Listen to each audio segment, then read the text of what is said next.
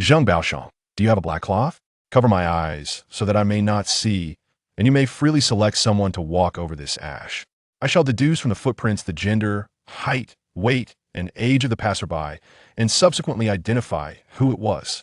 From the traces, the footprints exceed 7 inches, thus suggesting the owner is a male between 165 to 175 centimeters tall.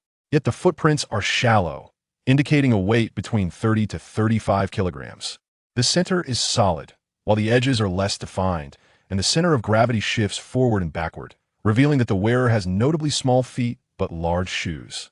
The stride is less than 10 inches, the heel is faint, and the inner side of the toes indicates small and narrow feet, indicating it must be a woman.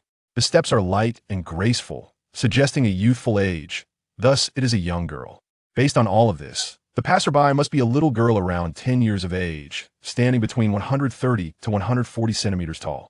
In the year 19 of the Republic, in Shangha village, at the land god temple, Baoshang Zheng, with great fervor, led the villagers, carrying offerings of livestock amidst the cacophony of drums and firecrackers, kneeling and weeping, beseeching the land god for protection. Zheng Baoshang found himself at a complete loss.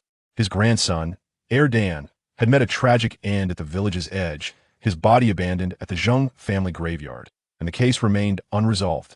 Rumors of malevolent creatures lurking and draining life spread fear among the villagers. Zheng Jianping, desperate, wielded shovels and hoes, scouring the wild graveyards, yet found not a single clue. Thus, in utter desperation, he thought to implore the land god for a sign. At that moment, the drums fell silent, and a young man, bearing an air of confidence, strode forth from the distance. The young man halted before Zheng Baoshang, a smirk playing on his lips as he proclaimed, "Praying to the divine is futile. It is I who can solve this case." Zheng Baoshang was about to rebuke this audacious stranger, incredulous that a case unresolved for over 2 months could be solved by mere words. However, the young man interjected, "The land god is a guardian of this land. Such a grave matter should not be overlooked. It would be better to dismiss him from duty. I shall interrogate this land god, compelling him to reveal the whereabouts of the blood-sucking fiend. In doing so, you would rid yourselves of this menace and avenge your losses." His words left the crowd in stunned silence. A blood-sucking fiend? Interrogate the land god? Aye. Zheng Baoshang found himself momentarily speechless, involuntarily rising to tentatively inquire.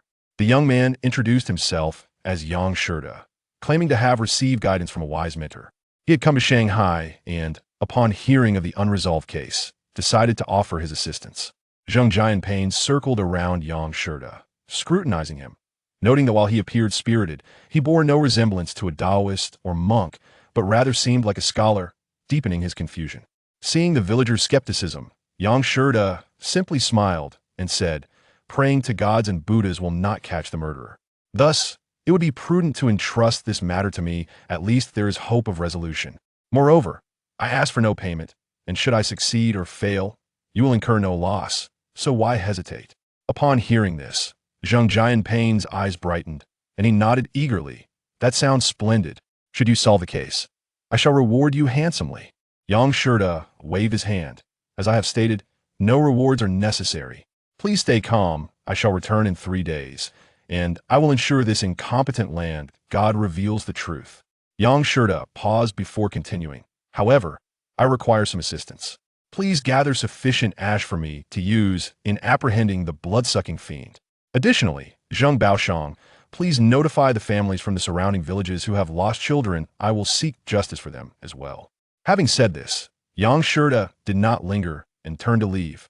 Zheng Baoshang and the others watched him disappear, deliberating whether to gamble on this unconventional approach, convinced that in matters of the supernatural, it is better to believe than to doubt. The news of the foreign Taoist intending to interrogate the land god and capture the blood-sucking fiend spread rapidly, and within a day, nearly every villager was aware. 3 days later, indeed, a throng of villagers gathered before the land god temple in Tangwan village, their enthusiasm surpassing even that of a public execution or theatrical performance, causing passers-by to pause and observe. Yang Shida arrived as promised, standing in the open space. He surveyed the densely packed crowd and called out, "Everyone, please be silent. Last night, I received a dream from the land god. The blood-sucking fiend is hiding among you. and I have a method to unveil its true form. I ask you all to keep a close watch on those around you. No one is permitted to leave. Should anyone attempt to sneak away, that person shall be the murderer. You may seize them and bring them to justice." The crowd erupted in murmurs, exchanging glances, yet none dared to depart. After his proclamation, Yang Shida instructed Zheng Jianping to spread the gathered ash on the ground, specifically cautioning the villagers to keep a close watch and prevent anyone from slipping away amidst the chaos. Once this was done, Yang Shida announced, "Please form 2 lines. Men aged 40 to 50 may now walk across the ash before me. If anyone stumbles or attempts to flee, that person is the murderer we seek." Zheng Jianping suddenly realized that the young man's talk of questioning the land god was merely a ploy to attract the crowd's attention. Once everyone was gathered, he would analyze the footprints in the ash. The crowd murmured, with one asking, "Young man, did you not say you would capture the blood-sucking fiend? What does this have to do with us ordinary folk?" Yang Shida shook his head slowly, replying, "The environment is shaped by the heart. What is deemed a monster is often a human construct. Those who harm others are frequently humans, not demons. The so-called blood-sucking fiend is merely a ruse employed by the murderer to divert attention away from themselves. However, throughout history, evil cannot suppress righteousness, and those who commit heinous acts against children shall ultimately face the consequences of their cruelty. I ask you to assist me in apprehending the true culprit and ensuring they receive their just punishment." His words ignited applause from the crowd. The villagers, filled with fervor, kept a vigilant watch, fearful that someone might attempt to escape. Yet, Zheng Jianping could not suppress his frown, saying, "The footprints before the Zheng family grave are countless. Nearly every Zheng has passed there. How can we discern the murderer among them?" Moreover, the village was paved with bluestone. Once the footprints reached the village edge, no further traces could be found, and even the county police could not rely solely on footprints to solve the case. Yang Shida smiled and explained, "No matter, those footprints were mostly left in daylight. Yet 2 sets were made at night. Today's dry weather with no rain means the night air is moist, while the scorching sun has dried the ground thus. Although they are all footprints, they are not identical." With no further objections, Zheng Jianping arranged for the villagers to walk across the ash one by one. Yang Shida bent down to scrutinize the footprints, and the onlookers remained fixated, none daring to retreat. Thus it was preferable to proceed boldly. After more than 10 individuals had passed, the footprints on the ground became chaotic, prompting Yang Shida to request Zheng Jianping to lay down a fresh layer of ash. Yang Shida focused intently on examining the footprints, remaining silent, while the crowd gradually grew impatient, murmuring among themselves. Even Zheng Jianping began to feel this method seemed more like a farce, when suddenly, Yang Shida sprang to his feet. "I have found it." Yang Shida pointed at a man who had just passed before him, exclaiming. The crowd fell silent, hundreds of pairs of eyes fixed on the individual Yang Shida indicated, Zheng Jianjun. Zheng Jianjun, upon noticing Yang Shida pointing at him, suddenly erupted into laughter. He merely remarked that his usual conduct was well known among the villagers, and he countered by questioning Yang Shida's true identity. What business did a police officer from the county have in this frivolous pursuit of finding someone? Yang Shida, however, remained impervious to the laughter, pointing at Zheng Jianjun's footprints as he explained, "These footprints are undeniably linked to the victimized child. I have observed them closely and cannot be mistaken." His countenance was grave, allowing no room for doubt from others. Zheng Jianping furrowed his brow and interjected, "Mr. Yang, could such hasty conclusions lead to the wrongful accusation of an innocent person?" Yang Shida shook his head, resolutely maintaining, "That is impossible. Even if 2 individuals wear the same pair of shoes, the footprints they leave will differ. The variations in stride length, posture, depth, and other factors result in unique imprints." Although Zheng Jianping found Yang Shida's explanations convincing, he remained apprehensive about the potential for an innocent person to be wrongfully implicated based solely on footprints. Furthermore, Zheng Jianjun, despite his bold demeanor, was inherently kind-hearted. The gathered townsfolk shook their heads in unison at this juncture. Not a single soul believed Yang Shida's assertions. Chapter 2. In an unexpected turn of events, Zheng Jianjun found himself under scrutiny as the crowd began to question him. However, a sense of relief washed over him, akin to a heavy stone lifting from his heart. Unable to contain his disdain, he retorted, "You inexperienced boy, do not speak nonsense. Do not presume I am easily intimidated. In a fit of rage, Zheng Jianjun charged at Yang Shida, his fist raised. The suddenness of this attack caught even Zhang Jianpain off guard, prompting him to shout for Zheng Jianjun to refrain from acting impulsively. Yet, Zheng Jianjun disregarded the warning and accelerated towards Yang Shida. As the crowd fell silent in shock, Yang Shida remained unfazed. With a calm demeanor, he raised his foot and delivered a precise kick to Zheng Jianjun's abdomen, sending the burly man crashing to the ground. You may not be the mastermind, but you cannot escape your involvement. I have myriad ways to extract the truth from you, Yang Shida remarked, surveying the onlookers with a tranquil smile. If you doubt my abilities, I shall demonstrate them for you. Zheng Baolong, do you have a black cloth? Use it to blindfold me, rendering me unable to see. Choose someone at random to walk over this ash, and I will deduce their gender, height, weight, and age from their footprints, ultimately identifying who they are. His declaration was met with laughter and derision from the crowd, who found it hard to believe that someone so young could make such grand claims. Even Zheng Baolong sighed, Mr. Yang, do not jest. If you can truly accomplish such a feat, one might as well call you a deity. Undeterred, Yang Shida stood with arms folded as a skeptical villager approached to blindfold him. The villager not only covered Yang Shida's eyes, but also his ears. Seemingly unsatisfied with the challenge, Yang Shida turned his back to the audience and instructed Zheng Baolong to proceed with selecting a participant. After a moment's hesitation, Zheng Baolong acquiesced to this peculiar request. He motioned for another layer of ash to be spread out and discreetly removed his shoes, beckoning a small girl, seemingly around 10 years old, to come forth. The child approached without a word and, upon Zheng Baolong's signal, donned his shoes, hastily walking across the ash before returning to her own footwear. The clever girl maintained her composure throughout the entire process. Yang Shida remained turned away from the crowd until Zheng Baolong tapped him on the shoulder to indicate that the girl had completed her walk. Once the black cloth was removed from his head, Yang Shida knelt to examine the footprints on the ground. The atmosphere was thick with anticipation as the crowd wondered whether he was merely seeking attention or if he possessed genuine skill.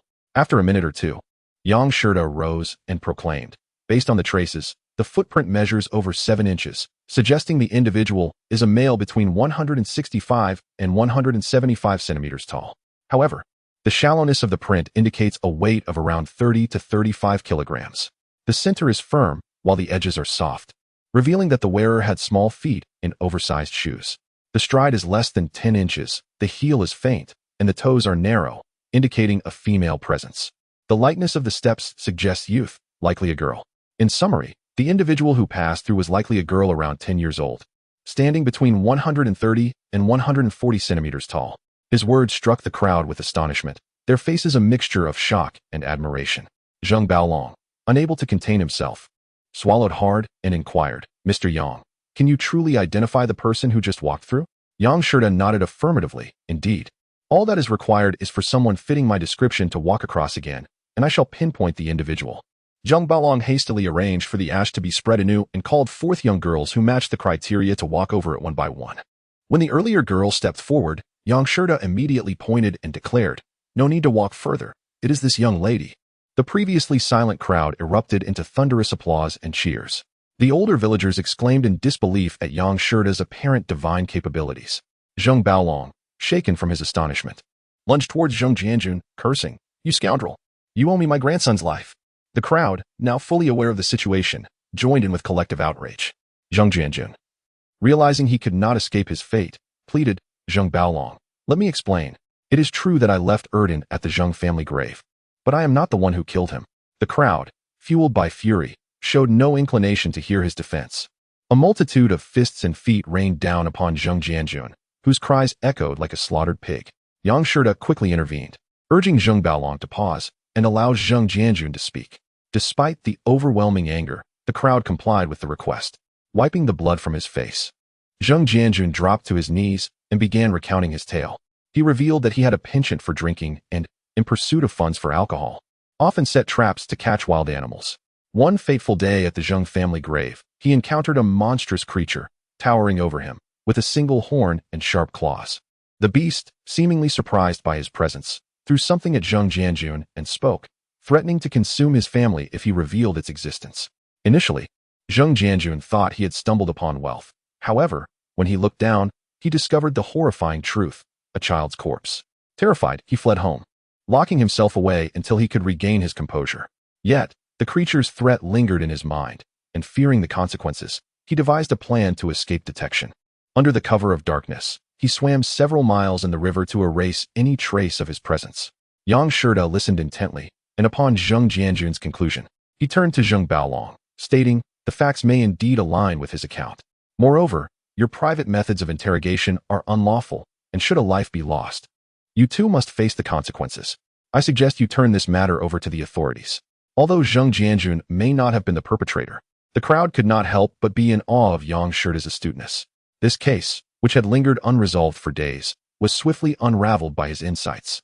Zheng Baolong, filled with gratitude, insisted that Yang Shida visit his home to partake in hospitality, but Yang Shida politely declined, stating he would continue his relentless pursuit of the true culprit. With the leads from the Zheng family grave exhausted, Yang Shida shifted his focus to the second crime scene, the county's church. Upon arrival, he entered the church on Sunday, a day when the faithful gathered to pray. What began as a serene atmosphere abruptly transformed into chaos as the prayers concluded. A striking young woman, appearing to be in her 20s, suddenly brandished a dagger and pressed it against Father Kevin's throat.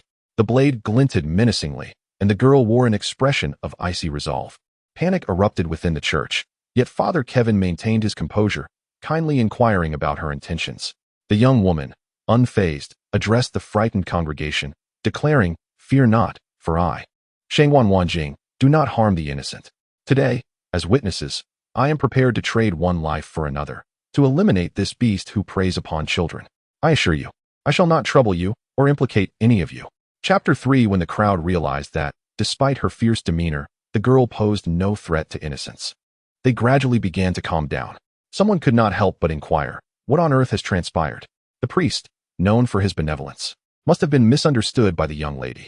However, Shangwan Jingwan resolutely retorted that the true perpetrator of the heinous acts against innocence and the bloodthirsty killer was none other than the priest standing before her, a man with a heart of a beast. Father Kevin immediately responded, stating that he too had heard the rumors of a vampiric creature. But how could he possibly be that fiend? Shangwan Jingwan coldly interjected, "I shall ask you, have you ever been to Tangwan village in the northern part of the city? When did you go? Whom did you encounter? For what purpose?" The priest promptly replied that he had never been there. Yet, Shangwan Jingwan smirked, "Since you have never been, I shall inquire further. Is the third button on your robe newly replaced? Where was the previous button?" The priest furrowed his brow, admitting that this button was indeed new, but he did not know where the previous one had fallen. "Very well," she said, "do take a look at this button in my hand. Is it yours?" As she spoke, she produced a white button from her pocket. The priest examined the button and then glanced at his robe, confirming that they were indeed identical. At this point, murmurs began to circulate among the crowd. Yet, many remained reluctant to believe that the usually kind-hearted Father Kevin could be a blood-sucking demon. Shangwan Jingwan elucidated, "A murderer always has motives: greed, silencing witnesses, revenge, righteousness, framing others, or malevolent intent. Yet the recent atrocities committed by the vampiric creature clearly do not align with the first 5 motives, which is why I have been scrutinizing this beastly foreigner. But I had been unable to find evidence until now." As Shangwan Jingwan recounted her narrative, the crowd gradually understood. It turned out that she had been secretly investigating the matter. Upon hearing of a similar case in Tangwan village, she hastily rushed there and fortuitously discovered this peculiar button. The common folk used buttons with holes threaded through them, while officials used copper buttons. The button on the priest's robe was unique, unmistakably so. Yang Shida nodded in agreement after hearing Shangwan Jingwan's explanation. Her method was indeed clever, connecting motive with evidence, all of which seemed plausible. Particularly impressive was her ability to locate such a small button in a vast village and link it to the priest, demonstrating both wit and resolve. However, Yang Shida merely observed with a skeptical eye, pondering the true intent of this striking young lady. Was she genuinely driven by a righteous indignation? Or was she orchestrating a scheme to frame the priest? If it were the former, she could have discreetly dispatched the priest or turned him over to the authorities. Why all this commotion? Yang Shida resolved to watch closely. This striking young lady appeared far from foolish. She must understand that a single button could not condemn a man. What, then, compelled her to create such a spectacle on this particular day to confront the priest? There was undoubtedly something amiss. Yang Shida furrowed his brow, suddenly enlightened. Although the young lady's visage was as frigid as ice, with a dagger poised at the priest's throat, she had yet to inflict any harm upon him. Yang Shida realized that Shangwan Jingwan was likely acting with ulterior motives, her true intent hidden beneath the guise of justice. Although he grasped her strategy, the onlookers began to waver in their beliefs. Shangwan Jingwan spoke with clarity and conviction. Among them were family members of the victims, who immediately began to question whether Father Kevin was indeed the true culprit. The priest, however, staunchly denied the accusations. Shangwan Jingwan coldly declared, "If you are truly innocent, your conscience should be clear. May we search your residence?" The priest, remaining calm, nodded. "Why not? You may certainly investigate." He then instructed a nearby missionary to lead the way to his abode. However, it wasn't long before a commotion erupted as the crowd began to curse and haul out a large wooden chest. The top layer contained various garments, while the lower layer revealed an assortment of children's jewelry, from bangles to longevity locks, and even embroidered shoes. The priest stood in shock, unable to comprehend the contents of his own chest. He acknowledged that the chest belonged to him, yet insisted that the items within were not his, and he had no knowledge of their origins. The crowd was incensed, hurling accusations at him. Some began to fervently call for the blood of this beastly foreigner. Others suggested turning him over to the authorities for punishment. Yang Shirda suddenly understood why Shangwan Jingwan had stirred such a commotion. Her true objective lay here. Setting aside her intentions, her cleverness was unmistakable. Initially, she had drawn the crowd's attention to the priest with the unique button, and when the priest found himself at a loss for words, he had no choice but to allow a search of his residence to prove his innocence. Shangwan Jingwan adeptly manipulated the crowd's psychology, placing the blame squarely on the priest. At this point, the priest was rendered defenseless.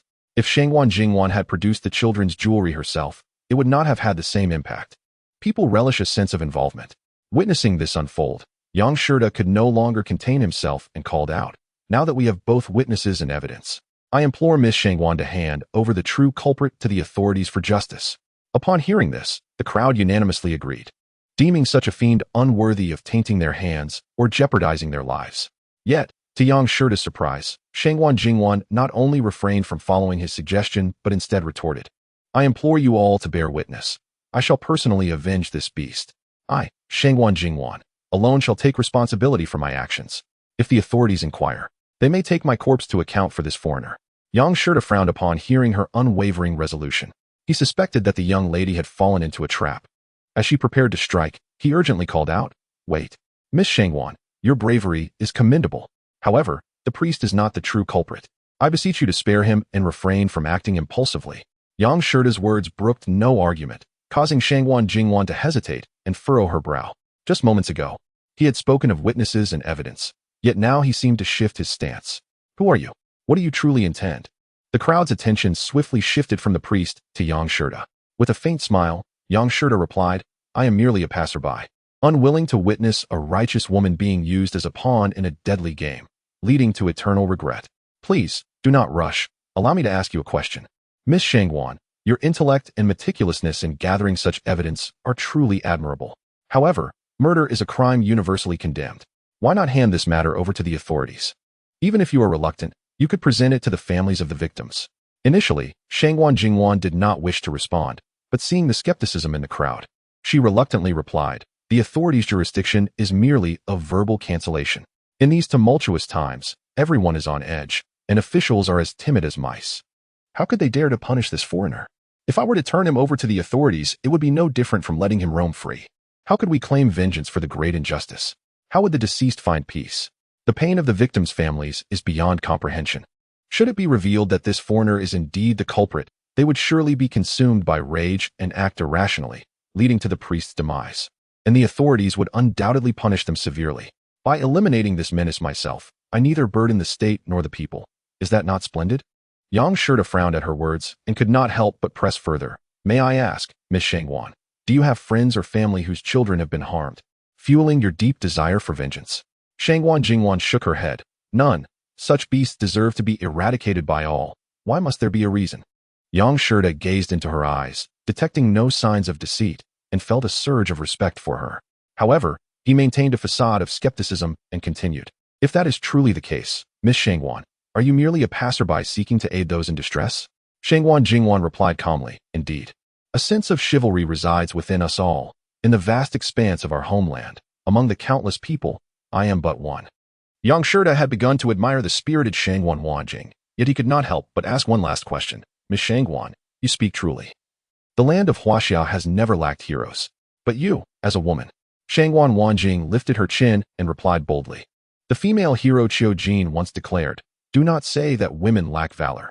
The dragon springs forth daily from the cliffs. To act with chivalry knows no gender. Yang Shida could only clasp his hands in respect. I hold profound admiration for Miss Shangwan's noble heart. However, this priest is not the murderer. I implore you not to fall into the trap set by nefarious individuals. A frown creased Shangwan Wanjing's brow as she retorted, "Who are you really? Why do you repeatedly obstruct my quest for justice against the killer? Miss Shangwan, please lower your weapon. I, Yang Shida, pledge my integrity that this is merely a scheme by wicked people to frame the priest as a scapegoat." He continued, "Consider this, with the evidence gone and no witnesses. The killer desires precisely this outcome. If he were to slay the priest, the case would become even more difficult to unravel." Upon finishing his plea, Yang Shida even bowed to the priest, asking him, in light of Shangwan Wanjing's chivalrous intentions for the nation and its people, not to hold her recklessness against her. Shangwan Wanjing, in disbelief, questioned, "You are Yang Shida, the one recently spoken of in awe by the villagers? Have you examined the shoe prints?" Yang Shida nodded with a faint smile. "Indeed, I am Yang Shida, and I am one of the investigators of this case. I have examined the priest's shoe prints, confirming that he was merely brought in by the murderer as a scapegoat. Furthermore, I traced the investigation from Shangha village to this very location, only to discover that it is merely a diversion orchestrated by the killer to confuse the truth. The murderer is ruthless, leaving a trail of blood. They will undoubtedly leave behind evidence, so they create false trails to obscure their crimes." After a moment of contemplation, Shangwan Wanjing finally sheathed her weapon, apologizing to the priest for her error and expressing her willingness to accept punishment, even offering to sever her own arm in penance. However, the priest, possessing a merciful heart, bore no ill will and assured her that he would not pursue her recklessness nor report the incident, nor did he require her to harm herself. The onlookers were filled with admiration for the priest, with one kindly suggesting he visit Dr. Li at the Healing Hands Clinic for treatment, as Dr. Li was renowned for his exceptional healing salves. Yang Shida and Shangwan Wanjing then escorted the priest towards the Healing Hands Clinic. Dr. Li, appearing to be in his early 40s, was currently attending to a patient. After taking the patient's pulse, he instructed his assistant to prepare the necessary herbs. The patient hesitated. "Dr. Li, this year has brought countless disasters, and the harvest is poor. Could you possibly prescribe some less expensive remedies? Or perhaps something just to alleviate the pain? As I lack sufficient funds. To heal the sick is the physician's duty. You need not worry. I shall not charge for these herbs," Dr. Li replied, continuing to calm the patient while instructing his assistant to prepare the medicine. The frail, bent-over patient expressed deep gratitude. "Thank you, Dr. Li. This year's harvest has truly been dismal. I shall bring you a large hen from my home tomorrow." Dr. Li smiled and shook his head. "No need for that. These herbs are of little value. Focus on your recovery." After sending the patient away, Dr. Li noticed Yang Shida and Shangwan Wanjing supporting the priest and invited the priest to remove his hand from his neck. After a brief examination, Dr. Li declared it to be merely a superficial wound and assured the priest that a simple application of salve would lead to a swift recovery, without leaving any scars. Curious, he inquired about how the injury had occurred, remarking on the danger of such a vulnerable spot. The priest's followers quickly stated that it was Shangwan Wanjing who had inflicted the injury, absolving the priest of any fault. Upon hearing the details, Dr. Li's eyes widened in surprise as he fixed his gaze upon Yang Shida, exclaiming, "You are the illustrious Detective Yang Shida from Shangha village, are you not?" Leaning against the doorframe, Yang Shida smiled. "Indeed, I am Yang Shida. Please come in." Dr. Li beckoned enthusiastically, inviting Yang Shida to sit while instructing his assistant to serve tea. "I am aware of the events in Shangha village. Your cleverness and resourcefulness are commendable, Mr. Yang. The way you utilized land surveys to draw attention and deduce the case through footprints to elicit confessions is truly admirable." Dr. Li praised him. Then his tone shifted to one of righteous indignation. "What parent does not cherish their child? That murderer is less than beastly. Such a person deserves to descend to the deepest pits of hell, to be tortured endlessly. With your presence, I am certain this case will soon be resolved. It seems heaven has taken notice. Your efforts are greatly appreciated, and I hope you can swiftly bring the true culprit to justice, to avenge our county's citizens and alleviate the pervasive fear that has gripped them." Yang Shida politely exchanged pleasantries with Dr. Li, stating that he appreciated the kind words and would indeed expedite his pursuit of the true perpetrator. Dr. Li then turned to extol Shangwan Wanjing, expressing that amidst the calamities that have befallen us, he had not expected to encounter someone as noble-hearted as she. Shangwan Wanjing blushed, acknowledging that had it not been for Yang Shida's keen insight to unmask the villain's scheme, she might have been unwittingly used, almost causing the priest to become a scapegoat. After discussing the sequence of events, Dr. Li sighed. No wonder this case has remained unresolved. The true culprit is exceedingly cunning and treacherous, employing intricate strategies at every turn. The intention to frame the priest was thwarted only by Miss Shangwan's discovery of a button the police had overlooked. It seems this killer may be dabbling in some nefarious arts. Who would desire the blood of an innocent child? Everyone present nodded in agreement with Dr. Li's astute analysis. Yang Shirda then asked, Dr. Li, have you encountered any suspicious individuals? If you have, I merely need to examine their footprints to verify. Dr. Li shook his head. I know nothing. I have merely speculated based on Miss Shangwan's observations. After a brief pause, he continued, Christianity seeks to benefit humanity, while Buddhism pursues enlightenment towards a blissful afterlife. Perhaps only Taoism engages in alchemical practices in pursuit of immortality. Would you not agree? Yang Shirda pressed further. How so? Mr. Yang, as a physician, I possess some knowledge of Taoism. Historical texts describe various alchemical practices within Taoism. Dr. Li replied thoughtfully. I wonder, could it be that a Taoist has gone astray, seeking to use the blood of a child to concoct an elixir of life?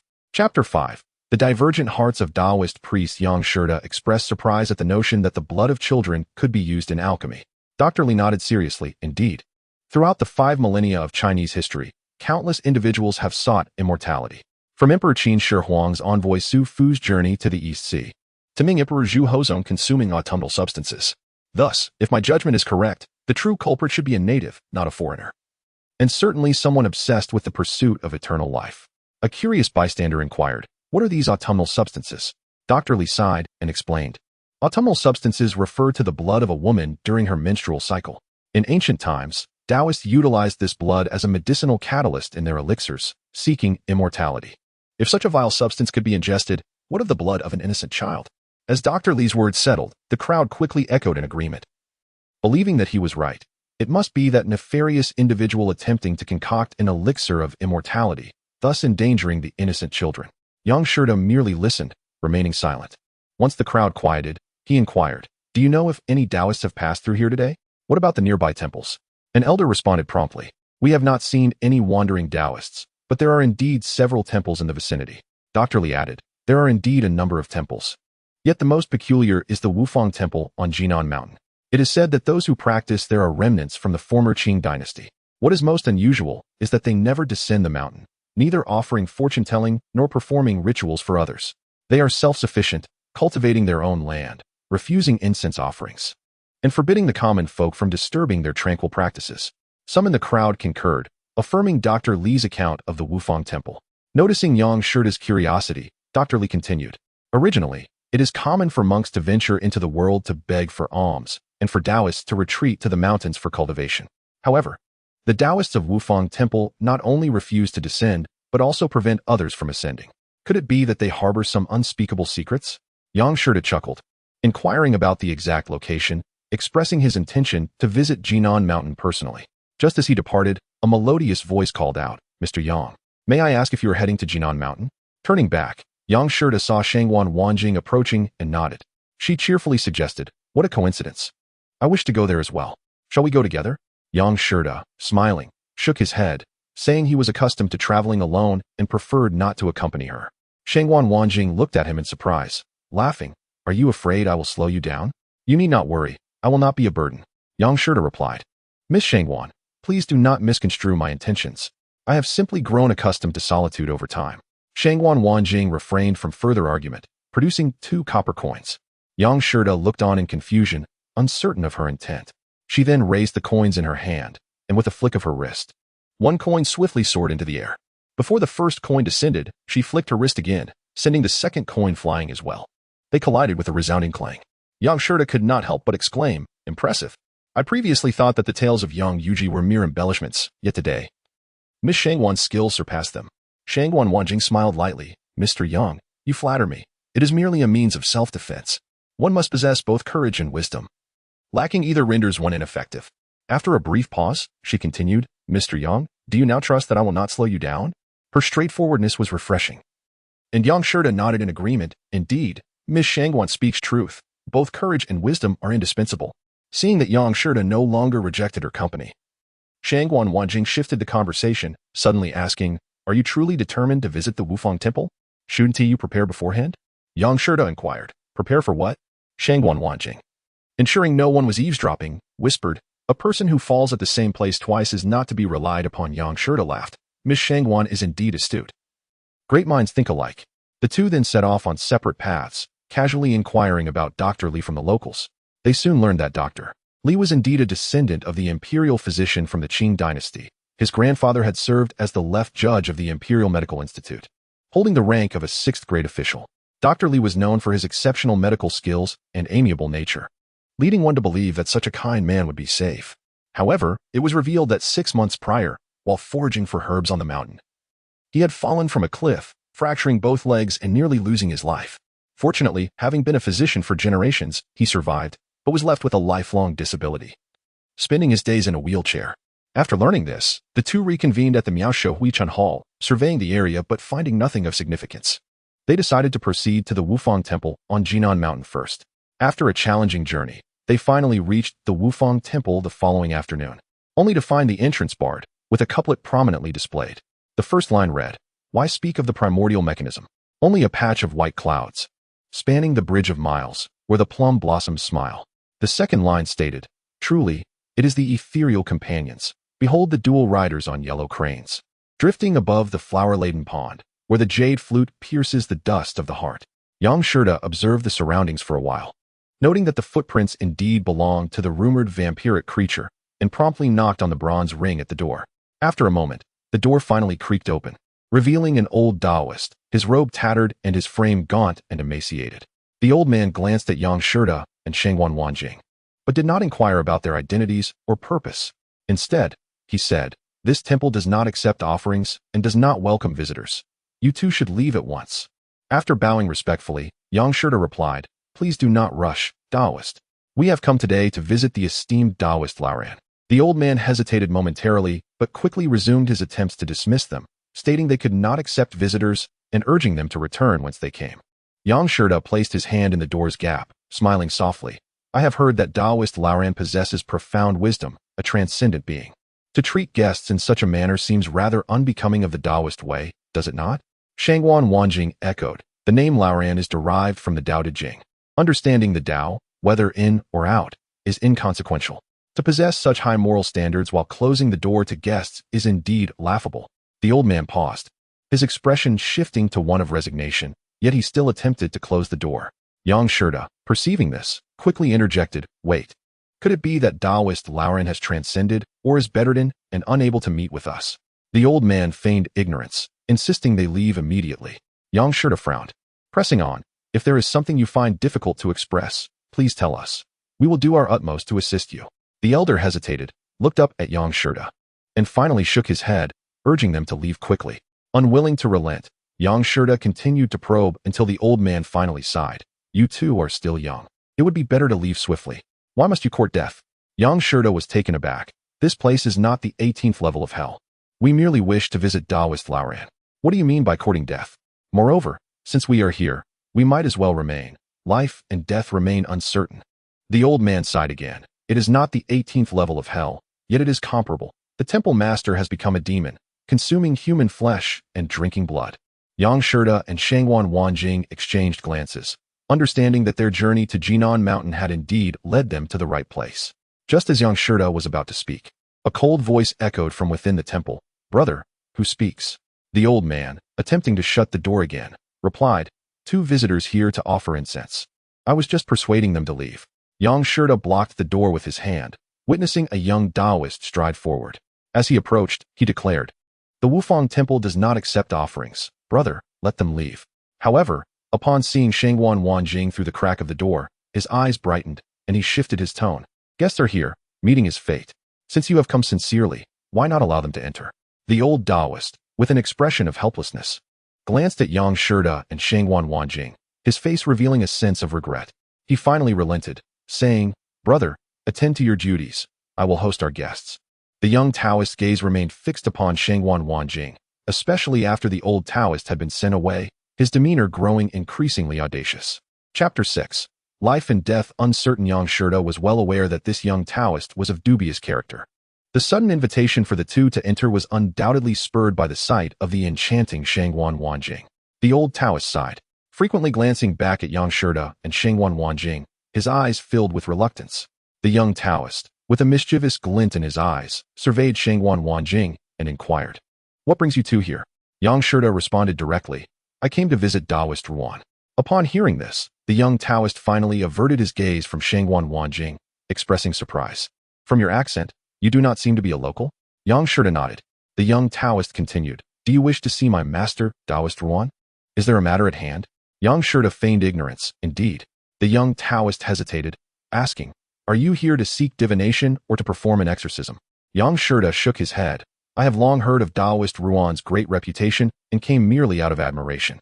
The young Taoist relentlessly pressed on. "And if you meet him, what will you do?" Yang Shida replied with a smile, "Just as one learns to tell stories from a scholar, and to butcher pigs from a butcher, I shall discuss Taoist arts with him. Could it be that we would converse about heinous deeds such as the slaughter of innocents or the consumption of children's blood?" The young Taoist suddenly chuckled, ceasing his inquiries. "Then follow me, please." With that, he closed the door behind him and turned to lead the way. Yang Shida and Shangwan Wanjing exchanged glances before hastening after him. Upon reaching the hall's entrance, the young Taoist instructed Yang Shida and Shangwan Wanjing to wait outside while he went inside to announce their arrival. After a brief interval, the young Taoist emerged from the hall, exuding an aura of menace, accompanied by several formidable Taoists wielding swords. "Reveal your true identities," he demanded fiercely, glaring at them. Shangwan Wanjing remained silent, casting a cold stare, while Yang Shida calmly replied, as if the swords were invisible to him, "We are Chinese." "Impudence!"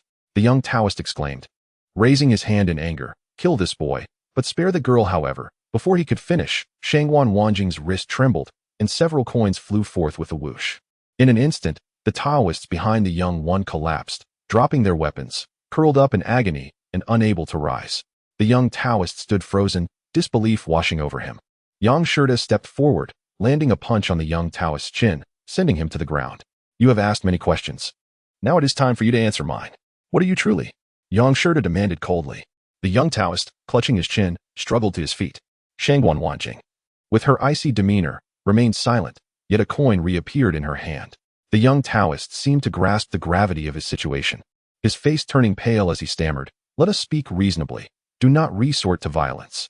I will tell you everything. These individuals were, in fact, notorious bandits wanted by the authorities.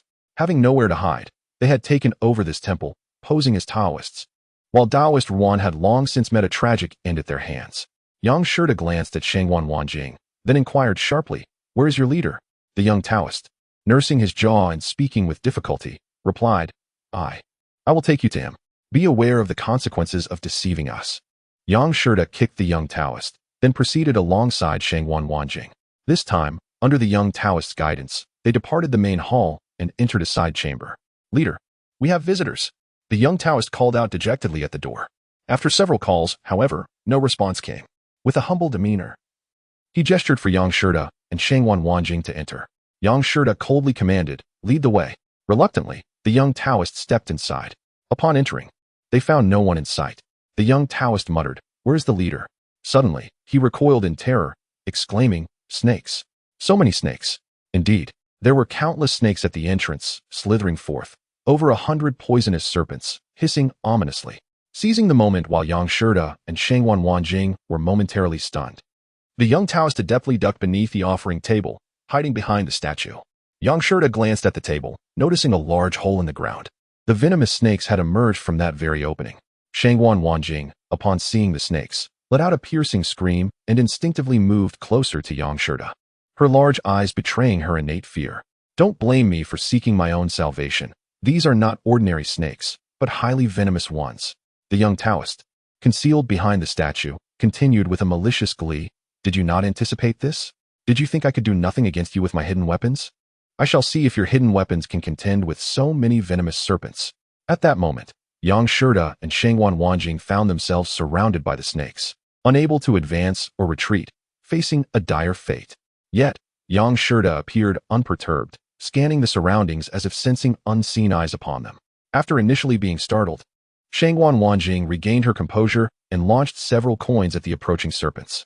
However, this tactic not only failed to harm the snakes, but provoked them into a defensive posture, poised to strike. The hidden young Taoist jeered, expressing his vile thoughts, stating that he had initially considered Shangwan Wanjing a remarkable beauty deserving of mercy, but now she was merely destined to meet her demise. Pale and frightened, Shangwan Wanjing instinctively turned to Yang Shida, saying, "Mr. Yang, would it be better for us to die together or for one to live while the other perishes?" Yang Shida turned to her, responding calmly, "Why must we die? In that case, Mr. Yang, please do not resist." As soon as the words left her lips, Shangwan Wanjing unexpectedly bent down, hefting Yang Shida onto her back, ready to dash towards the exit. Yang Shida suddenly realized her intent. She was willing to sacrifice herself for his survival. With no time to ponder, Yang Shida broke free from her grasp, pulling her behind him as he declared, "Miss Shangwan, why act thus? If one must perish here, it should be I, Yang Shida." In this urgent moment, she insisted, "Enough talk. I do not wish to owe anyone a favor. You saved my life once. Now we are even." Shangwan Wanjing's expression was icy, resolute in her plan to take action once more. "Miss Shangwan, remain calm. Neither of us needs to die." Yang Shida's perception of Shangwan Wanjing shifted, recognizing her as a woman of loyalty beneath her frosty exterior. As he spoke, he produced a small white porcelain vial from his pocket and continued, "Everything in nature leaves its mark. While they may seem similar, they are, in truth, infinitely varied. Before descending the mountain, I learned from my master to discern the traces of flora and fauna. In the mountains, where venomous creatures abound, my master imparted a method to repel snakes and insects. The contents of this vial are sufficient to drive away snakes."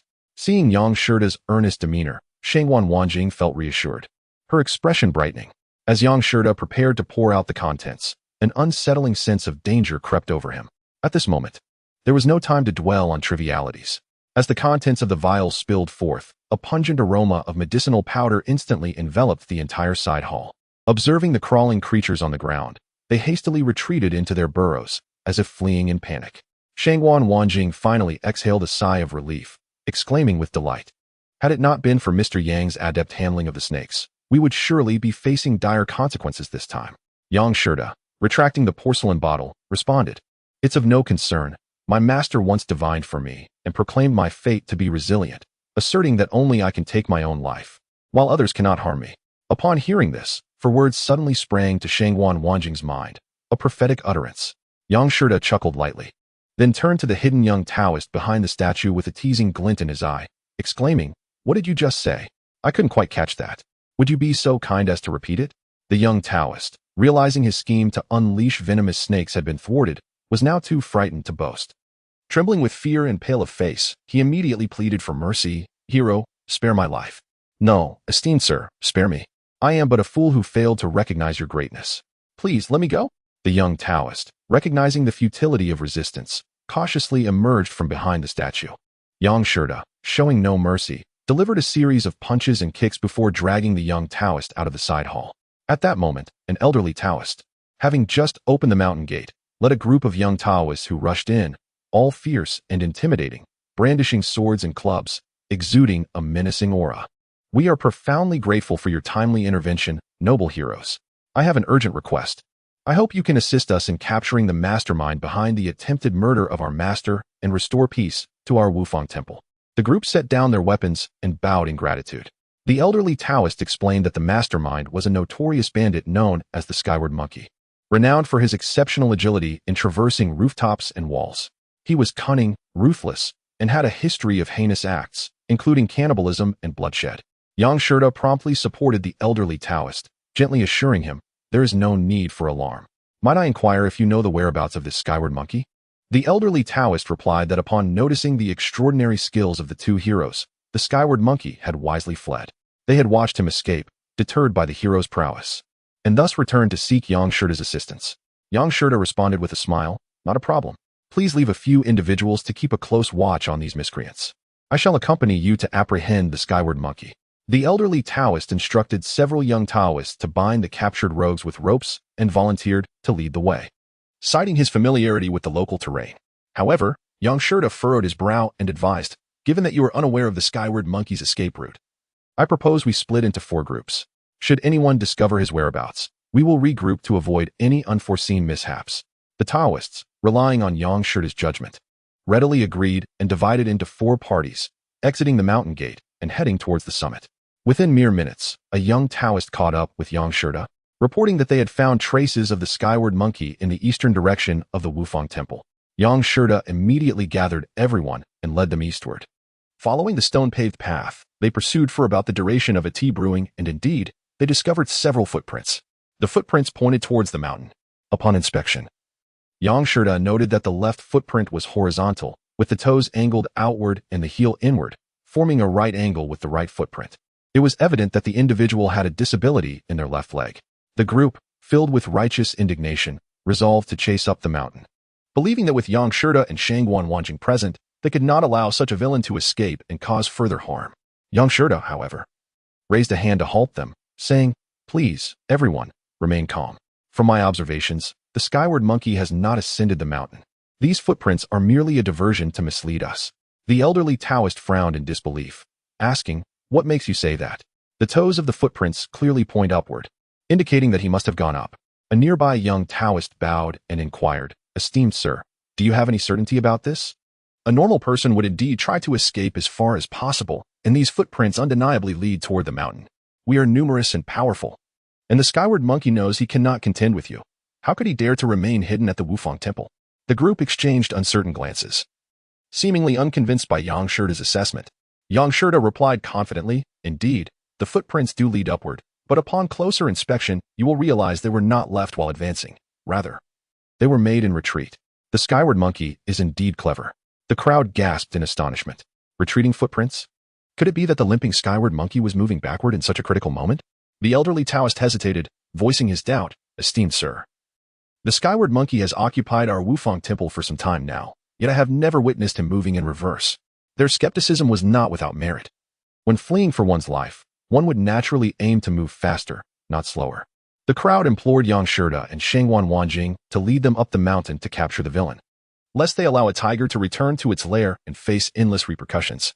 Yang Shida reassured them there is no need for concern. "We shall apprehend the skyward monkey today. However, I am certain he is hiding nearby the Wufang Temple. Did you not say the skyward monkey is treacherous and cunning?" He continued. "At this moment, he is acutely aware that we will not relent. Simply fleeing would ultimately lead to his capture.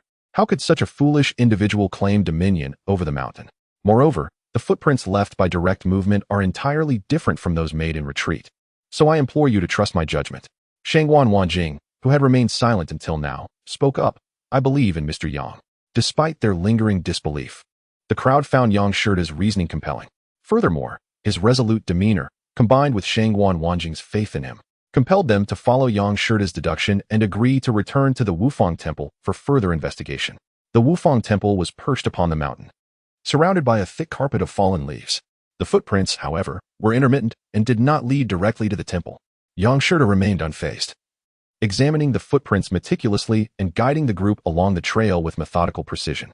After approximately another tea's worth of time, they indeed found themselves following the footprints in the opposite direction, ultimately uncovering the nefarious skyward monkey hidden amidst the thicket. There he sat, bizarrely contorted, one leg extended forward, the other drawn inward, one fist raised high, and the other hand flat, resembling a statue beside the temple door at first glance. "Bold thief, prepare to meet your end. Vile scoundrel, return our master to us." The Taoists, upon sighting the skyward monkey, were instantly stirred with fervor. Yet, despite their loud shouts, none dared to approach, clearly intimidated by their adversary. Yang Shida, however, grew curious. The skyward monkey, with no escape route left, maintained a calm demeanor, seemingly unperturbed by the situation. The bandit appeared menacing indeed, with a prominent scar across his left cheek resembling a giant centipede, and his triangular eyes gleamed with a sinister light, making him quite a fearsome sight. Despite the uproar, the skyward monkey seemed impervious to their shouts, remaining seated in his peculiar pose. He coldly regarded Shangguan Wanjing and suddenly spoke, "Young lady, come closer. I have a few words to share with you." As Shangguan Wanjing stepped forward, she was halted by Yang Shida, who coldly remarked, "Speak your mind. It matters not whether you speak to me or another." The nimble figure known as the Monkey King was unfazed by this, chuckling, "To deduce that I am moving in reverse and uncover my hiding place. You are quite the talent, young man. Dare you approach for a conversation?" Yang Shida, unperturbed, advanced toward him. However, as he closed the distance of 3 feet, he finally comprehended why the man bore such a peculiar moniker. The Monkey King, who had been seated in an odd posture, suddenly sprang into action like a monkey, leaping off the ground with a gleaming curved blade drawn in an instant. The blade sliced through the air like a meteor, hurtling directly toward Yang Shirta's neck. This was the Monkey King's life-saving skill, often employed in desperate circumstances to launch a surprise attack when least expected, and he had never failed, although his stance was strange. It was the optimal position for a man with a limp to launch an assault. Moreover, the Monkey King had long poisoned the blade. Even a mere scratch could lead to certain death. Countless heroes of the martial world had fallen victim to this very tactic, meeting their demise. Yet today, the Monkey King faced Yang Shirta, a man capable of discerning the faintest traces left by insects and beasts. Chapter 8. A drop of water returned with a fountain. Yang Shirta was prepared. As soon as the Monkey King made his move, he charged forward instead of retreating, launching himself at the Monkey King. In midair, he transformed his open hand into a fist, seizing the blade, while simultaneously delivering a powerful strike to the Monkey King's face. The Monkey King, seeing his attack thwarted, had no choice but to shift from a downward slash to a sideways cut aimed at Yang Shirta's right hand. The Monkey King was astute, seeking not to kill with a single blow but to merely cut Yang Shirta's flesh, which would suffice to bring him to his end. Having wreaked havoc in the martial world for years, he could not rely solely on luck. Cunning, treacherous, and ruthless, he was indeed a clever man. As he defended against Yang Shirta's strikes, he intentionally maneuvered to position Yang Shirta between himself and Shangguan Wanjing. Shangguan Wanjing observed the unfolding situation, but with Yang Shirta blocking her, she found no opportunity to act, despite her readiness with several coins in hand. The two combatants moved with such speed that she dared not make a rash move. The onlooking Taoists were filled with trepidation, while the elder Taoist could only pray and caution Yang Shirta about the poison on the Monkey King's blade. Just as anxiety gripped everyone, a scream pierced the air as the Monkey King was sent flying backward, tumbling several meters and spitting out bloodied teeth, his blade falling silently to the ground. Yang Shirta stood in scathe, gazing down at the fallen Monkey King, mocking, "The feared Monkey King is nothing more than a mere monkey that jumps around." The crowd, once filled with dread, now exhaled in relief, cheering for Yang Shirta's resounding victory. However, Shangguan Wanjing wore a worried expression, still gripped by fear. The Taoists, their anger boiling, watched as the Monkey King lay defeated, no longer afraid, and brandished their weapons, clamoring for the Monkey King's life. Yang Shirta stepped forward to intervene, saying, "Everyone, please remain calm. Do not act hastily." Though reluctant, the Taoists halted, turning their confused gazes toward Yang Shirta. The elder Taoist bowed, asking, "Why do you stop us from avenging our grievances? This scoundrel has caused us great suffering. Our master was slain by this villain. Indeed, this rogue had devoured their master's flesh and blood before their eyes. Do not worry, Mr. Yang. If we kill this wicked thief, even if we are imprisoned, we will accept it," they pleaded, urging Yang Shirta to allow them to exact their revenge. Yang Shirta smiled. "You misunderstand me. Avenging grievances is a matter of justice. If you are not afraid of imprisonment and wish to slay this villain, I shall not hinder you. However, might you grant me a moment? I still have questions I wish to ask, which pertain to the very reason I, along with Miss Shangguan, came to Wufang Temple." Upon hearing his words, the Taoist suddenly understood and stepped back, parting to create a path for Yang Shirta. He returned their gesture and turned to the Monkey King, coldly inquiring, "Monkey King, I ask you, what relation do you have with Li Taizai?" The Monkey King wiped the blood from his mouth, smirking. "Li Taizai? I care not whether it is Li Taizai or Wang Taizai. I have no idea what you are talking about." Shangguan Wanjing frowned, tossing a coin aimed at the Monkey King's arm, both to quell his arrogance and to guard against any sudden attack. "You would do well to answer truthfully, lest you find yourself in a situation from which you cannot escape." The Monkey King gritted his teeth, prying the coin from his arm, examining the bloodied coin. He looked at Shangguan Wanjing and continued to smirk. "If I say I know nothing, then I know nothing. You are a pretty girl, but it seems your mind does not work well. Do you truly believe I would admit that Li Taizai is my grandson?"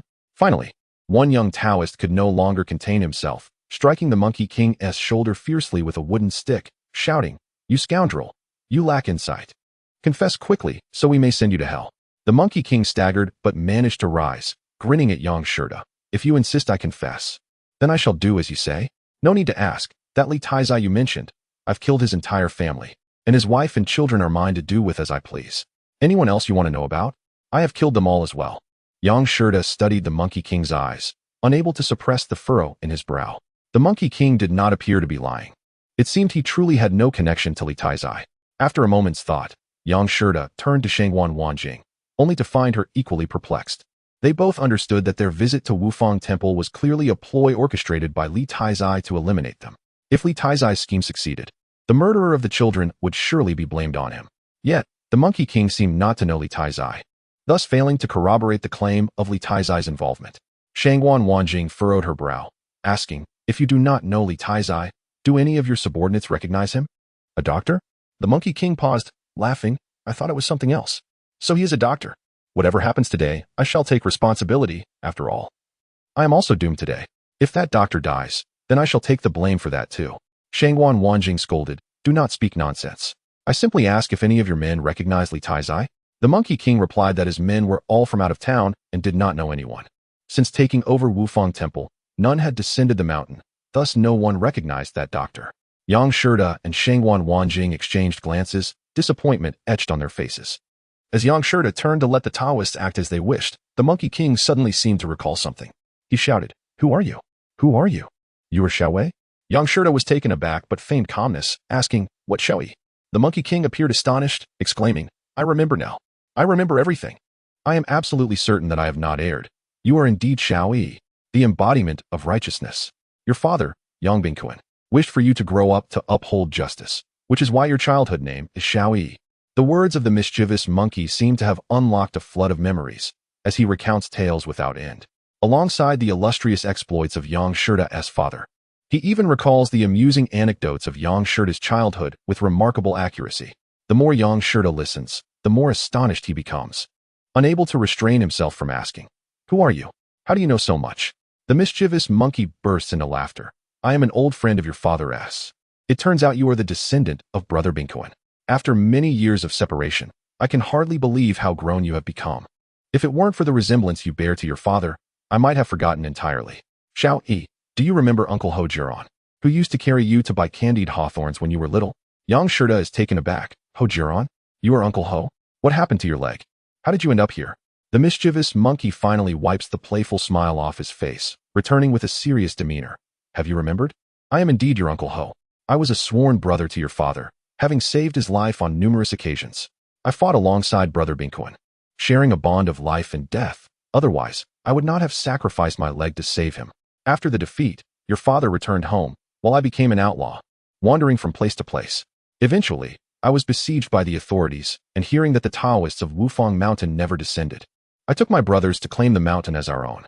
Listening to the mischievous monkey's tale, Yang Shida seems to drift into a reverie, remaining silent. Shangguan Wanjing leans closer, whispering, "Is what this mischievous monkey says true?" Yang Shida frowns deeply, yet he nods. The others exchange glances, surprised by this unexpected turn of events. The very thief who killed the Taoist is a sworn brother of Yang Shida's father. "Xiaowei, your father Bingquan is a man of deep loyalty and integrity, and his comrades held him in the highest regard." Suddenly, the mischievous monkey shifts the conversation. "I reflect upon the past, and upon encountering an old friend. I am filled with sentiment. I, your Uncle Ho, have indeed taken many lives, deserving of the gravest punishment. Yet, regarding the Yang family and Brother Bingquan, I am guiltless. Even at the cost of my leg, I risked my life to save him. You must have heard of this. A tiger's son cannot be a dog. Xiaowei, you must also be a man of deep loyalty and integrity." Yang Shida furrows his brow. "What do you propose?" The mischievous monkey pauses, suddenly declaring, "Grant me a chance at life." Chapter 9. You bring your own doom. Yang Shida sighs, then suddenly bows deeply, speaking loudly. "Thank you, Uncle Ho, for saving my father's life all those years ago. I express my gratitude on behalf of my family. However, regarding today's matter, I humbly ask you not to take offense, for I find it difficult to comply." The mischievous monkey's eyes widen in disbelief. "Xiaowei, are you truly considering repaying kindness with enmity?" "Xiaowei, Brother Bingquan is a man of great loyalty and righteousness. As his son, you must not bring shame upon him." Yang Shida stands frozen, caught in a dilemma. Shangguan Wanjing steps forward. "One matter must not be conflated with another. There is a distinction between good and evil. You know your guilt, so why burden a friend of old?" The mischievous monkey turns his gaze to Shangguan Wanjing, inquiring, "Is this lovely young lady your wife?" "You are fortunate, my dear nephew. She is graceful and beautiful, a true match for you. While I have taken many lives and deserve to die, it remains an undeniable fact that I saved your father-in-law. How can I ignore that and repay kindness with enmity?" Shangguan Wanjing's face burns with shame, exclaiming in anger, "Do not speak nonsense." Yang Shida, too, feels awkward. "Uncle Ho, please refrain from such talk. Miss Shangguan and I are merely—" The mischievous monkey interrupts. I understand. I have been through it all. No need for further explanations. A girlfriend is still a friend. Yang Shida responds, Uncle Ho, please do not misinterpret. Miss Shangguan and I have only known each other for a few days. However, the mischievous monkey continues to interrupt. Fate brings people together from afar, while lack of destiny means strangers may stand face to face. Time does not dictate anything. The two of you increasingly resemble a married couple. It is only a matter of time before you wed and have children. Though I may not be handsome, I am indeed experienced. Just one glance, and I can tell you are deeply in love. It is only a matter of time before the young lady calls me uncle. Shangguan Wanjing, now blushing deeply, turns away in frustration, no longer looking at the mischievous monkey. Observing her turn away, the mischievous monkey continues, Nephew, how's your father lately?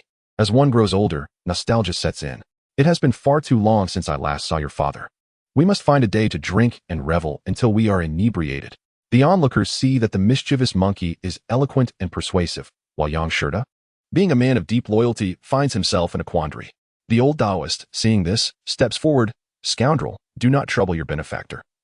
You are but a king of bandits, yet so cowardly. Knowing your guilt, why not embrace your fate? To the Taoists, the mischievous monkey would not treat them with the same courtesy as Yang Shida and Shangguan Wanjing. He immediately retorts, You old Taoist, what do you know? Get lost. Do not sow discord between me and my brother. Do not shame his descendants. I am speaking with my nephew. Do you have any right to interrupt? If you do not leave, do you believe I will crush you? Though the mischievous monkey is gravely injured, his fierce gaze still instills terror. The Taoists, fearing him, remain silent and do not dare to act. Shangguan Wanjing, feeling embarrassed, refrains from speaking further. The mischievous monkey, keenly observing the situation, sees the glint of mischief in his eyes. Wiping the blood from his lips, he looks at Yang Shida and says, My dear nephew, you have grown into a man. No longer that little child brandishing a stick. I believe you will become a person of great loyalty and righteousness, just like your father. Yang Shida sighs, clasping his hands. Uncle Ho, there is no need for concern. It is only right that a son should repay his father's debts. I, Yang Shida, will repay even the smallest kindness with the greatest gratitude. I shall never be ungrateful. However, he pauses, then shifts his tone. Yet, Uncle Ho, your actions have harmed the innocent and brought disaster to many. Such is intolerable. I am willing to sacrifice a leg and inflict 3 wounds upon myself to repay my father's debt. Rest assured, I will make suitable arrangements for your affairs. The mischievous monkey interrupts Yang Shida. You think merely severing a leg and inflicting wounds upon yourself is sufficient? If I had not saved your father, would you even exist? Your sacrifice cannot heal my leg. Yang Shida sighs again, speaking softly. In that case, I will wait until Uncle Ho faces justice, arrange for your affairs, and take my own life to settle the debts between us. Upon hearing this, the mischievous monkey sighs. My dear nephew, you misunderstand. If you wish to be ungrateful, you may say so outright. What happens after death is beyond my sight. How can I take it to heart? This world truly is treacherous. Once, Brother Binkuan was a man of unwavering loyalty, and yet he has produced such a son. Heaven is blind, allowing me to perish at the hands of my sworn brother's descendant. Yang Shida no longer looks at the mischievous monkey, turning instead to the assembled Taoists. I know you all wish to take revenge on the mischievous monkey, but I suggest you turn him in to the authorities. Not out of personal feelings, but because this mischievous monkey has committed numerous atrocities, and many unresolved cases hinge upon him for resolution. If you kill him now, those cases will remain forever unsolved. Yang Shida sighed and continued, However, it is only natural for the common folk to vent their frustrations when the authorities impose a verdict. As long as you do not strike him dead on the spot, any action taken is justifiable. As soon as Yang Shida finished speaking, the Taoists were filled with delight. They all bowed respectfully and immediately raised their weapons, rushing toward the monkey-like figure, striking down upon him with fervor. Amidst the chaos of the crowd attacking the monkey, Yang Shida, in a daze, looked up at the sky, suddenly pulling a dagger from his bosom and plunging it fiercely into his own heart. Shangguan Wanjing gasped in shock, hurriedly stepping forward to grasp Yang Shida's hand, urging him to stop. Alas, it was too late. The dagger had already sunk deep into his chest. Blood flowed profusely from the wound, soaking his shirt. Upon hearing Shangguan Wanjing scream, the crowd halted, turning to witness the scene, each person momentarily frozen in shock. Forgetting their assault on the monkey, and surrounding Yang Shida instead, he smiled faintly, saying, I have always believed that a father's debt must be repaid by the son. It is a matter of natural justice. Miss Shangguan, I do not wish to owe others anything. With that, he turned with great difficulty to the monkey, declaring, A life for a life. From this moment forth, the Yang family shall have no ties with yours. The monkey, battered and lying on the ground, could hardly comprehend the unfolding events. His eyes widened in disbelief, lips quivering, yet no words escaped. Only a few murky tears streamed down from his slanted eyes. Shangguan Wanjing attempted to pry the dagger from Yang Shirda's grip, but he resisted with all his might. In desperation, she was forced to dislocate both of his arms to finally remove his hand from the blade. Yang Shirda coughed up blood, managing a faint smile as he said, "Miss Shangguan, the case of the blood-sucking demon must fall to you." Shangguan Wanjing lifted her head and called out to the Taoists, asking if there was any way to save him. The Taoist rushed over, sorrowful yet helpless. The old Taoist declared that with the dagger embedded in the heart, even a celestial immortal would be unable to reverse the situation. Without a word, Shangguan Wanjing gritted her teeth, hoisted Yang Shirda onto her back, and dashed down the mountain. The old Taoist suddenly realized and shouted after her, warning that there were no medical facilities near Wufang Mountain. The nearest clinic was at the base, east of the lake. Watching Shangguan Wanjing disappear from view, the old Taoist sighed, lamenting the decline of moral integrity in society, and how even divine beings would struggle to save someone in such a grave condition. Chapter 10. A sorrowful parting. The Taoists were all filled with sorrow and helplessness. Although they had cultivated their skills over the years and learned a bit of traditional medicine, Yang Shirda's injury was critical. The blood flowed ceaselessly, rendering their remedies utterly ineffective. "You villain, have you triumphed? It is you who has caused a life to be paid for a life. Kill this scoundrel. Avenge our master and benefactor." The young Taoists, filled with rage, brandished their weapons and charged at the monkey. The monkey, however, showed no intention of resistance.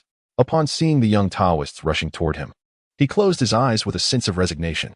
At that moment, the old Taoist suddenly cried out, "Wait, do not act impulsively." The young Taoists halted, some unable to restrain themselves from asking, "Master, what is the matter?" The old Taoist replied, "First save the man, then punish the wicked." Although Miss Shangguan possesses remarkable skills, she is still a woman with limited strength. The treacherous mountain path may prove too challenging for her if she continues to carry Mr. Yang without rest. Before he finished speaking, they all understood, and someone remarked, "What the master says is wise. While Miss Shangguan is capable, she is still a woman. Should she persist recklessly, the perilous mountain path may lead to unforeseen accidents." The old Taoist then pointed to several young Taoists, instructing, "You must quickly catch up to ensure Miss Shangguan's safety. She will not be able to move swiftly while carrying Mr. Yang." The young Taoist who had opened the door added, "I will pursue her at once. If anything happens to Mr. Yang, I will ensure Miss Shangguan's safety." The young Taoists immediately discarded their weapons and set off in pursuit. Initially, they could still see Miss Shangguan's figure, a small black dot racing down the mountain. However, as they followed, the dot soon vanished from sight. The dense forest obstructed their view, and soon they could no longer see even a trace of Shangguan Wanjing. Having lived on Wufang Mountain for many years, the young Taoists found themselves at a loss, unsure of which path Shangguan Wanjing had taken down the mountain. After some whispered discussions, they unanimously agreed that regardless of the path she chose, her destination must be the clinic at the foot of the mountain. Thus, they decided to split up. Their greatest concern was that if Shangguan Wanjing, carrying Yang Shirda, were to falter and tumble down a cliff, the consequences would be dire. In truth, however, Shangguan Wanjing did not slow her pace. Rather, she sprinted down the mountain with increasing speed. Instead of heading toward the clinic at the foot of the mountain as everyone presumed, she made her way straight to the Western hospital they had passed on arrival. Shangguan Wanjing understood that Yang Shirda was now at death's door, and only the expertise of Western medicine could offer a glimmer of hope, albeit a slim one. Despite her exhaustion, panting and drenched in sweat, Shangguan Wanjing pressed on, determined not to stop until she reached the hospital. Yang Shirda, in her arms, endured excruciating pain from the jolting motion, yet he mustered the strength to protest. "You must put me down. If you continue like this, you will exhaust yourself." Shangguan Wanjing, however, paid him no heed, continuing her frantic pace. Yang Shirda sighed, realizing that unless he were to draw his last breath, she would not relent. Unfortunately, his arms had already been dislocated by her grip. The dagger was still embedded in his chest, yet he could not even touch it. He once again pleaded, "Let me go. My life is my own to bear.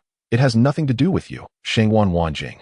Yet she remained oblivious to his pleas, quickening her stride. In desperation, Yang Shirda attempted to appeal to her emotions, scolding, "There is a distinction between men and women. We are not married. Do not meddle in matters that do not concern you." Finally, unable to contain herself any longer, Shangguan Wanjing coldly retorted, "Be silent." In the span of half an hour, those were the only 2 words she uttered. No matter how Yang Shirda implored her, she refused to respond. Shangwan Wanjing, too, bore her own burdens in silence. As a woman, her physical strength was inherently limited. Carrying Yang Shirda in her arms instead of on her back, she relied solely on sheer willpower. Her arms already aching painfully, and her breathing becoming increasingly labored. A haze enveloped her, and sweat poured down like rain. Despite Yang Shirda's attempts at persuasion and emotional appeals, Shangwan Wanjing remained steadfastly silent. At long last, they reached the foot of the mountain, yet she did not even glance at the two local clinics. Yang Shirda suddenly realized that Shangwan Wanjing seemed intent on bringing him to the Western hospital several miles away. He recalled having seen a Western clinic during their journey. However, despair washed over him when they arrived at the foot of the mountain, only to find the path completely deserted, not a carriage in sight, nor a single passerby. Shangwan Wanjing, too, felt a flicker of despair upon seeing the emptiness of the road. Yet in an instant, she steeled herself and continued forward. It was unclear how she managed to persevere through the arduous journey, but eventually, she spotted a hospital marked with a red cross. Having reached her limits, Shangwan Wanjing unexpectedly quickened her pace towards the hospital. Upon seeing the foreign doctor clad in a white coat, she barely had time to utter the words "save her" before darkness enveloped her, and she collapsed. The doctors, witnessing this, swiftly surrounded her, while Yang Shirda pointed at Shangwan Wanjing, angrily insisting that they attend to her first and disregard his own condition. The foreign doctor assessed their injuries and promptly summoned his colleagues to provide urgent treatment, declaring that both individuals were in grave danger. Yang Shirda was then wheeled into the operating room. Fortune favored the brave, as Shangwan Wanjing arrived just in time. The dagger had pierced her chest cavity but was halted by her ribcage, sparing her heart. Under the foreign doctor's skilled hands, she miraculously regained a chance at life. Her arms were also reattached by the surgeons. The moment Yang Shirda regained consciousness, his first inquiry was about the young woman who had brought him there. "Oh my God, it's a miracle that you have awakened," exclaimed the doctor, gesturing across over his chest and forehead, urging Yang Shirda to rest. For he had lost a considerable amount of blood and should avoid movement. Yang Shirda struggled to sit up, repeatedly asking about Shangwan Wanjing's condition. The doctor quickly pressed him back down, cautioning him to remain still, as his stitches were still fresh and any sudden movement could lead to complications. Once Yang Shirda settled back, the doctor finally revealed the somber truth. The young woman who had brought him in had exhausted herself to the point of cardiac arrest and could not be revived. Yang Shirda froze, his eyes widening in disbelief. "Please, say that again," he demanded. The doctor solemnly repeated that the girl had succumbed due to exertion and had already departed for the afterlife. A wave of emptiness washed over Yang Shirda, as if he had plummeted into an abyss, his body trembling uncontrollably. Gritting his teeth, he abruptly sat up, demanding to know where she was now. The doctor, visibly concerned, attempted to persuade him to lie back down, warning that his wound was still healing. However, upon witnessing Yang Shirda's fierce determination, the doctor sighed. "All right, I will take you to her. But please, walk slowly." With the doctor's support, Yang Shirda finally made his way to the adjacent ward. Upon arrival, he found the doctors covering Shangwan Wanjing with a white sheet, preparing to transport her to the morgue. Yang Shirda stood at the doorway, trembling, before pulling back the sheet. One of the foreign doctors said, "Sir, we did our best. Please accept our condolences. The deceased must be taken to the morgue. You should contact her family." Yang Shirda gasped, seemingly deaf to the doctor's words, reaching towards Shangwan Wanjing's nose, only to retract his hand in horror. The foreign doctor spoke the truth. Shangwan Wanjing lay peacefully on the gurney, her eyes closed and breath absent. Chapter 11. The art of healing can return life. The foreign doctor reiterated, "Sir, please take care of yourself and promptly inform the family of the deceased." The doctor urged Yang Shirda to step aside as they prepared to wheel Shangwan Wanjing away. Yet, he stood immobile, shouting, "She is not dead. She cannot be dead. Hurry and save her." The doctors shook their heads in resignation. One stating that Shangwan Wanjing had long since exhausted her life force. She had no breath and no heartbeat. The living must grieve for the dead. The doctor who had assisted Yang Shirda sighed, attempting to guide him back to his room, but Yang Shirda forcefully pushed him away, resolutely blocking their path. As the standoff continued, seeing that the foreign doctors had no intention of reviving Shangwan Wanjing, Yang Shirda hastily pulled out all the coins he had. He offered them to the doctors, asking, "Is this enough?" The foreign doctor shook his head. "That's far too much. Your medical expenses only require 5. Yang Shirda stuffed the entire handful of coins into the doctor's hands, disregarding his own wounds, and bent down to lift Shangwan Wanjing. The doctor stared at him in disbelief, exclaiming, "Sir, what are you doing?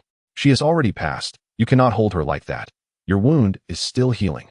Yang Shirda pretended not to hear them, steadfastly carrying Shangwan Wanjing and moving slowly but determinedly toward the exit. This is madness.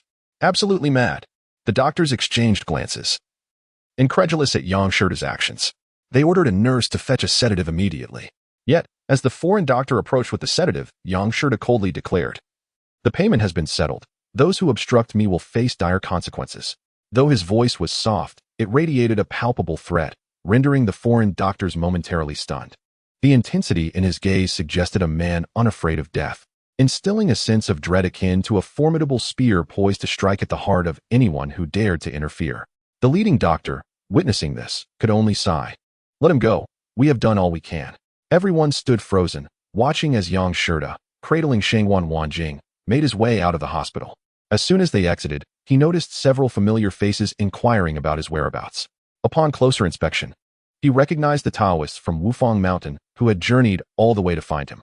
Yang Shirda, however, feigned ignorance and continued forward, still carrying Shangwan Wanjing. Finally, they had found him. It was no wonder the clinic at the foot of the mountain had said they had not seen him. The Taoists surrounded him, and the lead young Taoist, glancing at Shangwan Wanjing in his arms, tentatively asked, "Benefactor, is it Miss Shangwan?" Yang Shirda remained unresponsive, continuing to walk ahead with Shangwan Wanjing. The speaking Taoist suddenly exclaimed, "I understand. Miss Shangwan must have exhausted herself while rushing here, causing her to faint. If we act quickly, there may still be a glimmer of hope." But before he could finish, Yang Shirda abruptly halted, turning to face the Taoist. "What did you say? There is still a chance for rescue?" The Taoist replied earnestly, "Benefactor, if we act now, I am confident with 70% certainty." Another Taoist elaborated, "Benefactor, we truly cannot assist with your injuries, as the dagger has penetrated deeply. However, my senior brother at Wufang Mountain has been studying acupuncture techniques from the Huangdi Neijing for years. Miss Shangwan is in a state of false death due to exhaustion. My brother believes that 70% is a modest estimation." Without waiting for the young Taoist to finish, Yang Shirda rushed back toward the ward, shouting as he entered the hospital, "Do you have silver needles with you, Taoist priest? Doctor, do you have any silver needles?" He gently laid Shangwan Wanjing back on the bed, his face filled with hope as he looked at the Taoists. However, the Taoists had descended the mountain in haste and had not brought any silver needles. The foreign doctors, lacking the necessary tools, merely glanced at each other, shaking their heads in resignation. The Taoist explained, "In dire times, strong medicine is needed to effect change. Given Miss Shangwan's condition, silver needles must be inserted into the Shun Ting, Chung Ling, Ben Shun, and Gue Tang acupoints to seek a sliver of hope. These acupoints are vital, and the silver needles must be fine and delicate. Ordinary needles would not only fail to save her, but could also prove fatal. Unfortunately, effective silver needles are only available at Wufang Mountain, leaving us powerless at present." The foreign doctors, believing there was no longer any need for resuscitation, became intrigued upon hearing the Taoist's claim of a potential revival. They suggested that the hospital had an ambulance which could swiftly transport them to Wufang Mountain to retrieve the silver needles or expedite Shangwan Wanjing's transfer there for treatment. The crowd found themselves with no better alternative than to have the foreign doctor personally drive them to the Wufang temple. The automobile of the foreigner was indeed far swifter than a horse-drawn carriage, and within moments, they arrived at the foot of Wufang Mountain. The Taoists hastily lifted the stretcher and carried Shangwan Wanjing down from the vehicle. With a rapid dash, aided by the strength of many, they soon ascended the mountain and entered the Wufang temple. The Taoist promptly instructed his disciples to prepare a calming medicinal brew while he rushed to a room. Shortly after, he returned with a purple sandalwood box. Under the gaze of the onlookers, the Taoist retrieved a slender golden needle, roughly the length of a finger, twisting it in his fingers before inserting it into Shangwan Wanjing's acupoints. Yet, even after several needles were applied, she showed no signs of awakening. The foreign doctor, who had initially been astonished, now shook his head in disappointment, lamenting that while legendary figures like BNK could revive the prince, such tales remained mere folklore. Just as Yang Shirda furrowed his brow, the young Taoist suddenly exclaimed, "The ancestors manifest, the supreme blesses. Miss Shangwan, a fortunate soul, has now returned her 6 souls and 7 spirits." At that, everyone turned to look at Shangwan Wanjing on the stretcher, noticing her long eyelashes fluttering, followed by a slight movement of her lips, as though she uttered something. Yang Shirda leaned closer, eager to discern whether she was thirsty or fatigued. However, when he finally grasped her words, the man, stoic and valiant, was overwhelmed with tears. This hero, who had once faced death with a dagger in hand, was now rendered speechless by grief. Shangguan Wanjing, still not fully conscious, murmured a single phrase repeatedly: "Save him, save him, save him." At that moment, the calming medicinal brew prepared by the Taoists was brought forth. Yang Shida carefully scooped a spoonful, blowing gently on it to cool it before cautiously feeding it to her. After about the time it takes to brew a pot of tea, the concoction was consumed, and Shangguan Wanjing finally opened her eyes languidly. The foreign doctor had long since forgotten his awe for Chinese medicine and could not help but marvel at the existence of such noble souls, one who sacrificed for another, and the other who refused to part with life. A term from Chinese culture sprang to Yang Shida's mind: to the death and beyond. The foreigner's words made Yang Shida recall the words of a previous companion, causing Shangguan Wanjing to turn away, her face flushed with embarrassment. Fearing that her delicate state might be disturbed by such sentiments, he swiftly interrupted, clarifying that his connection with Shangguan Wanjing was merely one of shared ideals. Having known each other for only a few days, and they were not yet friends, let alone anything more. This clarification, however, left Shangguan Wanjing feeling somewhat disheartened. She expressed that Yang Shida had shown her kindness, and her actions were merely a means of repaying that debt. Both felt a profound sense of disappointment. What had once been a fleeting, unspoken feeling now lay dormant deep within their hearts. With Shangguan Wanjing awake and Yang Shida's wounds having healed, the Taoists assured him that as long as his internal organs remained unharmed, there was no need for resuturing. They suggested applying a special ointment from Wufang Temple, which would not only accelerate healing but also stop bleeding and reduce scarring. Consequently, they insisted that Yang Shida and Shangguan Wanjing remain at the temple for a few more days to recuperate. The young Taoist mentioned that the prescriptions for calming and healing were confidential, never shared with outsiders.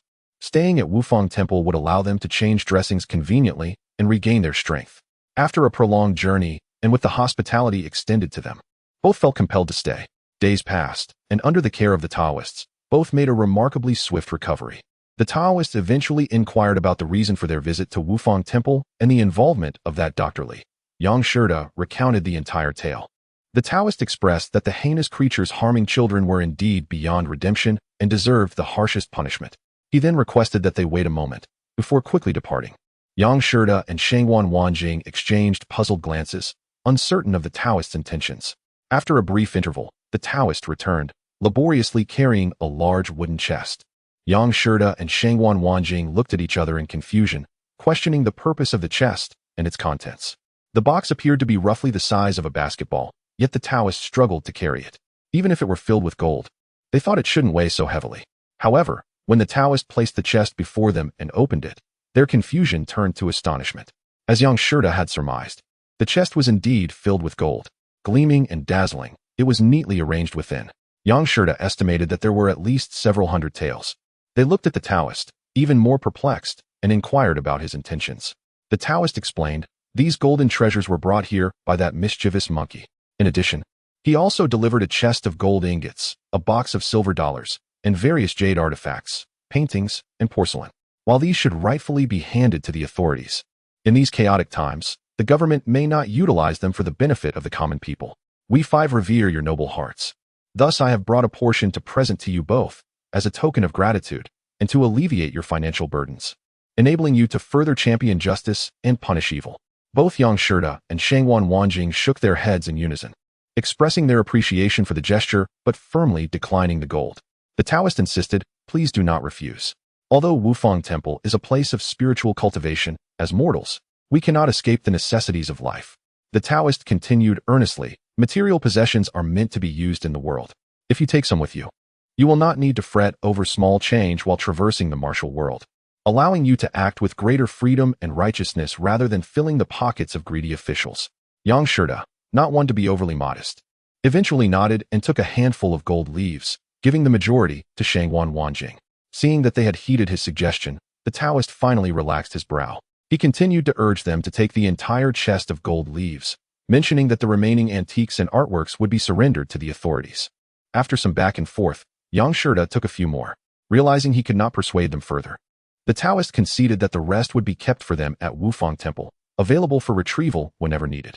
After returning the remaining gold leaves, the Taoist also brought forth a substantial amount of silver dollars, insisting they accept it. Having accepted the silver dollars, the two resumed their discussion regarding the recent blood-sucking cases. Despite their uncertainty about the connection between the mischievous monkey and Dr. Li, they shared a consensus that Dr. Li was likely framing them, employing a scheme of misdirection. His aim, naturally, was to divert blame and obscure the truth. Even if he failed, it would simply result in Yang Shida and Shangwan Wanjing losing their lives at Wufang Temple, and the matter would be buried without further inquiry. According to Dr. Li's conjecture, they would most likely fall victim to thieves from Wufang Temple, yet the reality was quite the opposite. Yang Shida remarked, Dr. Li's plan has backfired, revealing his true intentions. Our injuries have nearly healed. Tomorrow we shall descend the mountain and visit the miraculous recovery hall to track down Dr. Li. The following morning, amidst the farewell of the Taoists, the two departed from Wufang Temple, making their way to Dr. Li's miraculous recovery hall. Once they descended the mountain, however, they slowed their pace, not hurrying to reach the county. Along the pathway, they walked side by side, enveloped in silence. Shangwan Wanjing was the first to break the silence, inquiring, after this case is resolved, where does Mr. Yang intend to go? Yang Shida chuckled, I originally planned to visit the grand city of Shanghai to broaden my horizons. He then turned to Shangwan Wanjing, curious about her own destination. In fact, he was tempted to ask if she would accompany him to Shanghai. However, he hesitated, recalling her words about merely seeking to repay a debt of gratitude, and swallowed his question. Hearing his words, Shangwan Wanjing lowered her head in disappointment, realizing that Yang Shida had neither inquired about her plans nor invited her to join him. She couldn't help but remember that Yang Shida had mentioned they had only known each other for a few days, barely qualifying as friends. Thus, she chose to remain silent, refraining from further conversation as they made their way to Dr. Li's clinic in the county. Upon arrival, they found a long queue outside the clinic. Dr. Li appeared quite busy, yet wore a friendly smile. Upon seeing Yang Shida and Shangwan Wanjing enter, he greeted them warmly. Mr. Yang and Miss Shangwan, welcome back. Please, take a seat. However, before he could finish his sentence, Shangwan Wanjing interrupted coldly. Dr. Li, you are the true murderer. What? Dr. Li's expression shifted momentarily, but he quickly resumed his smile. Miss Shangwan, please do not jest. After a pause, he continued, you have returned just in time. The county police are looking for you. You two have solved such a significant case, and Miss Shangwan's contributions are invaluable. I hear the police chief intends to reward her. Just as Shangwan Wanjing was about to speak, Yang Shida interjected in astonishment. What? A case resolved? Which case? Dr. Li, unfazed, calmly set aside a patient and replied. It pertains to the recent heinous child murder case that you both have been tirelessly investigating. Both Yang Shida and Shangwan Wanjing were taken aback, incredulous. But the murderer has not yet been caught. How can the case be considered resolved? Shangwan Wanjing asked in disbelief. Dr. Li responded. The murderer has already been apprehended. It's the foreigner that Miss Shangwan captured. Thus, the police intend to commend her, had it not been for her keen observation. This case might have lingered indefinitely. Yang Shida furrowed his brow and exclaimed, how could the priest be the murderer? That is utterly impossible. You seem more like the perpetrator. Dr. Li chuckled. The police chief declared that the priest confessed without any solid evidence against him. Mr. Yang, you jest, in my frail state. I could not possibly overpower anyone, much less commit murder. Yet both Yang Shida and Shangwan Wanjing remained steadfast in their belief that Dr. Li appeared more sinister. And Shangwan Wanjing insisted that Yang Shida examine Dr. Li's footprints, convinced that the truth would soon surface. Observing the three of them at an impasse, an elderly man interjected. You young folks must be mistaken. How could Dr. Li be a murderer? As the old man's words echoed, the surrounding patients quickly rallied in agreement, suggesting that Yang Shida and Shangwan Wanjing were in error. Throughout this exchange, Dr. Li maintained a calm demeanor, and even now, he smiled reassuringly. Please do not rush to conclusions. I appreciate your support. The innocent will ultimately be vindicated, and the truth will emerge in due time. Do not blame Mr. Yang and Miss Shangwan. They are both valiant souls, and if it weren't for Miss Shangwan, that monstrous priest would still be at large. Interrupting Dr. Li, Shangwan Wanjing declared, there's no need for theatrics. The truth is evident. Are you brave enough to let Mr. Yang examine your footprints? Dr. Li, unruffled, gave her a thumbs up. Miss Shangwan, your dedication to justice is admirable. I have heard of the events in Tangwan village. Mr. Yang is indeed capable, but his methods may not be entirely precise. However, considering your suspicions, it would be unwise not to allow the inspection, as it would only suggest my guilt. With that, Dr. Li summoned his assistants to bring some firewood ashes from the kitchen. Moments later, they returned with the ashes and spread them on the ground as instructed by Dr.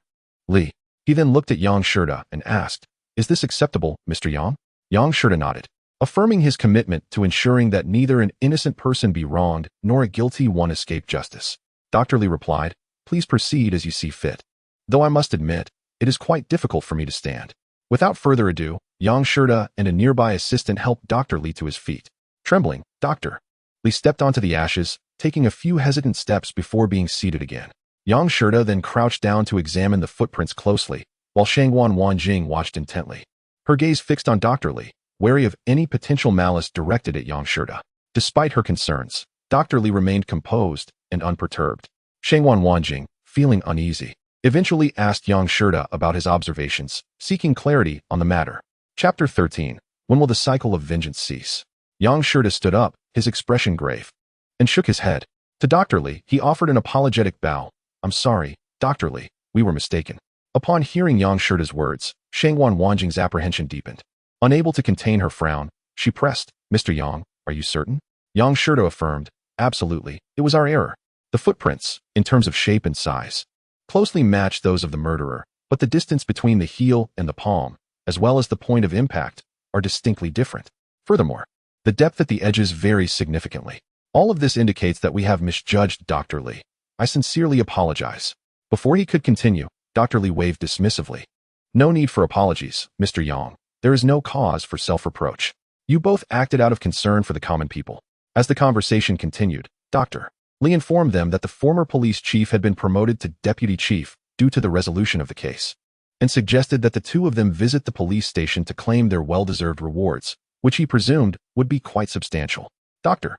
Li's magnanimity drew cheers from the crowd, and Yang Shida once again expressed his apologies before departing the clinic with Shangwan Wanjing. Yet, as they walked, Shangwan Wanjing remained skeptical, asking, "Mr. Yang, did we truly misjudge Dr. Li? I can't shake the feeling that something isn't right. Moreover, during our journey to Wufang Mountain, we nearly lost our lives. Dr. Li clearly had ulterior motives, setting a trap for us. If he isn't the real murderer, why would he act so suspiciously?" Yang Shida sighed, responding, "Indeed, I have long suspected that Dr. Li sought to exploit the situation for his own gain. His demeanor certainly fits the profile of someone harboring nefarious intentions. However, this matter involves lives. It cannot be taken lightly." Despite the footprints appearing nearly identical to those of the Tangwan village murderer, the nuances reveal discrepancies. Such misjudgments could lead to tragic errors. We must tread carefully. Shangwan Wanjing nodded in agreement, though her brow remained furrowed, indicating her inner turmoil. Understanding her concerns, Yang Shida sighed again. "While we lack concrete evidence to affirm that Dr. Li is the true culprit, I can assure you that the priest is certainly not the murderer. For now, let us proceed to the police station to ascertain the true circumstances before making any further plans." Shangwan Wanjing nodded in assent. "It seems we have no choice but to trust your judgment, Mr. Yang." The two immediately set off for the police station, only to find it bustling with noise and excitement, drums beating and firecrackers echoing, while the crowd formed layers around the entrance, creating an impenetrable barrier. Citizens were presenting banners to commend the police department for its efficiency in handling the case. Some relatives of the victims were unable to contain their grief and wept openly. The crowd, filled with righteous indignation, expressed that now that the true culprit had been apprehended, he deserved a gruesome fate. Shangwan Wanjing furrowed her brow, pointing at a notice affixed to the wall in the southeast corner. As the two approached to read it, they discovered it proclaimed the resolution of the county's heinous child murder case, announcing that the true culprit, a priest, had been captured and confessed without hesitation. After scanning the notice, Shangwan Wanjing could not help but exclaim, "It's all my fault. I have harmed the priest." As her words settled in the air, someone in the crowd recognized their arrival. "Look, this young lady is the hero who exposed the foreign devils." The crowd surged forward, excitement palpable as they bowed in gratitude to Shangwan Wanjing. A middle-aged man in police uniform parted the crowd and approached her, speaking with utmost politeness. "Hello. May I ask if you are Shangwan Wanjing, the one who discovered the copper button in Tangwan village and subsequently tracked it to the priest?" Shangwan Wanjing nodded in silence. The citizens began to chatter animatedly about the past incident. Once her identity was confirmed, the officer promptly stated that Shangwan Wanjing had played an indispensable role in solving the case, and thus a monetary reward had been issued from above in her honor. Shangwan Wanjing sighed. "I apologize, but the priest is not the true culprit." However, before she could finish, the officer interjected, "Why don't we discuss this in my office?" Yang Shida tugged at Shangwan Wanjing's sleeve and nodded in agreement, encouraging her to heed the officer's suggestion. Consequently, Under the officer's guidance, they made their way to the office. Please take a seat. My name is Zheng Mengxing, and I am in charge of this case. Zheng Mengxing courteously invited them to sit while preparing tea, and then retrieved a pouch of silver dollars from his desk drawer, stating that this was the reward from the higher authorities to commend Shangwan Wanjing. She declined the silver, steadfastly insisting that the priest was not the true criminal but merely a scapegoat, while the real perpetrator remained at large. Zheng Mengxing smiled. Miss Shangwan must be under some misunderstanding. This case has been resolved, and the priest has confessed completely. The true culprit is undoubtedly the priest. Moreover, he continued, given the prolonged turmoil surrounding this case, the higher-ups have expressed their desire to close it, and it is unlikely they would make an error. The two exchanged knowing glances, silently agreeing to request Officer Zheng to elaborate on the details of how the case was solved. Zheng Mengxing responded with great courtesy, pouring more tea as he began to explain. The nature of this case was particularly vile, with far-reaching implications beyond just the county. Over the past year, at least 20 children had gone missing within the county. Initially, people speculated that wild animals from the mountains were responsible or that the children had been abducted by traffickers. Consequently, higher authorities took the matter seriously and dispatched forensic experts to assist in the investigation.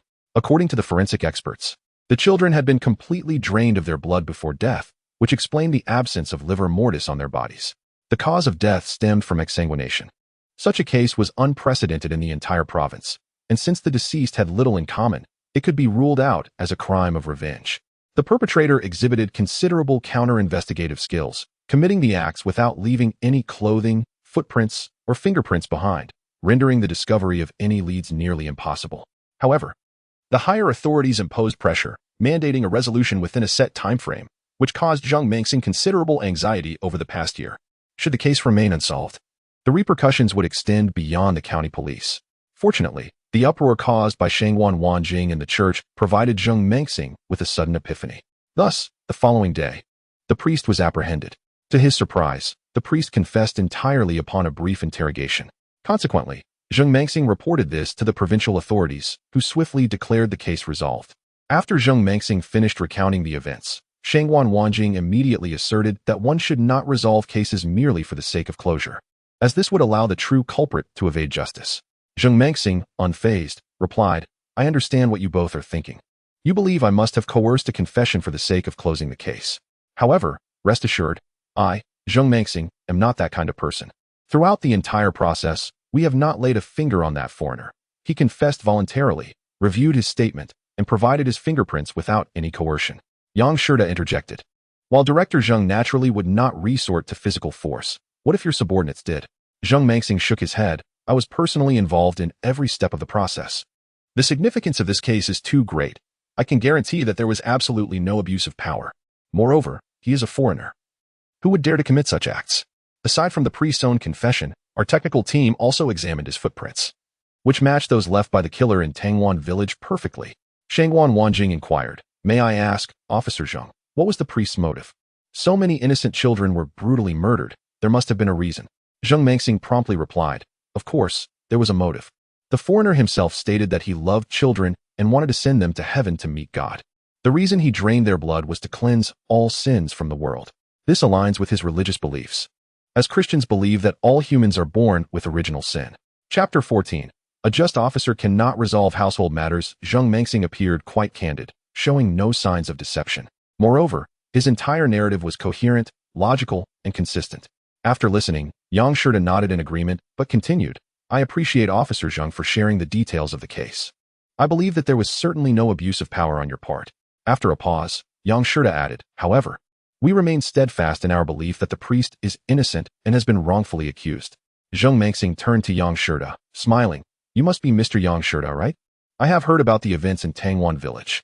While deducing from footprints is indeed an effective method, it cannot serve as the key evidence or the core of the case. Currently, we lack both witnesses and physical evidence, yet the perpetrator has confessed. Furthermore, based on the leads we have gathered and the motive we analyzed, everything is entirely reasonable. We reported the facts accurately, and the higher-ups indicated that the case could be declared resolved, so there is no need for you two to linger on this matter. Shangwan Wanjing suddenly stood up, coldly stating, I understand that you are all eager to close the case, but the truth will eventually come to light. Zheng Mengxing continued to smile. The case has indeed been solved, and the true culprit is in custody. Isn't the truth already evident? Yang Shida also rose, smiling. The truth will only be revealed once the real culprit is apprehended. We will find the true perpetrator and demonstrate that the priest is innocent. Zheng Mengxing stood up as well, smiling. You both need not worry, regardless of how we handle that foreigner, at least for now. We can rest assured that the children are no longer in harm's way. Additionally, the reward for Miss Shangwan is well-deserved. I too have received a promotion for resolving this case. Shangwan Wanjing still declined the reward and turned to leave the office with Yang Shida. Throughout their journey, Shangwan Wanjing remained sullen with guilt, prompting Yang Shida to console her. Miss Shangwan, there is no need for you to blame yourself. Our current priority is to find the true culprit, and we will ensure the priestess' innocence. Shangwan Wanjing frowned. The murderer is cunning, I fear. Yang Shida smiled. Do not worry. I will accompany you to catch the true culprit. Suddenly, Shangwan Wanjing halted, her gaze evasive. Mr. Yang, aren't you heading to Shanghai? How long will you be able to accompany me? Yang Shida stood firm, responding word for word. I will leave only when the true culprit is apprehended. He turned to Miss Shangwan and inquired, do you find the trace-chasing technique reliable for solving cases? Shangwan Wanqing nodded and replied, indeed, it is credible. I have only heard about the events in Tangwan village, but I have personally experienced the occurrences at Wufang Mountain. Your ability to discern the subtle distinctions between forward and backward footsteps, ultimately leading to the whereabouts of the elusive suspect, has thoroughly convinced me. As the two conversed, a middle-aged couple suddenly approached, gazing at Yang Shida with astonishment. The woman appeared to have wept earlier, her eyes red and swollen. She stepped forward, asking, may I inquire if this young man is Yang Shida? Yang Shida hesitated but nodded in affirmation. Indeed, I am Yang Shida. May I ask who you are? To his surprise, the woman suddenly knelt before him, bowing her head and pleading for Yang Shida to seek justice on their behalf. Before Yang Shida could assist her, the middle-aged man also dropped to his knees, and together they beseeched him to help them right the wrongs they had suffered. Yang Shida quickly helped them to their feet and gently asked, please, rise and tell me what has transpired. With Yang Shida's assistance, they stood up, and the woman wiped her tears before recounting their plight. They had previously witnessed Yang Shida solve a case in Tangwan village. The man, Zheng Shuquan, though a local, had spent many years in business elsewhere, running a tailoring shop, and had only recently returned to Tangwan village. They had hoped to build a house upon their return, in accordance with local customs of honoring their ancestors and celebrating their success. However, upon their return, they discovered that their ancestral home was in disrepair, unfit for habitation. Consequently, they temporarily stayed with Zheng Jianfeng, the elder brother. One evening, after indulging too much in drink, Zheng Shuquan carelessly revealed details of his financial standing to his brother. Zheng Jianfeng, with good intentions, advised him to entrust his money to him for safekeeping, considering the inconvenience of carrying it around. Being brothers, Zheng Shuquan did not think twice and handed over a bag of silver dollars and several gold leaves to Zheng Jianfeng. To his dismay, upon seeking assistance from craftsmen for the construction, Zheng Jianfeng denied ever having seen the money. Furthermore, he maliciously accused Zheng Shuquan of taking advantage of his hospitality. As the couple recounted their tale, tears streamed down their faces. Shangwan Wanqing comforted the woman and gently asked, sister, please do not grieve. Have you reported this to the authorities? The woman wiped her tears and replied, indeed, we have, but the officials claimed there was no evidence, leaving them powerless. Moreover, this matter is deemed a civil dispute, and we were advised to approach the local headman. Yang Shida nodded in understanding. Indeed, such matters should be handled by the headman. I am acquainted with the headman of Tangwan village. He seems to be a decent man. How did he respond? Zheng Shuquan shook his head, replying, the headman inquired about the situation but informed me that without written evidence or any proof that the money belonged to me, he believed my brother's claims. Yang Shida pondered for a moment and asked, what is your brother's financial situation? Was there a third party present when you handed him the money? Zheng Shuquan explained that his brother was quite affluent, owning several acres of fertile land and having once been a businessman. When he entrusted his money to his brother, it was late at night and under the influence of alcohol, with no witnesses present, only the two of them. Hearing this, both Yang Shida and Shangwan Wanqing furrowed their brows, recognizing the complexity of the situation. The couple, however, continued to plead earnestly for assistance. The authorities were unwilling to intervene, and the headman could not ascertain the truth, leaving them feeling utterly helpless. Recalling Yang Shida's previous remarkable accomplishments in Tangwan village, the couple believed he was their only hope. Yang Shida hesitated, feeling sympathy for their plight, but also aware of the adage that a clear-headed official finds it difficult to resolve family disputes. With no written evidence or witnesses, the situation was indeed challenging. Suddenly, Shangwan Wanqing's eyes sparkled, and she said, "It may not be as difficult as it seems." The couple's eyes lit up, instinctively turning towards Shangwan Wanqing. She continued, "You two must follow my instructions. Return home now, but do not reveal that you have met us. Within 3 days, Mr. Yang and I will uncover the truth." Grateful, the couple expressed their thanks and departed. Yang Shida looked at Shangwan Wanqing, perplexed, prompting her to explain. "Mr. Yang, I believe this plan will work." After she finished speaking, Yang Shida nodded in understanding and admiration, giving her a thumbs up and exclaiming, "Miss Shangwan, you truly are exceptionally intelligent. This plan is brilliant." The two then continued on their way to Tangwan village. Upon seeing Yang Shida and Shangwan Wanqing arrive, the headman, Zheng, rushed to greet them from a distance, calling out, "Mr. Yang, please, come in. You both, please take a seat." After ensuring they were comfortably seated, the headman personally prepared tea and instructed his son to prepare a feast. Yang Shida repeatedly urged him not to be overly formal and directly explained their visit was concerning the matter of Zheng Shuquan and his brother. The headman nodded but frowned, saying, "Mr. Yang, the situation with Shuquan and Xiaofeng is quite difficult to judge. While Xiaofeng may not be as straightforward as Shuquan, he is one of the wealthiest in Tangwan village. Even if some silver dollars and gold leaves were found at Xiaofeng's home, it does not necessarily prove they belong to Shuquan. Moreover, with no written evidence or witnesses, it is impossible to ascertain the truth. Do you have a method to solve this case?" Yang Shida chuckled, gesturing to Shangwan Wanqing, saying, "While my tracking technique may not suffice, Miss Shangwan has devised an idea." He then introduced her. "I almost forgot to introduce. This is the headman Zheng, and headman, this is Miss Shangwan Wanqing." They acknowledged one another, and the headman promptly inquired about Shangwan Wanqing's proposed solution to the case. With a smile, she remained silent, prompting Yang Shida to explain. After he laid out her plan, the headman, as if enlightened, slapped his thigh and exclaimed, "Brilliant. Absolutely brilliant. Miss Shangwan, your intellect surpasses even that of the famed Di Renjia." Shangwan Wanqing, smiling modestly, replied, "Headman, you flatter me. This plan requires your assistance." The headman readily agreed, asserting that addressing the issues of Tangwan village was his duty, and suggested they first enjoy a meal before proceeding with the investigation. However, both Yang Shida and Shangwan Wanqing insisted that solving the case took precedence over dining. Relenting, the headman promptly summoned 2 strong young villagers to assist. After everyone arrived, Zheng Baochong whispered a few words to the 2 men. Then, while arranging for his family to prepare the banquet, he led the 2 fellow villagers towards the home of the 2 brothers, Yang Shida and Shangwan Wanqing. Upon seeing Zheng Baochong personally bringing people, the elder brother, Zheng Jianfeng, greeted him with a beaming smile. However, before Zheng Jianfeng could utter a word, Zheng Baochong's expression turned icy as he bellowed, "Arrest him." Without hesitation, the 2 sturdy villagers advanced and bound Zheng Jianfeng. Confused, Zheng Jianfeng asked, "Baochong, why are you tying me up? I neither owe money nor have I committed a crime." Zheng Baochong retorted coldly, "Not a crime? You have committed a heinous offense deserving of death. Who dares to shield you?" Zheng Jianfeng's bewilderment deepened, and in a state of terror, he questioned, "What crime have I committed?" At that moment, his wife and children rushed in, filled with panic, seeking to understand what was happening. Zheng Baochong, with a grave demeanor, stated, "The orders from above leave no room for error. They say you have colluded with that bandit, Kuan Yanhu. Not only I, but even the county magistrate would not dare to protect you." He paused, glanced at Zheng Jianfeng's family, and continued, "This is a capital offense. Do not resent me. I am powerless." Zheng Jianfeng grew increasingly perplexed, asking, "Kuan Yanhu? Are you referring to that bandit the Taoist from Wufang Temple reported a few days ago?" Zheng Baochong affirmed, "Indeed, it is that Kuan Yanhu, a notorious killer. His confession clearly implicates you as his accomplice. In such a grave case, who would dare to act corruptly?" Zheng Jianfeng shouted, "Baochong, I am being wronged. I do not even know what Kuan Yanhu looks like. I have never seen him. There must be a misunderstanding."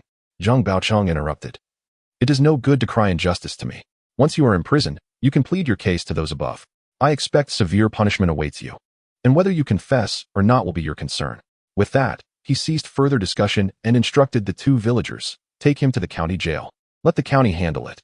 The 2 villagers, having already been briefed by Zheng Baochong, immediately began to escort Zheng Jianfeng towards the county. Upon hearing the mention of imprisonment and severe punishment, Zheng Jianfeng turned pale, feeling weak and unable to stand. His wife and children frantically blocked the way, insisting that Zheng Jianfeng was innocent.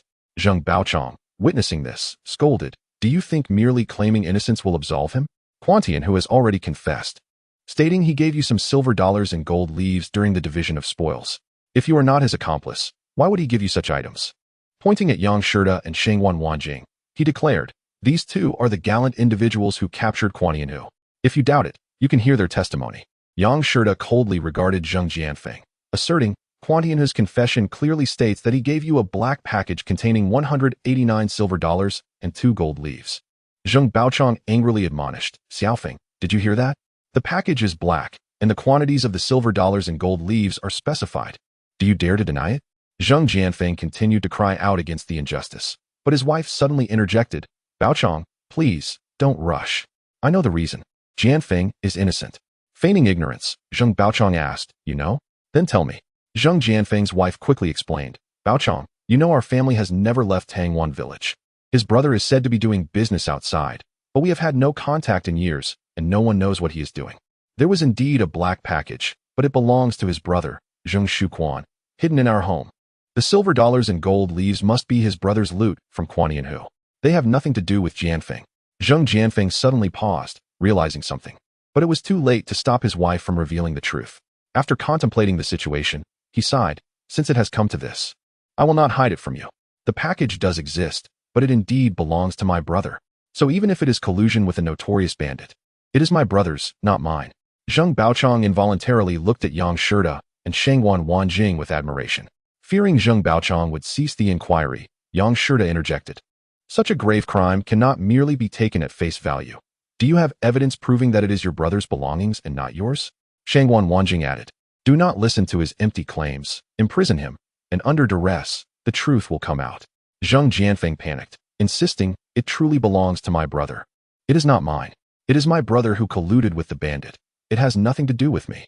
At that moment, his wife could no longer contain herself and went back inside to retrieve the black package. Look, this is the package. It indeed belongs to Quanzi, she declared as she prepared to open it. Yang Shida quickly gestured to stop her, saying, just because you claim it is his does not make it so. Is there any evidence? Who witnessed it? Zheng Jianfeng hesitated. I.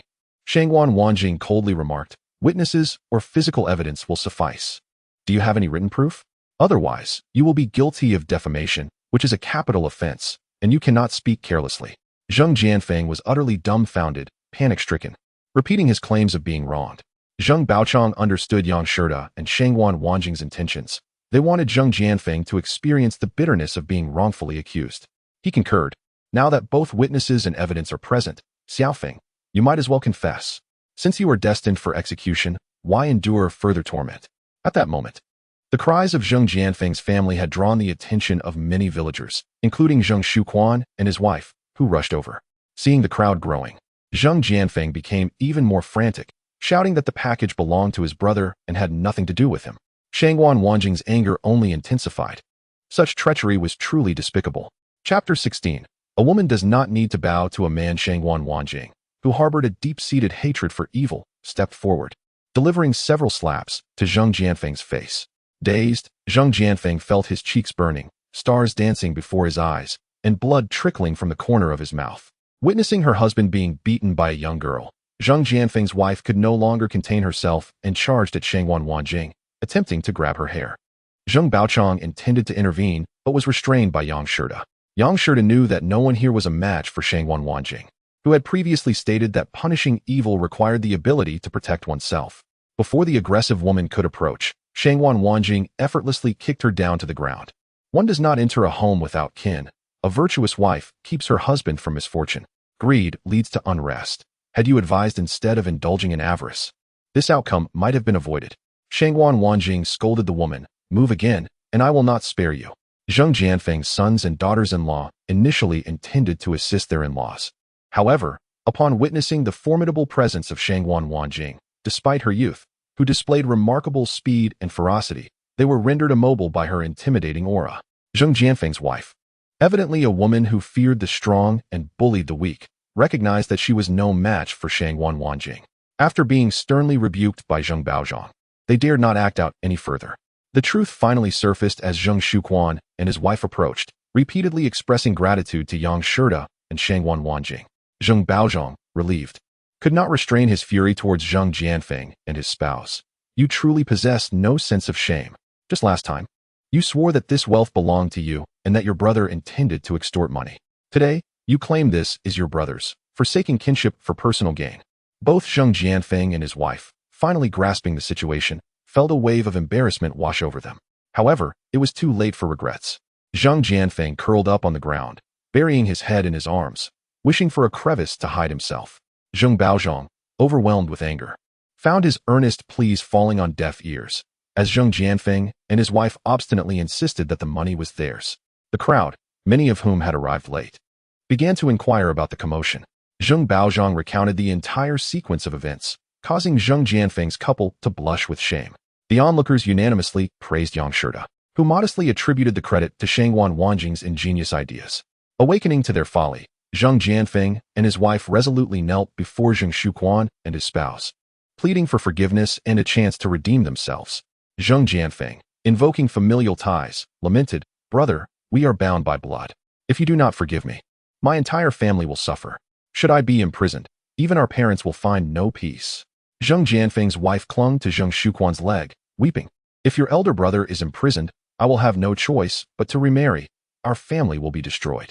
Surely, you, as a brother, cannot be so heartless." Yang Shida could not help but retort, "Had you known this would be the outcome, why act so foolishly? At your age, the thought of remarrying should bring you shame." Ultimately, the kind-hearted Zheng Shuquan and his wife chose to forgive their elder brother's family, acknowledging the gravity of the situation. They then approached Yang Shida and Shangwan Wanjing, expressing their willingness to forego any further repercussions, not wishing to see the family torn apart. Shangwan Wanjing, however, appeared displeased, as she had always held a firm belief in justice and was reluctant to witness such an outcome. The crowd seemed satisfied with the resolution. Yet Zheng Baozhong found himself torn, unsure whether to involve the authorities, as the involved parties were no longer inclined to pursue charges. All eyes turned to Yang Shida, eager to hear his decision. Sensing the shift in attention, Zheng Jianfeng and his wife quickly redirected their pleas towards Yang Shida, kneeling before him in desperation. Yang Shida cleared his throat and stated, "This resolution was conceived by Miss Shangwan. Thus it is her decision that will guide our course of action." Zheng Baozhong nodded in agreement, looking towards Shangwan Wanjing. Though the law is often unforgiving, humanity must prevail, since Zheng Shuquan and his wife have chosen to forgive. Pursuing further action would seem unkind. "What are your thoughts, Miss Shangwan?" Furrowing her brow, Shangwan Wanjing responded, "While I understand your perspective, the distinction between good and evil must be upheld. How can we promote virtue without punishing wrongdoing? If everyone engages in malfeasance, merely begging for mercy would lead to chaos. I propose a more flexible approach.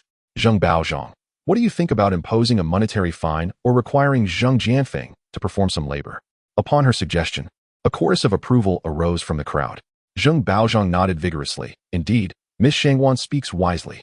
Zheng Jianfeng shall repay the amount he misappropriated from Zheng Shuquan, which will be allocated to offset the taxes of the villagers of Tangwan. Furthermore, from this day forth, Zheng Jianfeng shall serve as the village crier, responsible for keeping watch and ensuring safety for 6 months, regardless of the weather." Upon hearing the severity of his punishment, Zheng Jianfeng's face twisted with discomfort, and he implored Zheng Baozhong to allow him to serve for a year in lieu of monetary penalties. Zheng Baozhong retorted, "You shameless wretch. If you continue to complain, I shall hand you over to the authorities, and you will face imprisonment along with a fine." Yang Shida added, "Imprisonment entails not only a fine but also the need to establish connections. Otherwise, life behind bars is intolerable." Seeing that negotiation was futile, Zheng Jianfeng and his wife resigned themselves to their fate. However, Shangwan Wanjing furrowed her brow, rubbing her eyes, feeling an inexplicable sense of foreboding. Chapter 17. A new challenge arises just as this matter was being resolved. Zheng Baozhong's son arrived, announcing that the banquet was prepared, with esteemed guests from the village invited. Unable to decline their hospitality, Yang Shida and Shangwan Wanjing accompanied Zheng Baozhong and his son to the feast. Zheng Baozhong's household was affluent, hosting 2 banquet tables, one for the prominent figures of the village to dine with Yang Shida, and the other for the educated young women to accompany Shangwan Wanjing. As they gathered for the meal, Zheng Baozhong proclaimed that today, there would be no distinction between the young and old, as Yang Shida and Shangwan Wanjing were guests deserving of the highest seats. Despite their reluctance, Yang Shida and Shangwan Wanjing were seated at the heads of their respective tables. The tables were adorned with 2 jars of exquisite aged wine, but alas, Shangwan Wanjing abstained from alcohol, prompting Zheng Baozhong to procure rare soda, said to have been procured with considerable effort from afar. After several rounds of toasting, as Yang Shida and Shangwan Wanjing prepared to take their leave, a middle-aged woman rushed in, visibly distressed. Before she could speak, Zheng Baozhang interjected, "I've already heard about your situation. Your child, naturally energetic, has gone missing. Have you searched everywhere, including among friends and relatives?" The woman, anxious and flustered, replied, "I have searched everywhere I could think of, but to no avail. I fear." Her words were cut short as Zheng Baozhang interrupted, "Do not worry unnecessarily. The priest has already been apprehended. I will arrange for some people to search the mountains. Perhaps your child has simply lost their way or injured themselves." However, the woman insisted, "I have already scoured the nearby mountains and woods without finding any trace. Even though the priest has been caught, I cannot shake the fear that my child has fallen into the hands of traffickers." Yang Shida, unable to restrain his curiosity, asked, "Madam, may I inquire how old your child is and how long they have been missing? Is it a boy or a girl?" The woman had approached Yang Shida and Shangwan Wanjing, aware of their reputation for solving cases.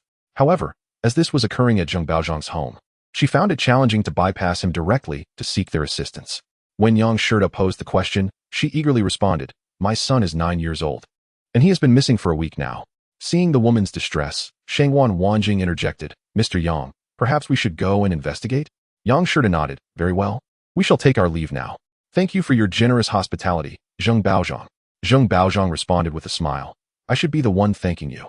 It is my duty to assist. Since you both possess such noble hearts, I will accompany you."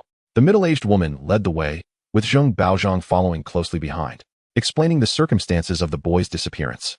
The missing child was known for his energetic and mischievous nature, earning him the notorious title of the wild child in the village. Upon arriving at the audacious man's residence, Yang Shida glanced around, noting numerous footprints left by the bold individual on the walls. After carefully memorizing these marks, he commenced a leisurely stroll through the village, seemingly at ease. The villagers followed Yang Shida in his meanderings, and after a brief period, they reached the riverbank outside the village. Suddenly, Yang Shida crouched down to examine the ground, his brow furrowing with increasing intensity.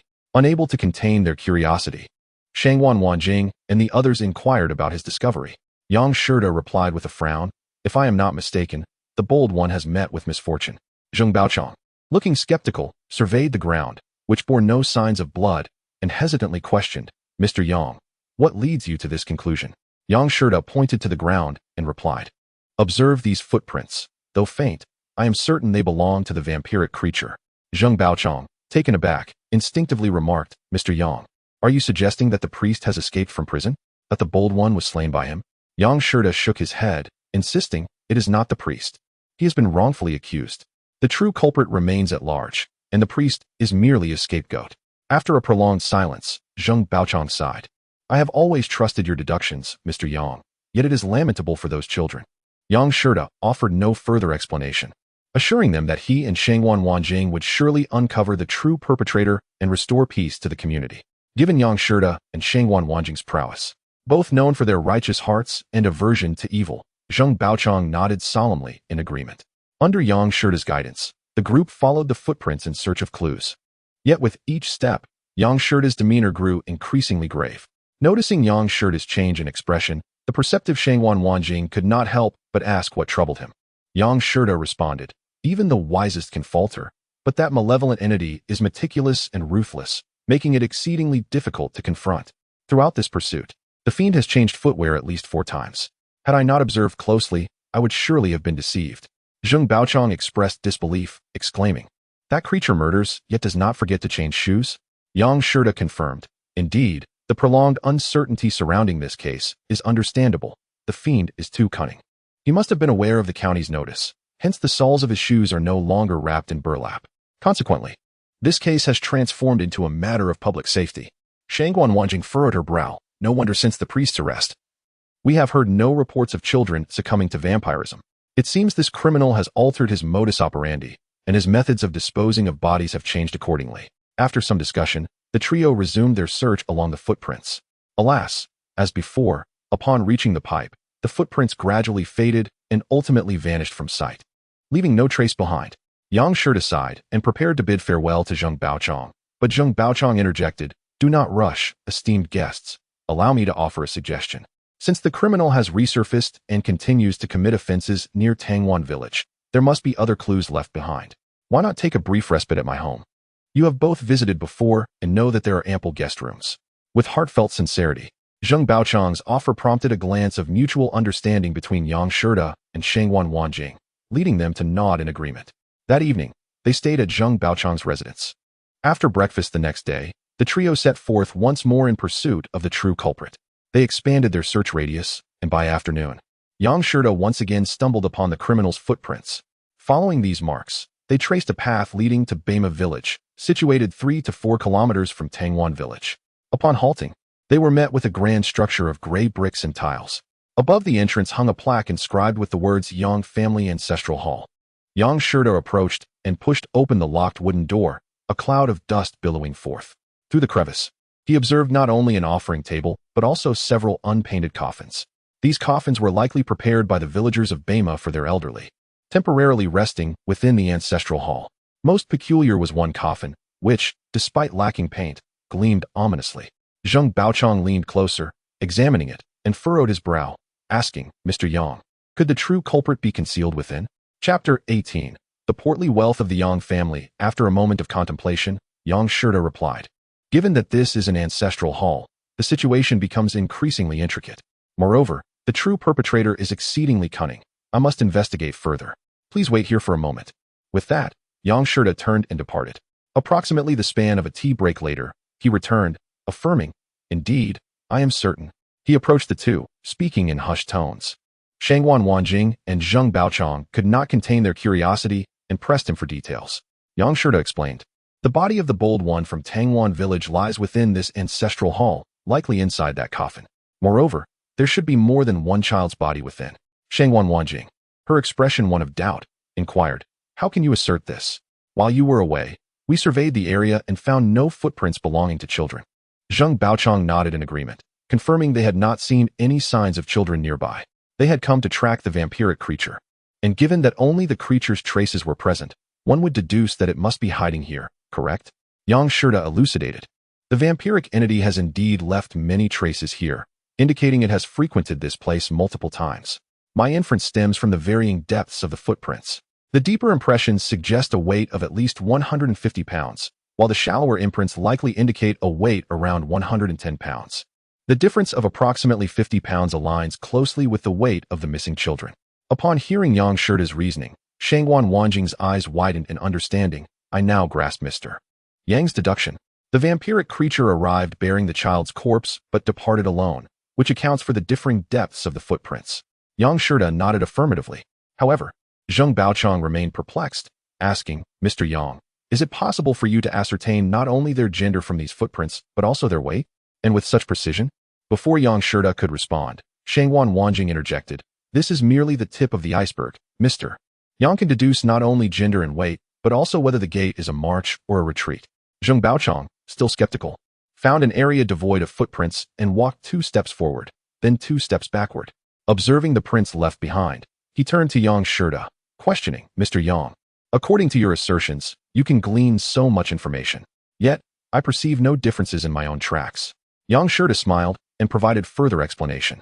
Zheng Baochang, still struggling to comprehend, queried, even if Mr. Yang can deduce weight, how can you determine that the weight difference is solely attributable to a child? Could it not be that more than one individual left these footprints, both having a weight difference of approximately 50 pounds?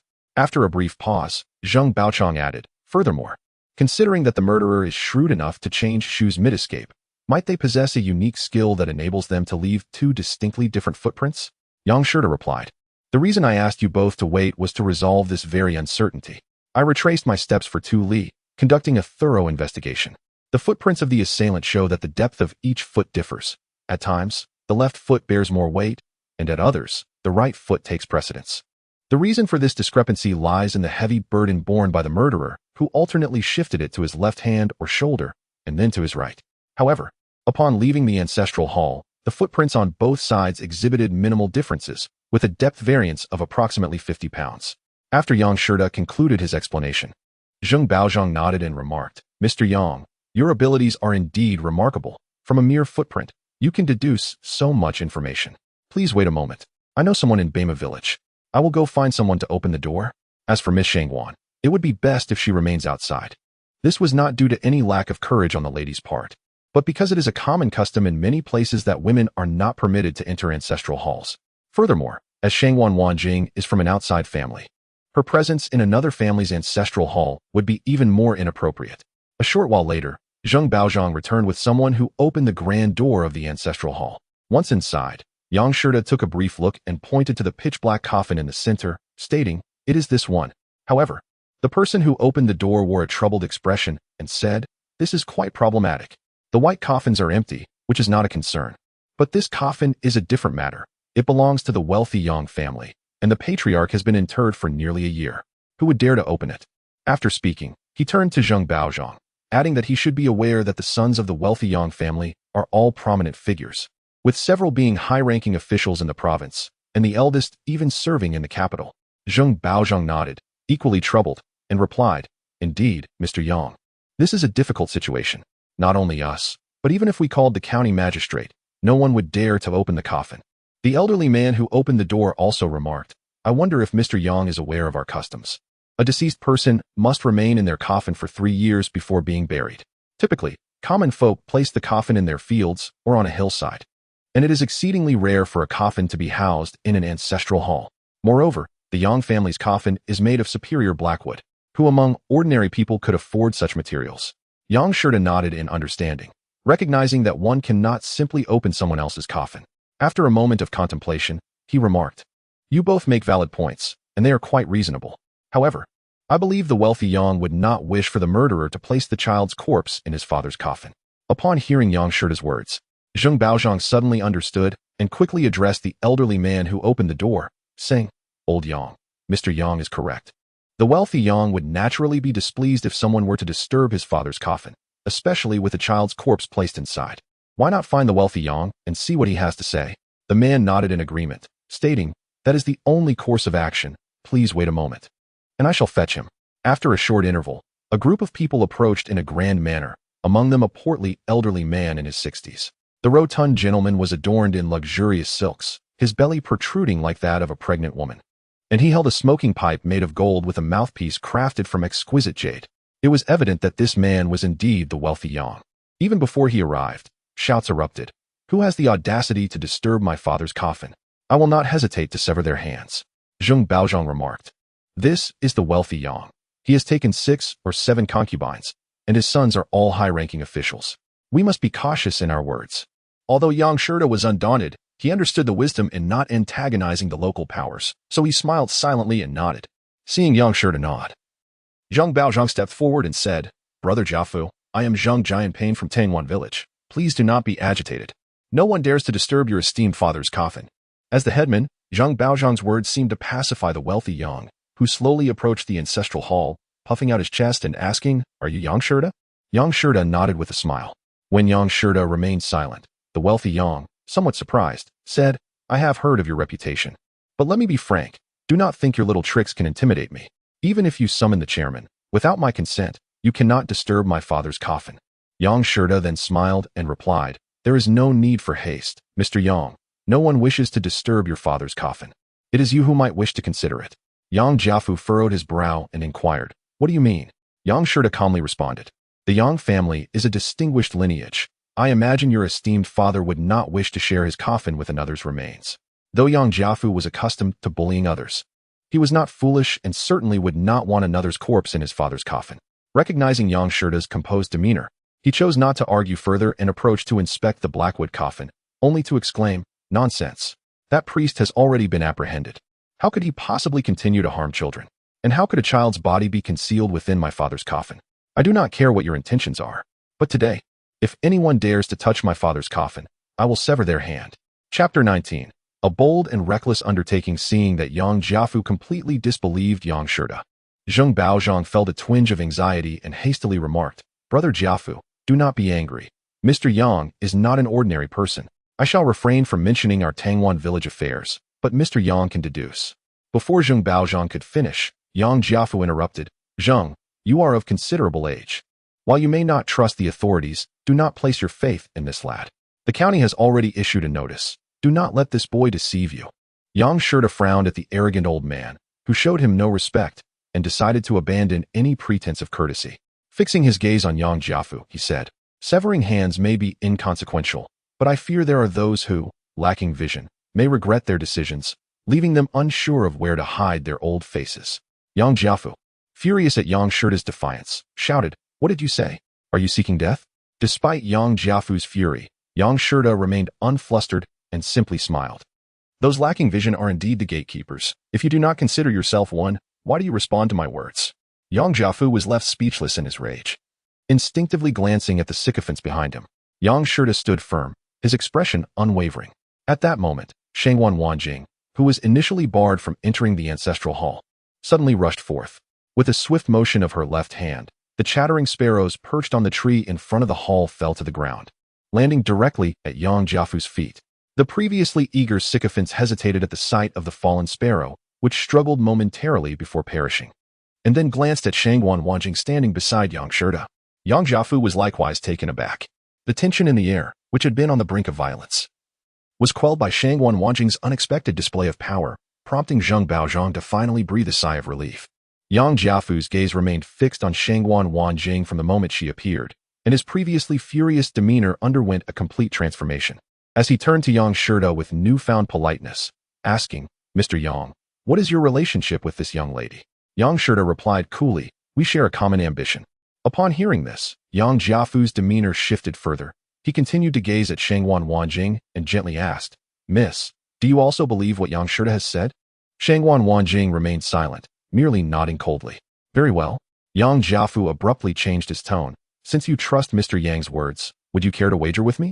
Shangwan Wanjing remained silent, while Yang Jiafu could no longer contain himself and continued, "If you lose, you shall become my 8th concubine. Do you dare?" The previously calm Yang Shirda, upon hearing this, immediately retorted in anger, "Have you looked in the mirror to see your own worth?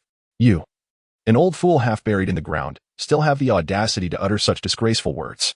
It seems you were searching for filth in a latrine with a lantern." Zheng Baolong was at a loss for words, shocked that Yang Jiafu had the audacity to set his sights on Shangwan Wanjing. With the conflict now unavoidable, Zheng Baolong quickly interjected, "Brother Yang, with so many people present, surely you..." Before he could finish, Yang Jiafu, far from being angered, sneered, 3 rooms and 4 concubines are perfectly normal for a man. Besides, a gentleman seeks a virtuous lady. Who does not wish for marriage? What is there to be ashamed of?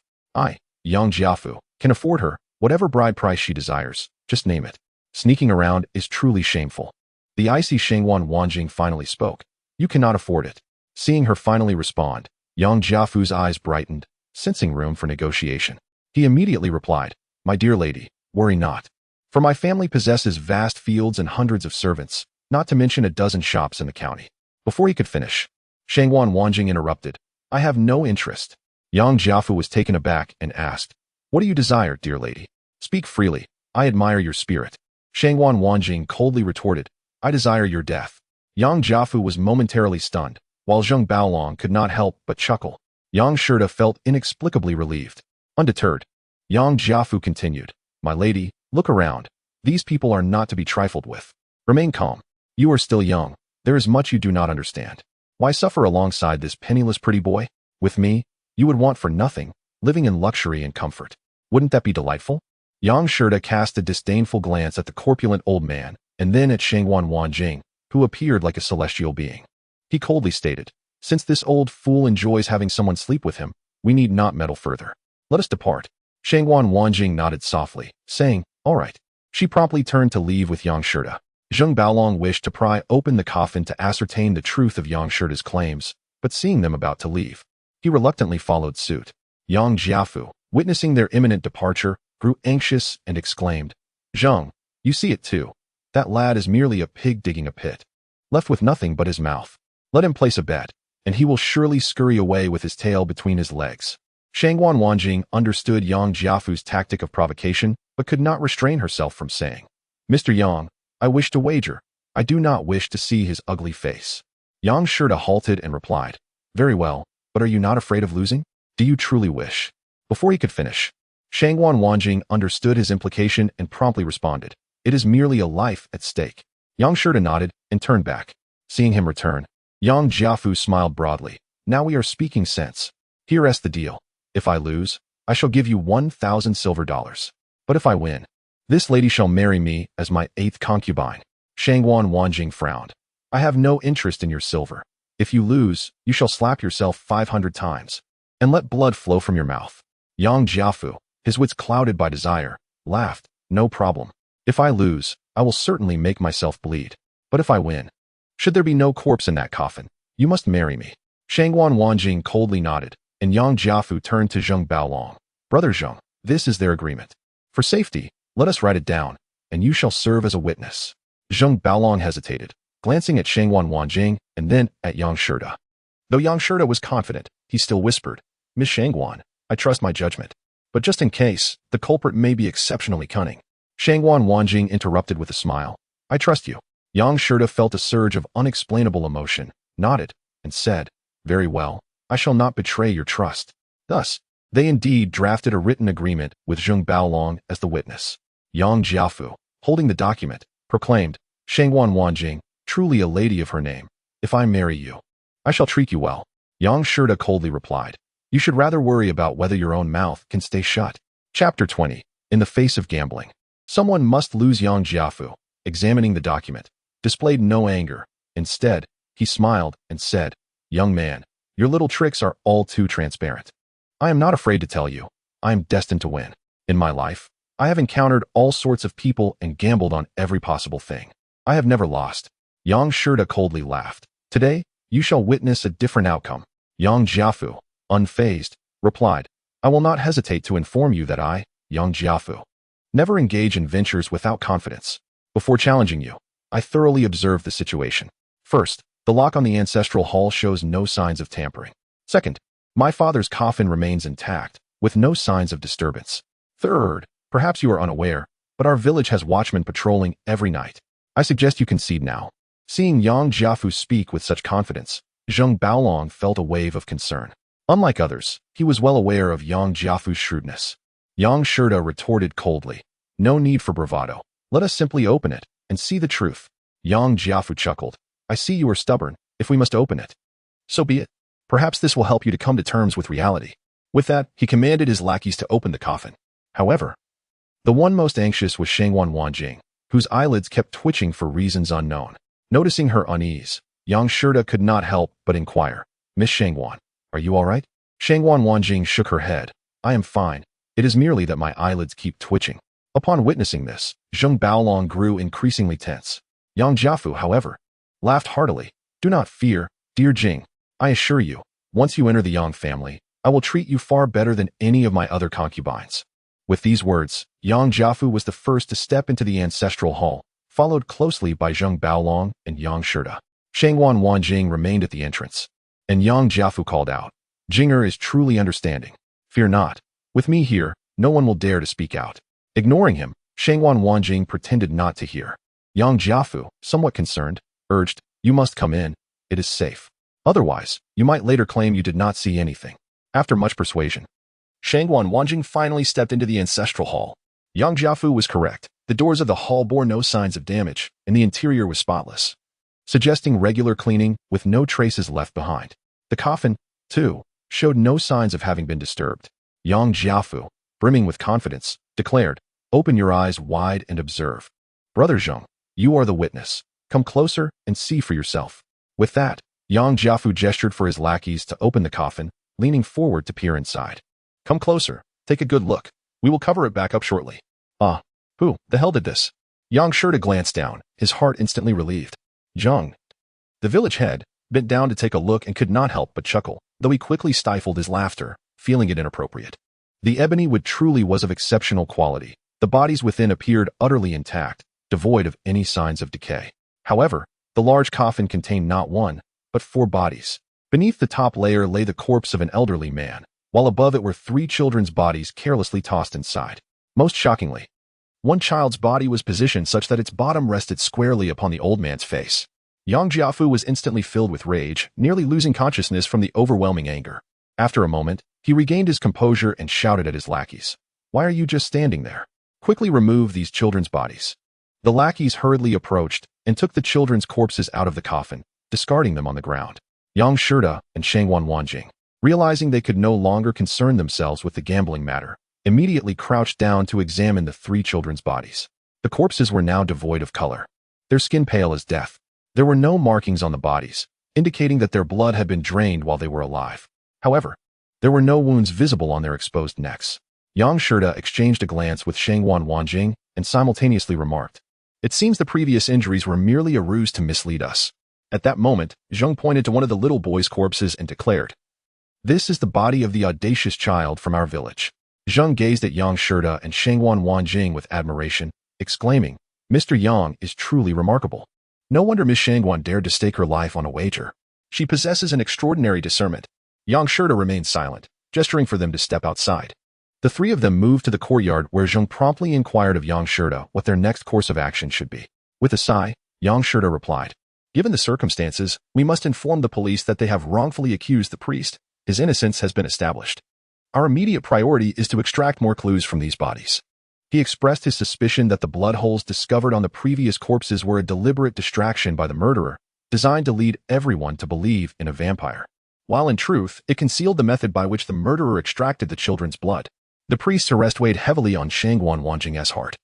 She longed to prove his innocence with her very life. Regrettably, she had yet to find evidence to exonerate him.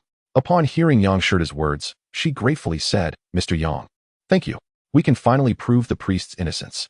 Yang Shida quickly responded, "Miss Shangwan, there is no need for such formality. Were it not for your brilliant insight in uncovering the truth about the deceit between the Zheng brothers, we would not have arrived here. Moreover, I must express my gratitude for your trust in me." Zheng could not help but interject, "Both of you possess extraordinary talents. One is noble-hearted and the other remarkably astute. If you were to remain together, what unsolvable case could possibly exist in this world?" He continued, "Your fateful encounter must surely be an act of providence, allowing you to vanquish evil and restore peace to the realm. What shall we do next?" Yang Shida replied, "Miss Shangwan and I are not forensic experts, so we should promptly notify the police and arrange for a professional to handle the bodies. A forensic expert may uncover the method of blood extraction and perhaps other clues as well. Additionally, contacting the police is essential to restoring the priestess' honor, thus invalidating this case and ensuring the perpetrator cannot continue to evade justice." Zheng nodded in agreement. "Mr. Yang makes a valid point, but I believe it would be prudent to first consult the headman of Bema village." Yang Shida smiled. "Indeed, at this juncture, I trust that Yang Jiafu is more eager than any of us to capture the murderer. After all, it has been nearly a year since the incident, and the murderer has callously discarded the children's bodies, even placing one atop his father's face. He must be furious."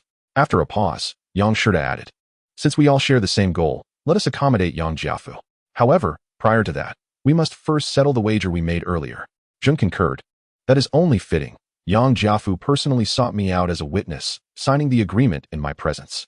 Just then, Yang Jiafu emerged from the shrine, his expression dark. Yang Shida remarked, "I told you, some people are short-sighted. They will inevitably regret their actions. How do you feel now?" Chapter 21. Betting with integrity. Yang Jiafu was at a loss for words, his anger palpable as he glared at Yang Shida, seemingly struggling to suppress his fury. Yet he ultimately held his tongue. Yang Shida, however, was not inclined to let the matter rest, continuing coldly, "A wager is a wager. Since you chose to gamble and formalized it with a written agreement and witnesses, you cannot backtrack." Yang Jiafu shot a fierce glare at Yang Shida before turning to leave. Shangwan Wanjing, however, stepped forward silently, blocking his path. Raising the written agreement, she declared, "It's all in black and white. The evidence is irrefutable. Do you intend to renege on your own wager? You established this bet, and now it is time for you to honor it. I shall not let this matter rest until it is settled." Yang Jiafu had never before been subjected to such indignity. He had no intention of honoring any wager, only wishing to depart, feeling both embarrassed and furious. Yet Shangwan Wanjing stood her ground once more, coldly stating, "I, Shangwan Wanjing, do not relish being indebted to others, nor do I appreciate anyone owing me. If you refuse to honor the wager, I shall not hesitate to act on your behalf, though my methods may not be gentle." Yang Jiafu glared at Shangwan Wanjing, torn between wanting to insult her and to strike her, yet he hesitated, remembering her deadly skills with throwing daggers. Yang Shida, sensing the tension, chuckled, "Miss Shangwan, why dirty your hands? Zheng is the witness. Let him speak on the matter." Zheng nodded and stepped forward, addressing Yang Jiafu, "Brother Yang, you personally requested me as a witness. The agreement was signed by all three of us. How do you propose to fulfill this wager?" Yang Jiafu averted his gaze, refusing to respond, instead muttering, "If I find out who the scoundrel is who dared to toss the bodies into my father's coffin, I swear I will bury him alive. Yang Shurda approached, asserting, a drop of kindness should be repaid with a fountain of gratitude. Were it not for us, your father would still be beneath those corpses. I am not one to hold a grudge, but you should at least extend a token of appreciation. After speaking, he turned to look at Shangwan Wanjing, who radiated a fierce aura. Yang Jiafu hesitated for a long moment before finally bowing his head in gratitude. Seeing that Yang Jiafu was neglecting to mention the wager, Zheng interjected, Brother Yang. Regarding the wager, however, before he could finish, Yang Jiafu interrupted, Zheng. Do not push your luck. Can you not see that I am seething with rage? Zheng, despite his diplomatic demeanor, had consistently referred to Yang Jiafu as Brother Yang out of respect. Though Zheng may not possess the wealth of Yang Jiafu, he was still a village head, a figure of some standing. Yang Jiafu's lack of respect and his harsh words stung, causing Zheng's face to flush with embarrassment. Anger surged within Zheng as he retorted, Who is being unreasonable? It is clearly you, Yang Jiafu, who shamelessly gazes at the young lady and deliberately set this wager, fearing she might back out, hence having me witness it. The wager you lost cannot simply be brushed aside, can it? The written agreement holds firm, and even if it reaches the county or provincial levels, you will find no room for evasion. Yang Jiafu was acutely aware of his fault. If he were to present himself at the authorities, defeat was inevitable. With a mournful countenance, he altered his tone and said, Brother Zheng, let us temper our tempers. I too was caught in a fit of anger. Zheng Baochong, fully cognizant of Yang Jiafu's background, had no desire to escalate the matter further. Offending Yang Jiafu would likely complicate his own existence. Thus, he tactfully suggested that since a bet had been made, it must conclude with a resolution, subtly urging Yang Jiafu to speak favorably to Yang Shurda and Shangwan Wanjing in order to settle the affair. Yang Jiafu, being shrewd, immediately turned to Yang Shurda and Shangwan Wanjing, offering them warm apologies and enthusiastically inviting them to his home for a feast to express his contrition. Yang Shurda responded with a smile, saying, Since you, old Yang, have stated that one does not become acquainted without a bit of a tussle, why linger? Let us proceed. I shall count for you, and 500 strikes shall swiftly pass. Yang Jiafu, taken aback by Yang Shurda's unexpected response, found himself momentarily speechless. Renowned for his domineering presence across the countryside, he had never encountered such a situation and was unwilling to accept punishment. He proposed instead to offer some financial compensation to annul the wager. While pleading for mercy, he glanced at Zheng Baochong, hoping he would intercede on his behalf. Zheng Baochong promptly interjected, Mr. Yang, Miss Shangwan, having been guests of Zheng Baochong for several days, Yang Shurda and Shangwan Wanjing felt compelled to consider his honor. Looking at Shangwan Wanjing, Yang Shurda suggested, Miss Shangwan, given that Zheng Baochong has graciously hosted us, we must honor him. How about we let the 500 be forgiven for the sake of his reputation and settle for 50 instead? Shangwan Wanjing, who was inclined to heed Yang Shurda, nodded in agreement. Yang Shurda then addressed Yang Jiafu, stating, In the spirit of generosity, I shall grant you a concession. If you do not take advantage of this leniency, do not expect me to relent further. Yang Jiafu's lips quivered, unsure of how to respond. Yet he was unwilling to publicly slap his own face. After a moment, he confessed to Yang Shurda, to be candid, I am well aware of the matters concerning Tangwan Village and Wufang Temple. I admire your noble intentions. Let us call this wager null and void, and I shall offer my full support in uncovering the true culprit. I am acquainted with the county magistrate and the police chief. I can summon them immediately. Zheng Baochong's eyes brightened. This was undoubtedly the optimal outcome. Just as he was about to speak, however, Shangwan Wanjing interjected, A matter is a matter. Our pursuit of the true culprit is for your benefit as well. Can you endure witnessing your father's disgrace? Without our involvement, could the police ever solve this case? In light of Zheng Baochong's reputation, we have already granted you a concession. Should you remain ungrateful, do not blame me for taking matters into my own hands.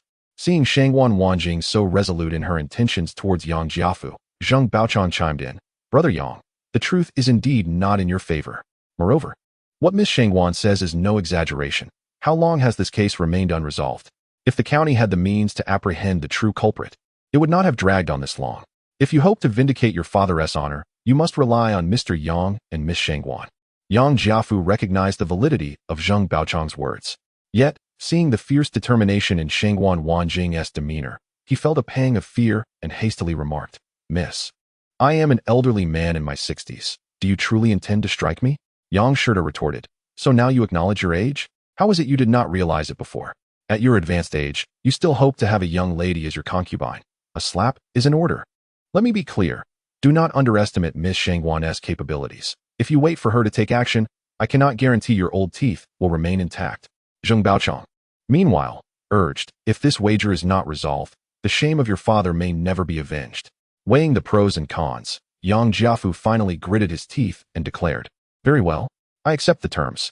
With that, he truly began to slap his own face. However, being reluctant to strike too forcefully, though the sound echoed.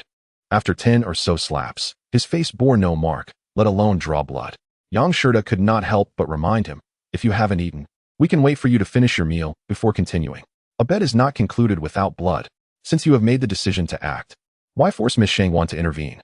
After delivering a dozen slaps, although no blood was shed, Yang Shirda and Shangwan Wanjing exchanged glances and decided to spare Yang Jiafu.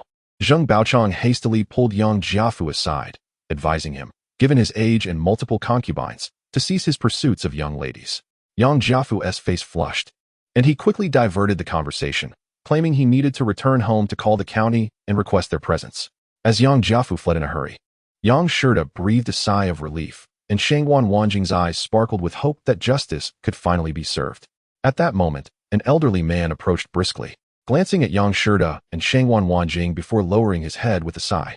Chapter 22. A gathering must eventually disperse. Both Yang Shirda and Shangwan Wanjing paused. Taken aback, the old man was unfamiliar to them, as they believed they had never met. However, Zheng Baochang recognized him, and upon seeing the old man sighing at them, he stepped forward to inquire, Old Master Wen, where are you headed? As he greeted the old man, he turned to introduce him to Yang Shirda and Shangwan Wanjing, explaining that Master Wen was renowned for his fortune-telling skills, having seen countless faces throughout his life, and never had he erred in judgment. Yet, Master Wen had an eccentricity. He seldom offered fortunes and did not rely on it as a livelihood. Yang Shirda, recalling how Shangwan Wanjing had been experiencing a twitch in her eyelid, remembered that he too had felt the same at the Wufang Temple. As the saying goes, a twitching left eye signifies fortune, while a right eye forebodes misfortune. This had proven true in his past experiences. When that chaotic incident nearly led him to take his own life, Shangwan Wanjing had risked her life to save him. With these thoughts in mind, Yang Shirda quickly bowed. Greetings, Master Wen. The old man nodded but suddenly remarked, if you two do not cease your actions, the consequences will be dire. This statement left everyone stunned. The old man furrowed his brow and continued, I had no intention of involving myself in this matter. It is neither my profession nor my concern. However, seeing your righteous hearts, I offer this warning. Heed it or not, it is up to you. If you continue to pursue this, you may very well find yourselves dead in the streets. Seeing the old man's serious demeanor and undeniable confidence, Yang Shirda could not help but frown and asked, Does Master Wen imply that I am in danger? The elder glanced at Yang Shirda with mild disdain, replying, Is it not written plainly upon your face? You are a tough individual. Others cannot contend with you, yet you will only meet your end by your own hand. Upon hearing this, both Yang Shirda and Shangwan Wanjing were taken aback, as the words echoed those of Yang Shirda's master. After the elder's pronouncement, Yang Shirda was even more startled, fearing he might bring trouble upon Shangwan Wanjing. He thus bowed again and inquired, Master Wen, can you foresee any safety for this young lady? The old man shook his head with a sigh. Though the paths may differ, both of you share the same fate. Yang Shirda reached into his pocket and produced a silver dollar, offering it to the old man as a token of respect, stating, a small gesture of gratitude. Not proper etiquette, but I hope Master Wen will offer some guidance. What misfortune does this young lady truly face, and how might it be resolved? The elder, however, waved his hand, refusing any financial compensation, and continued, I am merely offering you this kind-hearted warning out of respect for your integrity. Fate is akin to a boat adrift on water. Once it has set sail, how can it transform into a tree? The secrets of heaven must not be divulged, for defying destiny can lead to a shortening of one's life. If you wish to remain unscathed, it is not too late to withdraw. At this point, I cannot say more. With that, the elder turned and walked away, clearly unwilling to elaborate further. Watching the elder's figure fade from view, Zheng Baochang gave a bitter smile. Mr. Wen has always been like this, quite proud, yet his fortune-telling is indeed accurate. Over the years, everything he has predicted has come to pass. Yang Shirda nodded in agreement. I believe it. But the way he looked at me was strikingly similar to my master's predictions, which were based on my birth chart. Zheng Baochang frowned. The announcement has already been posted to declare the case closed, and the head of the police department has been promoted as a result. Continuing our investigation would undoubtedly offend those in power. Could the misfortune Mr. Wen spoke of originate from them? Yang Shirda shook his head. In my opinion, the new chief does not seem to be a petty person. He likely will not trouble us over this matter. Zheng Baochong insisted. One may know a person's face, but not their heart.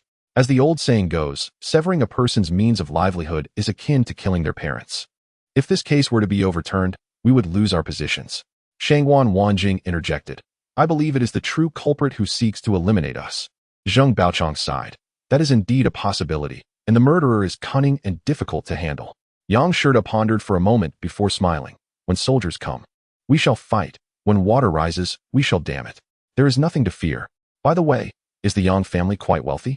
Zheng Baochong was taken aback. Why did Yang Shirda suddenly change the subject when discussing a matter of life and death? Though puzzled, he replied, Indeed, Yang Jiafu does not exaggerate.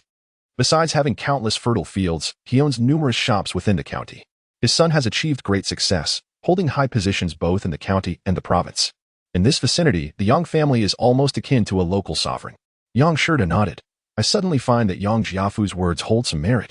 To live a lifetime in wealth and luxury is not a life wasted. This revelation puzzled not only Zheng Baochong, but also Shangwan Wanjing, who was uncertain of Yang Shirda's intentions. Yang Shirda continued. As the saying goes, men should learn both the arts and martial skills to compete with emperors, while women should be as beautiful as the moon and flowers, marrying a wealthy man. Zheng Baochong, do you not think we have jeopardized Miss Shangwan's bright future? Zheng Baochong looked at Yang Shirda with hesitation, unsure how to respond. Shangwan Wanjing gazed at Yang Shirda in shock, as though she no longer recognized him. Yet Yang Shirda, with a serious demeanor, persisted. Yang Jiafu's perspective is indeed quite reasonable. What young woman does not aspire to marry a wealthy man? Miss Shangwan, this is a once-in-a-lifetime opportunity. Finally, Shangwan Wanjing could no longer restrain herself. Without waiting for Yang Shirda to finish, she furrowed her brows and retorted. Mr. Zheng, what exactly are you trying to say? Yang Shirda, maintaining his earnestness, countered. Have I said anything wrong? I speak with your best interests at heart. Do not concern yourself with matters of concubines and secondary wives. Wealth and prosperity are what truly matter. Shangwan Wanjing replied angrily. What do you take me for? Yang Shirda, appearing helpless, said, I am being entirely sincere. I was indeed angry earlier, but upon reflection, I realize it was unwarranted. When Yang Jiafu arrives, I will certainly apologize on your behalf and speak favorably of you, so that he may take you. Shangwan Wanjing sighed, looking at Yang Shirda with disdain. I never imagined you to be such a person. With that, she turned in anger and walked away. Yang Shirda called after her. Miss Shangwan, do not leave in haste. Once this opportunity is lost, it may not return. Think it over. Yang Jiafu is immensely wealthy. Marrying him would mean a life free from want. Yang Shirda's words only spurred Shangwan Wanjing to quicken her pace, leaving without looking back. As her figure disappeared from sight, Yang Shirda finally exhaled a sigh of relief. Zheng Baochong, still puzzled, asked, Mr. Yang, what is your intent? Does Miss Shangwan truly desire Yang Jiafu's wealth? She is not that kind of person. Yang Shirda smiled wryly and sighed, offering no explanation. Watching Shangwan Wanjing's retreating figure, Zheng Baochong lamented. When that girl was present, I found it inappropriate to speak. Now that she has departed in anger, I must say, you two are indeed a well-matched pair. Mr. Yang, you possess great talent, and Miss Shangwan is no ordinary woman. Yang Shirda nodded. Indeed. Miss Shangwan is an extraordinary young lady. Zheng Baochong hesitated. So, such a wonderful girl, and you let her leave in anger? I had thought you would surely become a beautiful tale. Yang Shirda sighed again. Zheng Baochong, would you have her remain in danger? Zheng Baochong was taken aback, suddenly realizing, incredulously asking, Mr. Yang, did you do this on purpose? Chapter 23. Fortune and misfortune intertwined. Hearts connected. Yang Shirda nodded. What other choice did I have? Did you not hear Mr. Wen's words? If we do not cease our pursuit now, the consequences would be dire. Mr. Wen's predictions have never been inaccurate. I now believe he is not speaking without reason. Having come to this realization, Zheng Baochong looked at Yang Shirda with newfound respect, but still sighed. Mr. Yang, while you have protected Miss Shangwan, I fear you may never have the chance to meet again. She is a strong-willed girl. Yang Shirda smiled sadly. It is precisely because of this that I had to let her go. Zheng Baochong pondered for a moment before replying. That may be true. If Mr. Yang had appealed to her emotions and reason, Miss Shangwan undoubtedly would not have left. Yang Shirda waved his hand. Since she has already departed, let us not dwell on it. We must focus on devising a plan to have those in authority reconsider this case. When they arrive, remember not to mention Miss Shangwan again. We must not entangle her further in this matter. Zheng Baochong nodded. I understand. However, Mr. Yang, Mr.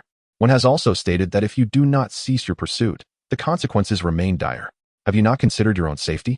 Yang Shirta laughed. I am not afraid. Did Mr. Wen not say that my fate is strong? No one can take my life but me. My life has long been given to the heavens. It now belongs to Shangwan Wanjing. Zheng Baochong was moved, gazing at Yang Shirta with admiration, his thoughts racing. Just after Shangwan Wanjing had left, Yang Jiafu arrived promptly. Looking around, he could not help but ask Zheng Baochong, where is that young lady, Shangwan Wanjing? Yang Shirta replied first, what is it? Did you not find the previous bet thrilling enough and wish to challenge me again? Yang Jiafu's face flushed, and he quickly shook his head. No. Do not misunderstand. I meant no such thing. I was trying to say, Mr. Yang, after I returned home, I called the authorities, but they did not believe me at all. Therefore, I feel it is imperative for both of you to represent us. Yang Shirta nodded and inquired about whether the authorities would send a forensic expert, as well as the current status of the priest. Yang Jiafu, with a proud demeanor, straightened his chest and assured Yang Shirta that he had indeed made the call, and the authorities would certainly dispatch a forensic expert. As for the priest's situation, Yang Jiafu admitted he had not inquired, so he was unaware. He simply wanted to find the murderer who dared to humiliate his father. He would not let them go lightly. Yang Shirta expressed his determination not to give up, but insisted that this matter must end here, with no further connection to Shangwan Wanjing. Moreover, he repeatedly admonished that when someone arrives, Yang Jiafu must not mention Shangwan Wanjing again. Naturally, Yang Jiafu was more than willing to comply, for he was even less inclined than Yang Shirta to bring up such a humiliating incident of self-inflicted disgrace. In fact, Yang Jiafu presumed that Yang Shirta's dismissal of Shangwan Wanjing was merely to preserve his own dignity. With this thought in mind, Yang Jiafu expressed his heartfelt gratitude, assuring that he would indeed refrain from mentioning Shangwan Wanjing. As the three engaged in conversation, a police car sped towards them and came to a halt just in front of the group. Several individuals swiftly disembarked, among them the newly appointed director, Zheng Mengxing. After greeting the crowd, Zheng Mengxing promptly instructed the forensic team to begin securing the scene and collecting evidence. While Zheng Mengxing was organizing the scene, a middle-aged, portly man emerged from the police car, striding forward and grumbling unhappily. There are countless homicide cases, if we attribute them all to a single individual. What purpose do we serve as police? You can report to the authorities, but why must you overturn a case that has already been resolved? Zhang Baolong quickly leaned in to whisper an explanation to Yang Shirta, noting that this man was a subordinate of Zheng Mengxing, known for his volatile temperament. Following Zheng Mengxing's promotion, this individual had also been elevated to the position of captain. Yang Shirta nodded, understanding that the fallout from reopening the case would primarily impact those in power who might find their positions jeopardized. Upon witnessing the man's fury, Zheng Mengxing laughed heartily, urging him to calm down. However, Yang Jiafu, lacking loyalty, immediately pointed at Yang Shirta, declaring, this has nothing to do with me. It was his deduction. He told me that the bodies of these children are linked to the previous murderer. The man looked at Yang Shirta and inquired, you deduced this? Yang Shirta, casting a complex glance at Yang Jiafu, replied, indeed, it was I. The man, incensed, retorted, nonsense. Are you suggesting that throughout 5,000 years of history, every homicide was committed by the same person? Yang Shirta merely glanced at the man, choosing to ignore him. This demeanor only fueled the man's anger further as he demanded, what is your name? Yang Shirta coldly responded, Yang Shirta. The man rolled his eyes, scrutinizing Yang Shirta, and continued to press, so you are Yang Shirta? Are you simply looking for trouble? Yang Shirta replied with a sneer, it seems you are the one looking for trouble. The man, now furious, brandished a pair of handcuffs, threatening, do you dare to defy me? Do you believe I won't arrest you right now? Zheng Baolong hastily intervened, attempting to defuse the situation. Meanwhile, Yang Jiafu watched with amusement, arms crossed, chuckling. Yang Shirta extended his hand, coldly stating, if you wish to handcuff me, there must be a charge, right? Abuse of power. Do you believe I won't report you? If you lack a valid reason, you owe me an apology. The man waved the handcuffs again, angrily declaring, a charge? Does falsely reporting a case count? What grounds do you have to claim that this murderer is the same person? Yang Shirta retorted coldly, what I say is irrelevant. As a police officer, do you not understand that the truth must await the autopsy report and evidence collection before a conclusion can be drawn? At a loss for words, the man angrily shoved Zheng Baolong aside and attempted to cuff Yang Shirta. Before he could act, Zheng Mengxing finally shouted, can you not wait for the results to come in? After being reprimanded by his superior, the man finally ceased his aggression, though he could not resist giving Yang Shirta a fierce glare. Zheng Baolong cast a worried glance at Yang Shirta, but Yang Shirta smiled calmly. assuring him there was no need for concern. Yang Jiafu, though somewhat disappointed, continued to revel in the unfolding drama. Yang Shida turned to Yang Jiafu, coldly questioning, "Is it true that customs here differ significantly from other places?" Yang Jiafu was taken aback, asking, "Some discrepancies are normal. What exactly is Mr. Yang referring to?" Yang Shida replied solemnly, "I wish to inquire whether it is customary here for the corpses of children to be placed atop the heads of the deceased, signifying their noble status?" Yang Jiafu froze, his face turning a deep shade of red. Yang Shida, maintaining a serious demeanor, continued, "This is my first encounter with such a scene, so I assumed it must be the case. Otherwise, how could you, Mr. Yang, appear so amused?" Incensed, Yang Jiafu retorted, "You should concern yourself with the possibility of being arrested shortly." Yang Shida laughed, "There's no need for your worry. You won't have the opportunity to apprehend me." After about half an incense stick's worth of time, the forensic team finally emerged from the shrine. The irate policeman was the first to approach, inquiring about the findings. The forensic expert replied, "Director Zheng, the cause of death was due to exsanguination. The wounds are located on the carotid artery, identical to the previous corpses." Zheng Mengxing furrowed his brow in contemplation, remaining silent. The agitated policeman could not restrain himself, pressing for clarification on whether any discrepancies had arisen and if this case differed from the previous one. The forensic expert replied sternly, "I must take responsibility for my work. How could I possibly make a mistake? If you were to invite that exchange student sent by the province to review, the results would be the same." At that moment, several other officers involved in the scene investigation approached Zheng Mengxing, reporting that the shrine was pristine, yielding no clues. However, they noted that several footprints around the shrine closely matched those of the priest. The irate policeman exclaimed, "That's impossible. The priest has been incarcerated in the provincial prison. How could he possibly be here?" After a brief pause, he added, "Did you examine the footprints closely? Are you certain they weren't left long ago?"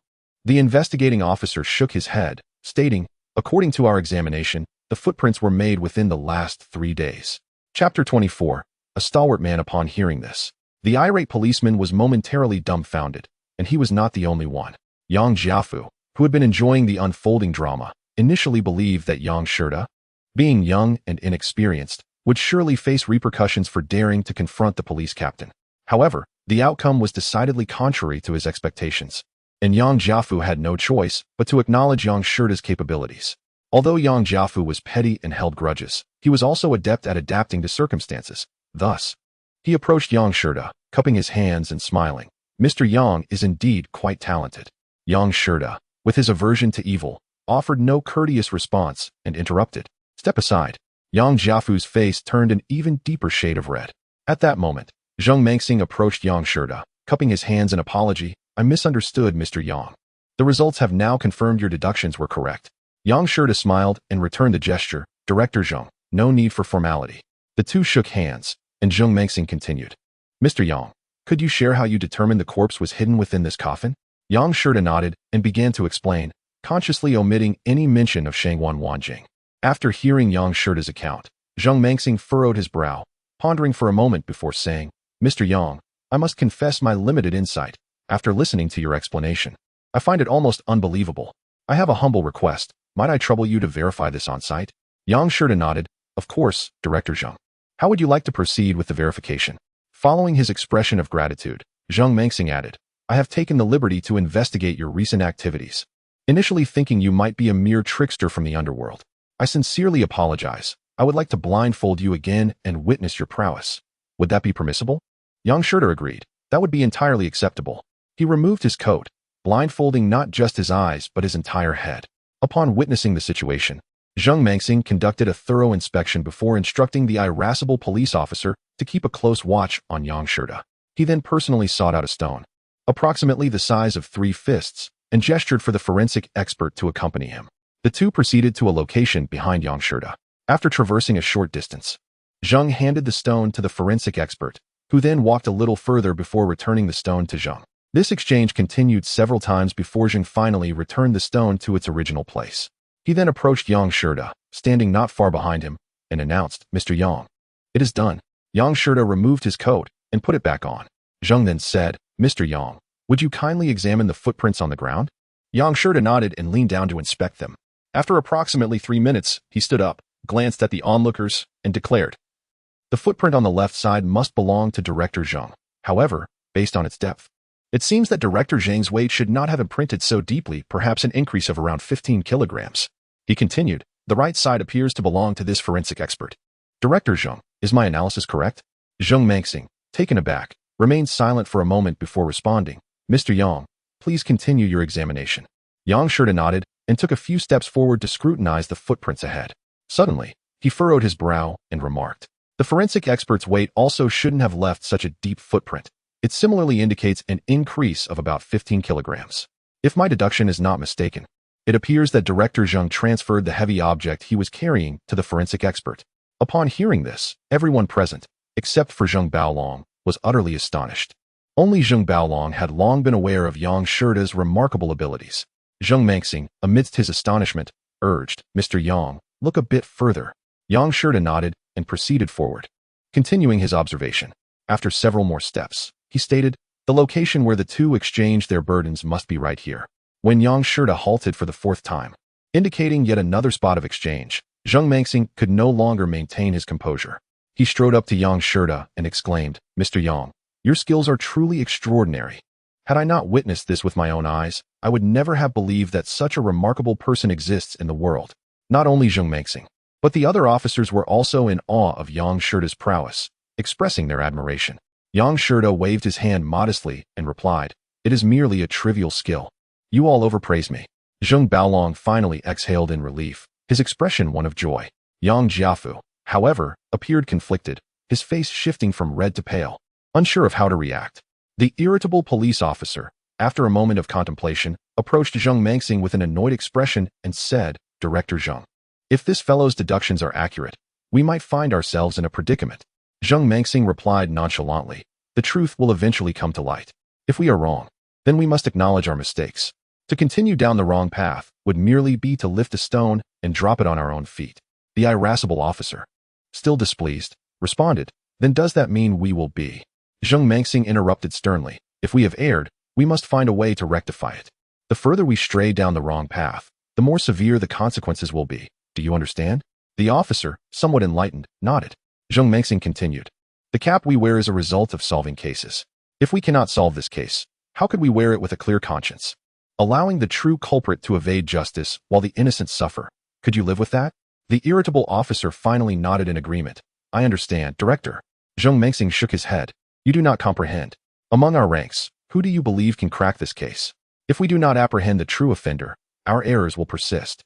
The officer finally came to his senses and promptly turned to Yang Shurda, bowing deeply. Mr. Yang, I was mistaken. I apologize. If you feel any grievance, feel free to scold me or strike me. I, Zheng Hang, will not retaliate.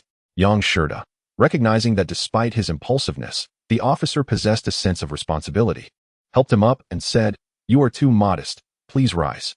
Zheng Mengxing interjected, Mr. Yang, you may not know, but Zheng Hang, despite his fiery temper, is a man of integrity, someone truly worthy of trust. His attachment to this cap stems from his ailing father. Without this stable position, he cannot shoulder the burdens at home. Upon hearing this, Yang Shurda nodded in agreement. What I respect most are those who embody both filial piety and chivalry. As he spoke, Yang Shurda reached into his pocket and produced a gold leaf, handing it to Zheng Hang. Take this gold leaf and use it for your father's medical treatment. Zheng Hang immediately refused. I cannot accept this. I appreciate your generosity, Mr. Yang, but I cannot take your money. Yang Shurda grasped Zheng Hang's hand and firmly insisted. Why such reluctance? Money is transient. It is earned and spent. Filial duty comes first and cannot wait.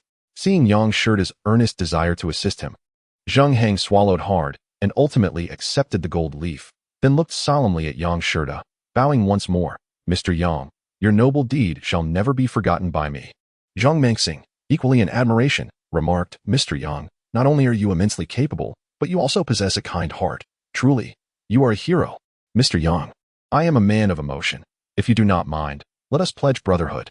Yang Shurda gratefully acknowledged this gesture, but his thoughts suddenly drifted to Shangwan Wanjing, wondering if she would manage to escape the impending danger. Chapter 25. When disaster strikes, each flees for themselves while the police's troubles were temporarily resolved. Yang Shurda remained filled with unease. Finding the true culprit was paramount. The adversary was not only cunning and ruthless but also concealed in the shadows. No one knew their identity or when they might strike. Coupled with the old man's words, Yang Shurda felt a lingering anxiety. He could only hope that his deliberate act of driving Shangguan Wanjing away would prevent her from encountering any misfortune. Seeing Yang Shida nod in agreement, Zhang Mengxing smiled with satisfaction and, visibly excited, said, "Brother Yang, though I am a man of the government, I am also a 7-foot man who once harbored the spirit of chivalry like a brother. Can you trust me?" Yang Shida nodded affirmatively. "Indeed, I trust you. I can see that Brother Zheng is also a man of honor. As a government official, you are undoubtedly more capable of delivering justice." Zheng Mengxing expressed his gratitude while turning to Zheng Hang. He too possesses a heart of chivalry.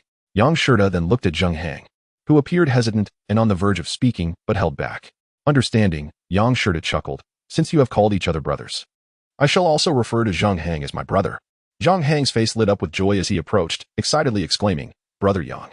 Meanwhile, Yang Jiafu stood awkwardly to the side, having initially believed that Yang Shida, being young, lacked experience and skill, and that Zheng Hang's notorious temper would surely lead to a humbling experience. Little did he expect that in the blink of an eye, the three had already begun calling each other brothers. Yang Shida, noticing Yang Jiafu's discomfort, chose not to engage with the shameless old man. As the saying goes, one should debate with heroes rather than stoop to the level of the petty. Yang Jiafu's character was indeed lacking, and Yang Shida found no merit in lowering himself to his standards. Zheng Mengxing promptly assigned Yang Jiafu to manage the aftermath, while he invited Yang Shida to accompany him in the police vehicle back. Meanwhile, Shangguan Wanjing was not as far away as it seemed. After running several miles, she suddenly realized Yang Shida's good intentions. Shangguan Wanjing was indeed a perceptive individual, fully aware that returning now would be a trivial matter of face, as Yang Shida would surely oppose her continued investigation into the case. A spark of inspiration struck her. It would be more prudent to conduct her inquiries clandestinely, turning the tables on her adversary. In this manner, she would be like a mantis stalking its prey, while Yang Shida remained oblivious to her presence. Furthermore, Shangguan Wanjing harbored a deep apprehension towards Mr. Wen's divination skills. Should she pursue the investigation further, the consequences could be dire. Her concerns were twofold. She feared for Yang Shida's safety, with the true culprit still at large, and she worried that the police might create complications for Yang Shida. After all, his pursuit of a closed case would inevitably attract unwanted attention from the authorities. Consequently, Shangguan Wanjing resolved to conceal herself and observe from the shadows. In her hidden vantage point, she could see but not hear. She watched as Yang Shida covered his head with his coat, while the police and forensic experts began to move the stones. Only then did she let out a sigh of relief. Shangguan Wanjing firmly believed that, given the opportunity, Yang Shida would undoubtedly manage to win over the police with his capabilities. Additionally, her previous interactions with Zheng Mengxing reassured her that he was not a nefarious character, thereby alleviating the threat from the police for the time being. As she observed the police sharing laughter with Yang Shida, her confidence in her deductions grew stronger. The only remaining peril was the elusive murderer. After a moment of contemplation, Shangguan Wanjing decided to proceed with her plan. Upon arriving in the county, she procured a new wardrobe, suit, shirt, tie, leather shoes, and sunglasses. Although the attire was male, her figure was so well proportioned that it evoked a bittersweet smile from her. Nonetheless, this disguise was not without merit. As long as one did not scrutinize her closely, recognition would be virtually impossible. Indeed, in the subsequent days, Yang Shida and Zheng Mengxing frequented the hotel and police station without the slightest inkling of the woman in sunglasses and a low-brimmed hat observing from a distance. They tirelessly searched for clues, expanding their radius significantly from the focal point of Bema village, yet still found no leads. However, news soon arrived from higher authorities. The province had decided to release the priest. Moreover, due to Zheng Mengxing's proactive reporting of the latest developments, no responsibilities were assigned. Even more uplifting was the decision for Zheng Mengxing to continue leading the investigation, allowing him to redeem himself. Upon learning this news, Yang Shida felt a sense of relief. The release of the priest alleviated one of Shangguan Wanjing's burdens. Yet, he could not help but ponder where Shangguan Wanjing might have gone after their parting. Neither Zheng Mengxing nor Zheng Hang had been able to ascertain her whereabouts. Their brief encounter had left them only with names, while the rest remained a mystery, making future meetings exceedingly unlikely. With a sigh, Yang Shida concluded that as long as Shangguan Wanjing was safe, everything else paled in comparison. Turning to Zheng Mengxing, he said earnestly, "Our actions are drawing too much attention. I believe it would be wise for us to separate for the time being." Zheng Mengxing nodded in agreement. "Very well. Should you uncover any new information or require assistance, please do not hesitate to inform me." As Yang Shida exited the police station, a small package suddenly fell at his feet from a rickshaw. The individual who dropped it seemed oblivious to the incident and continued on their way. Yang Shirda paused for a moment and called out, "Hey, wait a moment. You dropped this." Yet, the rickshaw continued to drift away, seemingly unheard. Reluctantly, Yang Shirda bent down to retrieve the package and hurriedly pursued the vehicle. After considerable effort, he managed to stop the rickshaw only to discover a young woman seated inside. Holding up the small package, he inquired, "Miss, is this your package?" The young woman looked around, glanced at the package in his hand, and exclaimed, "Yes, yes. How did it end up in your possession? I didn't even notice it was gone." Yang Shirda returned the package, saying, "It fell from your rickshaw as you passed by. Be careful not to lose it again." Having returned the package, he turned to leave. But the young woman jumped down from the rickshaw, blocking his path. "Sir, please don't rush off. At least allow me to thank you."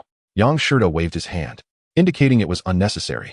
However, as he continued to walk, the young woman persisted, "That's simply one to do. This package is of utmost importance to me. I must express my gratitude." As she spoke, she retrieved a handful of coins from the package and offered them to Yang Shirda, stating, "Just a small token of appreciation. I hope you want tea refuse." Without even glancing at the coins, Yang Shirda replied coolly, "It is your belongings. I am merely returning it. You need not thank me.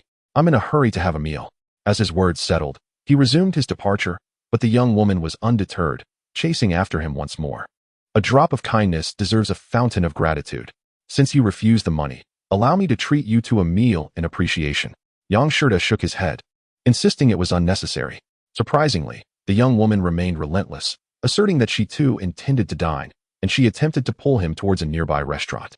Left with little choice, Yang Shirda finally acquiesced.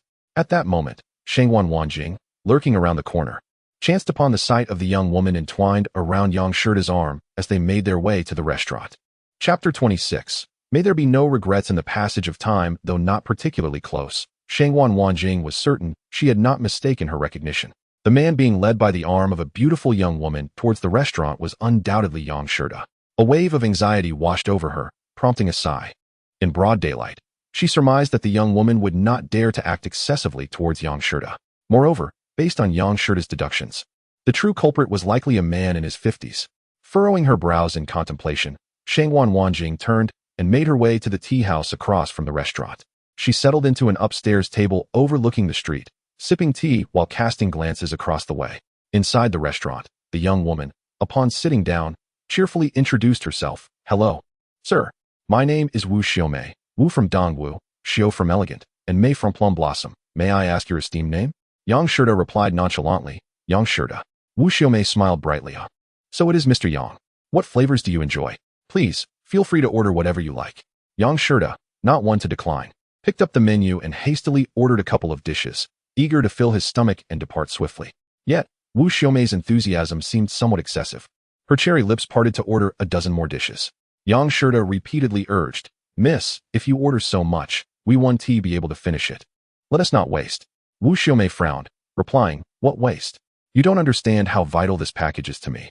If I truly lost it, my losses would far exceed just the cost of a meal." As she spoke, she raised the package in her hand.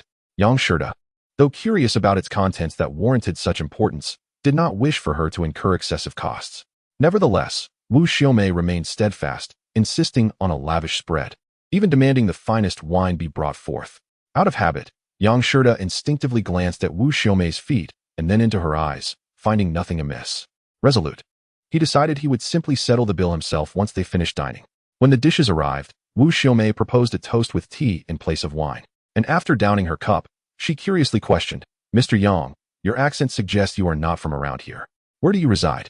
Yang Shirda, sipping his drink, replied, "I am from out of town." Wu Xiaomei continued to press, "No wonder your accent is different. Are you here for business, Mr. Yang?" Yang Shirda replied without raising his head, "I was merely passing through, on my way to Shanghai." Upon hearing this, Wu Xiaomei's eyes brightened, and she exclaimed, "What a serendipitous encounter. So, Mr. Yang also works in Shanghai?" "I do too. I reside near Hanxiao. Where do you work in Shanghai, Mr. Yang?" Yang Shirda set down his cup and replied, "I am currently unemployed and am heading to Shanghai to seek a job." Wu Xiaomei, brimming with enthusiasm, smiled and said, "Shanghai is a wonderful place. If you are new to the city, why not come stay with me? You won't have to worry about meals or accommodation. May I ask what kind of job you are looking for? Perhaps I could be of assistance." Naturally, Yang Shirda had no intention of seeking help from this young woman. As they had just met, he could only respond, Thank you for your kind offer, but I have yet to decide on a job. I'll figure it out once I arrive. Wu Xiaomei, however, gazed intently at Yang Shida and suggested, you seem to be an educated man. Why not consider working at our company? We offer competitive salaries.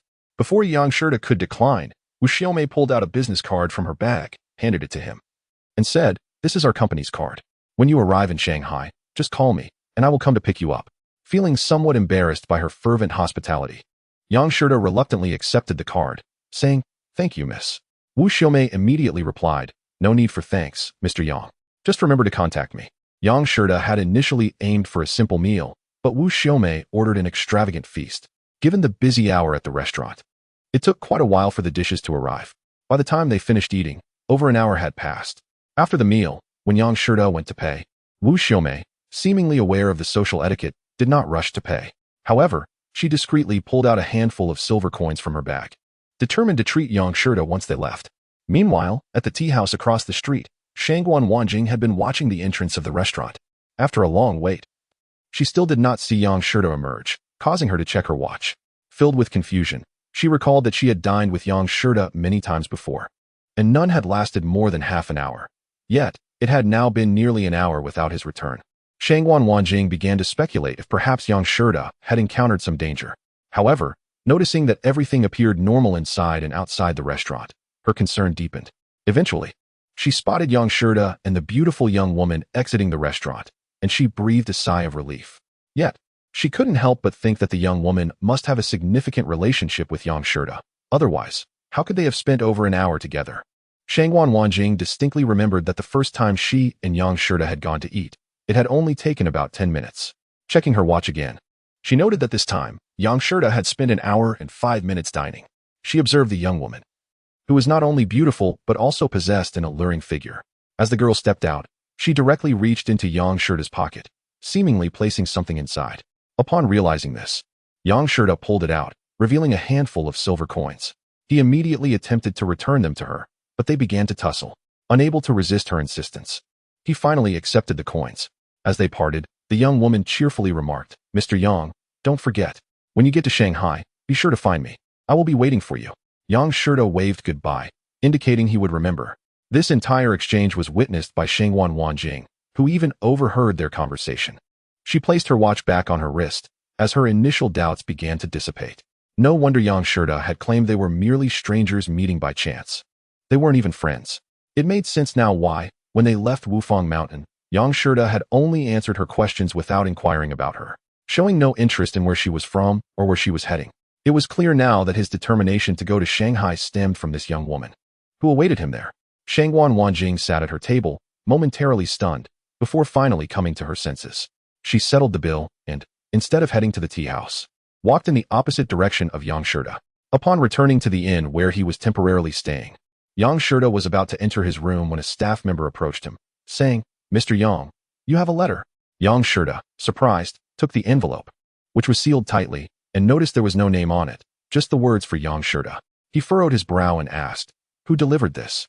The staff member replied, a little beggar asked me to pass it to you. Yang Shida frowned and continued, what kind of beggar? The staff member shrugged and said, I couldn't say. He looked about 10, dirty and short. Yang Shida sighed, sensing the situation was more complicated than it appeared. He opened the envelope, revealing a sheet of paper along with a strand of black hair. The paper bore no heading or signature, only a scrawled message. If you wish to see Shangguan Wanjing, hurry to the northern hills of the city before midnight, or bear the consequences. The handwriting was uneven, clearly intentional, and the ink was a striking red, reminiscent of blood. Yang Shida's heart raced as he clutched the letter and dashed out of the inn, catching a rickshaw driver at the door. He handed the driver a handful of silver coins and shouted, to the northern hills. Quickly, seeing Yang Shida's generous tip, the driver wasted no time and took off at full speed. Although Yang Shida was anxious, luck was on his side. The driver was both strong and experienced, opting for shortcuts instead of main roads. As he held the letter, recalling Mr. Wen's fortune-telling, Yang Shida grew increasingly tense, his hand instinctively gripping the dagger hidden in his clothing, fearing that he might arrive too late to save Shangguan Wanjing. Meanwhile, after leaving the tea house, Shangguan Wanjing wandered aimlessly down the street, lost in thought. Perhaps feeling downcast, or perhaps having drunk too much water over the hour, she felt no hunger whatsoever. After wandering aimlessly for a while, her mood gradually improved. She reflected on her brief encounter with the man surnamed Zheng, realizing that they were indeed mere strangers. And he had stated they were not even friends. Moreover, she had witnessed the chemistry between Yang Shida and the young woman. With this thought, Shangwan Wanjing recalled her own plan to provoke Yang Shida into leaving. Lowering her hat and donning sunglasses, she headed towards the inn where Yang Shida was staying. Everything appeared normal. The rickshaw drivers outside were lazily waiting for passengers. Across from the inn was a cosmetics shop, and as Shangwan Wanjing approached it, she slowed her pace when she overheard a group of drivers conversing. It turned out they were praising one of their own for his good fortune, expressing a desire for more wealthy patrons like him at the inn. They envied how generously he had tipped, seemingly without counting, offering a handful of silver coins and stating that if he was fast enough, he would tip again. If she remembered correctly, the gentleman's name was Yang Shida. If only he would take her rickshaw next time.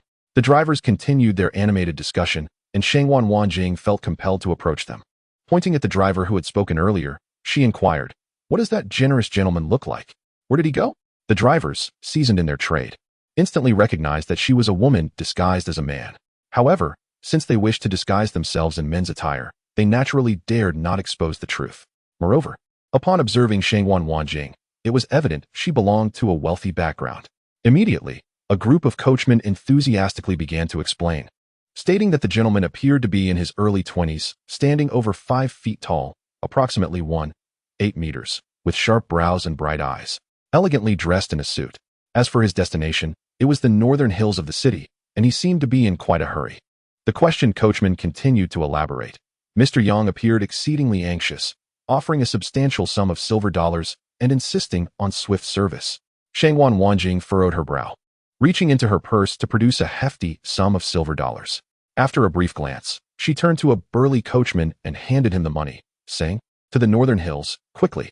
If you can catch up with Mr. Yang, I shall reward you handsomely." The coachman, visibly elated, wasted no time and, once Shangwan Wanjing was settled, took off at a gallop. The other coachmen watched in astonishment as their companion raced away. Yang Shida, in a state of urgency, reached the northern hills in little more than the time it takes to brew a cup of tea. The coachman, while pulling the carriage, inquired, "Sir, do you wish to ascend the mountain? However, I must warn you, I can only take you halfway up. The path becomes too rugged for travel." Yang Shida promptly replied, "No need to climb. Just let me off at the foot of the mountain." The coachman acquiesced, slowing his pace. Before he could come to a complete stop, Yang Shida leaped down, handing over half of the silver dollars given to him by Wu Xiaomei to the coachman without a glance. He then set off towards the mountain. Despite having no clues to follow, Yang Shida was acutely aware that the adversary must be lying in wait at a higher vantage point, observing his every move. He felt no concern about straying off course, for the enemy would surely devise a means to lead him where they desired. The mere fact that the letter had reached him indicated that the adversary had been monitoring him closely. Soon, Yang Shida discovered a set of footprints along the path. He halted, bending down to examine them closely. To his astonishment, these footprints unmistakably belonged to the true culprit. From the impressions left behind, it appeared these prints had been made the previous night. Standing up, Yang Shida scanned his surroundings with suspicion. Aside from the footprints before him, there were no other traces to be found. After comparing the prints, Yang Shida exhaled in relief, as he estimated the true culprit's weight to be around 65 kilograms. The current prints, however, indicated a weight of only 70 kilograms, a mere increase of less than 10 kilograms. Thus, he concluded that the true culprit had not carried Shangwan Wanjing up the mountain. Such a brief period would not allow for a significant change in weight. As Yang Shida regained his composure, he slapped his forehead, realizing that his concern had clouded his judgment. Shangwan Wanjing was not so easily dealt with. The true culprit must have been lurking in the shadows, tracking his movements, aware that he was not accompanying Shangwan Wanjing. Hence, they had devised a ruse to draw him out, leading him to this desolate northern hill with the apparent intent of murder and silencing him. With this realization, the increase in weight became clear. It was likely the weapon intended for his demise. Contemplating this, Yang Shida found himself less anxious, resolving to confront the true culprit. He strode purposefully towards the mountain's peak. He understood that he would be pitted against a vicious adversary, cunning and treacherous. Gripping his dagger tightly, he cautiously ascended the mountain. Following the footprints for approximately 100 meters, he encountered no unusual occurrences. Yang Shida maintained a heightened sense of awareness throughout, careful not to let his guard down. As he navigated the treacherous path, he suddenly halted, taken aback by the sight before him. There, suspended from a large tree, was a young woman clad in pink attire. However, she faced away from him, making it impossible for Yang Shida to discern her features and ascertain whether she was indeed Shangwan Wanjing. Yet, her silhouette bore a striking resemblance to her. Chapter 28. The heights and depths of mountains and waters. Yang Shida's heart raced, and he instinctively dashed towards the tree. Yet, he quickly checked himself, awakening to a cold smile. After a moment of trepidation, he felt grateful for his tracking skills. His earlier observations had unveiled a secret about the true culprit. Had he not been vigilant, he would have fallen prey to the trap laid for him. Wiping the cold sweat from his brow, he scanned his surroundings and once again knelt to examine the footprints. They were remarkably faint, almost imperceptible unless one was truly attentive. Besides the prints leading towards the tree, there were also some indicating a retreat.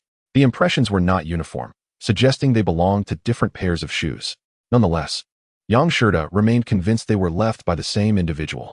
This person was undoubtedly the killer, deliberately sowing confusion. The elaborate setup around the tree revealed a sinister intent. Upon noticing this, Yang Shida calmed himself, refraining from recklessly rushing to rescue the figure hanging from the tree. Instead, he continued to scrutinize the ground for further traces. Soon, he discerned the killer's scheme. Among the surrounding brush, he spotted several nearly invisible white threads. Had it not been for Yang Shida's keen eyesight, he would have easily overlooked them. If he had not regained his composure, he would have fallen victim to the trap. These threads were certainly connected to some mechanism or trap. Upon counting, he found several such threads. Any approach towards the tree would likely trigger one or more of them. Yang Shida surmised that these threads were likely linked to concealed projectiles. However, as he scanned the area, he found no signs of traps. Even around the tree, there was an absence of any hidden mechanisms. Furrowing his brow in confusion, Yang Shida struggled to understand the underlying logic. He believed that not discovering any traps, or even if they were present, would make it difficult for them to strike him. Moreover, hitting a vital point would be even more challenging, given the open terrain. After a meticulous examination, he cautiously approached the tree, skillfully avoiding the white threads, finally coming face to face with it. Yet, upon reaching the tree, he found himself even more perplexed. To his relief, the figure bound to the tree was not a real person, but a dummy. However, he soon identified the mechanism, a large bow, its arrows aimed toward the treetop. Yang Shida pondered the peculiarities. How strange. The threads that trigger the trap are well placed. Yet why are the arrows aimed upwards? Does the killer think I would appear from above? After confirming there was no immediate danger, Yang Shida turned his gaze in the direction indicated by the arrows. To his shock, he was met with a sight that heightened his admiration for the killer's cunning. The arrows were directed towards a large object resembling a cage. Having grown up in the mountains, Yang Shida recognized it immediately. It was a hornet's nest, about the size of 4 or 5 soccer balls. He understood the peril hornets posed. Even a full-grown adult could succumb to their venom, let alone a creature as hefty as a hippopotamus. Upon realizing the nature of this hidden trap, Yang Shida proceeded with utmost caution, fully aware that provoking the hornets could spell disaster. As he contemplated how to navigate this perilous situation, he could not help but admire the meticulous planning of the true culprit. It is no wonder that the murderer chose to come here in the dead of night. It was merely to avoid being attacked by the wasps. These creatures are diurnal, remaining hidden at night, thus most of them retreat to their nests. The murderer's cunning design likely stemmed from the possibility that the concealed weapons might miss their target or fail to strike a vital area. However, aiming an arrow at the wasp nest, if it were to strike true, would leave the assailant with no refuge. Furthermore, these wasps are relentless, pursuing their prey for several kilometers. While secretly cursing the murderer's treachery, Yang Shida cautiously removed the arrow to avoid harming any innocent bystanders. After extracting the arrow, as he prepared to distance himself from the tree, he noticed a flash of white light from the bushes, as if something was amiss. Frowning, he decided to investigate and discovered, to his astonishment, a sharp blade hidden among the undergrowth. Yang Shida speculated that the murderer had inadvertently left the knife behind. Given the murderer's meticulousness, even changing shoes to avoid leaving fingerprints, it was unlikely that any obvious clues would remain. Thus, he gathered the knife without hesitation. Once he had distanced himself from the tree, he finally breathed a sigh of relief. After securing the knife, Yang Shida turned and hurried down the mountain. However, as he reached the hillside, a young man appeared, sprinting up the mountain at an alarming speed, clutching something in his hands. Dressed entirely in black, the figure exuded an eerie aura. Yang Shida furrowed his brow. Judging by the young man's physique, he seemed to be a skilled fighter. Uncertain if this individual was the murderer, Yang Shida contemplated that remaining steadfast might be the best course of action, and thus he halted, waiting for the stranger to approach. Concealed in the bushes, Yang Shirda was curious about the young man's purpose in this desolate wilderness. The young man, seemingly reckless, dashed up the mountain with great urgency. As Yang Shirda observed, he grew increasingly intrigued. Although clad in a suit and wearing sunglasses, the individual moved with a lightness that belied his appearance. His shoulders narrow and waist slight, leading Yang Shirda to suspect he was not male. Frowning, he wondered who could be masquerading as a man in such a remote location. As the figure drew nearer, Yang Shirda couldn't help but chuckle. The object in the young man's grasp was merely a hat. The longer he looked, the more he sensed a striking familiarity about the newcomer. Hesitating for a moment, seeing only a hat in hand, he decided to cease hiding and ambled down the mountain. The stranger soon spotted Yang Shirda and slowed his pace. Upon their encounter, Yang Shirda was taken aback. This was none other than Shangwan Wanjing. It was no wonder he hadn't seen her for several days. She had resorted to disguising herself as a man. Yang Shirda approached her, but she donned the hat and appeared conflicted about whether to leave immediately. Since no danger had yet arisen, he had no reason to seek her out. Nonetheless, feeling uneasy, he resolved to observe further. Shangwan Wanjing was unaware of whether Yang Shirda had sustained any injuries. After all, he was quite the enigma, having maintained a smile even when stabbed in the heart at Wufang Temple. They almost simultaneously halted, with Shangwan Wanjing coldly inquiring, "What a coincidence, Mr. Yang. What brings you here?" Yang Shirda, not wishing to expose her ruse, replied, "I heard the northern hills of the city boast beautiful scenery, so I thought I would come and see for myself." Upon hearing this, Shangwan Wanjing nearly burst into laughter. Had she really rushed here at breakneck speed merely to admire the view? After all, while it was indeed a hill, it was merely a small one, far inferior to Wufang Mountain, hardly worthy of such praise. The case remained unsolved, and the murderer was still at large. How could Yang Shirda be so preoccupied with the scenery? Before she could question him further, Yang Shirda suddenly asked, "And what brings you here, Miss Shangwan?" Shangwan Wanjing was momentarily taken aback. Her thoughts were solely occupied with Yang Shirda's safety, leaving no room for such inquiries. Without thinking, she blurted out, "I also heard that the northern hills of the city are quite lovely, so I came to take a look." Yang Shirda couldn't help but chuckle. While he had at least strolled leisurely down, Shangwan Wanjing had sprinted up the hill as if her life depended on it. To spare her embarrassment, he stifled his laughter. It seemed Shangwan Wanjing had come to the same realization, yet she was more reluctant to divulge the truth to Yang Shirda. For a moment, both fell silent, the air thick with awkwardness. Shangwan Wanjing lowered her head and continued her ascent. Yang Shirda felt a sudden pang of anxiety. Should she reach the summit and discover the dummy in the tree, she would surely realize he had come to rescue her. Moreover, that tree harbored a nest of wasps. Hastily, he called out, "Miss Shangwan, please hold on. The view up there is not worth seeing." Upon hearing this, Shangwan Wanjing paused, waiting for him to elaborate. Yang Shirda cleared his throat and continued, "I just came down from above, and the scenery is quite mediocre, so there is no need for you to ascend." While Shangwan Wanjing had no genuine desire to see the view, if she didn't continue upward, she would inevitably face a more troublesome predicament. She would have to descend the mountain with Yang Shirda. She felt torn. Thoughts of the young, beautiful girl who accompanied Yang Shirda for dinner resurfaced in her mind. Resolutely, she coldly replied, "Thank you for your concern, Mr. Yang, but everyone has their preferences. Perhaps I enjoy this kind of scenery." With that, she resumed her ascent. Yang Shirda called out again, "Wait, there is a nest of wasps at the summit. It would be best for you not to go." Shangwan Wanjing coldly retorted, "I understand. I will take a detour." Seeing her determination to proceed, Yang Shirda grew anxious as she continued up the mountain. He hastily added, "Miss Shangwan, I nearly forgot to share some good news. The priest has been exonerated." At this, Shangwan Wanjing finally halted. During this period, her greatest guilt had been regarding the priest. Although she knew the authorities must have realized he was wrongfully accused after the incident in Bema village. The layers of bureaucracy meant it would be a cumbersome process to rectify the situation, fraught with risks of losing one's position. The safest option was to remain silent and handle the Bema village matter privately. Once the perpetrator was apprehended, they could report the case together, ensuring the preservation of their positions. Hearing Yang Shirda's words, Shangwan Wanjing understood that he must have played a significant role in this development. With her concerns alleviated, she turned to him sincerely and said, "Thank you, Mr. Yang." Yang Shirda waved his hand dismissively. "It has nothing to do with me." Director Zheng acted impartially. Yet, Shangwan Wanjing interjected, "Mr. Yang, I am well aware that you intentionally drove me away that day at the Bema village ancestral hall." Yang Shirda stole an awkward glance at her. Realizing he could no longer conceal the truth, he confessed, "The priest has indeed been exonerated, and Director Zheng is diligently working to resolve this case." Perhaps it would be best for you to let this matter rest. Shangwan Wanjing shook her head resolutely. I appreciate your goodwill, but as long as the murderer remains at large, I will not cease my pursuit of the true culprit. Mr. Yang, you should hasten to Shanghai. You've lingered here long enough. Although Shangwan Wanjing intended to express that one ought not to keep a young lady waiting, she ultimately refrained from voicing it. Observing the young woman, who donned male attire with a distinctive flair, Yang Shirda could not suppress a sigh. After some contemplation, he concluded that allowing Shangwan Wanjing to investigate alone was unwise. It would be far better for them to pursue the case together.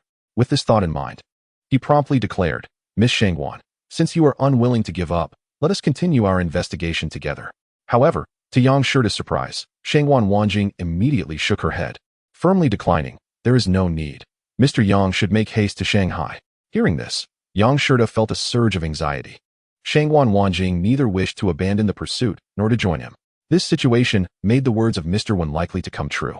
Moreover, recalling the methods of the perpetrator, he could not help but urge, Miss Shangwan, since that is the case, I shall speak candidly. The murderer is cunning and treacherous. I nearly fell into his trap just on the mountain. Without further hesitation, Yang Shirda revealed every detail of the circumstances. Upon hearing this, Shangwan Wanjing felt a swell of emotion within her. Yet, she did not display her feelings, simply reiterating, the more insidious the murderer, the more imperative it is for me to capture him swiftly. Furthermore, since you have seen through his ruse, why not remove that dummy? Yang Shirda was momentarily taken aback, but soon grasped her implication, asking, are you suggesting that those items could serve as clues? Shangwan Wanjing nodded, affirming, precisely. Since you deduce that the murderer is approximately 50 years old and male, purchasing such women's items would certainly draw attention. Although the likelihood of them being clues is not high, they remain a lead worth pursuing. You could hand them over to the police for further investigation.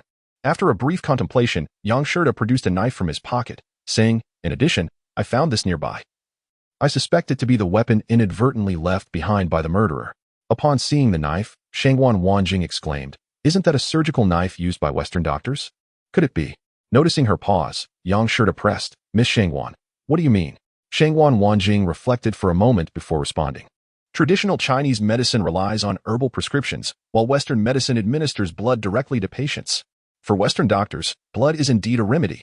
Yang Shirda nodded in understanding, indeed. I comprehend what you are implying. Until the murderer is apprehended, everyone remains a suspect. After a brief pause, she continued, we cannot dismiss another possibility. This surgical knife might serve as a diversion, much like the priest's button I discovered in Shangha village. A deliberate attempt by the murderer to obfuscate the truth and mislead us. The two deliberated for a while, agreeing that this was a lead worthy of further investigation. They proceeded together up the mountain, retrieving the dummy bound to a tree, along with the female clothing and wig, intending to hand them over to the police. After completing this task, they descended the mountain side by side. Yang Shirda felt a sense of relief that Shangwan Wanjing had not once again refused to accompany him. Their partnership certainly afforded her greater safety than if she were alone. Conversely, Shangwan Wanjing contemplated how to expedite Yang Shirda's departure to Shanghai, ensuring he no longer interfered in the case. Each harbored concerns for the other's safety, fearful that Mr. Wen's predictions might come to fruition.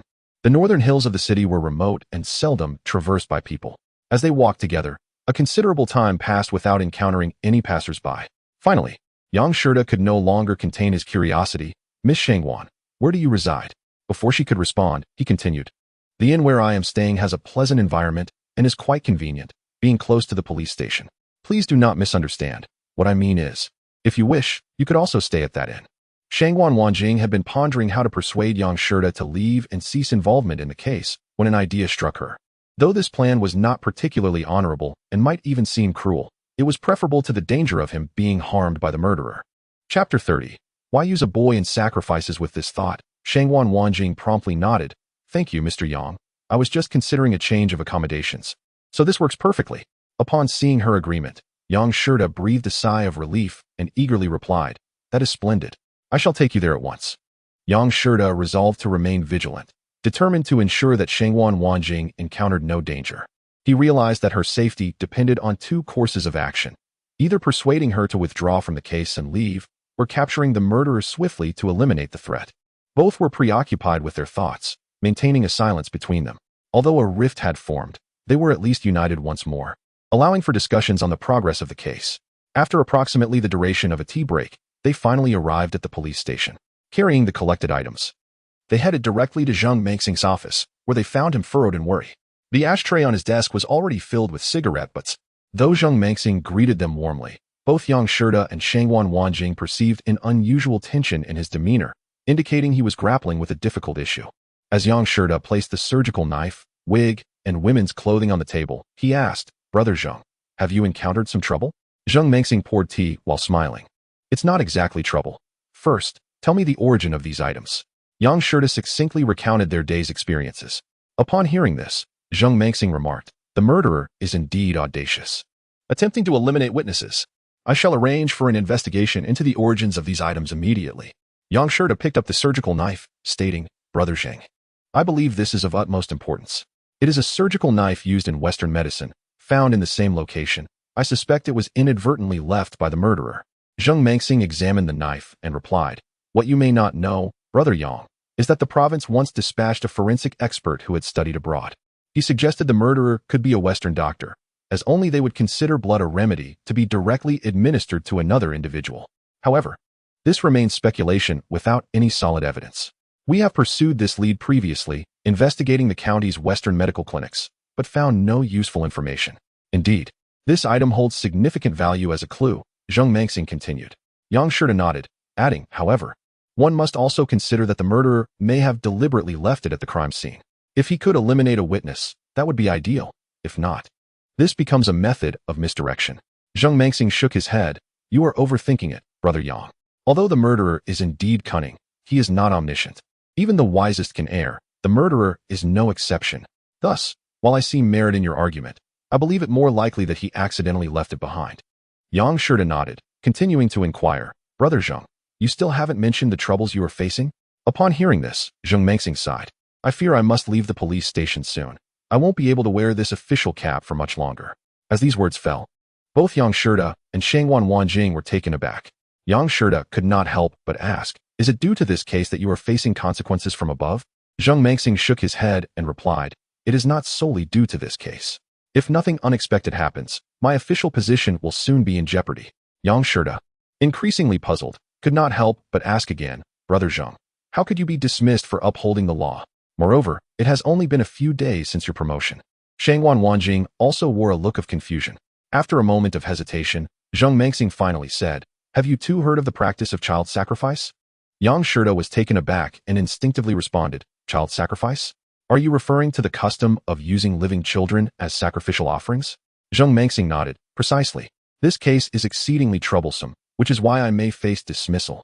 Shangwan Wanjing, who had remained silent, interjected, "After the fall of the Qing dynasty, this custom was explicitly prohibited. How could child sacrifice resurface?" Zheng Mengxing explained, "This practice has traditionally been employed in bridge construction. While small bridges may utilize livestock, larger bridges require the sacrifice of children, sometimes one, and at other times, even two. The incident occurred in Maidens Bay, and the complexity arose because the deceased was a relative of the county magistrate, making intervention difficult." Yang Shida and Shangwan Wanjing listened with growing confusion. Yang Shida bluntly stated, "Why not enforce the law impartially, Brother Zheng? Besides, the deceased is merely a relative of the magistrate, not the perpetrator. What makes this situation so intricate? Is the magistrate imposing a deadline?" Zheng Mengxing sighed. "The matter is quite complex. At that time, it turned out that Maidens Bay had experienced 2 collapses during bridge construction. The workers were discussing the custom of child sacrifice as mentioned in the Book of Lu Ban, questioning how it could be dismissed so easily. Given the scale of the bridge, using livestock was evidently futile. Shortly thereafter, a child, around 5 years old, from a nearby family mysteriously disappeared. Naturally, the family was frantic, searching day and night, yet there was no sign of the child. At this juncture, one of the workers, unable to contain himself, revealed the truth to the family, stating that the child had been taken as a sacrifice and was buried alive within the bridge's foundation. Upon learning this, the family hastily reported the matter to the authorities. The local headman personally led the excavation of the bridge's foundation, and indeed, they discovered a pool of cement mixed with flesh and blood, although it was impossible to identify the remains. A longevity plaque found within the debris caused the family to faint from grief, as it belonged to the missing child. Those present immediately seized the workers, mercilessly beating them until they lay incapacitated, subsequently binding them and taking them to the police station. Ironically, the family of the missing child was related to the county magistrate. The magistrate promptly assigned the case to Zheng Mengxing, urging him to resolve it swiftly to deliver justice to the people. Zheng Mengxing paused briefly before continuing. I fully comprehend the magistrate's emotions. However, the workers are all proclaiming their innocence. To be frank, the foreman has suffered greatly in prison, enduring severe punishment that has become a daily occurrence. Yet, despite this, the foreman continues to assert his innocence, refusing to confess. What can I do in such a situation? If this continues, it will undoubtedly reach an impasse. Meanwhile, the magistrate has been pressuring me. Yang Shida nodded in understanding. On one side stood his superior, and on the other, his conscience. After a moment's contemplation, Yang Shida could not help but inquire. Surely, we cannot remain in this stalemate. Do you have any solutions, Brother Zheng? Zheng Mengxing replied, I do not wish to offend my superior, nor do I wish to betray my own conscience. Hence, I fear I may not be able to retain this official position any longer. I am considering resigning. Shangguan Wanjing took a sip of tea and remarked, avoidance will not resolve the issue. Why does Director Zheng not seek the truth? Moreover, have you not considered that this case may be closely linked to the one we are already investigating? Zheng Mengxing sighed, I do not wish to evade. If possible, I would certainly like to keep my position. However, the circumstances are exceedingly delicate, and I believe these two cases are unrelated. Chapter 31. The absurdity of child sacrifice. Yang Shida frowned upon hearing this. I too hope that the Maidens Bay case is unrelated to the bloodsucking case. Otherwise, the perpetrator would be not only cunning but exceptionally intelligent. Shangguan Wanjing nodded. I understand what you mean, Mr. Yang. If these two cases are indeed connected, then the perpetrator's objective would be to eliminate Director Zheng. The culprit not only intends to kill Mr. Yang, but also seeks to remove Director Zheng from the equation. How audacious. I surmise that the perpetrator is aware of Director Zheng's integrity and is thus orchestrating such a scheme to impede his investigation. Despite this, Zheng Mengxing continued to shake his head, maintaining that the two cases were not the work of the same individual. He explained, child sacrifice is an act of obliterating evidence. Furthermore, the documentation indicates that the crime scene was strewn with blood. This suggests the methods employed were distinct. The child offered as a sacrifice was not bled out prior to death. Additionally, the crime scene was chaotic, filled with numerous footprints. Yet there were no traces of the perpetrator. Lastly, aside from the foreman, who has remained silent, all other witnesses and evidence have been accounted for. Shangguan Wanjing pondered briefly but still held the belief that the Maidens Bay case and the bloodsucking case were one and the same, likely a deliberate ploy by the perpetrator. Only in such a manner could they eliminate Mr. Yang or compel Director Zheng's removal. This also implied that the perpetrator was operating nearby, possessing extensive knowledge of the police department and Director Zheng. Yang Shida nodded in agreement with Shangguan Wanjing's viewpoint. However, he could not shake the worry that the cunning perpetrator was plotting against him while simultaneously seeking to eliminate Director Zheng. Now, the only target remaining was Shangguan Wanjing. Just then, a short, stout policeman entered the room. Zheng Mengxing immediately stood and called out, Director Huang. The man addressed as Director Huang waved his hand and said, Mengxing, I just received a call from the magistrate. He is furious, claiming that our police force is incompetent. The evidence and witnesses in the Maidens Bay case are all present. It is merely the suspect who has not confessed. Why can we not close the case? This is quite troublesome for us. Zheng Mengxing gritted his teeth and replied, Director Huang, I believe this case is rife with inconsistencies and peculiarities. The foreman may truly be innocent. If we continue to apply coercive measures, I fear. However, before Zheng Mengxing could finish, he was interrupted. I am even more fearful than you, but the magistrate has been relentless in his demands. If you cannot resolve this case soon, I worry I will be unable to assist you. Director Huang patted Zheng Mengxing on the shoulder and offered a few words of comfort before departing. Watching Director Huang leave, Zheng Mengxing shrugged and said, As you can see, I estimate this official position will not last much longer. Since I am still here, it would be prudent to expedite the investigation into the leads you have brought. As Zheng Mengxing began assigning subordinates to pursue the leads, Yang Shida and Shangguan Wanjing exchanged glances, both sensing that Zheng Mengxing had been ensnared by the perpetrator's machinations. Shangguan Wanjing was somewhat astonished that they both spoke the same thought simultaneously, leading them to refrain from further discussion. Yang Shida, however, persisted.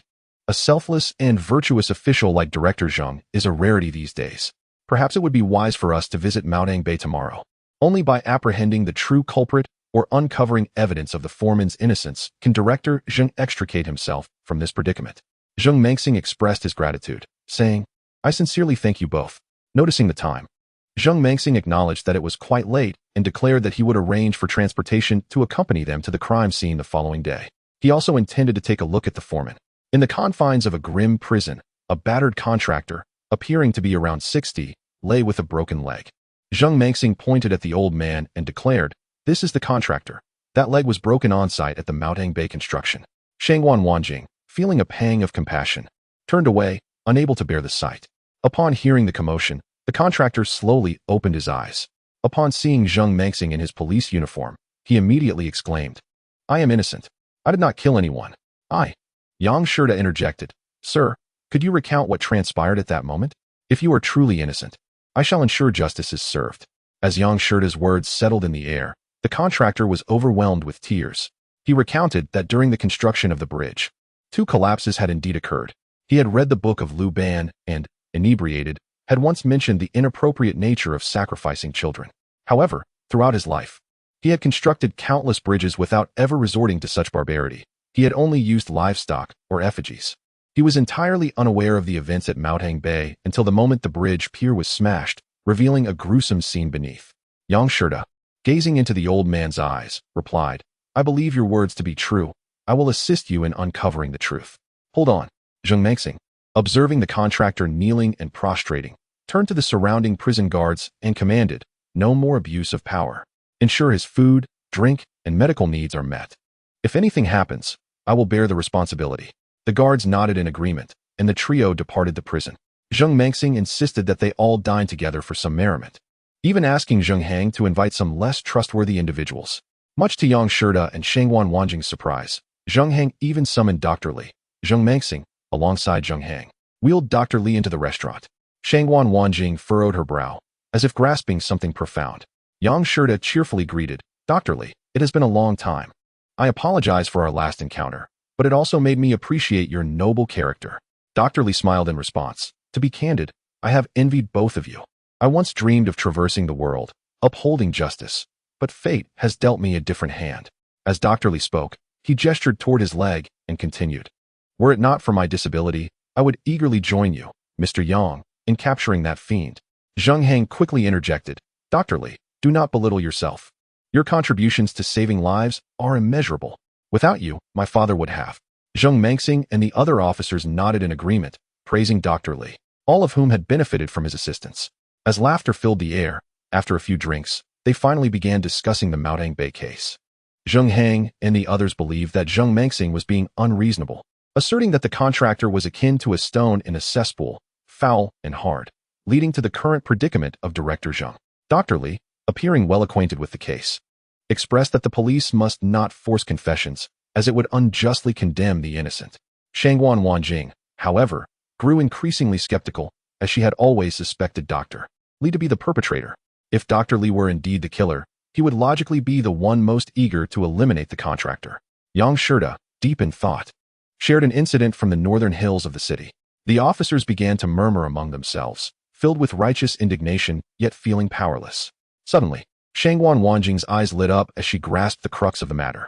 She raised her gaze towards Dr. Li and slowly articulated, "I believe the culprits of these 2 cases are the same person, someone closely acquainted with both Director Zheng and the contractor." Dr. Li, what are your thoughts? Chapter 32. Where to seek the benevolence of healers. Yang Shirda nodded slightly, understanding Shangwan Wanjing's intention. He fixed his gaze on Dr. Li, eager to observe his response. However, Dr. Li remained unfazed, replying calmly, "It is indeed possible. I concur with Director Zheng's sentiment. Until a case is resolved, all possibilities exist, and anyone can be a suspect." He paused, setting down his glass, then continued, "Thus, even if you and Mr. Yang suspect me due to my disability, I harbor no resentment. I understand that both of you, like myself, are eager to apprehend the killer and put an end to this malevolence." Shangwan Wanjing frowned, recognizing that Dr. Li's response was impeccably crafted, leaving no room for flaw. Though she wished to probe further, his answer rendered her unable to continue. The officers, hearing his words, once again praised Dr. Li. Yang Shirda, aware that Shangwan Wanjing had never relinquished her suspicions of Dr. Li, despite the latter's seemingly flawless reply, decided to speak up. "Earlier, when Zheng brought us to meet the contractor, I sensed a resemblance between him and Dr. Li." Yang Shirda fixed his gaze on Dr. Li, continuing, "Do you recognize that contractor? Surely you are not related?" Before Dr. Li could respond, Zheng Heng laughed. Brother Yang, you jest. Dr. Li and the contractor have different face shapes. One is long, the other round. How can they possibly resemble each other? The others joined in the laughter, suggesting that if there were any similarity, it was merely that both possessed 2 eyes, a mouth, and a nose.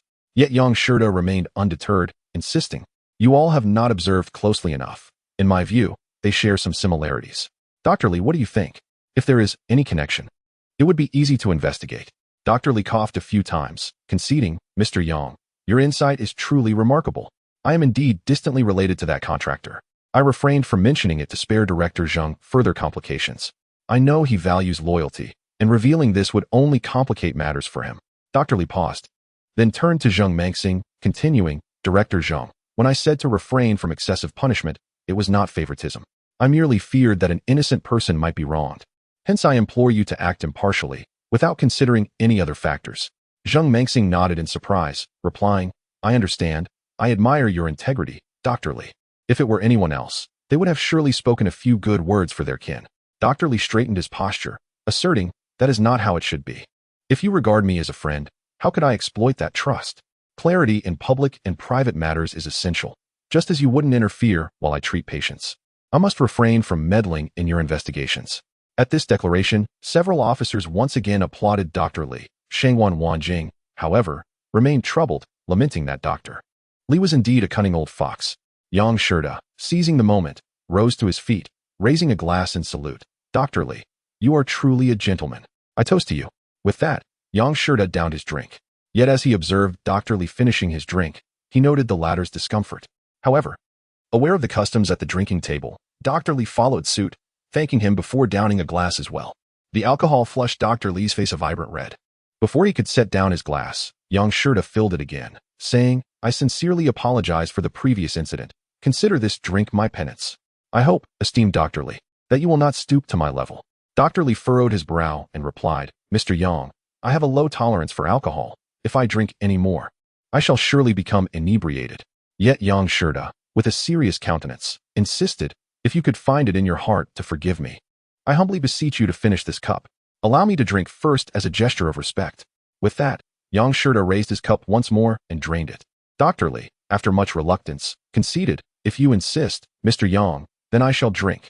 Having consumed 2 cups, Dr. Li hastily seized his chopsticks and sampled a few dishes, though it was evident that he was beginning to show signs of intoxication. Before he could catch his breath, Yang Shirda lifted a 3rd cup, eager to refill Dr. Li's glass. However, Dr. Li quickly grasped his own cup, denying Yang Shirda the opportunity to pour more, exclaiming, Mr. Yang, my capacity for liquor is limited. I truly cannot drink any more. Yang Shirda, with earnest sincerity, responded, whether you drink or not is secondary. Allow me to fill your cup. Should you choose not to partake, I shall not compel you. At this juncture, with Yang Shirda standing firm, Dr. Li had no recourse but to set down his cup. After Yang Shirda filled the glass, he continued, this cup is a token of apology on behalf of Miss Shangwan. Dr. Li understood that Miss Shangwan, being young and of noble character, held a strong aversion to wrongdoing. If you, Dr. Li, could overlook her transgressions and forgive her, I implore you to drink this cup. Dr. Li's brow tightened further, but he acquiesced, saying, I shall partake of this cup, but with the condition that it be my final drink. Do not refill my glass again. Yang Shirda nodded gravely, expressing his gratitude for Dr. Li's magnanimity in not holding Miss Shangwan's actions against her. As the evening progressed and wine flowed freely, Dr. Li's intoxication became increasingly evident. Yang Shirda feigned drunkenness and purposely dropped a pair of chopsticks. Among those present, only Miss Shangwan understood Yang Shirda's true intentions behind the frequent toasts. Once Yang Shirda ceased toasting Dr. Li, the latter relaxed, but unexpectedly, Yang Shirda rose again, holding aloft a glass and proclaiming, I believe all are aware that Director Zheng is currently facing a challenging situation. Therefore, I propose a toast to our esteemed director, wishing him success in overcoming this predicament. Miss Shangwan may substitute tea for wine, while the rest of you gentlemen, let us drink this toast to Director Zheng's advancement. This rationale was so noble that none present could refuse it. Zheng Heng was the first to rise and raise his glass in agreement. Although Dr. Li could not stand with the others, he too was compelled to lift his glass and join in the toast. After 4 consecutive cups were consumed, Dr. Li's neck flushed red, and as Yang Shirda sat down, he inquired, Dr. Li, What do you believe drives such a merciless individual to slaughter so many children? Dr. Li, with bleary eyes, responded, that must be due to some reason, I suppose. I am unsure. Yang Shida probed further, yet Dr. Li remained tight-lipped. Even casting a glance towards Miss Shangguan, Dr. Li was acutely aware that Miss Shangguan harbored suspicions towards him, believing him responsible for the children's demise. But why, he wondered. Could she not consider his circumstances? He was disabled, unable to stand on his own. Even in better times, he would never commit such heinous acts. Moreover, despite his disability, he possessed skills that ensured a comfortable life. He was neither foolish nor mad. Why would he choose to commit a crime? Criminals are driven by motives, greed, revenge, or silencing witnesses. Yet Dr. Li, hailing from a well-off family and known for his kindness, bore no such motive. Dr. Li paused, surveying the faces around him, before continuing. Pray, evaluate the situation. Am I the sort of person to engage in such behavior? I live without worry. What motive would I have for crime? Director Zheng quickly interjected. Dr. Li, please do not be distressed, nor hold Miss Shangguan at fault. Let us speak freely and resolve this matter. We all recognize your integrity and know that you have no motive for wrongdoing. Everyone nodded in agreement, urging Dr. Li to remain calm. He, in turn, smiled and clarified that he merely wished to clear up any misunderstandings with Miss Shangguan, who was known for her righteous indignation. Yang Shida feigned drunkenness, echoing Dr. Li's sentiments. However, both harbored a determination to uncover the truth. As laughter and conversation filled the air and the evening neared its end, Yang Shida pushed aside Director Zheng and Zheng Heng, pointing to Dr. Li's wheelchair. Allow me. Seeing Yang Shida appear quite inebriated, Director Zheng expressed concern. Are you certain you are well? Let me assist. But Yang Shida insisted on bearing Dr. Li's wheelchair himself, and Director Zheng had no choice but to relent, instructing Zheng Heng to lend a hand. Yet, as they approached the threshold, an unexpected mishap occurred. Just as they were about to pass through, Yang Shida slipped and fell. Zheng Heng, taken by surprise, could not react in time, and Dr. Li's wheelchair tipped, sending him tumbling to the ground. Given that all present had indulged in drink, their reactions were delayed. Even the agile Director Zheng gasped in shock, and by the time he regained his wits, Dr. Li had already rolled out of the wheelchair and onto the floor outside. The only sober individual in the vicinity was Miss Shangguan, who, fully aware of Yang Shida's intentions, chose not to intervene. Instead, she widened her eyes, feigning ignorance as she observed the scene. Lying on the ground, Yang Shida cried out in pain while covertly glancing at Dr. Li, curious to see how he would react. To their astonishment, despite his inebriation and the fall, Dr. Li remained as immobile as a genuinely disabled person, showing no signs of recovery, as if he were truly incapable of standing.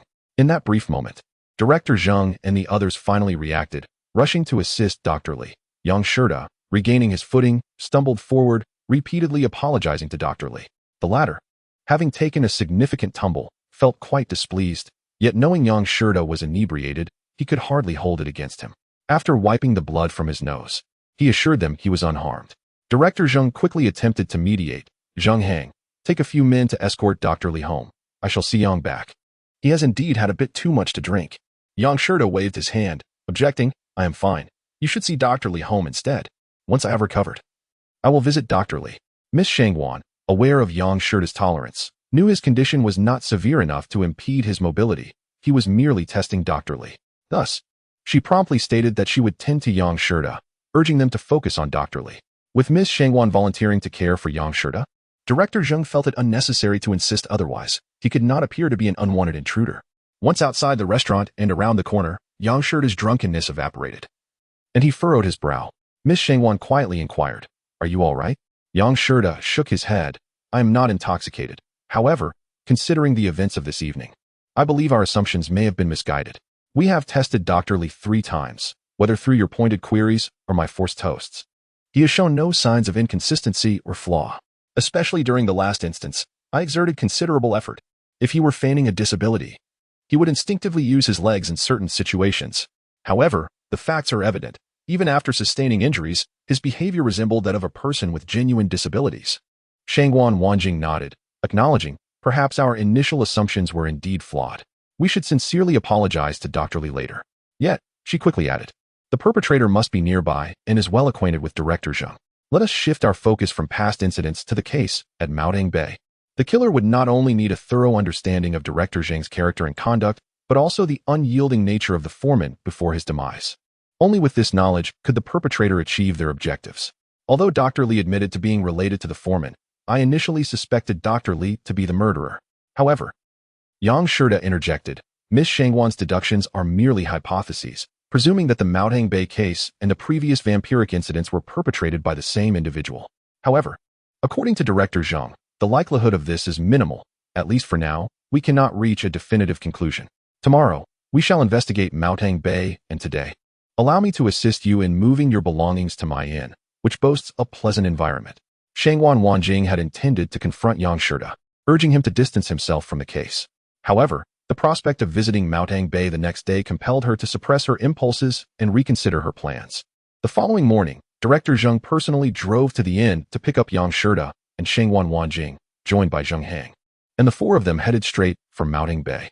Upon arrival, they discovered work had already ceased. Yang Shida sought out a site supervisor to inquire about the circumstances surrounding the incident. The supervisor, appearing to be in his 40s, accepted a cigarette and promptly asserted that the foreman was a good man, surely wronged.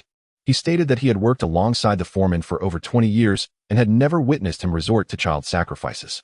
Moreover, when the family attempted to break the bridge pier, the foreman did not intervene at all, displaying no signs of panic.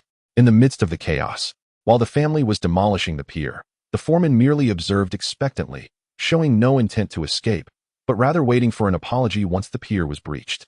Ultimately, he expressed that the foreman's shock upon the pier's destruction was greater than anyone else's, his eyes wide in disbelief. Upon hearing this, Zheng Hang immediately urged Yang Shida to examine the scene. If any traces of the vampiric killer could be found there, it would vindicate the foreman. However, as Yang Shida surveyed the area, his frown deepened, revealing his distress. Although work had halted, the site was cluttered with building materials, and the footprints scattered haphazardly, making it exceedingly difficult to locate any clear evidence. Footprints from workers, family members, local villagers, and even police had all been left behind. After scrutinizing for an extended period, Yang Shida ultimately shook his head, sighing, I have found no clues, and even if there were any, they would likely be impossible to trace. Zheng Mangxing exchanged glances with Zheng Hang, both sighing in resignation. Zheng Hang remarked that without any leads, the foreman's plight could not be cleared. If the foreman's innocence remained unproven, Director Zheng would also be unable to extract a confession, leaving the predicament unresolved. Suddenly, Shangwan Wanjing blinked, indicating she had a solution. She proposed that since there was no clear direction, why not visit the victim's home? This place may merely be where the murderer concealed the body, but the abduction of the boy could have occurred elsewhere, perhaps near the boy's residence. If that were the case, there might be traces left by the perpetrator nearby. Finding any evidence there could also exonerate the foreman. Yang Shida found this suggestion excellent, and under Zheng Hang's guidance, the group set off for the boy's home. Regrettably, after approximately an hour of searching around the victim's house, Yang Shida still found no clues. At this point, Director Zheng felt utterly despondent. Chapter 34. The Fair Lady's Intervention Leads to Resolution. Director Zheng firmly believed that the foreman was unjustly accused. Yet, Yang Shida could not uncover any evidence. Director Zheng sighed in resignation. Very well, I accept my fate. Perhaps I am simply unfit for this role. Throughout history, many cases remain unsolved. One more won't alter that fact. Zheng Hang contemplated briefly before stating, since no one can find evidence, it must mean the foreman is the culprit. All evidence points to him. He simply has yet to confess. He urged Director Zheng to apply severe pressure, disregarding all else, as long as the foreman confessed. Director Zheng shook his head. It is not that I overthink. I have encountered countless cases over the years, and I trust my judgment. Furthermore, you all heard what the site supervisor said. I am convinced that the foreman is innocent, and I cannot bring myself to coerce a confession under such circumstances. Zheng Hang exclaimed in frustration, Brother, you cannot jeopardize your future. Even if the foreman is innocent, we currently lack evidence. Do you truly intend to oppose the county magistrate and the bureau chief? Zheng Mangxing replied with a smile. I have no standing to confront my superiors. Yet, I cannot betray my conscience. If it comes to it, I'll simply resign. Do you think I fear starvation? Yang Shida furrowed his brow in contemplation, but could not devise a viable solution. He had scoured both the crime scene and the vicinity of the victim's family, finding no signs related to the vampiric perpetrator. Suddenly, Shangwan Wanjing spoke up with a smile. Everyone, do not despair. I have thought of a plan. Yang Shida and the others turned their attention to her as she asserted her belief that the foreman was indeed wronged, while also being convinced that the two cases were the work of the same individual. Zheng Hang immediately countered, but you all just heard. Brother Yang stated that there were no signs of the perpetrator's presence. Moreover, the site's supervisor indicated that the area was covered with blood. The vampiric killer drained the blood entirely, indicating a different modus operandi. How could it possibly be the same person? Shangguan Wanjing nodded in agreement. Indeed, the methods are starkly different, yet that is precisely why I am convinced that both cases are linked to the same perpetrator. As her words settled, not only Zheng Hang, but also Yang Shida and Director Zheng appeared perplexed, turning to Shangguan Wanjing with curiosity. This deduction seemed illogical. However, they felt that, given her intellect, she would not speak without reason, and they eagerly awaited her elaboration. Shangguan Wanjing continued, "You must have all experienced the ruthlessness and cunning of the vampiric killer. When you issued the announcement to close the case, he immediately changed his shoes. He must be acutely aware that Mr. Yang could trace him through the evidence left behind. Why then would he be so careless as to leave traces at the scene? There are many methods to avoid leaving traces, and at the construction site, his footprints may simply have been obscured by others. Given his pattern, he would never pass up the opportunity to drain the blood of a sacrificial child. Thus, I believe the blood within that sacrificial child's body has long been drained." At this point, Zheng Heng expressed his confusion. "Miss Shangguan, do you not recall that the supervisor mentioned there was blood everywhere when the pier was breached?" Director Zheng hesitated. "Indeed, Miss Shangguan, your deduction seems somewhat illogical." Yet, Yang Shida suddenly nodded in agreement. "Miss Shangguan is correct. Your keen observation has revealed a detail I overlooked." As Yang Shida's words resonated, the remaining individuals turned their gazes toward him, each countenance reflecting confusion. Yang Shida then directed his attention to Shangguan Wanjing, inquiring, "Miss Shangguan, are you implying that the blood at the crime scene is not human blood, or rather, not that of the child? Is that correct?" Shangguan Wanjing nodded affirmatively, stating, "Indeed, I believe this is highly plausible. Given the killer's thirst for blood, how could he possibly overlook the child's? He has slaughtered so many children, driven solely by the desire to extract their blood. Moreover, he deliberately erased traces at the scene, making it unlikely that anyone would consider this possibility." Director Zheng furrowed his brow in contemplation for a moment before expressing admiration for Shangguan Wanjing, exclaiming, "Indeed, Miss Shangguan, your intellect is truly remarkable. This deduction holds substantial merit." Zheng Heng then realized, "It is indeed very likely, but how shall we substantiate this?" Director Zheng, shaking his head, replied, "If the blood in question is not human, it can be exceedingly difficult to discern at first glance. However, I previously discussed this matter with a forensic expert abroad, and it can certainly be verified through testing." Zheng Heng immediately clapped his forehead, exclaiming, "Wonderful. Let us hasten to collect samples and send them to the provincial lab for analysis." The four promptly returned to the crime scene. To ensure thoroughness, Yang Shida again questioned the individual who had been observing the construction site, inquiring whether he was present at the time and the specifics surrounding the demolition of the bridge pier. After the man nodded, Yang Shida continued, "Sir, did you notice the bloodstains? Were they in proximity to the body, or were they separate?" Fearing the man might not comprehend, Yang Shida elaborated, "I suspect that the bloodstains are not human blood, but rather were deliberately sprinkled on the bridge pier." Director Zheng gently urged the man to recollect, emphasizing that if evidence could be found, it would exonerate the contractor. The man pondered for a moment before suddenly exclaiming with excitement, "I've remembered. If you hadn't mentioned it, I wouldn't have thought of it." At that time, he recounted that they would rise early for work, and on that day, they arrived at the construction site just as dawn broke. Upon their arrival, they discovered the corpse of a small child, initially believing the contractor had procured a sacrificial child. Such occurrences were not unfamiliar to them, and as workers, they dared not inquire further, treating it as though nothing were amiss and proceeding to stack the bridge piers.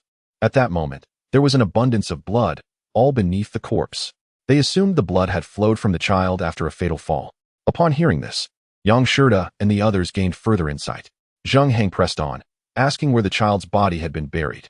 The man sighed, explaining, "The body was so mangled that it was impossible to recover it. Moreover, local customs dictate that a child who dies prematurely cannot be interred in the ancestral grave. Thus, the family buried the body near the bridge pier, arranging it to resemble a grave. They performed the burial on the spot, considering it a proper interment. It seems the bridge cannot be repaired now." After the man finished speaking, Zheng Heng immediately resolved to excavate the bridge pier. Yang Shida hastily intervened, stating that they must first consult the victim's family and obtain their consent. Consequently, the four returned to the village to discuss the matter with the victim's relatives, who proved to be quite reasonable and promptly agreed. The victim's family was eager to apprehend the true perpetrator. Furthermore, as the head of the police station, Zheng Mengxing had the authority to proceed with this endeavor until the case was resolved. Thus, the group returned to the crime scene once more, and with the assistance of the workers on site, they commenced the excavation of the bridge pier. After collecting some samples from the unearthed pier, Zheng Heng prepared to seal it once more when Yang Shirda suddenly halted him, exclaiming, "Wait. Look." The group gasped, following Yang Shirda's, and Zheng Heng promptly extracted a few centimeters long object from within. He brushed away the grime and suddenly declared, "This is pig bristle. I can assure you, it is indeed pig bristle. My family has been butchers for generations, and I have seen countless of these throughout my life. There is no way I could mistake it." Zheng Mengxing's eyes lit up, and he immediately bowed to Yang Shirda and Shangwan Wanjing, exclaiming, "I am truly fortunate to have met both of you. It is indeed a blessing in my life." This discovery validated Shangwan Wanjing's hypothesis, yet she felt no elation. Instead, a look of concern clouded her features. She sighed, for if both cases were the work of the same individual, it meant Yang Shirda was in greater peril. Chapter 35. Each harboring thoughts as they arrive in Lin County. Yang Shirda's expression grew grave, as everyone felt the weight of unexpected revelations. The killer was indeed cunning and treacherous. There was a palpable sense of difficulty in swiftly capturing the criminal. Most alarmingly, the killer had begun to scheme against Director Zheng, and would undoubtedly target himself and Shangwan Wanjing as well. If one were to assess the situation, both he and Shangwan Wanjing posed a more significant threat to the criminal. The mere thought of Shangwan Wanjing potentially facing danger filled Yang Shirda with an urgent sense of dread. However, persuading Shangwan Wanjing to cease her pursuit was evidently no simple task. Moreover, he had attempted this once before, but she swiftly saw through his intentions. Zheng Heng, oblivious to the unspoken tension between Yang Shirda and Shangwan Wanjing, expressed his excitement, saying, "Brother, it is not just you. Even the contractor is fortunate. If it weren't for your intervention, brother, you would have merely lost your position, and the contractor would have surely faced torture or been coerced into a confession." At this point, Zheng Heng paused before turning to Yang Shirda and Shangwan Wanjing, saying, "The common folk are right. You two truly are a heroic pair. Brother Yang, your skills are remarkable, and Miss Shangwan's meticulous nature complements your prowess. Together, you are indeed the bane of criminals." Yang Shirda, fearing that Zheng Heng might continue, quickly gestured to halt, aware that such flattery could lead to misunderstandings. Shangwan Wanjing was no fool and had certainly grasped the underlying implications. However, she was now as calm as still water, refusing to dwell on such thoughts. Shangwan Wanjing was acutely aware that another enchanting young lady awaited Yang Shirda in Shanghai. Zheng Heng swiftly shifted the conversation, addressing Shangwan Wanjing. "Initially, I thought perhaps you were overthinking, but it seems I was the foolish one all along. I still cannot fathom how the killer could evade leaving traces. How is that accomplished?" Shangwan Wanjing replied, "There are many methods to achieve this, such as not leaving footprints while abducting the child from a carriage, thereby leaving no evidence. Alternatively, one could hire someone to carry out the abduction, ensuring no traces are left behind. Furthermore, employing such tactics could lead us to lose the trail even if we pursued the child's footsteps. Of course, there are numerous other methods as well." Zheng Heng, visibly impressed, raised his thumb in admiration, stating, "Miss Shangwan, your intellect is truly exceptional. Thankfully, you possess a righteous heart and loathe evil. Had you chosen a path of crime, how could we ever apprehend you?" Shangwan Wanjing waved her hand dismissively, her mind racing with thoughts on how to persuade Yang Shirda to relent. Director Zheng observed Yang Shirda and Shangwan Wanjing, remarking, "No one is perfect. Although Brother Yang possesses remarkable discernment, he cannot achieve everything. In this world, every cause has an effect. All things exist in a state of mutual dependence, and no method is without flaw. Miss Shangwan is correct. The killer is aware of your and Brother Yang's extraordinary capabilities, and thus will take care to avoid leaving traces. However, though you are exceedingly astute, Miss Shangwan, you lack the keen insight that Brother Yang possesses." Director Zheng paused before continuing, "The two of you complement each other. If you could join forces to solve this case, there would be no criminal beyond your grasp." Shangwan Wanjing promptly interjected, stating that once the case was resolved, Yang Shirda would be heading to Shanghai, and she too would be departing from this place. The common folk rely on the protection of the police to obtain peace. Yang Shirda wholeheartedly concurred. Director Zheng, perceiving that the two individuals harbored no ulterior motives nor intentions of collaborating in their investigative endeavors, let out a deep sigh, expressing his profound regret. After concluding the matter, Zheng Heng escorted the duo to an inn before hastily driving towards the provincial capital, eager to expedite the examination process. As the two walked side by side towards the inn, Shangwan Wanjing found herself in a state of inner turmoil, contemplating whether to take action against Yang Shida. The means she contemplated were admittedly somewhat ruthless, leaving her indecisive. Given Yang Shida's intelligence, persuading him seemed an insurmountable challenge. Struggling to devise a more palatable solution, she ultimately resolved to adhere to her original plan. The thought of its cruelty caused her to glance at Yang Shida, who, coincidentally, turned to meet her gaze. Their eyes locking momentarily before they both quickly averted their stares. To mask her embarrassment, Shangwan Wanjing tucked a strand of hair behind her ear. Yang Shida cleared his throat and said, "Miss Shangwan, I have a favor to ask of you, if you would be so kind." Shangwan Wanjing nodded, inquiring, "What is it?" "I will see if I can assist." Yang Shida replied, "I have a cousin studying in the capital who has recently fallen ill and is unable to attend school. She urgently requires someone to care for her, but I am unable to do so myself, given the propriety of our genders, and as she resides in a dormitory. I would like to request your assistance in caring for her for a few days." A frown creased Shangwan Wanjing's brow as she quickly comprehended Yang Shida's intentions. This was merely a pretext to facilitate her departure. Nevertheless, she nodded and asserted, "No problem. As long as it does not take too long, I can help you care for your cousin, Mr. Yang. Please tell me her name, the school she attends, and her field of study." Seeing her agreement, Yang Shida breathed a sigh of relief. As long as he could send Shangwan Wanjing to the capital, she would be distanced from danger. Yet, Shangwan Wanjing pivoted the conversation, stating, "Mr. Yang, I too have a matter for which I seek your assistance." Yang Shida, intrigued, asked, "What is it?" Shangwan Wanjing explained that the golden leaves bestowed upon her by the Taoist from Wufang Temple were cumbersome to carry. Thus, she had entrusted them to a relative in Lin County for safekeeping. However, that relative had grown suspicious upon seeing the leaves, questioning whether she had engaged in some wrongdoing. Consequently, Shangwan Wanjing wished for Yang Shida to accompany her to clarify the origins of these golden leaves. Yang Shida, fully aware that Shangwan Wanjing was likely scheming, found himself unable to decline her request after she had already agreed to his favor. Furthermore, he was intrigued to discover what her true intentions were. He nodded and replied, "Very well, I have no pressing matters at hand, so I shall accompany you." Gratefully, Shangwan Wanjing responded, "I thank you in advance, Mr. Yang. Initially, I did not intend to trouble you, but sought the assistance of the Taoist from Wufang Temple. However, as he is a man and unfamiliar to me, I had no choice but to seek your help." Yang Shida smiled in silence, hailing a carriage, and together they set off towards Lin County. After approximately 2 hours of travel, they finally reached the county. Upon arriving at the entrance, Shangwan Wanjing expressed that her legs had grown numb from the ride and preferred to walk the remaining distance. Yang Shida, amused, recognized her intention to initiate her plan and agreed to walk. However, as soon as Yang Shida alighted from the carriage, he regretted underestimating Shangwan Wanjing's cunning and resourcefulness. As they strolled a few steps forward, Shangwan Wanjing suddenly cried out, "Help! Thief! You audacious scoundrel! How dare you steal in broad daylight?" Yang Shida, taken aback, looked around. Noticing that aside from the two of them, there was no one else within a 4 to 5 meter radius, nor did he observe anyone fleeing in panic. Confused, he questioned, "Where's the thief?" Unexpectedly, Shangwan Wanjing, seemingly oblivious to his presence, glared at him and scolded, "You brazen thief! Hand over what you have stolen." Yang Shida was stunned, quickly responding, "Miss Shangwan, please do not cause a scene."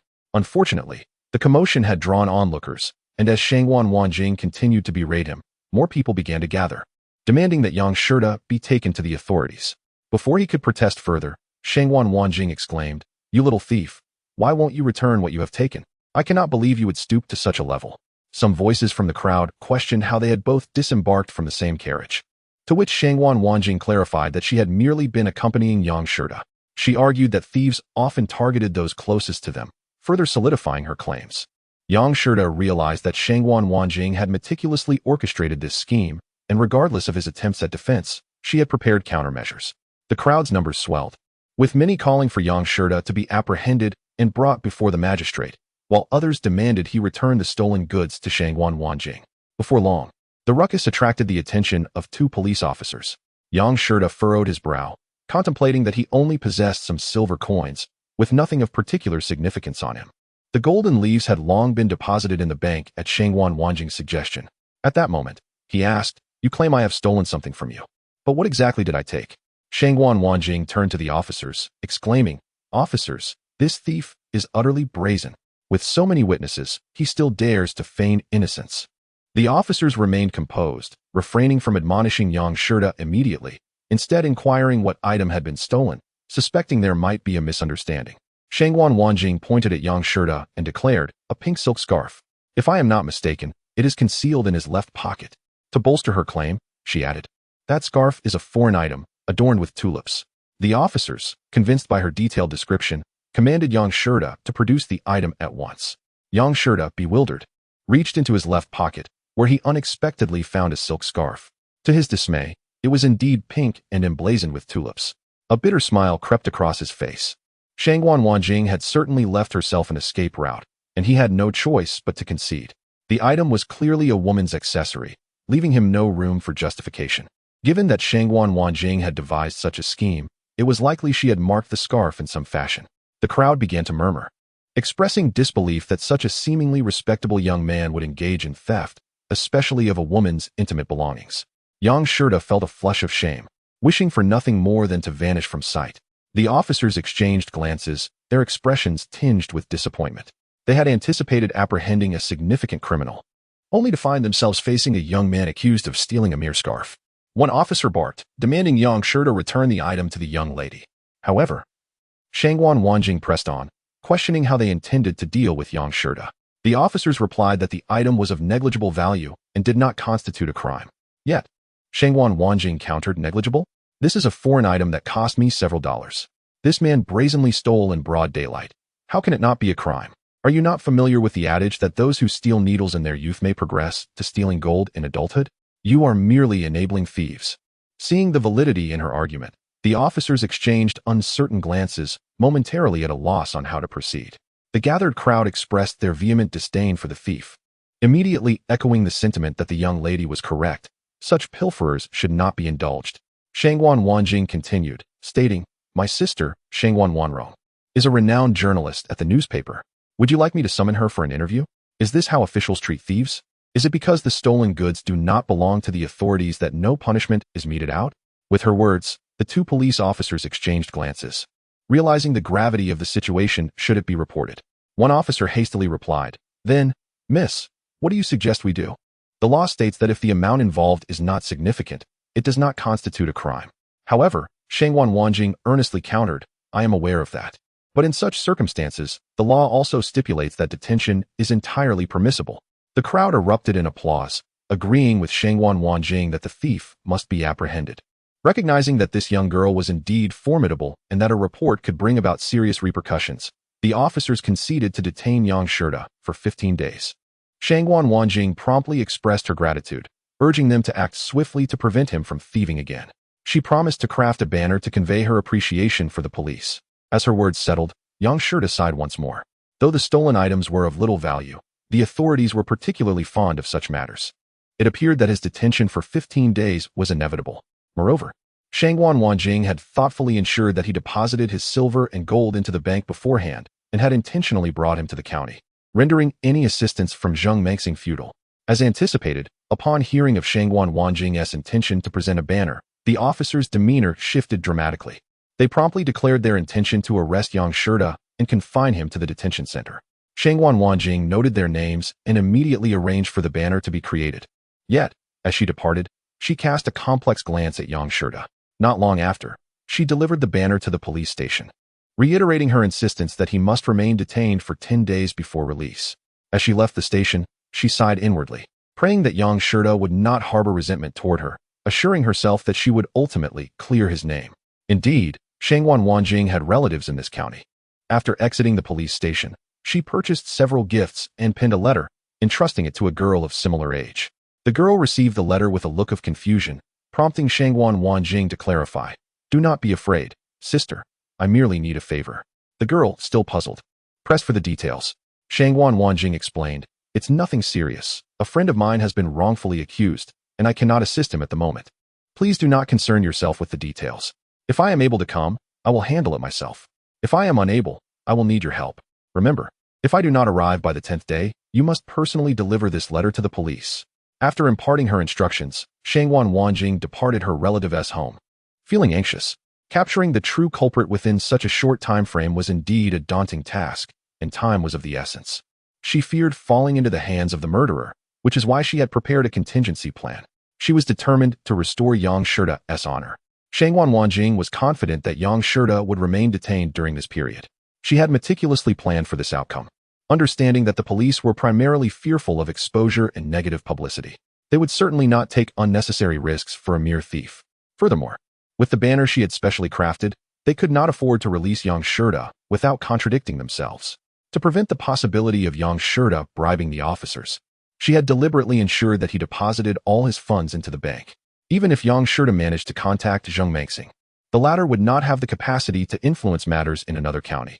Upon returning home, Shangwan Wanjing adjusted her schedule from night to day, deliberately wandering near He River Village and Maodang Bay, feigning a search for clues. She surmised that the murderer was familiar with the police station and thus took care to observe the area around it. To further safeguard her plan, she visited Zheng Mengxing the following day to confirm Yang Shirta's continued detention. Pretending ignorance, she inquired whether Zheng had seen Yang Shirta recently, lamenting that she had not encountered him in several days. Zheng Mengxing, frowning, sighed, "Oh, you all. I received a call from the county the day before yesterday and went there myself. However, being from a different place, there was little I could do. Fortunately, it's not a serious matter. He'll likely be released in 10 to 15 days. Shangwan Wanjing's heart tightened with guilt at the thought, but soon relaxed upon confirming that Yang Shirta would not be released. After bidding farewell, her final lingering worry dissipated. After several days of meandering in the vicinity, she finally received her awaited outcome. On the fourth day, she received a letter from an attendant. Maintaining her composure, she refrained from inquiring about the sender. Once the attendant departed, she opened the envelope, revealing a single sheet of paper, the handwriting crooked and evidently penned with the left hand. The message was straightforward. The writer informed her that the children had been sent to heaven.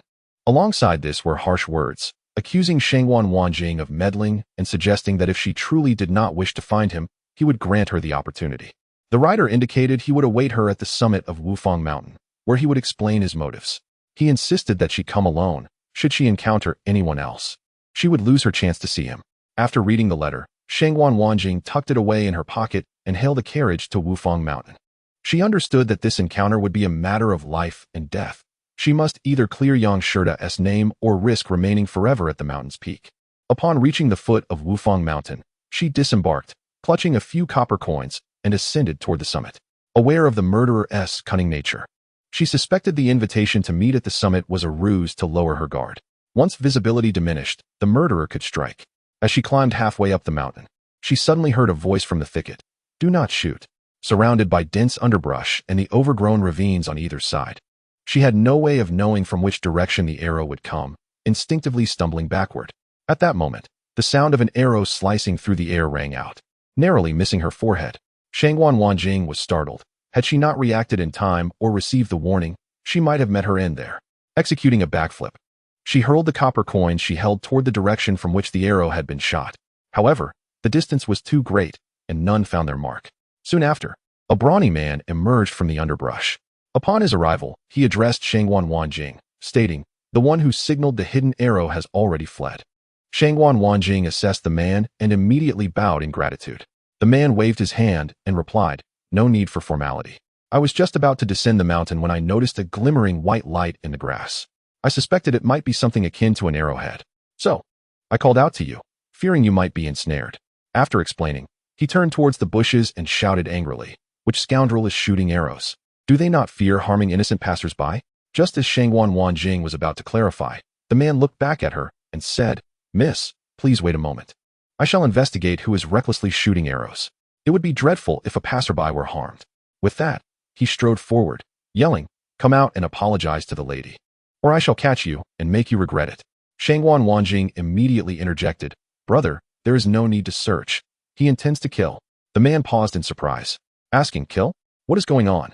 Shangwan Wanjing quickly explained, "His goal is to kill me. You should hurry down the mountain." After saying that, she resumed her ascent.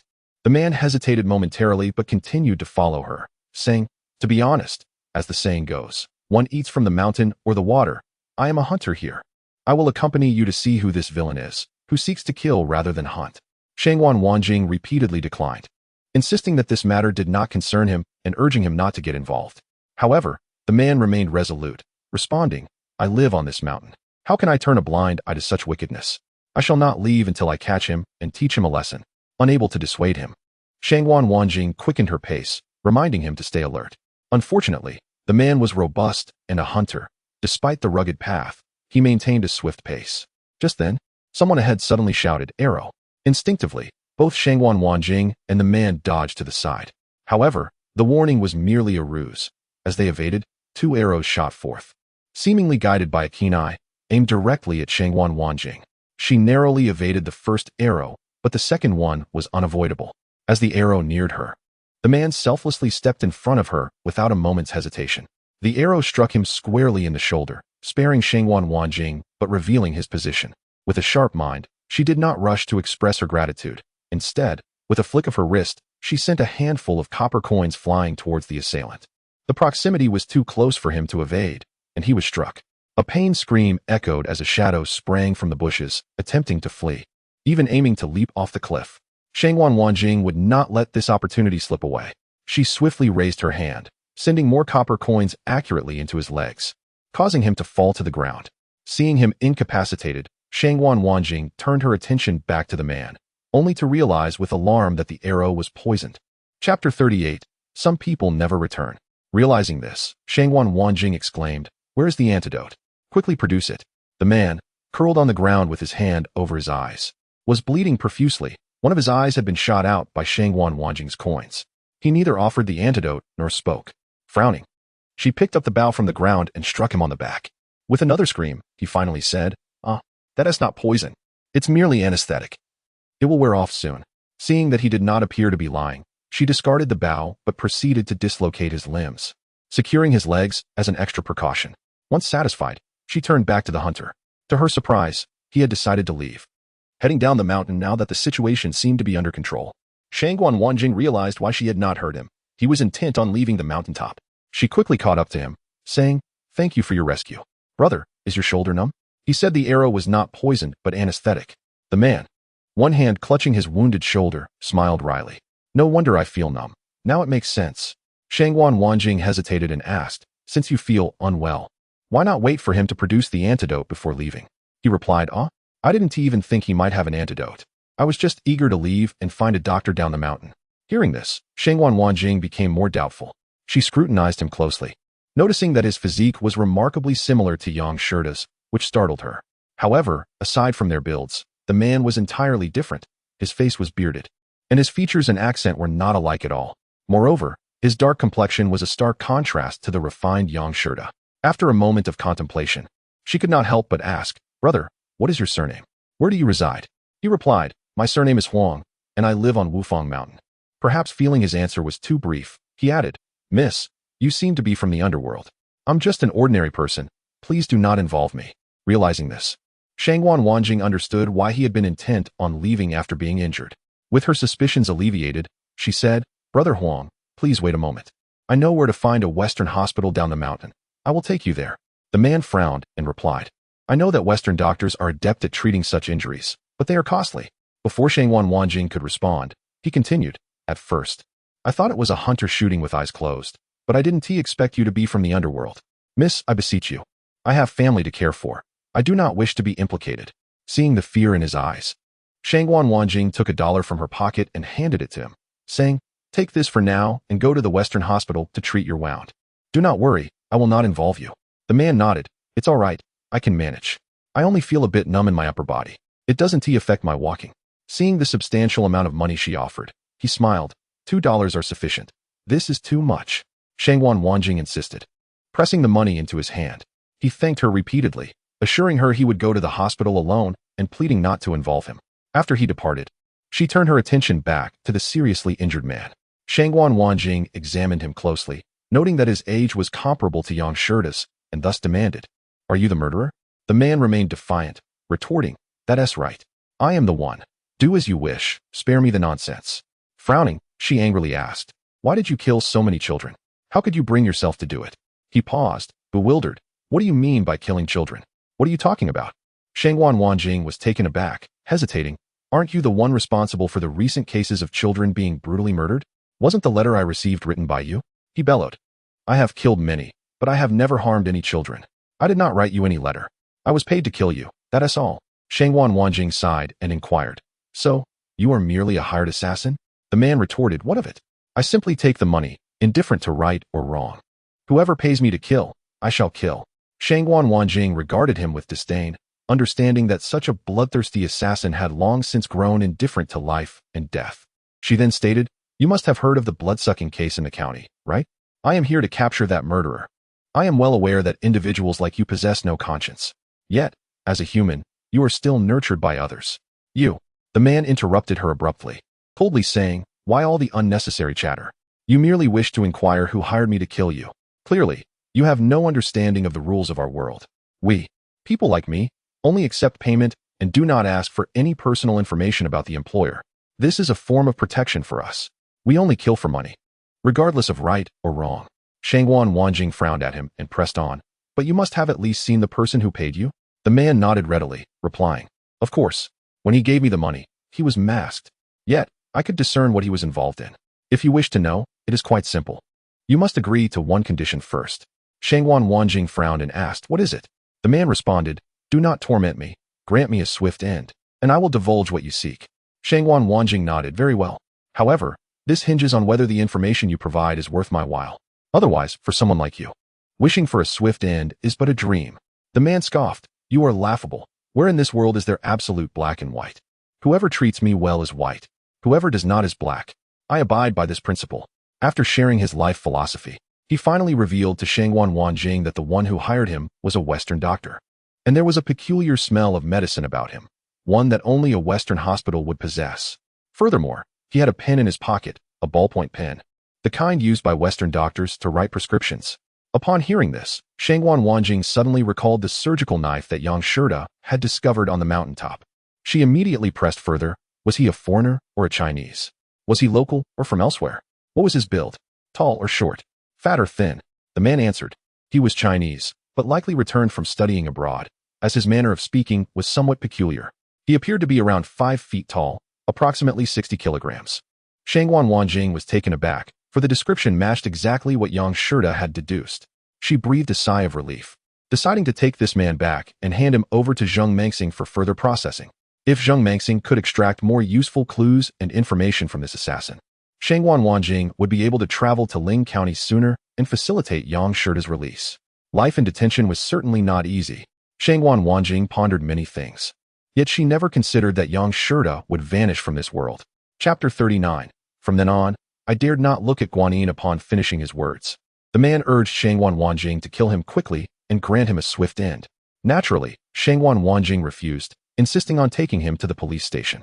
Upon hearing this, the man immediately attempted to take his own life. Left with no choice, Shangguan Wanjing was compelled to strike him unconscious. Yet, she found herself in a dilemma. He was covered in blood, and she believed it impossible to carry him down the mountain. Fortunately, they were at Wufang Mountain. After a moment's contemplation, she hurried toward Wufang Temple. Upon reaching the temple, she briefly explained the situation, requesting assistance from the Taoist priests. They all recognized Shangguan Wanjing and immediately nodded in agreement. 2 young Taoists accompanied her, taking turns to carry the assassin. After descending the mountain, they hailed a carriage. When passing by the Western Hospital, Shangguan Wanjing asked the carriage to pause for a moment, entering to check on the injured hunter. She found that the arrow had been removed from his shoulder, and the doctor informed her that he was not severely harmed and would recover after some rest. Relieved, she returned to the carriage, and together with the 2 young Taoists, they delivered the assassin to the police station, coincidentally encountering Zheng Mengxing, who was about to leave. Shangguan Wanjing quickly explained the situation again, and Zheng Mengxing immediately instructed his subordinates to take the assassin to the nearest hospital for treatment, ensuring he would survive. After wrapping up these matters, Zheng Mengxing, with a serious expression, stated, "We just received a call from Ling County. I must go there now. Miss Shangguan, would you like to accompany me?" Shangguan Wanjing felt an inexplicable tremor in her heart upon seeing Zheng Mengxing's unusual demeanor and promptly inquired, "Director Zheng, does this have anything to do with Yang Shida?" Zheng Mengxing nodded but hesitated, unsure how to articulate his thoughts. Shangguan Wanjing pressed on, "Has something happened to Yang Shida?" Zheng Mengxing shook his head, "It remains uncertain. I must go see for myself. Since you happen to be here, come along." Shangguan Wanjing immediately grew anxious, nodding in agreement. Zheng Mengxing glanced at the time and remarked, "It is already noon. Let's eat something first before we head out." After their meal, Zheng Mengxing, along with Shangguan Wanjing and Zheng Heng, drove toward Ling County. Upon entering the Ling County police station, Shangwan Wanjing's heart raced. The atmosphere in the station was overwhelmingly oppressive. Even the two officers who had previously received her commendation wore expressions of sorrow. Zheng Mengxing exchanged pleasantries with a man who appeared to be a superior before asking, "What has happened to Yang Shida? What exactly transpired?" The man sighed and replied, "Director Zheng, how do I explain this? While we bear some responsibility, the primary blame lies with Yang Shida himself. After all, it was an accident. No one anticipated it, and..." Seeing the man continuously deflect responsibility, Shangwan Wanjing could no longer hold back and demanded to know what had transpired. Only then did the man respond. Yang Shida escaped from the vehicle while being transported to the detention center. Unfortunately, he was struck by a passing train. Before he could finish, Shangwan Wanjing staggered, her body trembling. Zheng Heng immediately inquired, "So what? Where is Yang Shida now?" The man shook his head. "That was a train. How could there still be a Yang Shida? He was..." Shangwan Wanjing trembled all over, tears streaming down her face. Even the usually composed Zheng Mengxing could not help but exclaim, "It was but a minor issue. Why was he confined in the detention center? After the accident, did you not promptly take him for medical attention?" Zheng Heng also angrily interjected, "Yang Shida is quite capable. How could he be struck by a train?" The man, looking distressed, explained, "Director Zheng, please do not be angry. Let me explain. As the saying goes, drowning happens to those who can swim. It was precisely because we considered his abilities that we decided to send him to the detention center. When he leaped from the vehicle, he attempted to cross the tracks, but the train does not slow down. He was so close to escaping. Moreover, we did take him to the hospital immediately. However, before we arrived, Shangwan Wanjing was inconsolable, insisting that she wanted to see him alive or dead. Zheng Mengxing and Zheng Heng both asserted that they must see Yang Shida. No one knew whether he had been killed by the train or suffered other mistreatment in custody. The man nodded, "No problem, but he is already in the morgue. I will have someone take you there." The man arranged for two subordinates to escort Zheng Mengxing and the others to the hospital morgue. Shangwan Wanjing sobbed for a while, unwilling to accept this reality, insisting that they first visit the scene of the incident. Upon arriving at the scene, she pointed to the location of the accident and said, "It was here." Upon closer examination, everyone frowned, for there were indeed traces of blood on the tracks. The evidence suggested that some living being had been struck by the train and flung to the ground. Shangwan Wanjing was consumed by anguish, tears flowing incessantly. Zheng Heng still could not believe his eyes, pulling a railway worker aside to inquire if he had witnessed the events that transpired. The individual recounted a harrowing incident from the previous day, where a young man was tragically struck by a train and lost his life instantly. Upon hearing this, Shangwan Wanjing felt an overwhelming darkness envelop her. With the support of those around her, she made her way to the hospital's morgue once more. The body lay beneath a white sheet, gruesomely mutilated, rendering the deceased's identity nearly unrecognizable. However, the physique bore a striking resemblance to Yang Shida, and the clothing was indeed what he had worn in life, now stained with blood. Zheng Heng could not contain his grief and wept aloud for his fallen brother. Stunned, Shangwan Wanjing stood frozen in place. The accompanying police from Lin County urged everyone to restrain their sorrow. Director Zheng inquired about the deceased's residence to notify the family for identification. Zheng Mengxing shook his head, and a sigh escaped the lips of another officer, who lamented that not knowing the family made the situation difficult to manage. They had found a business card in the deceased's pocket, which bore the name Wu Xiaomei and an address in Shanghai's Hangqiao, along with a contact number. Initially, they had believed her to be a relative, but upon calling, they learned that she had only met the deceased once, having shared a meal in gratitude for his honesty in returning lost property. As the officer's words settled in, Shangwan Wanjing trembled anew, her heart aching beyond measure. Yet, the officer suddenly shifted his tone, addressing her directly, asking if she was the one who had schemed against Yang Shida, as he had claimed before his demise. Tears streaming down her face, she silently nodded in acknowledgement. Seeing her response, the officer continued, asserting that since she admitted to her involvement, she must bear the consequences, as they had reason to believe she was culpable. Before he could elaborate further, Zheng Heng interrupted vehemently, rebuking the officer for shirking responsibility. Zheng Mengxing staunchly opposed placing blame on Shangwan Wanjing. However, amidst her tears, she confessed that it was indeed her fault. Had she not plotted against him, he would not have met such a fate.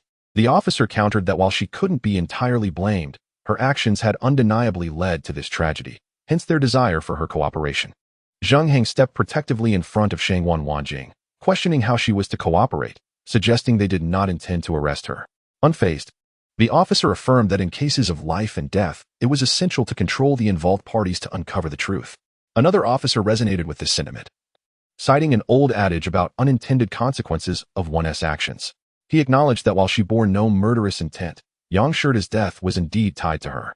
Zheng Heng's anger flared as he pointed at the officer, demanding to know if they were capable of anything other than evading responsibility and why they hadn't acknowledged their own failures that allowed a life to be lost.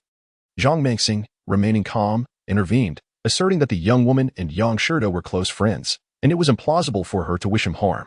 Though he was not from their county, he was willing to cooperate and clarify that her intentions were merely to have Yang Shirda detained for a few days. With no desire to harm him, Zheng Mengxing, eager to defend Shangguan Wanjing, even referenced the ongoing investigation into the serial killings that had been pressing the province. Grateful, she thanked him for his defense, declaring her intention to harm Yang Shirda and requesting to be executed. Her declaration startled Zhang Mengxing and Zhang Heng, leading to a moment of shared concern among the officers present. The group decided that discussing matters in the morgue felt inappropriate, so they moved outside. Yet, even outside, Shangguan Wanjing reiterated her intent to harm Yang Shirda, pleading for her execution. Zheng Mengxing sighed, emphasizing the need to respect the truth and not take her words at face value. Regardless, he acknowledged that she was only implicated in obstruction of justice and urged the officers to ensure her safety during the investigation. He also assured them that they would manage Yang Shirda's funeral arrangements, offering to take full responsibility for any issues that might arise. Hearing this, the officers visibly relaxed, as if a significant burden had been lifted. Yet, observing Shangguan Wanjing's despondent state, they expressed concern over her well-being. The discussion shifted to the case's jurisdiction, with one officer suggesting that if the investigation traced back to Lin County, it would be appropriate for them to take charge. Zhang Heng promptly agreed, affirming that the incident had originated from their region. Zheng Mengxing concurred, and the officers quickly initiated the transfer of the case. In the vehicle, Zheng Mengxing assured Shangguan Wanjing that he would ascertain the circumstances leading to Yang Shirda's demise. He emphasized their belief in her good intentions and urged her not to feel excessive guilt. However, out of fairness, she remained linked to the case and would need to cooperate with the ongoing investigation.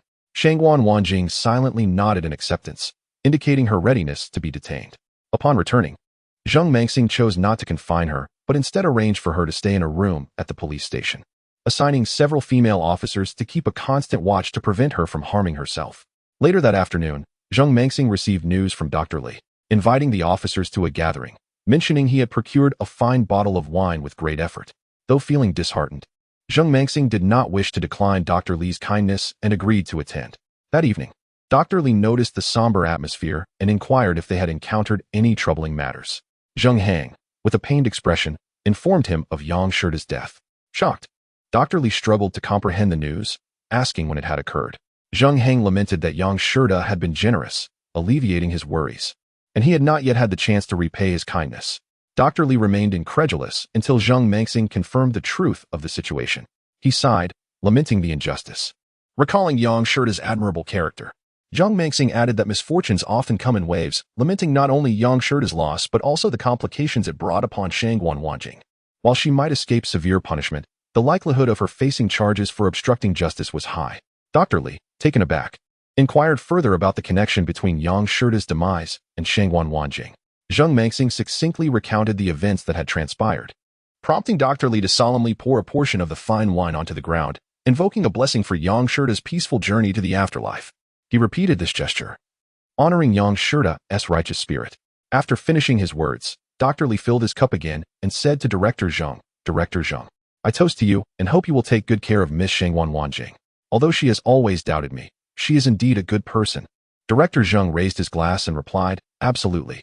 In truth, a prison sentence is not frightening, as one can eventually emerge from it. What I fear is that the girl might take her own life. After several rounds of drinks, the crowd quietly departed. However, that night, a figure cloaked in black was seen wandering near Tangwan Village and Bema Village, moving stealthily through the darkness. This person appeared to be a thief, searching for suitable targets. Clutching a gun, he roamed about, glancing around nervously as though fearing someone was tailing him. Yet, at such an hour, there was not a soul in sight, not even a ghost. He silently cursed, thinking his employer must be out of their mind to hire him for such a grand task without specifying who to kill, merely providing a hefty sum and instructing him to shoot anyone who followed, with a time limit of 2 hours. Strangely, the employer insisted he wear the shoes provided, even offering an additional $100 for compliance. As the time approached, he found no sign of a follower, not even a ghostly shadow. Yet unbeknownst to him, He was indeed being tracked by the hunter who had once shielded Miss Shangwan Wanjing from an arrow atop Wufang Mountain. This hunter, aware of his previous failures at ambush, was particularly cautious, especially since he was injured and unable to use one arm. To avoid detection, he decided to follow from a distance, fearing losing sight of his target. Only by solving the case and capturing the culprit could he alleviate Miss Shangwan's guilt and suffering. Suddenly, as the cloaked figure turned around, the hunter ignited a match to inspect the footprints on the ground, eager to determine if this black-clad individual was indeed the murderer. To his shock, he recognized the prints as strikingly similar to those of the killer. The hunter could not let this opportunity slip away. He could not bear the thought of Miss Shangwan Wanjing taking drastic measures.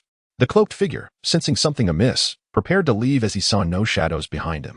The hunter quickened his pace to keep up.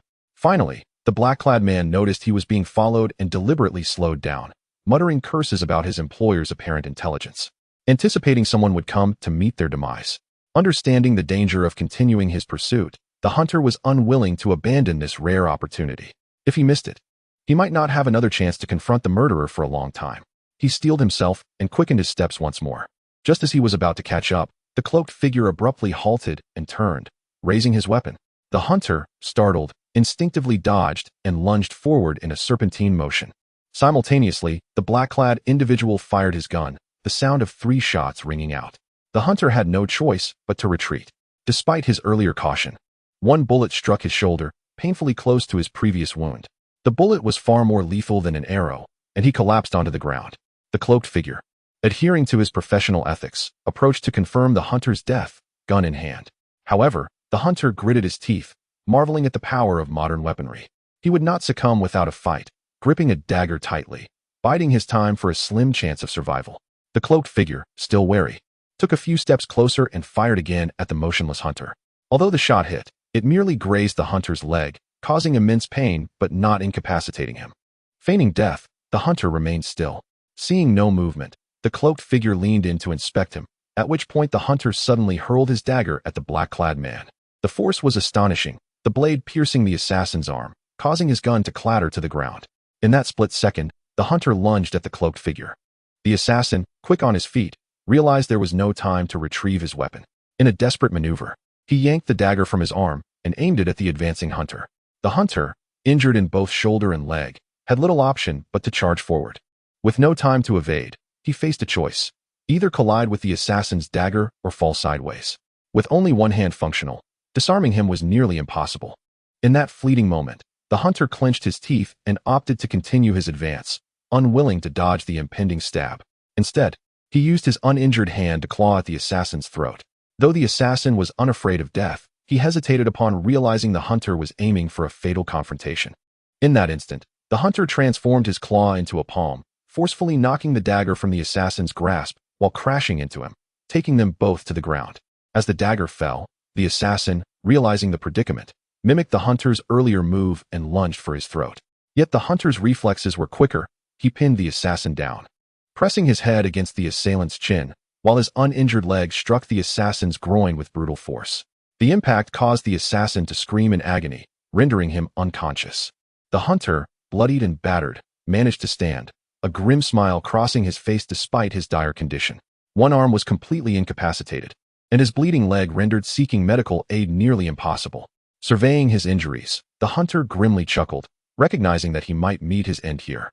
He muttered to himself, Yang Shirda, at least die with purpose. I only hope Director Zheng finds my body soon, so Miss Shangwan Wanjing can finally emerge. Had this been anywhere else, Yang Shirda's fate would have been sealed. However, in Bema village, where the wealthy Yang family resided, a watchman had been summoned to keep an eye out. Hearing the gunshots, the watchman hid and observed. Upon seeing both men down, he hurriedly sought the village chief for assistance. Before long, the village chief of Bema arrived with a group of people. Yang Shirda, who had thought he was doomed, suddenly found hope. He called out, "Is Yang Jeju here?" "I am Yang Shirda." Upon hearing his name, the villagers rushed towards him without hesitation. These individuals are well acquainted with Yang Shirda, having recently accompanied Director Zheng on an investigation. However, upon closer inspection, they exchanged puzzled glances. The figure before them bore no resemblance to Yang Shirda. Yang Shirda chuckled bitterly as he struggled to remove the mask from his face, explaining, "I am indeed Yang Shirda. This ruse was merely to deceive the murderer." With those words, he gestured toward the unconscious figure on the ground, declaring, "The culprit lies here." Upon seeing Yang Shirta's true visage, the crowd hastened to assist him in tending to his wounds. As they applied their aid, Yang Shirta expressed his gratitude, saying, "Thank you all. If it is not too much trouble, please escort me to the Western Hospital. I have been shot twice, and the bullets must be removed swiftly." Furthermore, he added, "The person is merely unconscious. It would be best to have Director Zheng handle the aftermath." The local constable, not daring to take matters into his own hands in such a shooting incident, immediately arranged for Yang Shirta's transport to the hospital while assuring that he would promptly notify Director Zheng. In the early hours of the following day, Zheng Mengxing arrived at the Western Hospital with Zheng Heng in tow, seeking Yang Shirta. Upon encountering him, Zheng Heng's expression shifted to one of shock, and he instinctively turned to Director Zheng, exclaiming, "Brother, why did you conceal this from me?" Director Zheng replied with a wry smile, "Had I informed you beforehand, how would Miss Shangwan believe that Brother Yang is truly alive?" Zheng Heng's eyes widened in realization as he turned to Yang Shirta, asking, "Brother Yang, are you all right? You nearly frightened me to death. I thought I would never see you again. I have yet to repay your kindness." Yang Shirta chuckled, "I apologize, my brother, for causing you worry. I asked Director Zheng to keep it a secret. The murderer is too cunning, and Miss Shangwan is not so easily deceived." Pausing momentarily, Yang Shirta then inquired of Zheng Mengxing, "Director Zheng has released Miss Shangwan, has he not?"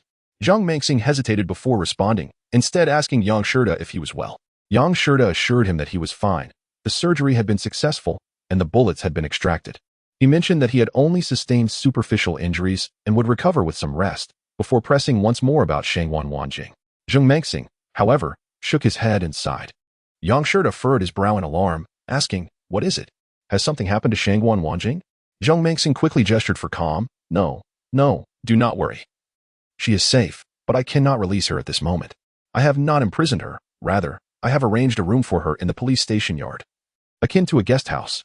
To prevent her from taking drastic measures, I have assigned 4 female officers to guard her around the clock." Yang Shirta sighed in relief, yet still questioned, "Then why can you not let her go?" Zheng Mengxing lamented, "Brother Yang, to be honest, the individual you apprehended last night is not the true culprit. I understand that you both wish to protect each other from danger, which is why I have yet to inform Miss Shangwan of your situation." Yang Shirta hesitated. "Not the true culprit? Although my view was obstructed last night, those footprints clearly bore a striking resemblance." Zheng Mengxing sighed. "Indeed, it was not him. We interrogated that man immediately. He has a criminal record and is merely a hired killer. He confessed that he was assigned a task but had never harmed any children."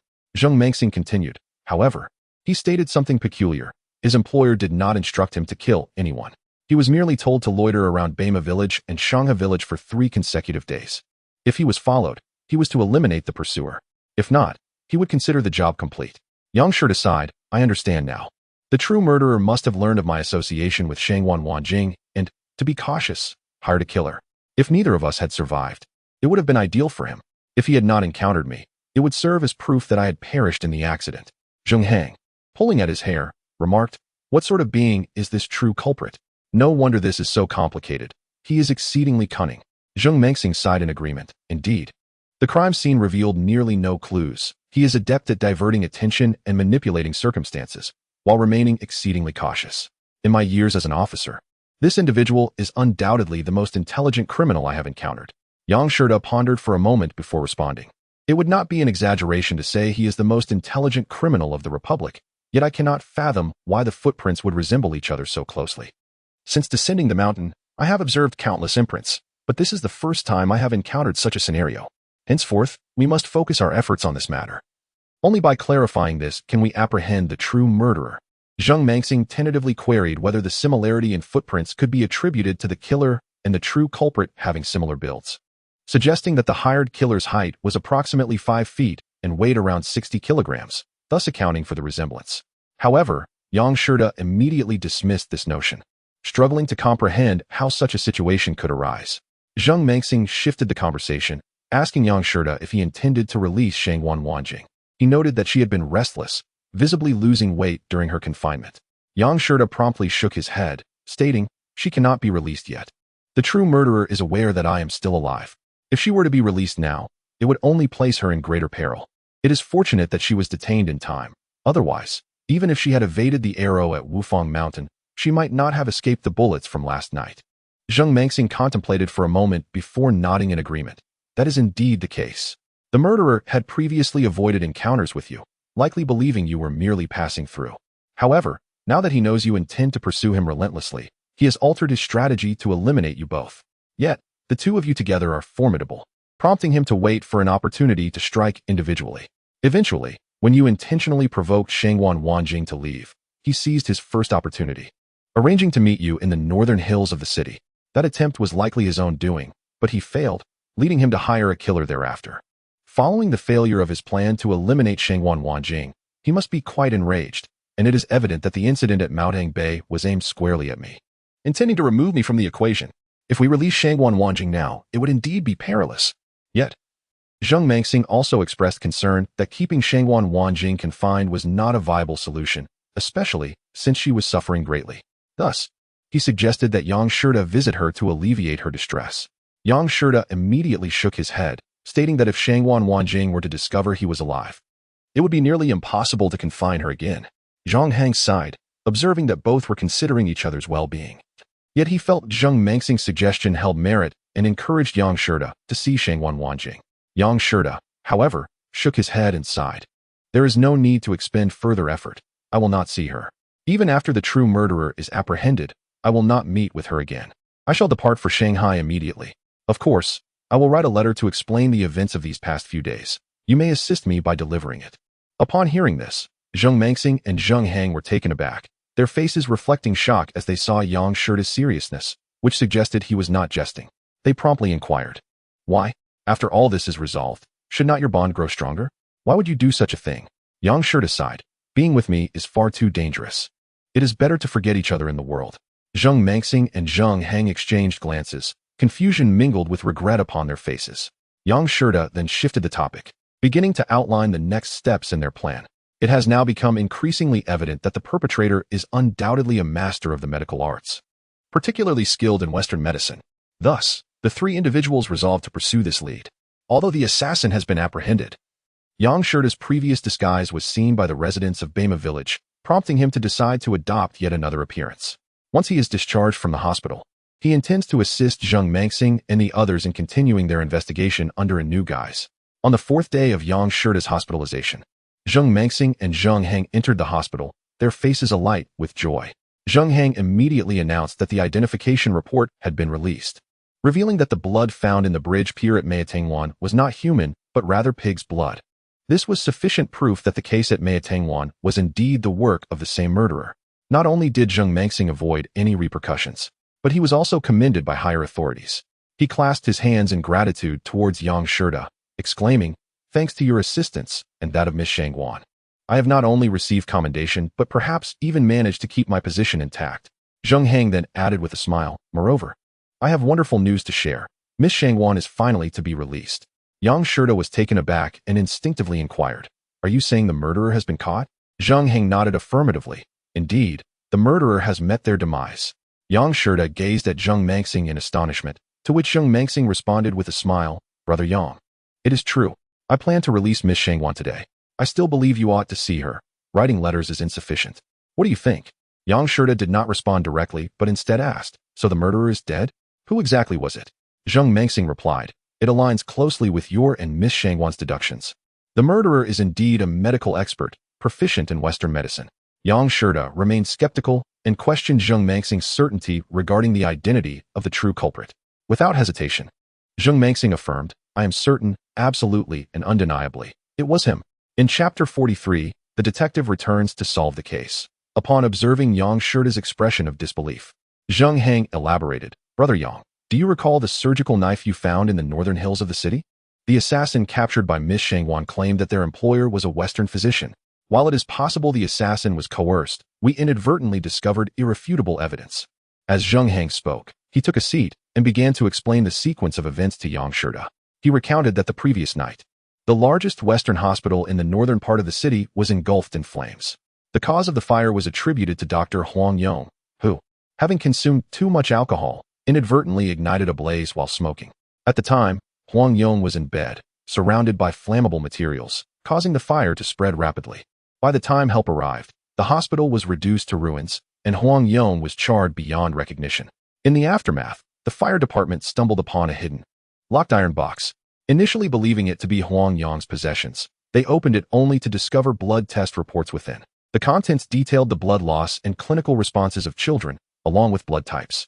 Recognizing the gravity of the situation, they promptly contacted Zheng Mengxing. Upon receiving the call, he rushed to the scene with officers from the precinct. Yang Shida could not restrain himself from asking, "You can ascertain Huang Yong as the murderer based solely on that box of reports?" Zheng Mengxing nodded. These reports were not completed in one sitting.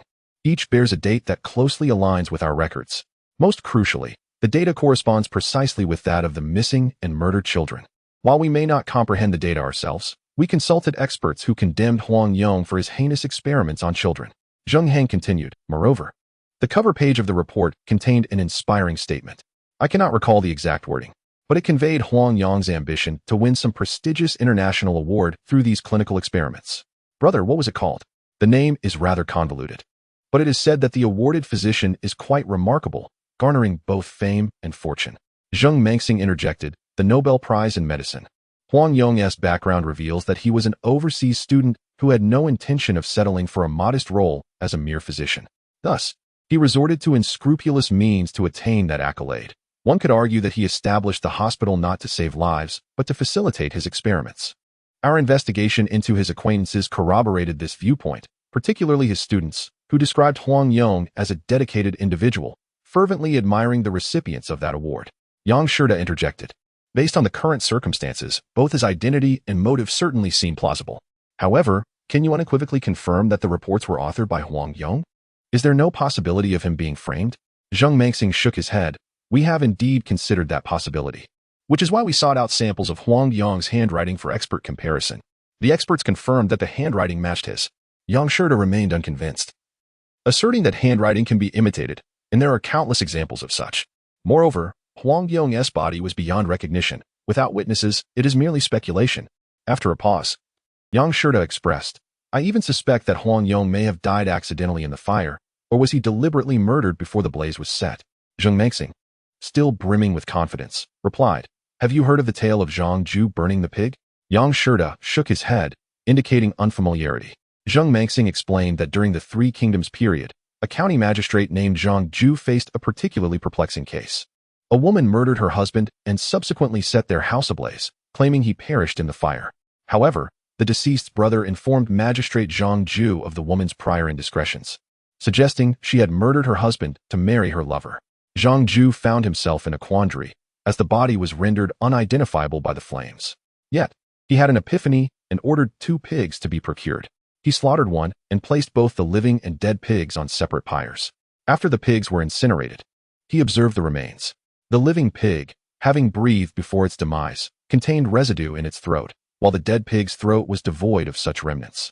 This method ultimately exposed the woman's guilt, leading to her confession regarding the murder and subsequent arson. Upon concluding this tale, Zheng Mengxing continued, this is not mere fabrication. It is documented in ancient texts. Our ancestors recognized this principle thousands of years ago. How could we remain ignorant? The forensic examination confirmed that the body was indeed Huang Yong's, and he perished as a result of drunkenness, with ample ash residue in his throat. Zhang Heng asserted with conviction that Huang Yong, in pursuit of a dubious award, had resorted to heinous acts, leading to the deaths of countless children.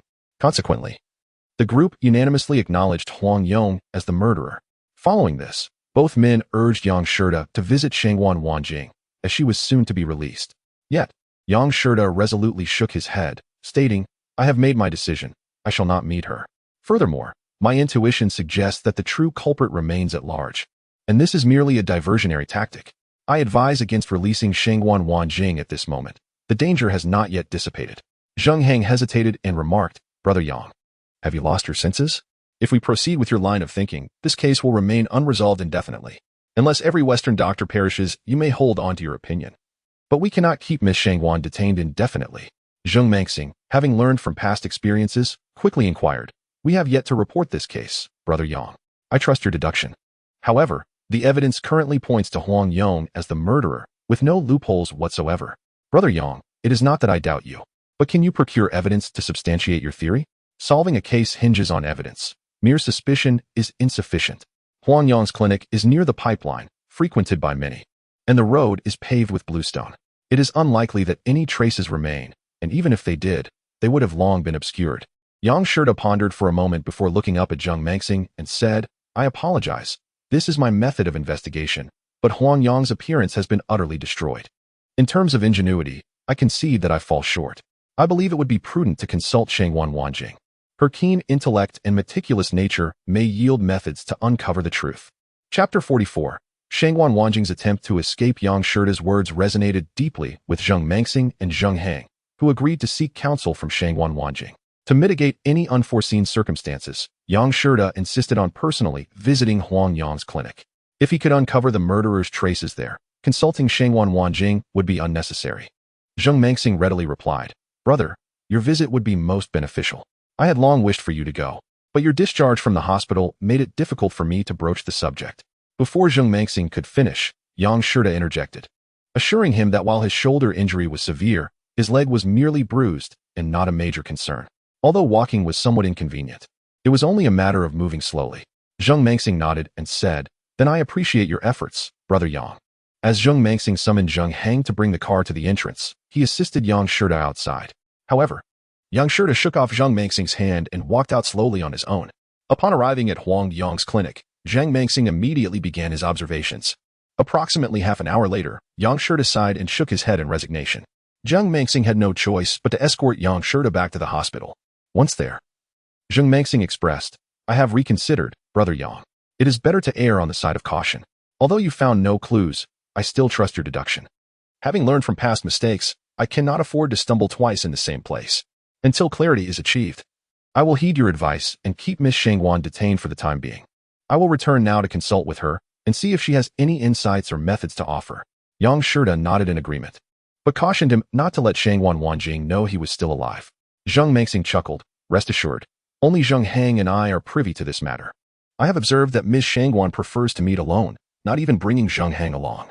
Zheng Mengxing then took his leave from Yang Shida and returned to the police station, indeed visiting Shangwan Wanjing alone. At that moment, she appeared quite haggard, having lost considerable weight. Upon Zheng Mengxing's entrance, the two female officers accompanying her stood up to greet him. Zheng Mengxing waved them down, saying, There is no need for formality, please, sit. I have matters to discuss with Miss Shangwan. Shangwan Wanjing remained still and silent. After clearing his throat a few times, Zheng Mengxing began to inquire. He recounted the details surrounding Huang Yang's case and expressed his desire to hear Shangwan Wanjing's perspective. Admitting he was uncertain whether Huang Yang was indeed the true culprit or merely employing a clever ruse to escape. If it were the latter, did she possess any means to find evidence or loopholes to validate this suspicion? Without hesitation, Shangwan Wanjing responded, There are many methods, but only one is truly effective. However, he has already.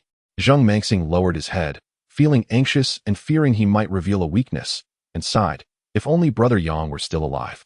This situation would not be so complicated, alas.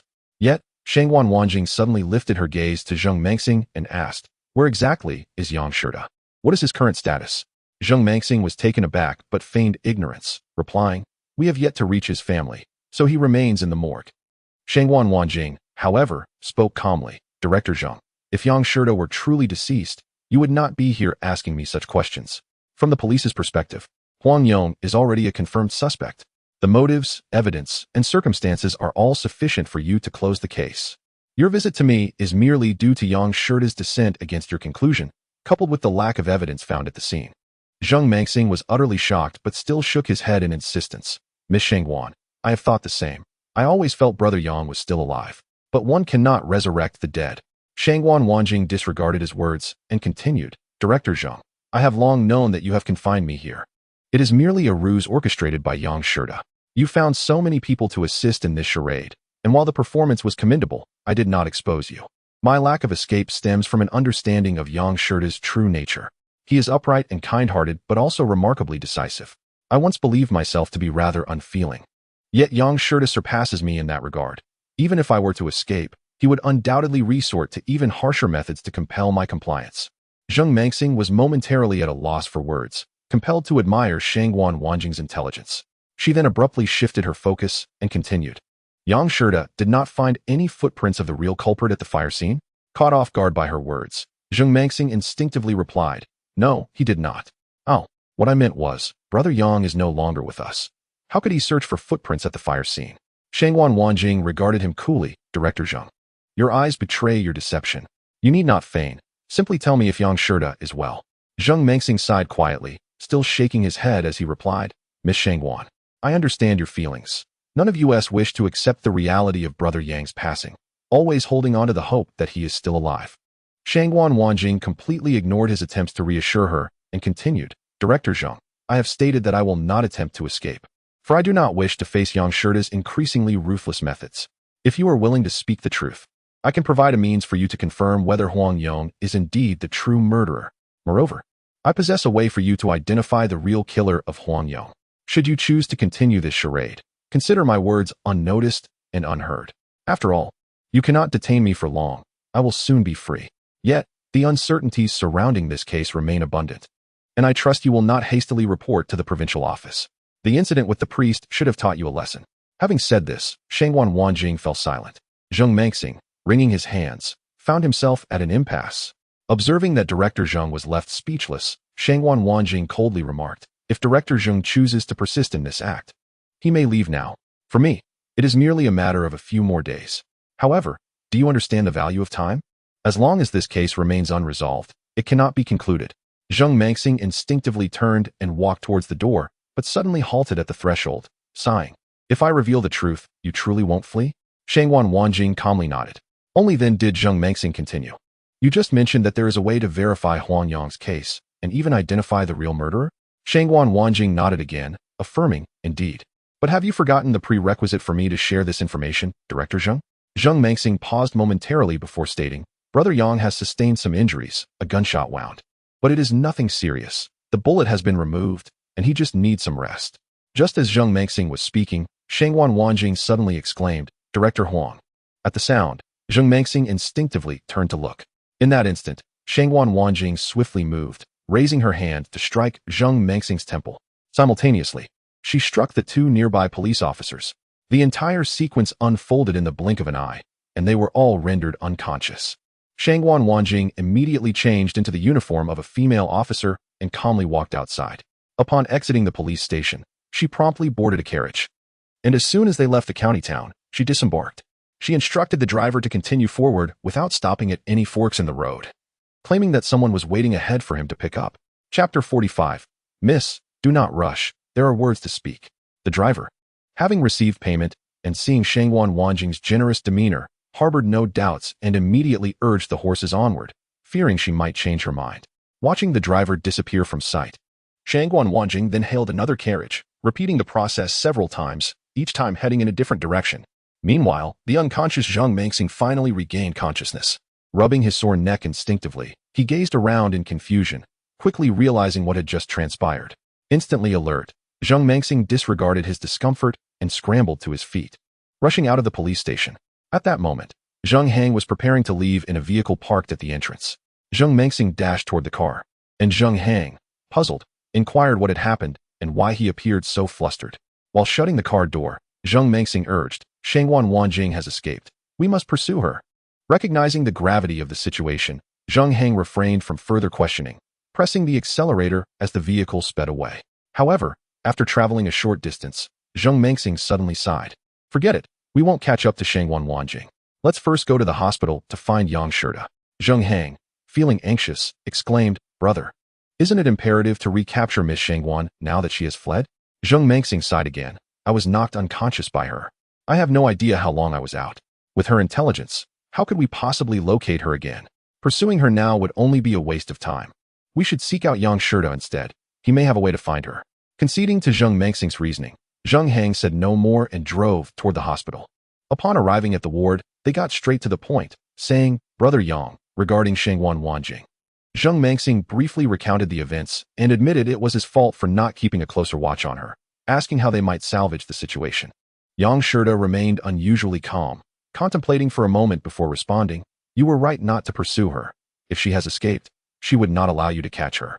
Listen carefully, Brother Mengxing. Immediately return to the police station and seal off any news about Shangwan Wanjing's escape. It must not be allowed to spread. Furthermore, do not inquire further into her whereabouts. Act as if nothing has happened. Only by doing so can we ensure a degree of safety. Lastly, Brother Zheng, please lend me your sidearm. I assure you it will be returned unless I perish." Without hesitation, Zheng Mangxing drew his sidearm and handed it to Yang Shida, saying, "Here you go, but there are only 5 bullets left, and Brother Yang." Yang Shida accepted the weapon, stowing it away, and replied, "Thank you, Brother Zheng. You two should return to the police station promptly. I will handle the rest." Both Zheng Mangxing and Zheng Heng remained hesitant.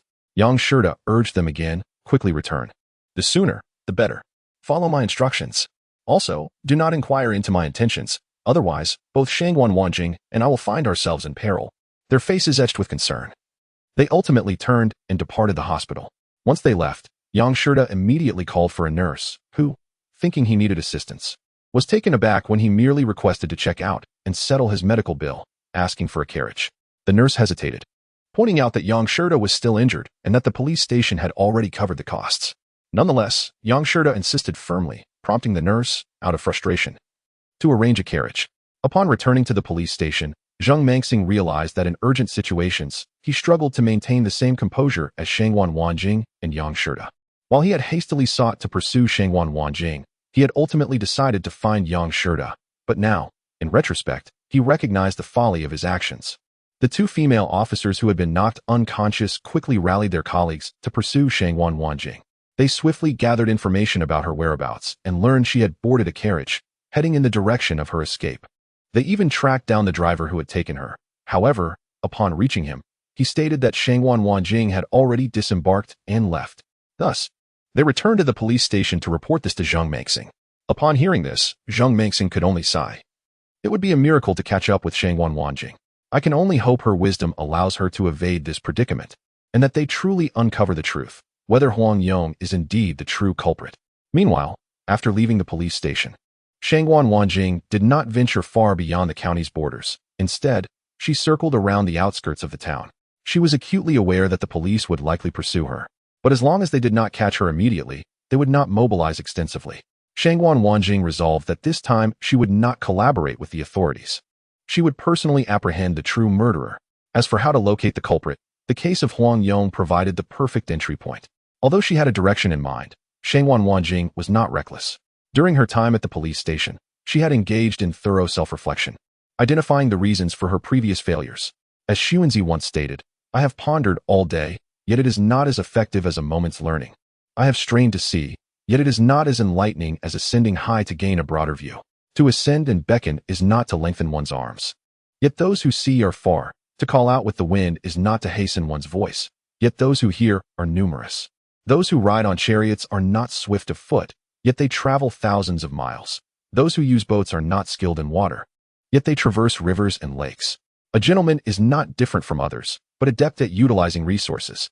With this in mind, as dusk approached, Shangguan Wanjing purchased a large quantity of meat buns and gathered a group of beggars. Without uttering a word, she distributed the buns to the beggars until each had received one. She remained silent, observing as the beggars devoured the buns hungrily. When they had finished their meal, an older beggar approached her, expressing gratitude while curiously asking if she intended to be a good person to the end, as their bellies were still not full. Shangguan Wanjing nodded slightly and then invited them to follow her. Soon, she led the group of beggars to a bun shop, instructing the owner to allow them to eat their fill. Once the beggars had their fill, the old beggar instinctively asked Shangguan Wanjing if she required assistance. It was only then that she spoke, expressing her desire to meet their leader. The old beggar scrutinized her with hesitation, inquiring why she wished to meet their chief. However, Shangguan Wanjing deftly sidestepped the question, asserting that she was not a criminal nor engaged in any wrongdoing. After pondering for a moment, the old beggar nodded and motioned for her to follow him. They walked for about half an hour until they arrived at a dilapidated temple. The old beggar said, "Miss, please wait a moment while I go inform him." Shangguan Wanjing nodded lightly, indicating that it was of no concern. Approximately 3 minutes later, an elderly beggar leaning on a cane emerged from the temple. He was quite courteous, first expressing gratitude for Shangguan Wanjing's generosity, to which she waved her hand dismissively, stating that it was unnecessary to be so polite, and then conveyed her need for their assistance. Yet, the old beggar merely shook his head without asking further, saying, "Miss, you may have mistaken us for someone else. If we had the means to help others, we would not be reduced to begging on the streets." Shangguan Wanjing responded calmly, "If you choose not to assist, I will not insist, but I hope you will hear me out before making your decision." The man nodded in acquiescence. She continued, "It is not a difficult matter. I merely need you to gather some information. Recently, a physician named Huang Yong passed away. I would like to know if his death was accidental or the result of foul play. Upon hearing her words, the old man shook his head immediately, saying, Miss, what use is it for you to seek us out instead of going to the authorities? We know nothing beyond begging. Acknowledging his words, Shangwan Wanjing replied, then consider my inquiry as never spoken. With that, she turned to leave. However, just as she had taken a couple of steps, the old man called after her, Miss, please wait. May I ask what relation you had with Huang Yong? Without turning back, Shangwan Wanjing answered as she walked away, there is no connection. We are neither acquainted, nor have we ever met. Surprised, the old man exclaimed, Miss, please return. Chapter 46. The truth will eventually unfold. Shangwan Wanjing halted, perplexed, neither turning back nor continuing forward. The old man contemplated for a moment before approaching her, saying, I misjudged you, Mississippi. I thought you had some connection to Huang Yong. However, if there is no relation, why are you inquiring about such matters? Shangwan Wanjing replied coolly, there is no connection, but I suspect his death was not accidental. If it was not, the perpetrator is likely that vile creature from the county who preys upon children. I have been investigating that case for quite some time, and I intend to bring an end to his malevolence. Upon hearing this, the old beggar asked, Miss, are you the renowned female detective Shangwan Wanjing? Turning to him, she nodded, stating, I dare not claim such a title, but I am indeed Shangwan Wanjing. At this revelation, the old beggar was visibly moved, expressing his respect. I am ashamed for not recognizing you sooner. I have long heard of your name, but have never had the fortune to meet you. Today is indeed a stroke of luck to encounter you, Miss Shangwan. I had misconstrued your good intentions, thinking someone might be trying to exploit us beggars for nefarious purposes. Shangwan Wanjing smiled and inquired, you have many people, and your information is extensive. Do you happen to know about the recent incident involving the two brothers from Shangha village? The old man sighed. In these chaotic times, beggars are everywhere. We may lack other skills, but we roam the streets day and night, seeking food. Thus, we hear about everything from petty quarrels to matters of life and death. Miss Shangwan, if you wish to gather information, you have come to the right place. Relieved, Shangwan Wanjing revisited the subject of Huang Yong. The old man confidently thumped his chest, asserting, leave it to us, Miss Shangwan. I cannot guarantee anything else. But when it comes to gathering intelligence, no one in this county surpasses my ability. Pausing, he continued, Miss Shangwan, may I have 3 days? Please allow me 3 days. And if Huang Yong did not die accidentally, I assure you I will not only uncover his killer, but also discover where they are hiding. As she produced a handful of silver coins and offered them to the old man, she said, I thank you in advance. Please accept this. It is simply my wish to treat you to a hearty meal. To her surprise, the old man declined the money, responding earnestly, Miss Shangwan, you have already been generous today. We cannot be so ungrateful. If I find the information you seek, a simple loaf of bread will suffice. Miss Shangwan, if convenient. Let us meet here again in 4 days, he suggested. Not wanting to impose, Shangwan Wanjing nodded and departed. 4 days later, she returned to the temple as promised. The old man was already waiting for her, and upon her arrival, he approached with excitement, exclaiming, Miss Shangwan, you truly are a detective. I have discovered that Huang Yong did not die accidentally. He was murdered in a deliberate act of arson. He continued enthusiastically, explaining that Huang Yong had dined with several teachers from the county school that evening. Unbeknownst to him, someone had stealthily entered his clinic while he was drinking at the restaurant. A small beggar who happened to be near the clinic witnessed this intrusion. However, beggars often turn a blind eye to such petty crimes, focusing solely on their survival. Later that night, the intruder returned, and just as the small beggar needed to relieve himself, he saw the suspicious figure leaving. Shortly thereafter, a fire erupted in Huang Yong's house. The police had questioned those who dined with Huang Yong, but they were unaware of the clandestine entry into his home.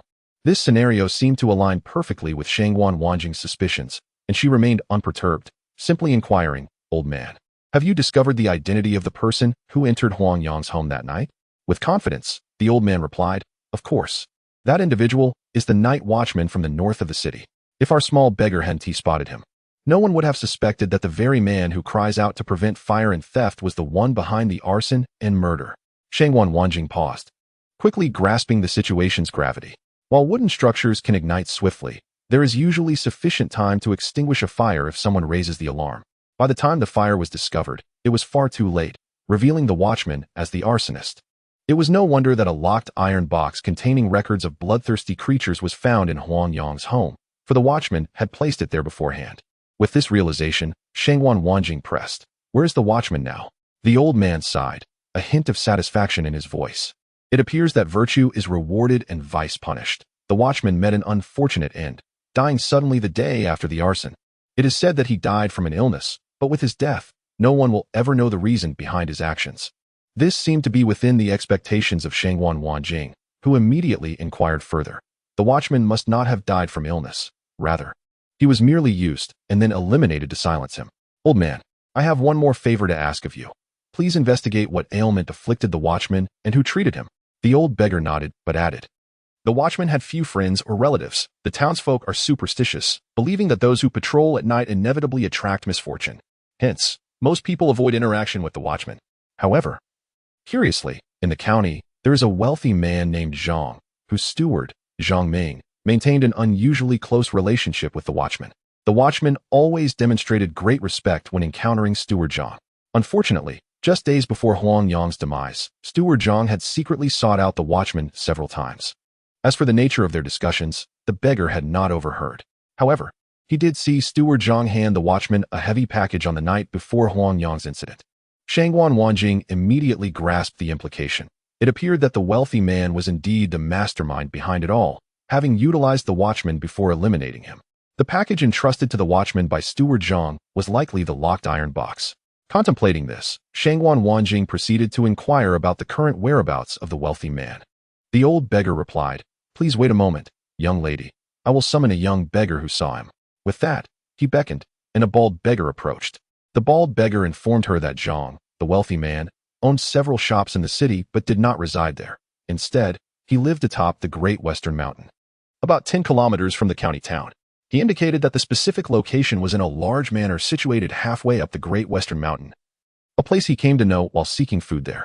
Shangwan Wanjing furrowed her brow, not rushing to the Great Western Mountain, but pondering the reasons behind Zhang's actions.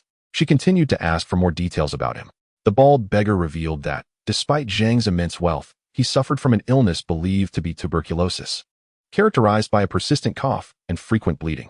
Steward Zhang had even gone to the northern execution ground multiple times to purchase human blood, claiming it could cure tuberculosis. Yet there had been no improvement. The old beggar suddenly realized, moreover, Zhang had sought treatment from Huang Yong numerous times, spending a considerable amount of money without any sign of recovery. Perhaps out of resentment, he decided to set fire to Huang Yong. Shangwan Wanjing remained silent, deep in thought. The implications of the coughing illness, the procurement of human blood, and the children who had perished from bloodsucking. Chapter 47. Please be gentle. Young lady Shangwan Wanjing contemplated for a moment before bidding farewell to the beggars, leaving behind a silver dollar as a token of gratitude. She believed the beggars had spoken the truth. If all this were indeed factual, then Zhang would undoubtedly be the prime suspect, as both motive and opportunity aligned perfectly. Shangwan Wanjing resolved to journey to the Great Western Mountain herself. Although she understood the potential dangers that lay ahead, she had already invested so much in this case. And Yang Shirda had narrowly escaped death at the hands of the murderer on several occasions. Thus, without a hint of hesitation, she set off towards the Great Western Mountain. In the days that followed, while awaiting news, Shangwan Wanjing remained busy preparing for her journey. She purchased a sturdy steel fan, both for defense against weapons and to alter her identity. Additionally, she meticulously planned her route, opting for a detour instead of following the direct path. Conveniently, just a short distance from the dilapidated temple, she found a horse-drawn carriage and promptly boarded it, heading towards the Great Western Mountain.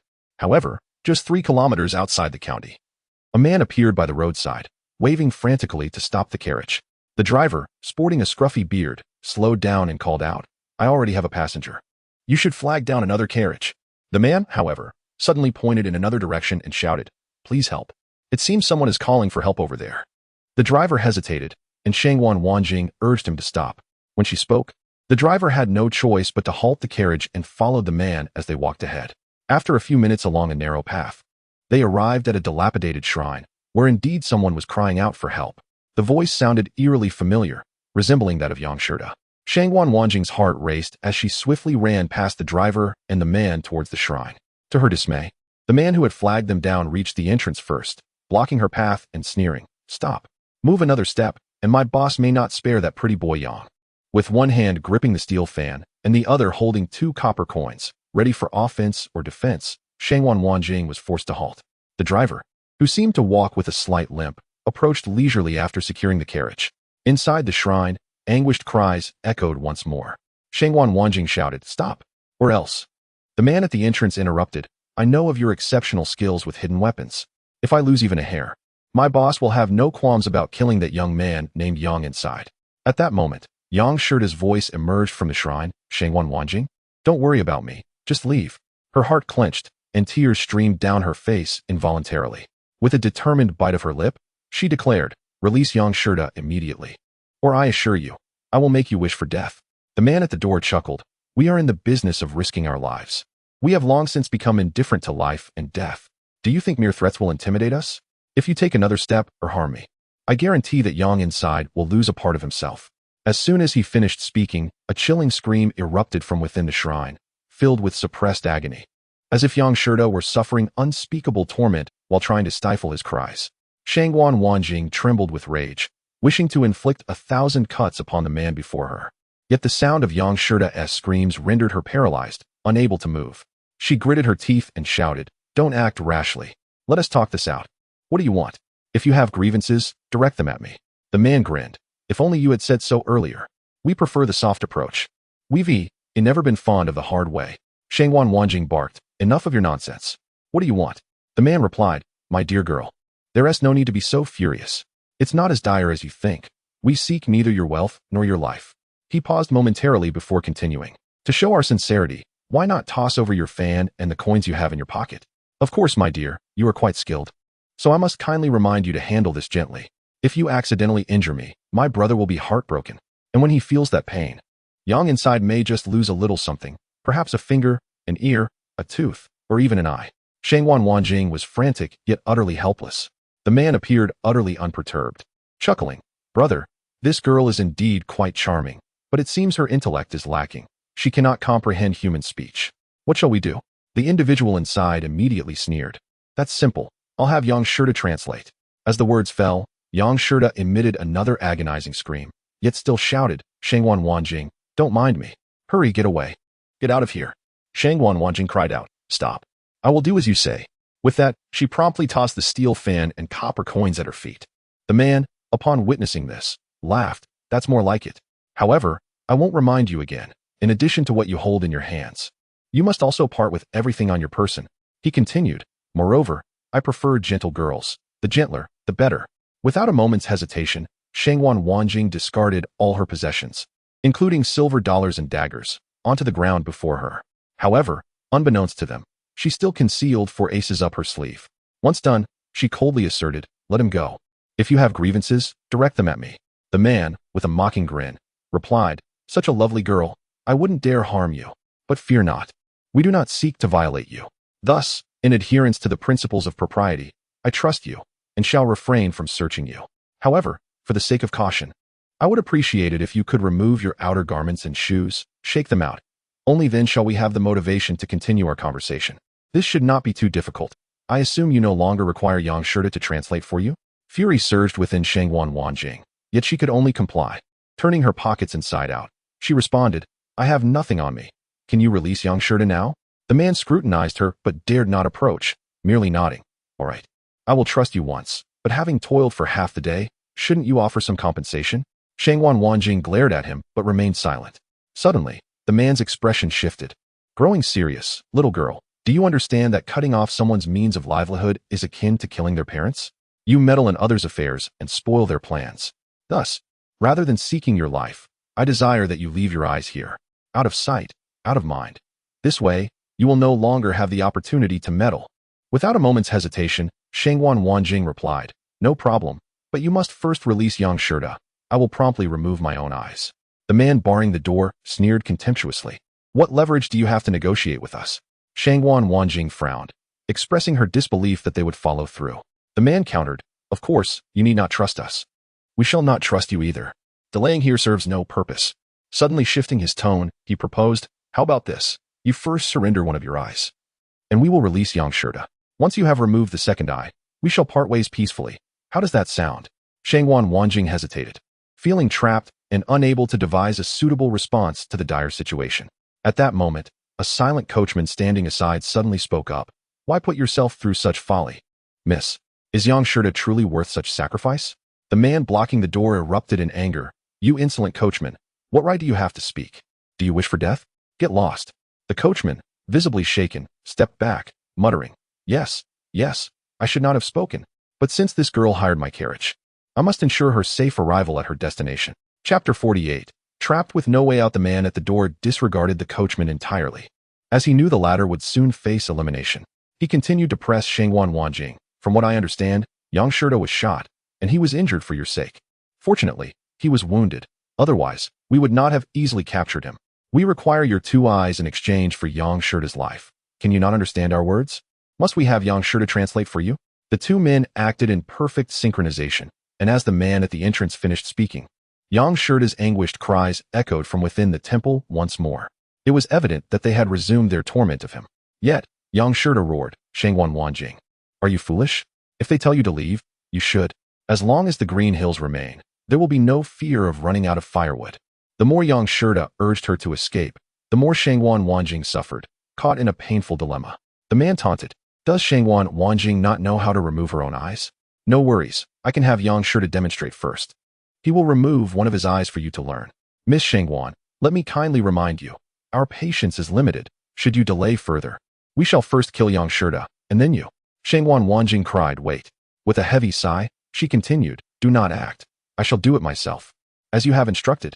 If I remove one of my eyes and you refuse to release Yang Shida, I will ensure you pay for it with your lives.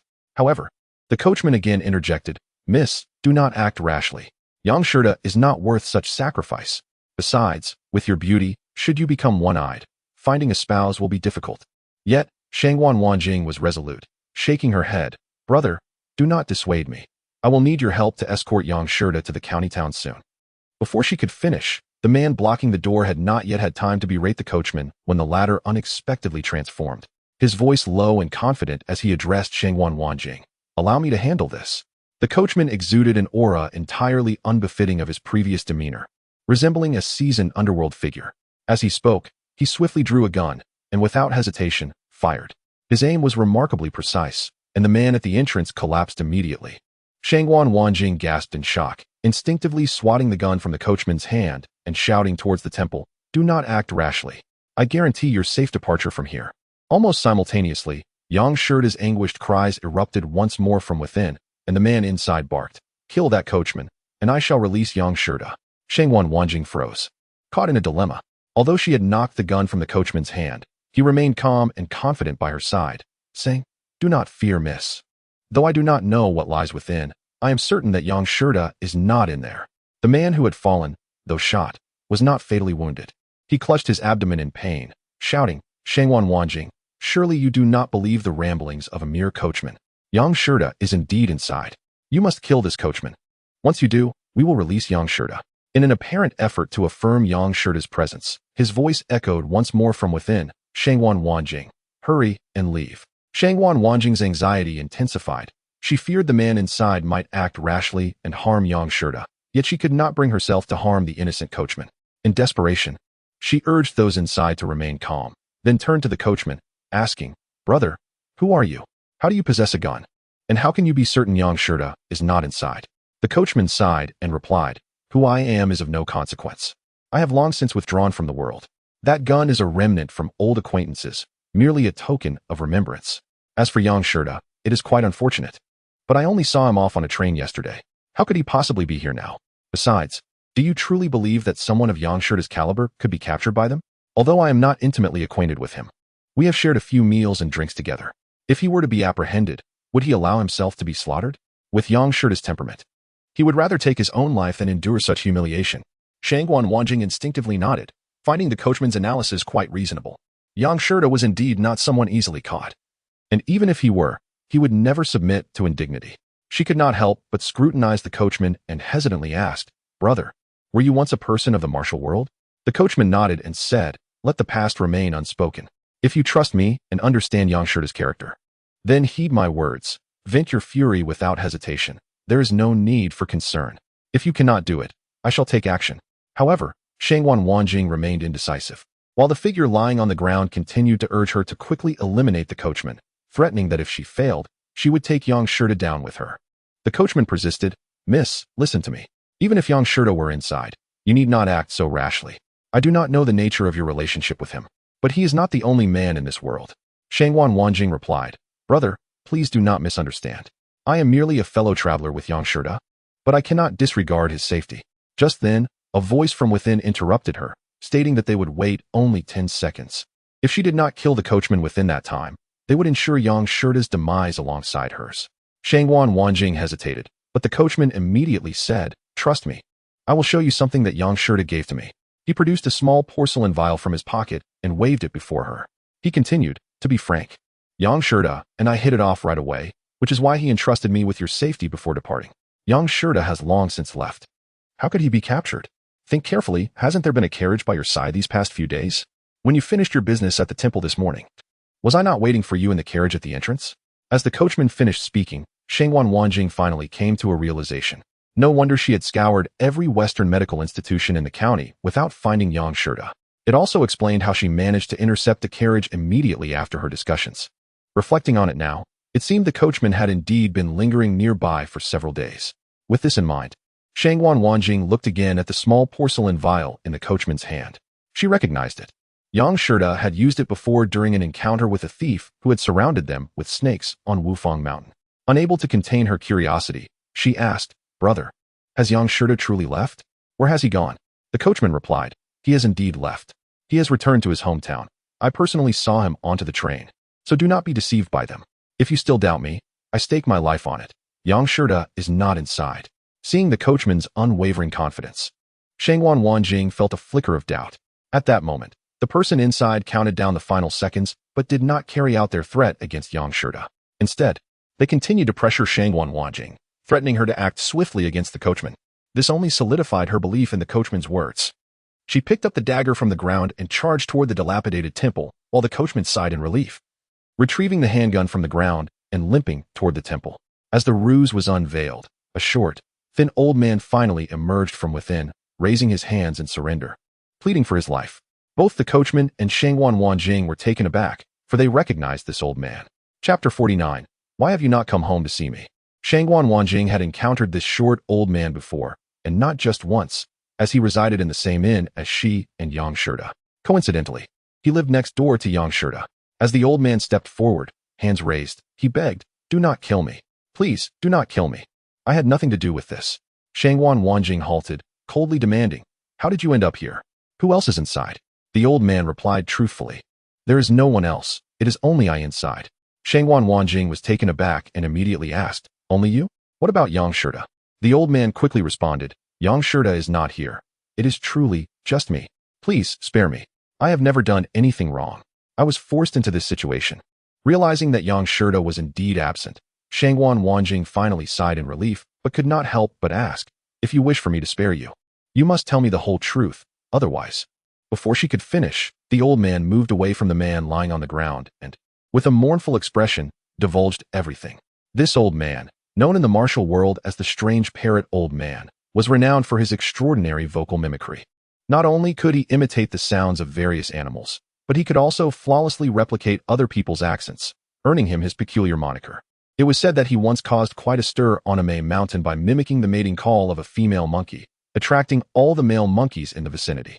The reason he stayed in the same inn and chose to reside next to Yang Shida was to mimic his voice. Upon hearing the strange parrot old man's story, Shangwan Wanjing interrupted him, but still felt uneasy and proceeded into the dilapidated temple. Indeed, there was no one else inside, aside from a broken door. There were no other exits, not even a single window. At that moment, the coachman approached the man lying on the ground and coldly demanded, Who sent you? Thou shot. The man gritted his teeth and replied, Huang Yong sent me. No matter how Yang Shida pressed, the man steadfastly insisted that Huang Yong was behind his actions. Yang Shida ceased to inquire further and raised his gun, aiming it at the man's head, then slowly shifting the barrel to his leg, unhesitatingly pulling the trigger again. When Shangwan Wanjing emerged and witnessed this scene, she remained silent but kicked the strange parrot old man to the ground before stepping toward the injured man. The man, having nowhere to escape and too weak to flee, called out to Shangwan Wanjing, Just grant me a swift end. She coldly retorted, Have you forgotten what I said earlier? I vowed to make your life a living hell. With that, she refused to utter another word, instead plunging her dagger into the man's body repeatedly, targeting non-fatal areas with precision. After delivering dozens of strikes, the man had become a mere bloodied figure.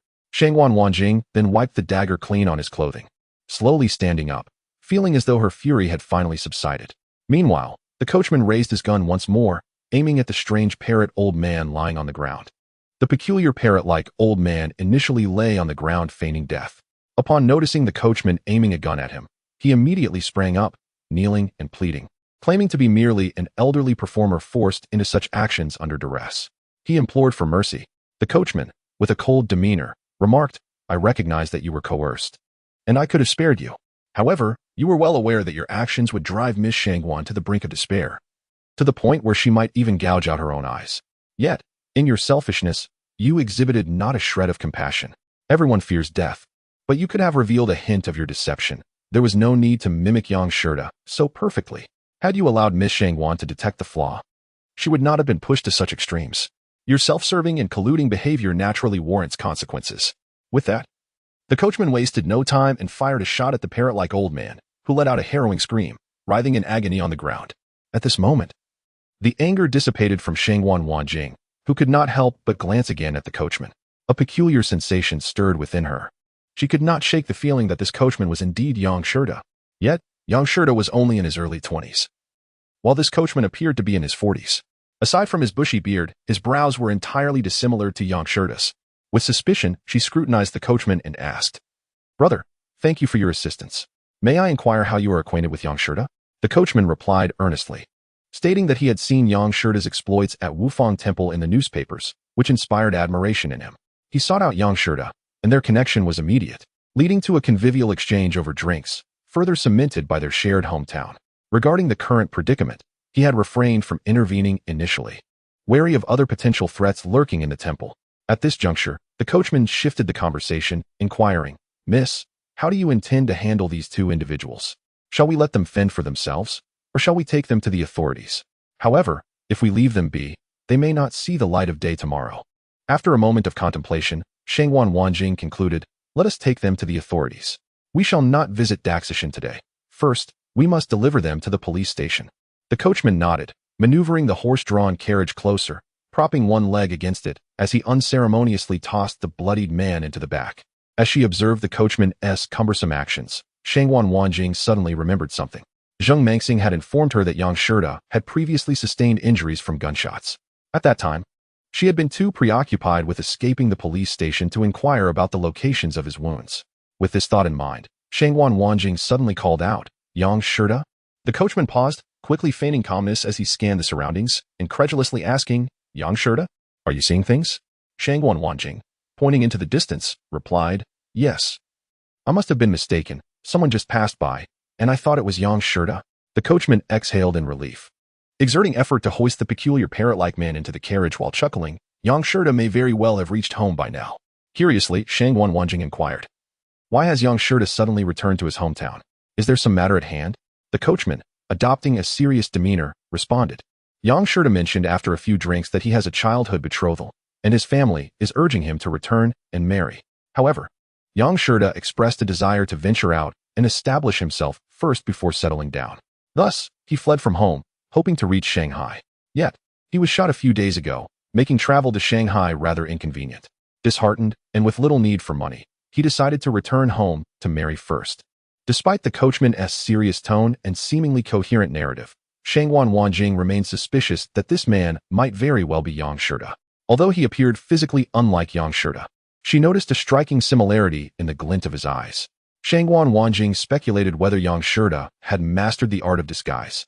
However, considering Yang Shirda's cunning intellect, she resolved to test her hypothesis. Feigning heartbreak, she adopted a sorrowful expression, almost on the verge of tears, murmuring to herself, "Yang Shirda, that great deceiver. He has tricked me and slipped away to marry." Though her voice was barely audible, the implication was unmistakable.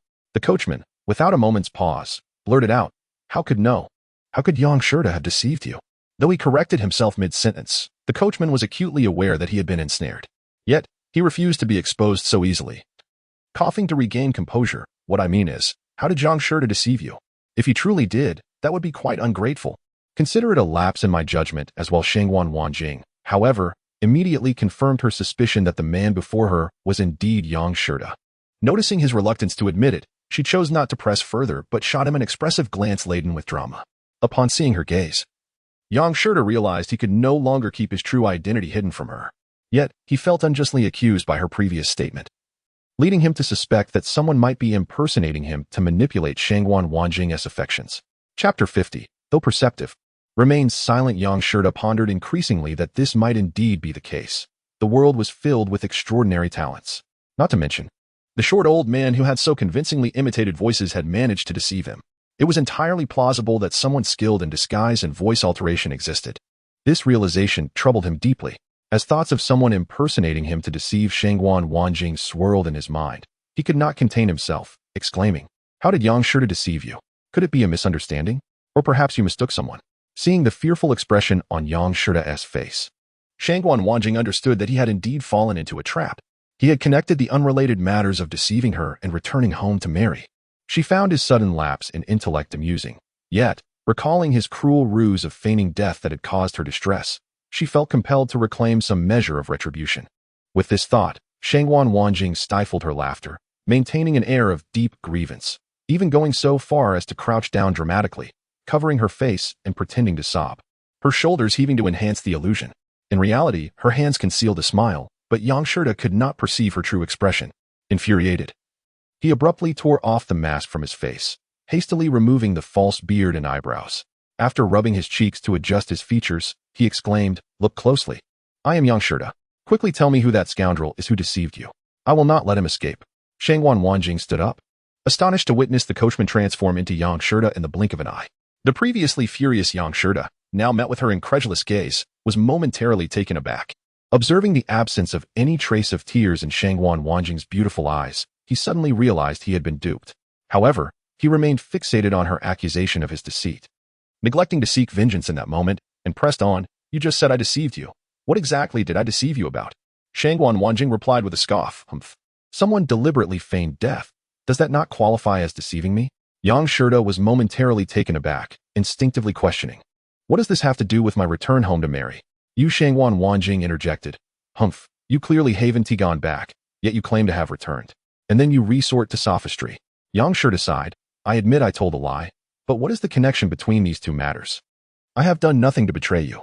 Perhaps you have mistaken me for someone else, or someone is impersonating me to seek you out." Shangguan Wanjing paused, suddenly realizing why Yang Shirta was fixated on this issue. She hastily interrupted, "What are you thinking? I merely wanted to expose someone, to make them stop pretending.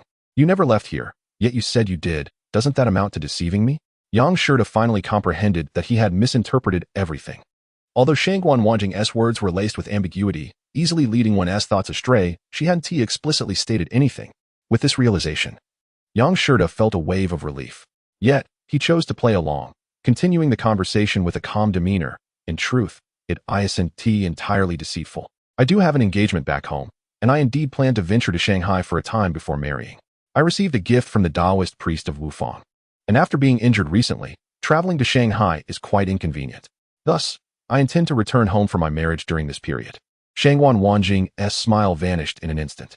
Having just dealt with the bloodied man and the strange parrot, although her anger had dissipated, she still felt a sense of grievance and a yearning to weep for Yang Shirta. The recent turmoil had been overwhelming, filled with highs and lows, leaving her utterly frustrated. However, upon hearing Yang Shirta speak so solemnly about the matter, her heart chilled. She immediately reined in her smile and said flatly, "Thank you for your assistance, Mr. Yang. Let us proceed with our business. We must quickly take these two to the police station.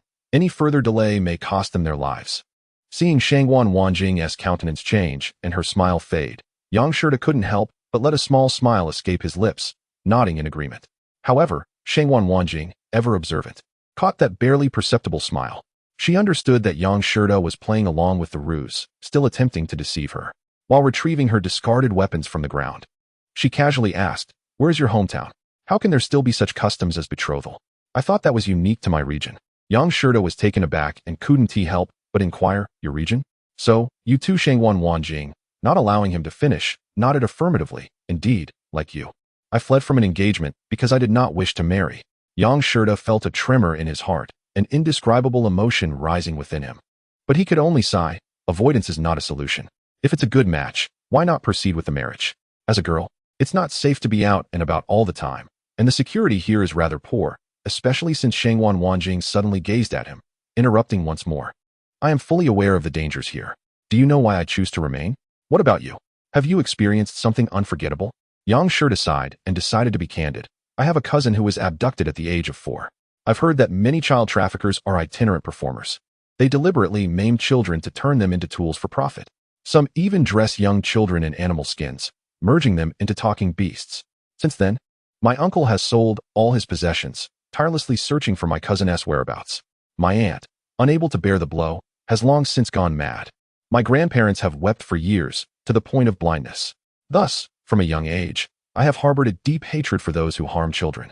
When my grandmother passed, she still murmured my cousin's name. Yang Shurda paused, looking at Shangwan Wanjing before continuing. I had intended to head straight to Shanghai. But upon hearing about that blood-sucking demoness case while passing through here, I chose to stay. Miss Shangwan, what about you? Why do you insist on staying here to capture that murderer? Do you have your own haunting experiences? Shangwan Wanjing nodded, reflecting as she replied, when I was young. Due to war, my parents and I fled from the north to the south, only to encounter a band of highwaymen along the way. They robbed us of everything and sought to kill our family. Fortunately, we were lucky to meet a few chivalrous individuals. Those brave souls fought valiantly against the highwaymen, 2 of whom perished on the spot, while 3 others were grievously injured. Yet, they managed to drive off the bandits, saving our lives and possessions. From that moment on, I loathed those bullies who prey on the weak, vowing that when I grew up, I too would be like those heroes, ridding the world of evil and acting justly. Yang Shurda, upon hearing this, could not resist asking, I understand that women can be just as formidable as men, and throughout the history of Huaxia, countless female heroes have emerged. But you are still a girl. Aren't you afraid? Shangwan Wanjing contemplated for a moment before responding. Of course I am afraid. I am not without attachments. There are those who matter to me in this world. Yet, who in life is free from death? Since we all must face it, why not live life to the fullest, doing what we desire? After all, it is better to die swiftly in battle than to languish in bed, suffering while waiting for death. Observing the seemingly gentle yet resolute Shangwan Wanjing, Yang Shurda felt a stirring within him. Unconsciously, his admiration for her deepened. Yet, this only fueled his determination to keep her away from the case. The murderer was evidently cunning and had resorted to desperate measures. The repeated hiring of assassins was ample proof. If he had not taken precautions to keep Shangwan Wanjing confined to the police station, she might very well have been the next victim, and perhaps not as fortunate as he had been. Every time he considered the possibility of Shangwan Wanjing perishing, a wave of anguish surged through him. Yang Shurda resolved to devise an infallible plan, regardless of its ruthlessness, solely to ensure that Shangwan Wanjing would be distanced from this case, away from danger. Chapter 51. The detective returns to the Jianghu in her heart. Shangwan Wanjing shared the same sentiment. This man, gravely injured yet still masquerading as a coachman, tirelessly safeguarding her. How could she not be moved? Especially after learning that Wu Xiaomei from Shanghai was merely an acquaintance of Yang Shurda's, she decided to test him. An idea sparked in her mind as she gathered her scattered belongings and casually remarked, Mr. Yang, your betrothed must be quite beautiful, I presume? Yang Shurda was momentarily taken aback, but soon his spirits lifted. He had been pondering how to get Shangwan Wanjing to leave, and here she was, presenting herself on a silver platter. He sighed dramatically, feigning indifference. Beauty matters little. Moreover, I, Yang Shurda, am not one to judge a person solely by their appearance. However, she is overly timid and shy, a character I do not find appealing. Only those with shared aspirations can journey far together. 2 individuals devoid of common interests cannot be coerced into companionship, for a forcibly twisted melon is never sweet, is it not? Upon hearing these words, Shangwan Wanjing couldn't help but feel a stir within her heart. Although Yang Shurda's statement lacked overt significance, it was laden with implications. Fortuitously, Shangwan Wanjing, possessing keen intellect, discerned the underlying message. Yet, she feigned ignorance, responding with a smile, by your words, Mr. Yang. Do you perhaps fancy a bold and audacious woman? Yang Shurda, following her lead, chuckled, a bold woman is certainly not my preference. The crux of the matter lies in the fact that my betrothed is exceedingly timid. If only she possessed a fraction of your courage, Miss Shangwan. Alas, my heart is already pledged elsewhere, and thus, I shall not consider marriage for the time being. If the previous conversation was subtle, this exchange was nothing short of explicit. Although it did not overtly praise Shangwan Wanjing, the implications were unmistakable. Yet, upon grasping Yang Shurda's intentions, she felt a wave of trepidation and dared not delve further into the topic. Shangwan Wanjing had initially intended to test the waters, but Yang Shurda's forthrightness took her by surprise. Swiftly changing the subject, she inquired, I forgot to ask. Was it you who disguised yourself as a hunter and shielded me from arrows on Wufang Mountain? Yang Shida, wishing to continue the earlier topic, shook his head in denial. What are you saying? I don't comprehend. After that rascal was apprehended, I have not returned to Wufang Mountain. As Yang Shida spoke, he assisted Shangguan Wanqing into the carriage. As they proceeded towards the county police station, Shangguan Wanqing remarked, I must have mistaken you for someone else.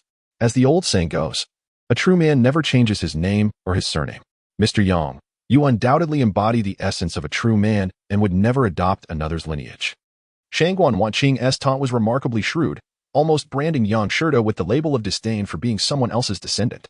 Yang Shida could not help but clarify. Though that man was not me, theoretically, our ancestors share a common lineage, so it does not equate to being someone else's descendant.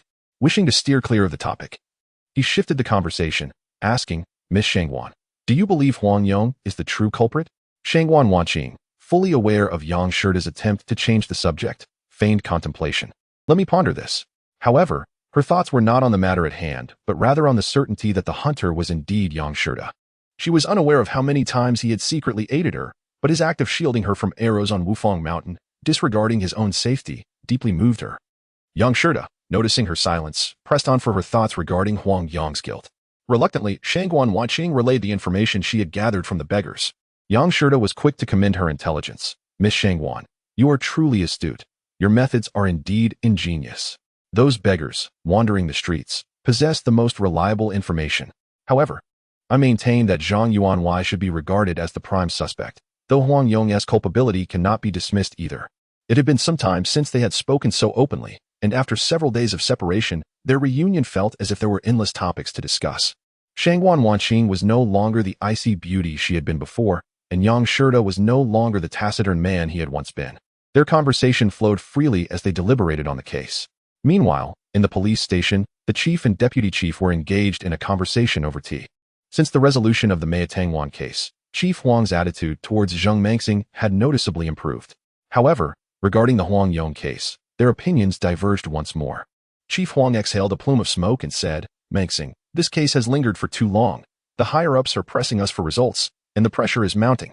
Both logic and evidence point to Huang Yong as the perpetrator. Those close to him confirm that he is an ambitious individual, though his ambition led him astray. Moreover, as a Western physician, who could possibly have better conditions for committing a crime than him? Not to mention, he is a foreign student, undoubtedly possessing a high intellect. Such individuals are meticulous in their criminal endeavors, leaving no traces behind. As he spoke of evidence, Chief Huang continued. The data retrieved from Huang Yong's home aligns perfectly with our case analysis. Furthermore, expert handwriting analysis confirms that the writing is indeed his. Therefore, I stand by my belief that we should expedite this case to the provincial level for judicial resolution. The sooner we conclude this matter, the better, and do not forget. Mengxing, you are currently under scrutiny. Zheng Mengxing nodded. Chief, I understand. Indeed, this case has dragged on too long. Yet, I fear that if we err as we did last time, we would be left with no face to show.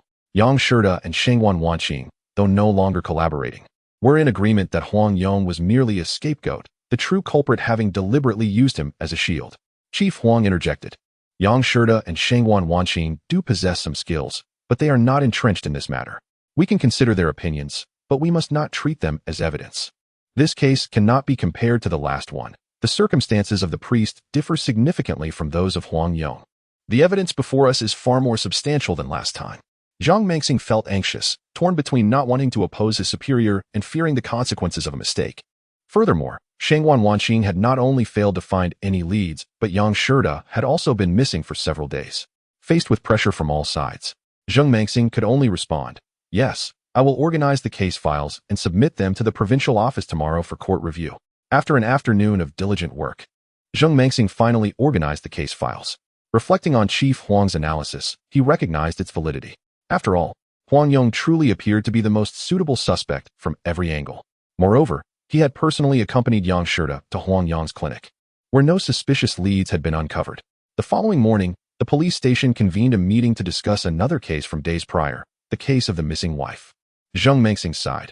If Yang Shida and Shangguan Wanqing were here, this case would likely be resolved swiftly, but alas. Before he could finish, Chief Huang interrupted. Deputy Chief Zheng, your personal idolization is excessive. In the Huang Yong case, Yang Shida and Shangguan Wanqing raised doubts, Yet the court has just stated there are no discrepancies, and the case can be closed. Chapter 52. The mysterious disappearance of the beloved wife. In attendance, aside from a few of Zheng Mengxing's confidants, such as Zheng Hang, most officers aligned with the chief's perspective. After all, he was the head of the police station, and loyalty to leadership was paramount. The chief reiterated, while Yang Shida and Shangwan Wanqing are indeed capable, they are not police officers, nor are they seasoned catchers from the previous regime. Thus, we can accept their suggestions, but we cannot regard them as standards for solving the case. The Huang Yong case stands as the best testament. Just as the chief was concluding his statement, a commotion erupted outside. Zheng Mengxing, feeling like a cat on a hot tin roof under the chief's reprimand, seized the opportunity to stand and declare, "Chief, you are right. I will go investigate what is happening outside." Upon stepping out, a wave of joy washed over him. The cacophony was not caused by others. It was indeed instigated by Yang Shida. Furthermore, even Shangwan Wanjing, who had escaped from the police station, returned alongside him. The female officers who had been guarding Shangwan Wanjing were grumbling, while she was apologizing with a gentle demeanor. Zheng Mengxing quickly approached and exclaimed, "Brother Yang, you have finally returned. Miss Shangwan, your actions have caused me considerable distress. My neck still aches." Shangwan Wanjing hurriedly apologized, but Yang Shida immediately returned Zheng Mengxing's firearm to him. After a brief exchange, Yang Shida promptly informed Zheng Mengxing that 2 criminals were still in the carriage, requiring his attention. While Zheng Mengxing arranged for the apprehension of the criminals, he inquired about Yang Shida's recent disappearance. Yang Shida recounted his recent experiences succinctly. Zheng Mengxing, in disbelief, remarked, "Brother Yang, is this truly the case? Did those 2 criminals indeed attempt to kill you?" Yang Shida nodded affirmatively. Zheng Mengxing, still astonished, continued, "Huang Yong has been deceased for several days. It is astonishing that the hired assassins remain active." Yang Shida and Shangwan Wanjing interjected, asserting that Huang Yong was not the true perpetrator. Zheng Mengxing furrowed his brow, recalling, the director just mentioned that the court believes this case can be closed. However, upon hearing this, Shangwan Wanjing remarked, "Fortunately, you merely transferred the case to the court and did not report it to the provincial authorities. Otherwise, the previous events would surely repeat themselves." Zheng Mengxing pondered for a moment before suggesting, "We are currently in a meeting discussing the case of the missing wife. Why not both of you join me and greet the director?" Yang Shida and Shangwan Wanjing exchanged glances and nodded in agreement. After all, the director, as the head of the department, was expected to be more astute and diplomatic. Upon seeing Zheng Mengxing enter with Yang Shida and Shangwan Wanjing, the director greeted them warmly. Zheng Mengxing, however, steeled himself and expressed his thoughts on Yang Shida and Shangwan Wanjing's insights. He contemplated that if Huang Yong were indeed the true culprit, it would work to his advantage, as he could claim credit for his previous misdeeds. If the director held to his opinion, any subsequent miscarriage of justice akin to the priest's case would not fall solely upon him, as he could still negotiate for leniency. The director, perceptive of Zheng Mengxing's ulterior motives, merely smiled, choosing to reiterate his previous stance rather than delve into the missing wife case. Yang Shida found himself at a loss for evidence to counter the argument that Huang Yong was not the assailant. Conversely, Shangwan Wanjing seized the moment to say, "Director, your analysis is quite sound. I have 2 unresolved queries that I would like to share for your consideration. If I am mistaken, I hope you will not hold it against me. Firstly, the assailant who repeatedly hired killers, particularly the one who inflicted injury upon Yang Shida, must have paid a substantial fee. I believe Huang Yong's assets are insufficient to cover such exorbitant costs. Secondly, both Yang Shida and I were once again targeted by assassins today, narrowly escaping death. After subduing the assailant, he claimed that Huang Yong was the one who hired him. Yet, as you all know, those in this line of work do not inquire about their employer's identity, nor do employers seek the identities of their hired hands. After all, should anything go awry, both parties fear being implicated." Upon hearing her points, the room was filled with acknowledgement of the legitimacy of Shangwan Wanjing's inquiries, which indeed warranted further investigation. The director responded, "Miss Shangwan, you encountered assassins again today?" Zheng Mengxing promptly clarified, "Indeed, but those 2 criminals have since been captured, and I was merely escorting them to the hospital. One of them sustained multiple stab wounds and was covered in blood." The director frowned, contemplating, and then stated, "What Miss Shangwan raised is certainly a point we must consider. However, the current circumstances indicate that Huang Yong fits both the motive and means of committing the crime, and the court believes we can close the case." Shangwan Wanjing, already disinclined to collaborate with the police, immediately retorted, "If that is the case, then I must have been overly concerned." With that, she fell silent. Yet, several senior officers voiced their opinions, noting that although Huang Yong was a doctor, He indeed lacked financial means. Coupled with his extravagant lifestyle and numerous acquaintances, it was plausible that he did not possess sufficient funds to hire so many assassins against Yang Shida and Shangwan Wanjing. Thus, Shangwan Wanjing's first point stood firm. The second point, too, held merit, as assassins would never disclose their employer's identity, making the claim that Huang Yong was the employer highly suspect, indicating he was likely not the one behind the contract. Zheng Heng could no longer contain himself and stood to assert, "Director, are we not trapped in a misconception? We have become accustomed to viewing this case from our own perspective, analyzing it through the lens of police motives and conditions. Yet, we have overlooked the valid points raised by Miss Shangwan. Huang Yong truly lacks the financial capacity to engage so many assassins." A literary-minded officer chimed in. Every profession has its inherent limitations. However, as soon as he finished speaking, a police officer who supported the director stood up and declared, "Let us not be overly suspicious.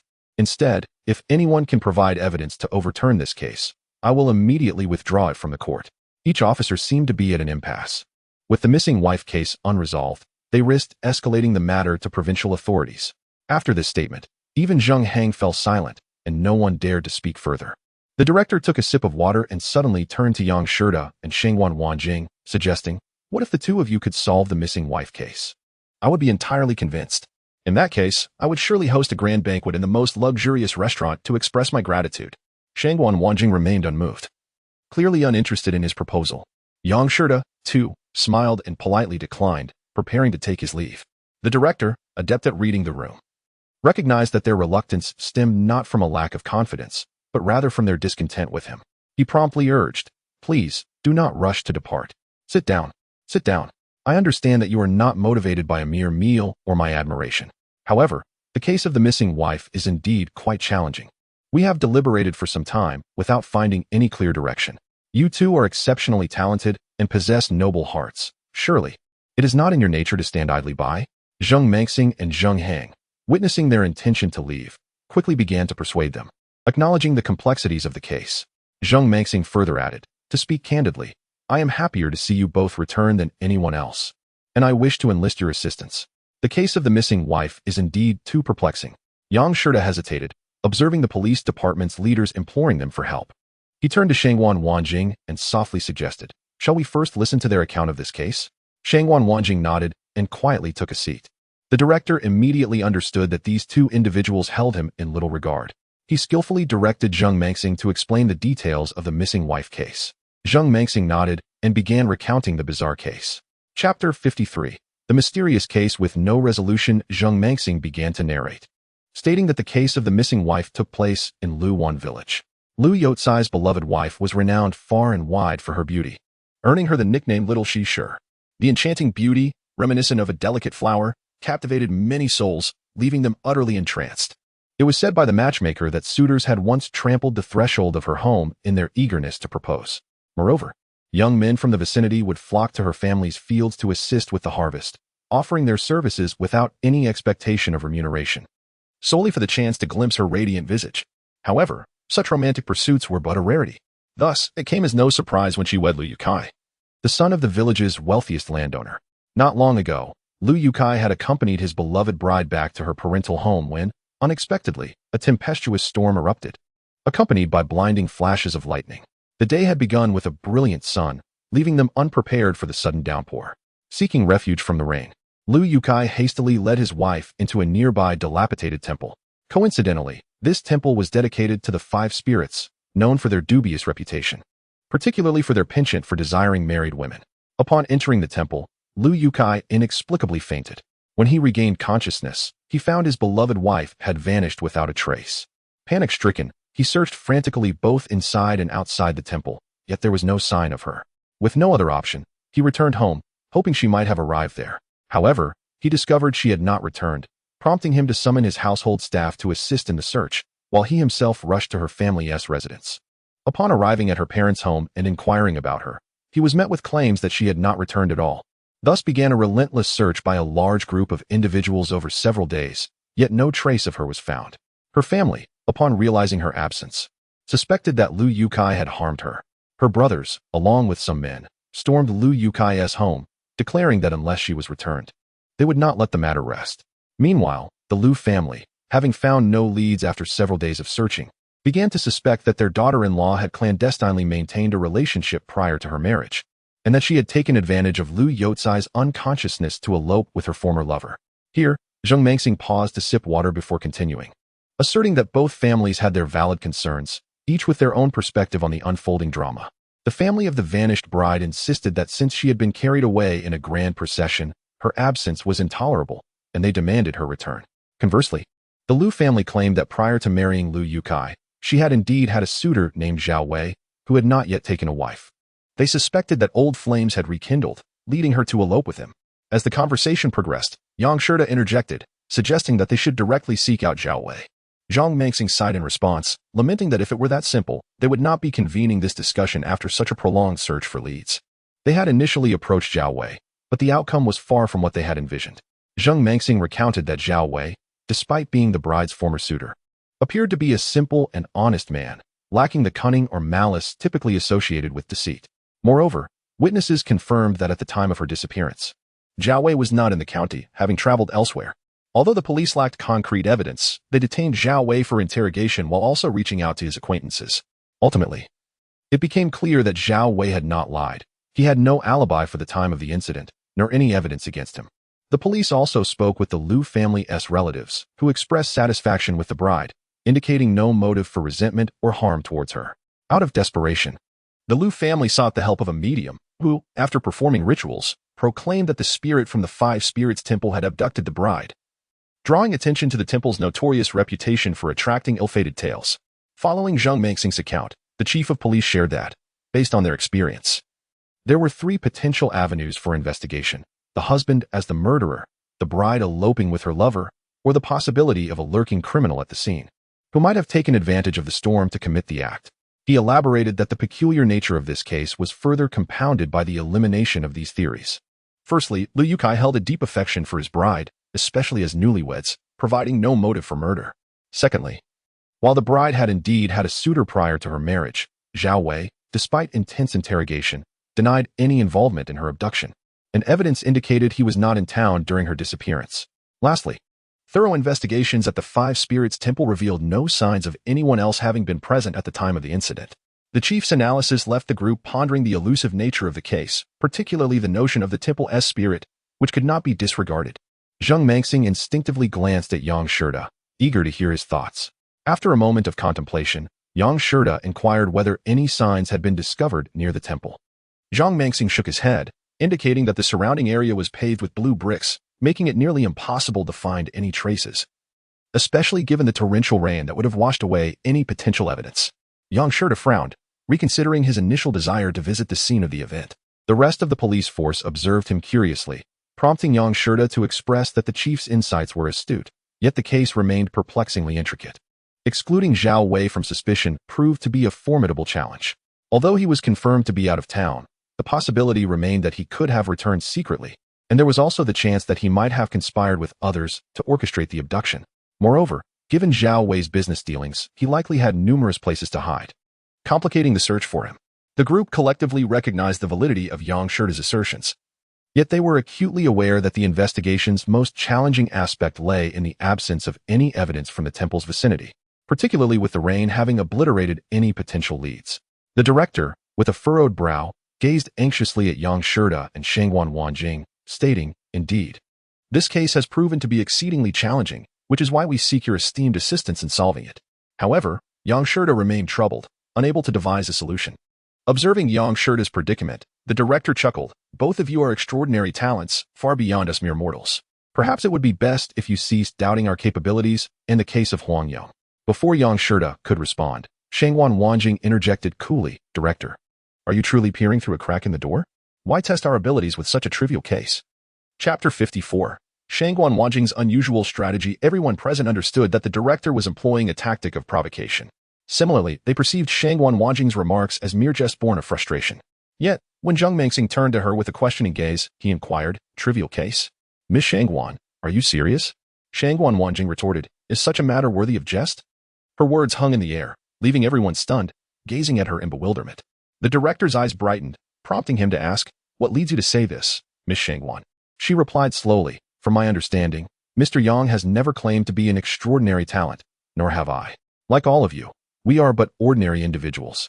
There is no need for you to provoke us." Upon hearing her words, the crowd felt a sense of relief, believing that Shangwan Wanjing's earlier comments were indeed born of irritation. Zheng Mengxing, however, wore a disappointed expression. The director hastily clarified, "Do not misunderstand, Miss Shangwan. This is primarily due to Deputy Director Zheng. He has portrayed you both as if you were celestial beings, suggesting that any case would be effortlessly resolved in your hands, necessitating your input on every matter. Thus, I took this opportunity to remind everyone that solving a case requires clues and evidence, not the glorification of legends. Otherwise, no case can be resolved." Shangwan Wanjing nodded. "Indeed, you are correct. Just like the missing wife case you are currently discussing. A case so minor should be solvable within 2 or 3 days. We must avoid mythologizing it. Otherwise, we truly cannot solve it." As her words settled, the director's smile vanished. Zheng Mengxing, astonished, looked at her and instinctively asked, 2 or 3 days. How is that possible? Even if we eliminate Zhao Wei as a suspect and visit all the places he has been, it would take at least 3 to 5 months, wouldn't it? Zhao Wei has traveled extensively, visited countless places, and met numerous people. The investigation requires immense effort, and it would take no less than 6 months to complete. The crowd nodded in agreement, acknowledging Zheng Mengxing's point. After all, this was merely one lead. If they wished to eliminate other leads, considerable time would also be required. The director laughed. 2 or 3 days to resolve the case. Even if we subjected Zhao Wei to extreme measures, it would only provide one avenue of inquiry. Shangwan Wanjing maintained her calm demeanor, asserting, "Coercing a confession is not a viable method. Many miscarriages of justice arise from such tactics. Throughout history, have you ever seen a virtuous investigator solve a case through torture?" The director, unable to contain himself, replied, "It is easy to speak of flowers, but difficult to weave them. While your words may sound simple and effortless, the case is quite peculiar. We require substantial manpower, resources, and time, alongside a multitude of clues and evidence. Do not speak of 2 or 3 days. If you can solve this case within half a month, I shall gladly take you as my mentor. I would even relinquish my official cap to you." Shangwan Wanjing responded coolly, "Director, there is no need for anger. I have no interest in holding an official position or taking on disciples." The director, however, replied earnestly, "I am not angry. I am sincere. If you can indeed resolve this missing wife case within half a month, I would hold you in the highest esteem. Even if you are unwilling to accept me as a disciple, I shall treat you with the respect befitting a mentor." The crowd eagerly echoed their agreement, expressing their willingness to kneel before anyone who could resolve the missing wife case in a short time. Yang Shida discreetly signaled to Shangwan Wanjing to find an opportunity to withdraw from the conversation. Yet, Shangwan Wanjing remained undeterred, insisting that the case was not difficult and could be resolved within 3 days. She even reiterated that her understanding of the case was already quite comprehensive, asserting that 2 days would suffice. Witnessing her serious demeanor, the director immediately proposed a wager. Shangwan Wanjing shook her head, stating, "What is there to wager over such a trivial case? Our primary focus should remain on capturing the true culprit behind the vampiric case. That is the significant matter. And the perpetrator must be apprehended swiftly to prevent further harm to children. As for the missing wife case, it can be resolved at our convenience." The group of gentlemen exchanged glances, unable to suppress their coughs as they covered their mouths. What did she mean by resolving it at her convenience? This young woman was utterly audacious, so arrogant and dismissive. Even Zheng Mengxing, who had previously admired Shangwan Wanjing, could not help but flinch at her words. He could not resist asking, "Resolve it at your convenience?" Shangwan Wanjing replied nonchalantly, "Why not? You insist on complicating matters. To put it simply, if you encounter a lock and wish to open it, why resort to brute force to smash or pry it open? Isn't that cumbersome? The simplest solution is, of course, to find the key. With the key, what lock cannot be opened?" The director, puzzled, shook his head. "It sounds simple in theory, but how does one find the key? Take the case of the missing wife. How do we locate the key to solve it?" He candidly continued, "Let me be frank, in this case, Lu Yukai and the family of the young beauty have been persistently petitioning us, which naturally adds pressure from above. Consequently, we are under significant strain. Or else we would not have convened this meeting. If what you say is true, and the case can be resolved so easily, then going forward, Miss Shangwan, feel free to direct us. Whatever I can do, I shall comply without hesitation." Shangwan Wanjing replied coolly, "As I mentioned, 2 to 3 days should be sufficient. However, I wish to raise another point. If I suspect someone to be the true culprit of the vampiric case, can the director apprehend and interrogate them?" The director promptly nodded. As long as there is suspicion, we can certainly apprehend and interrogate. Shangwan Wanjing then stated, "Thank you, Director. I now have serious suspicions regarding Zhang Yuanwei from Daxishan." Upon her declaration, the director stared at her in disbelief, hesitating. Zhang Yuanwei? How is that possible? Yang Shida was taken aback. Recalling that the director had just stated they could apprehend anyone with suspicion, why did his attitude suddenly shift 180 degrees upon hearing Zhang Yuanwei's name? Zhang Mengxing quietly informed Yang Shida that, coincidentally, Zhang Yuanwei was the biological brother of the county magistrate, sharing the same mother but different fathers. Yang Shida suddenly understood Shangwan Wanjing's intention. Shangwan Wanjing continued, "From what I gather, firstly, Zhang Yuanwei has suffered from illness for many years, with severe pulmonary tuberculosis, often coughing up blood, and has sent his steward, Zhang Ming, multiple times to the execution ground to procure human blood. In your professional terms, this presents a sufficient motive for committing the crime. Secondly, hiring someone to kill is a feat Huang Yong could not afford, even if he possessed considerable wealth. He would lack the audacity. Thirdly, Huang Yong has been deceased for several days, yet today we were still targeted for assassination. Furthermore, there are eyewitnesses who claim that on the day of the incident involving Huang Yong, Zhang Yuanwei's steward, Zhang Ming, had close contact with the perpetrator of the arson and murder." Shangwan Wanjing meticulously organized the details of the case and recounted them to the assembly. After listening, the director awkwardly responded, I believe we need to remain calm and not act recklessly. Yes, recklessness is not advisable. How about this? If Miss Shangwan can solve the missing wife case promptly, I shall have faith in her talents. At that time, whatever Miss Shangwan proposes, I shall comply. What do you say? Shangwan Wanjing nodded in agreement. All right. From today, if I do not solve the missing wife case within 3 days, I shall not utter another word to the police regarding the bloodsucking case. Upon hearing this, the director sighed in relief and chuckled, since today is already half over. Let us count from tomorrow. After the meeting adjourned, Zheng Mengxing invited the two for a meal. He still believed that Shangwan Wanjing was overly arrogant. But aside from inquiring about the details of the missing wife case, she was unwilling to divulge her plans. After leaving the police station, Yang Shida also felt that Shangwan Wanjing was somewhat presumptuous, yet she smiled and said, "If Mr. Yang is willing to assist me, one day will suffice." Chapter 55. Ingeniously solving the case of the missing wife. Yang Shida looked at Shangwan Wanjing in disbelief. However, he trusted that she was not an arrogant individual.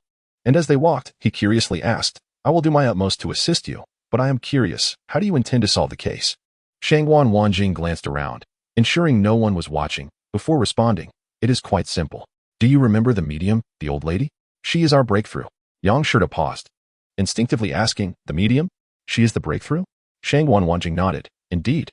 While the director mentioned 3 possible investigative directions, there is actually a crucial core issue that they have overlooked, which is the key to solving this case. Mr. Yang, consider how a medium would communicate with Lu Yukai. Would she directly state that the spirit from the Wuxian temple abducted his wife? Yang Shida was taken aback, then suddenly enlightened, nodding as he said, "I understand what Miss Shangwan means. Logically, the medium would not be so blunt as to tell Lu Yukai that his wife was taken by the spirit from the Wuxian temple. Regardless of whether the temple worships deities or demons, the mere existence of the temple signifies divinity. A medium would naturally be cautious of such entities and would not dare offend them. If the medium said this, she must intend for the Lu family to destroy the Wuxian temple. This is not something a medium would typically do, and since she did, there must be something amiss." Shangwan Wanjing nodded in agreement. Yes, under normal circumstances, a medium would not say such things. She should have hinted at a general direction for locating the missing person. Moreover, her words are easily refutable. Thus, Lu Yotsai's actions were clearly superfluous, which inadvertently provided us with a lead. Yang Shida could not help but admire Shangwan Wanjing's meticulous reasoning, yet raised another question. According to her deductions, it could not be ruled out that Lu Yukai himself murdered his wife and concealed the body. Given that the celebrated beauty, Xiao Shishir, was renowned across 10 miles and was newly married, why would Lu Yukai kill his new bride? Shangwan Wanjing did not respond to Yang Shida's query immediately. After a moment's thought, she suggested, perhaps it is due to some indiscretions on Xiao Shishir's part before marriage. Yang Shida remained puzzled and stated, even if Xiao Shishir had indiscretions prior to marriage, Lu Yukai could simply divorce her. There would be no need to resort to murder out of anger. Shangwan Wanjing replied, "The answer to this question will become clear once Lu Yukai confesses." She further indicated that the medium's trickery was merely a ploy by Lu Yukai to divert attention, and thus could not be considered evidence. Consequently, She resolved to tackle both fronts simultaneously.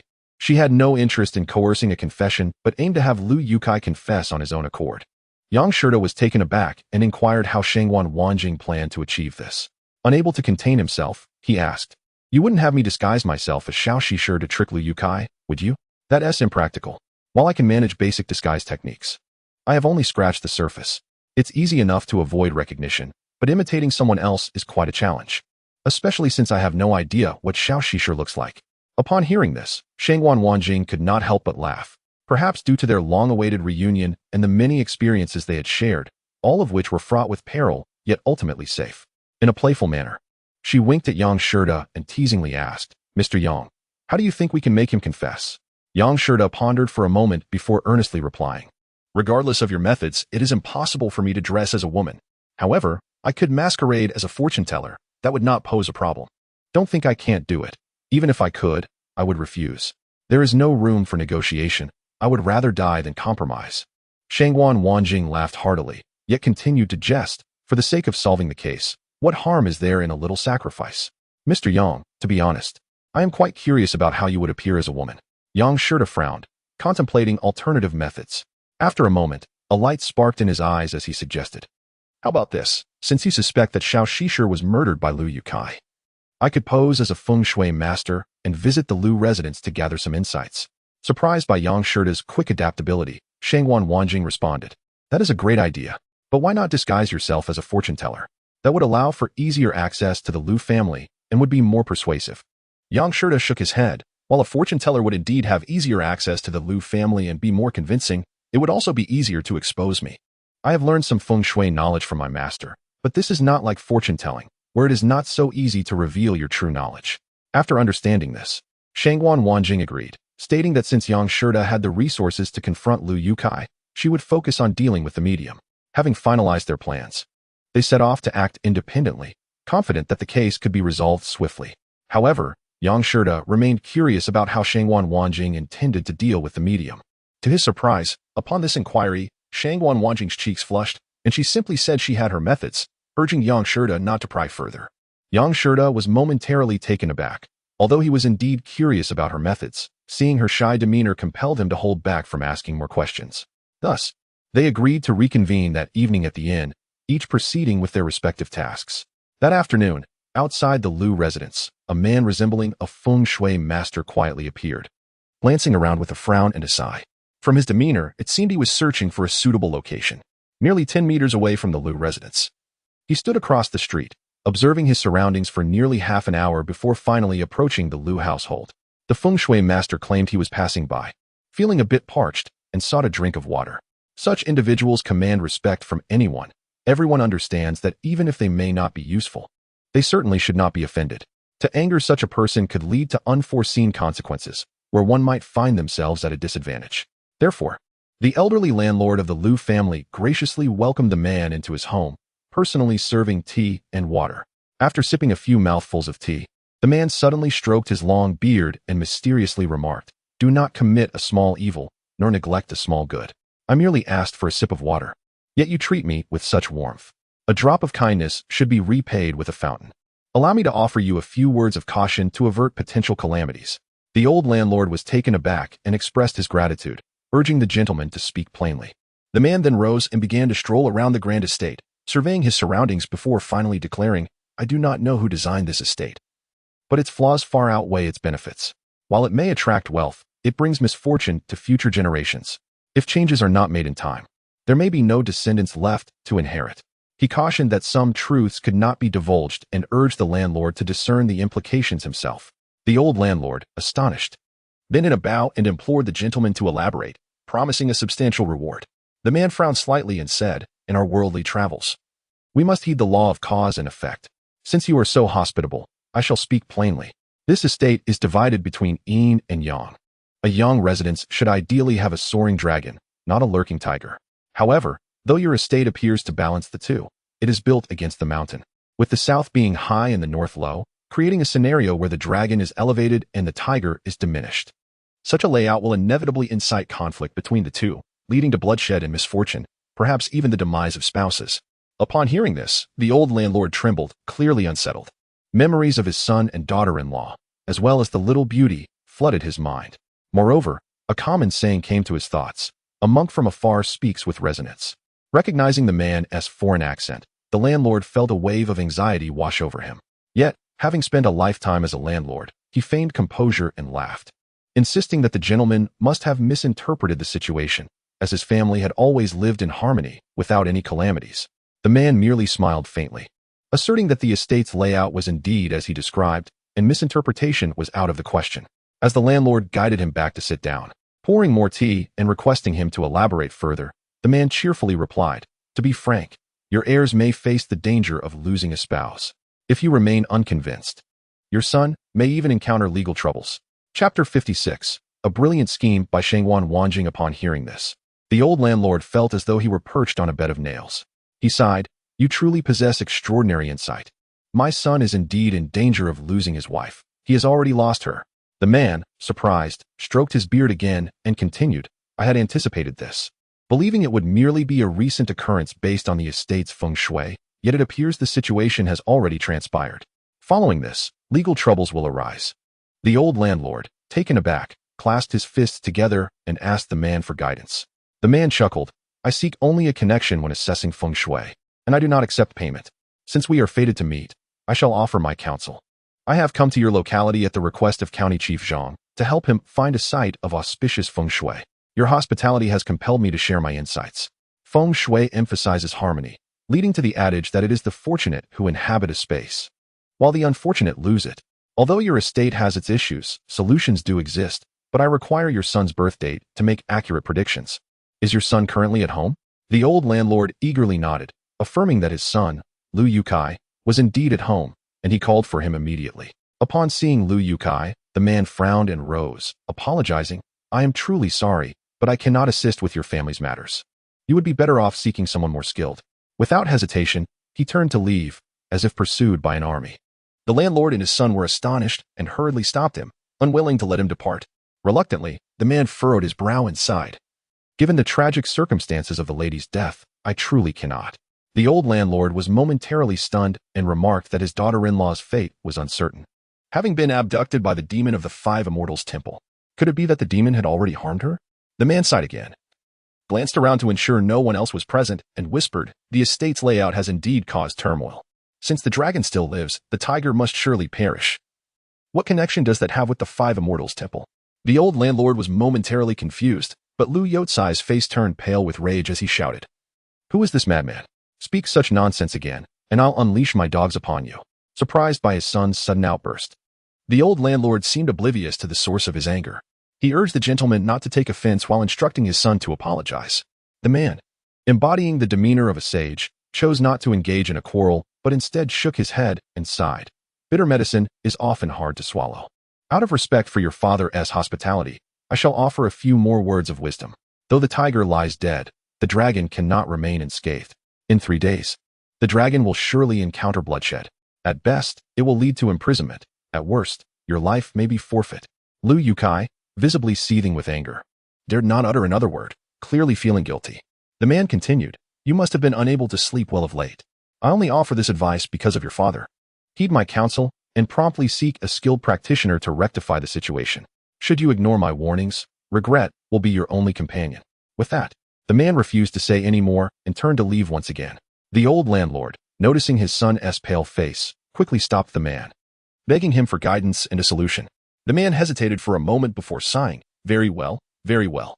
To lose a white-haired parent to a black-haired child is indeed a tragedy I wish to avoid.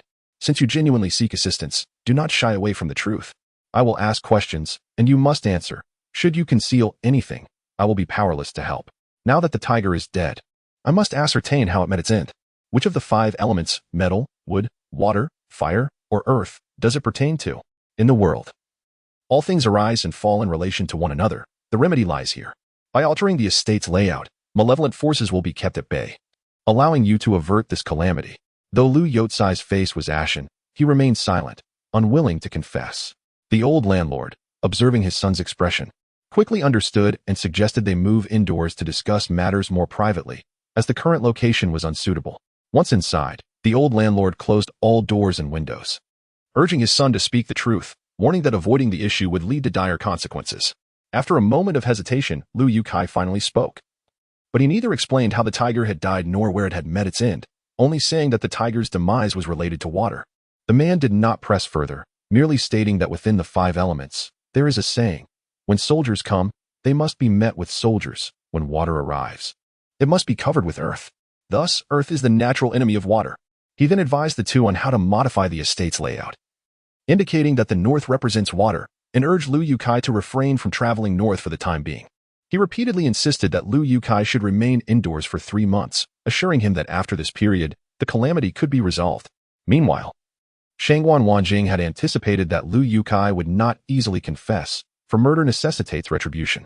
Even if Yang Shurta managed to glean some information, it would not serve as evidence, as he could easily deny it in court. Determined, Shangguan Wanjing resolved to extract some clues from the soul passer, which would provide sufficient pressure on Lu Yukai. Returning alone to the inn, she changed her attire and packed a small bag before making her way to the soul passer's residence. Upon reaching the village, she inquired about the location and deliberately presented herself as someone who had endured a long and arduous journey, appearing disheveled and dusty as she approached the soul passer's home. Upon entering, she found the soul passer to be a woman of about 60 or 70 years old. Upon entering the house, Shangguan Wanjing took a moment to survey her surroundings, and with a demeanor that was both amiable and approachable, inquired about the purpose of her visit. However, Shangguan Wanjing appeared hesitant, glancing around to ensure there were no onlookers before discreetly producing a golden leaf and presenting it.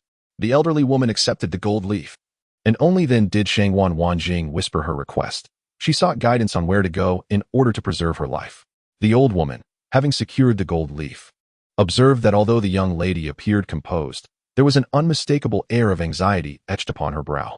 Coupled with her foreign accent and her generous offering, the old woman began to piece together the situation. Thus, she feigned a mystical air, closing her eyes and calculating, expressing that the sincerity of one's heart was paramount in seeking divine assistance. She urged the young lady to disclose her troubles honestly. Shangguan Wanjing hesitated, her countenance betraying her turmoil, and after a long pause, confessed, I have taken a life. My master, he intended to violate me. And in self-defense, The elderly woman's expression shifted to one of sudden comprehension.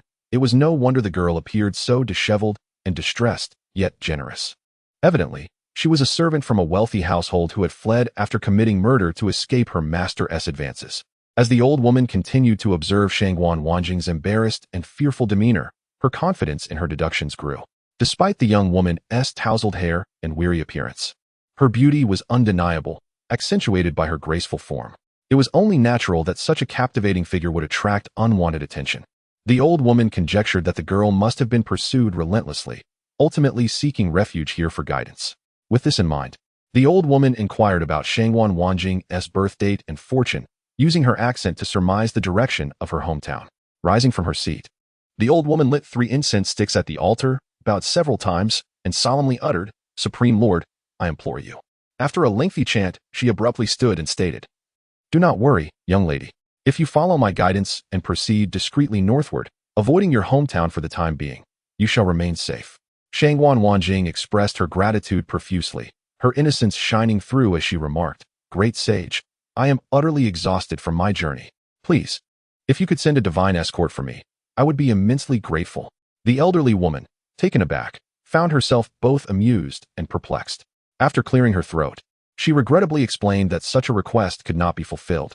However, Shangguan Wanjing persisted, arguing that celestial beings could perform miraculous feats with merely a flick of their fingers, questioning why this simple favor could not be granted. Faced with the girl's obstinacy, the old woman felt compelled to clarify. There is a distinction between the divine and the mortal. The deities are ethereal beings, while you are but flesh and blood. They cannot simply accompany you. As the old woman finished speaking, Shangguan Wanjing suddenly rose, her demeanor shifting dramatically as she coldly retorted, If the realms cannot be conflated, then how did the demon of the Wuxian temple abduct the renowned Shishir? The elderly woman was taken aback, rendered speechless, suddenly realizing the true motive behind the girl's visit.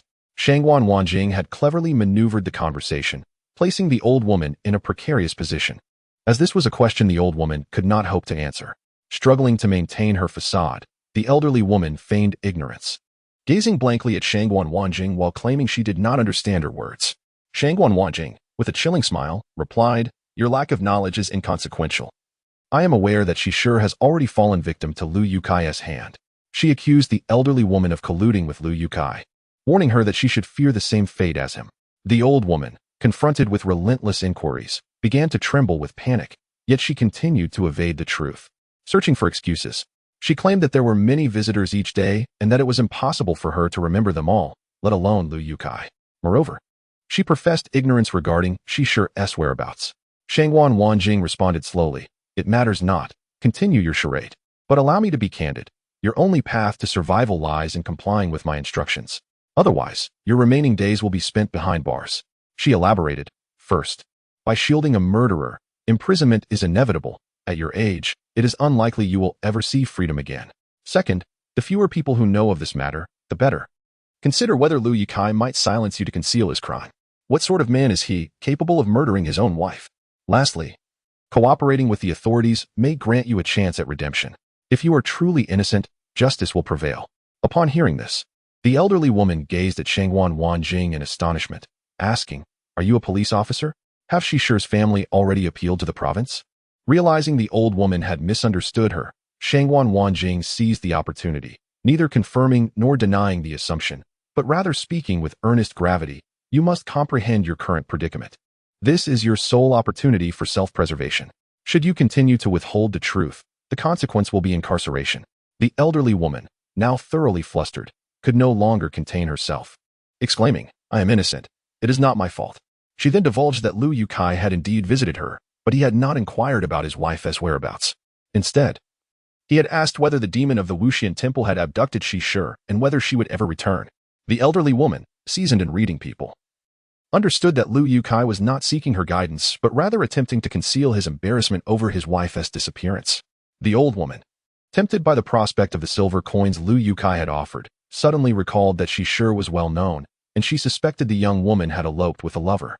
Lu Yukai, unable to find his wife and unwilling to lose face, must have concocted this excuse, aware of the shame such a scandal would bring to a wealthy family.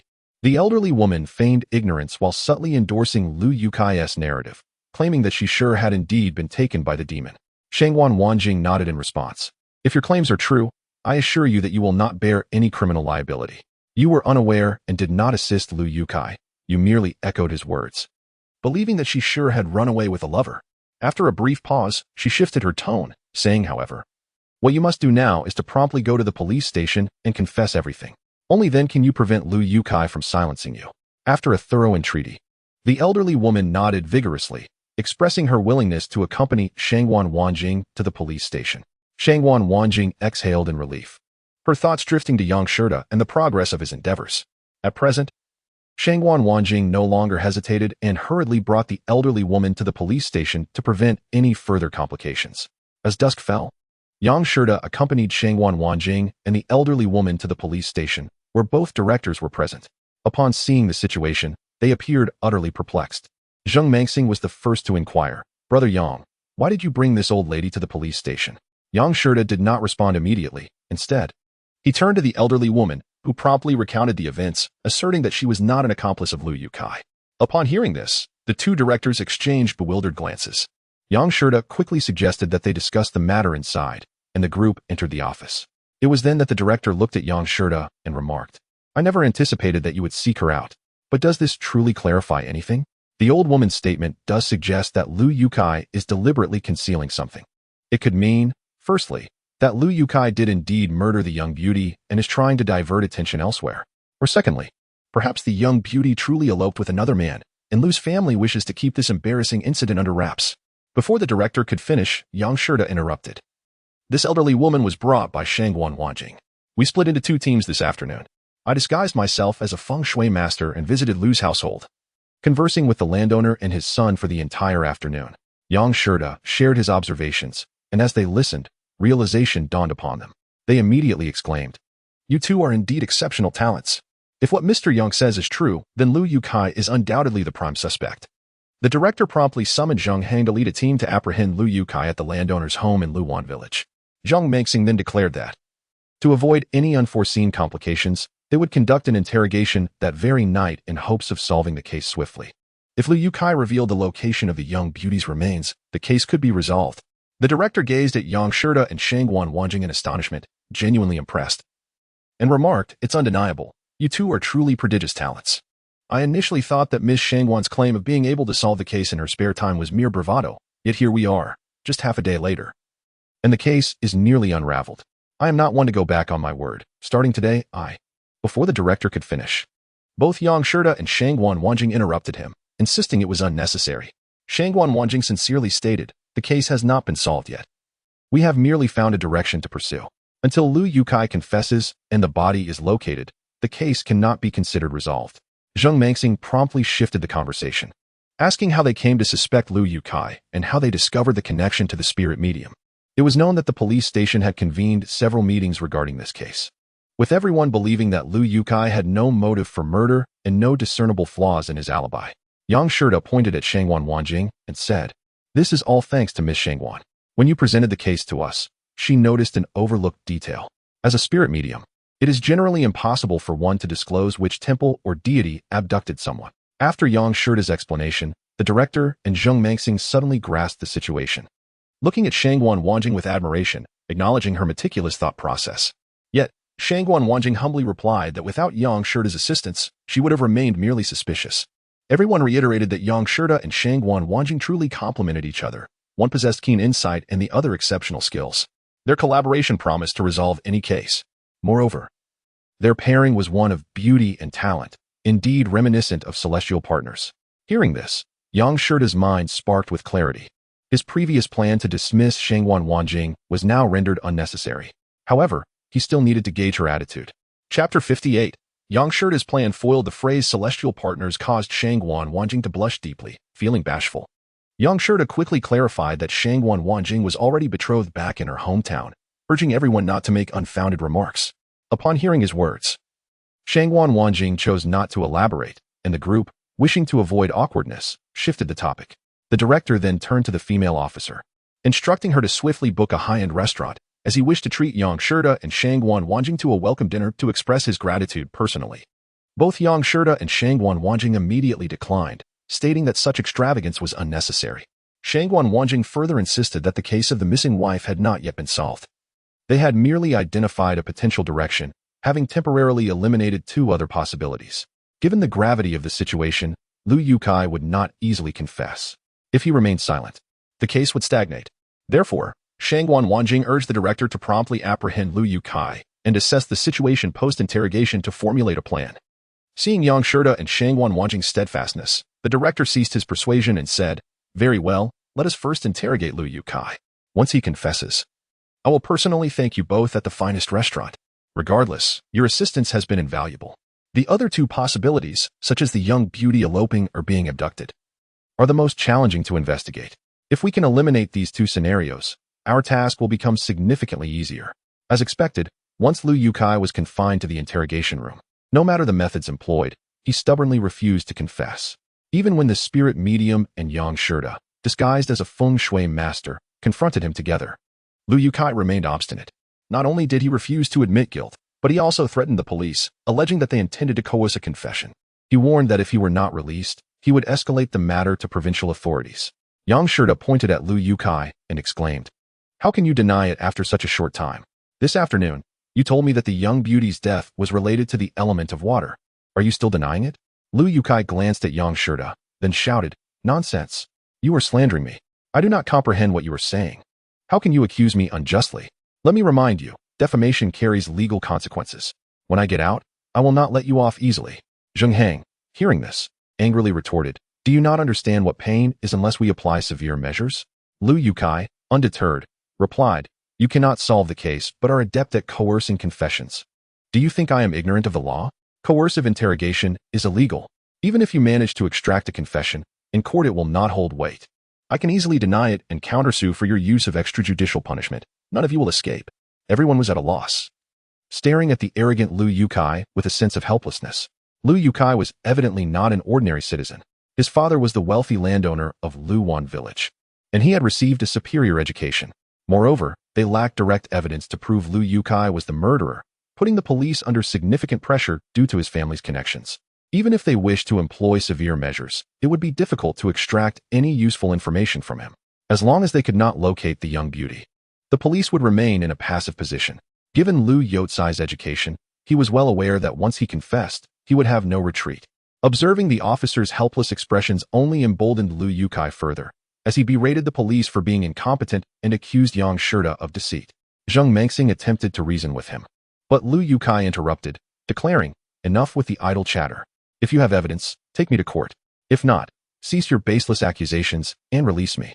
Otherwise, I will report your abuse of power to the provincial authorities." Zheng Hang, filled with fury, was halted by Shangwan Wanjing, who remarked, "Some people are relentless until they reach the Yellow River. There's no need to waste words on him, even if he remains silent. I will uncover evidence that will bring him to justice."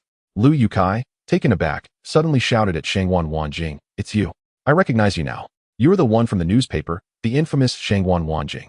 I wondered who was behind my troubles, and it turns out to be you. You wronged the priest before, and now you come to wrong me. Have you been hurt by a man? Why do you always oppose men?" Before Liu Yukai could finish, Yang Shida could no longer contain himself and stepped forward, delivering 2 slaps. Liu Yukai, dazed from the blows, covered his face in disbelief, exclaiming, "How dare you hit me? What gives you the right? I will sue you. You allow unrelated people to enter and attack me." As Yang Shida prepared to strike again, Zheng Heng intervened, kicking Liu Yukai in the stomach. Still unsatisfied, he continued to pummel Liu Yukai, exclaiming, "Is that so? I am a police officer. I can beat you. You dare to shout while refusing to confess. Do you think this place is your home?" After venting his rage, Zheng Heng felt it was insufficient and ordered Liu Yukai to be suspended. After being beaten, Liu Yukai revealed the identity of his powerful uncle in the province. As he spoke, he coughed up blood, threatening everyone that if they did not release him, none would escape unscathed. He further claimed that apart from his uncle, he had several classmates working at the newspaper who would expose everyone's true nature. Shangwan Wanjing, however, calmly responded, "Your behavior only confirms that you are the murderer.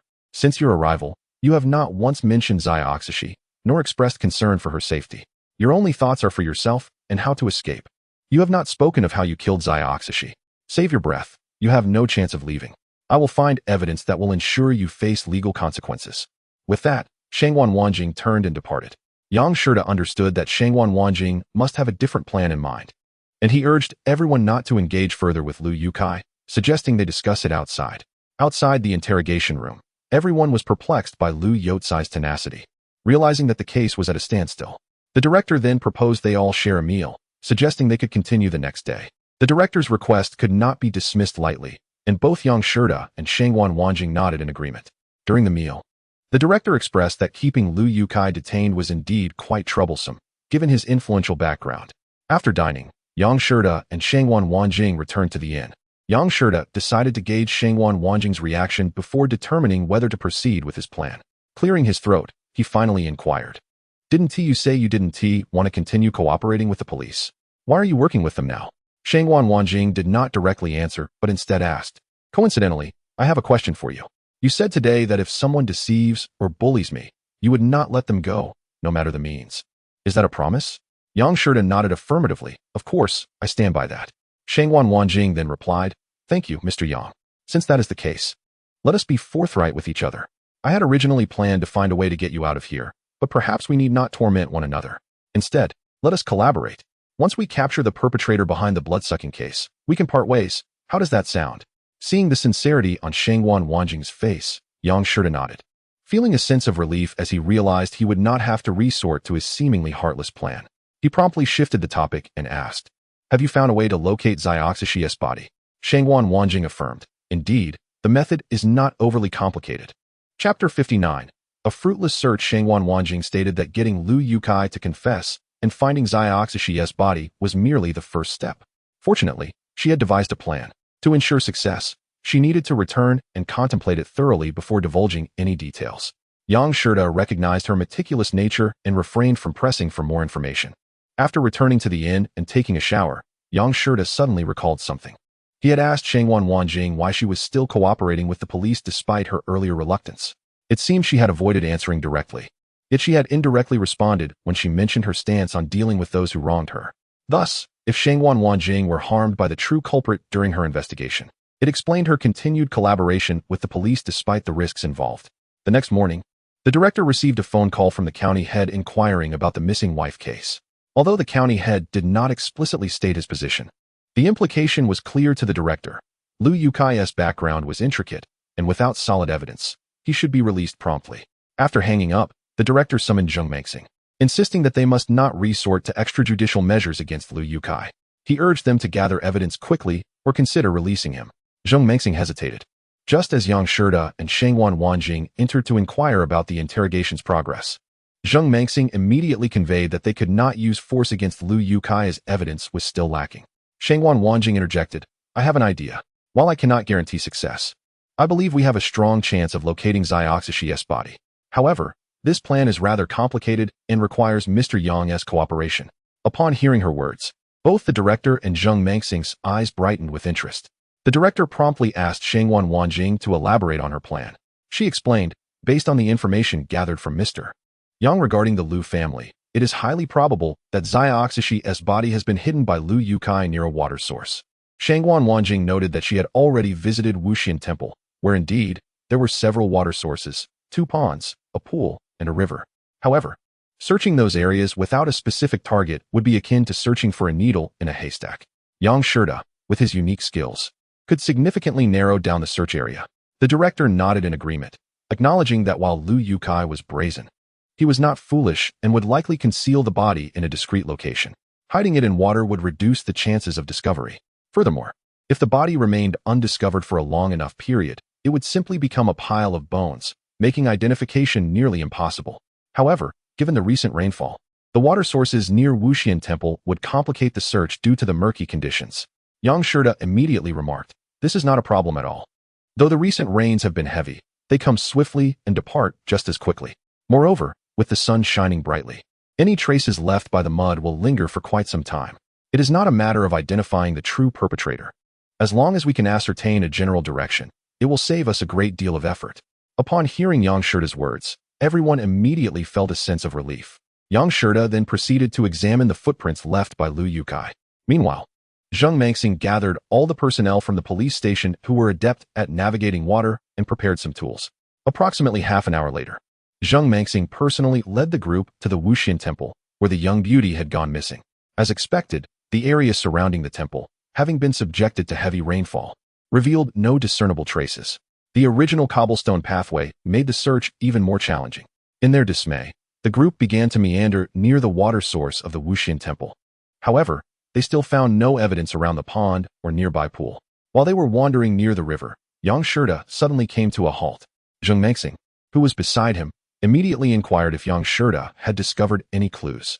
Yang Shida waved his hand, refraining from answering, and bent down to inspect further.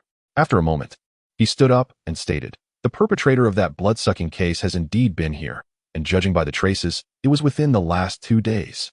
Zheng Mengxing was immediately taken aback, incredulous, while Shangwan Wanjing asked in astonishment if Yang Shida was certain.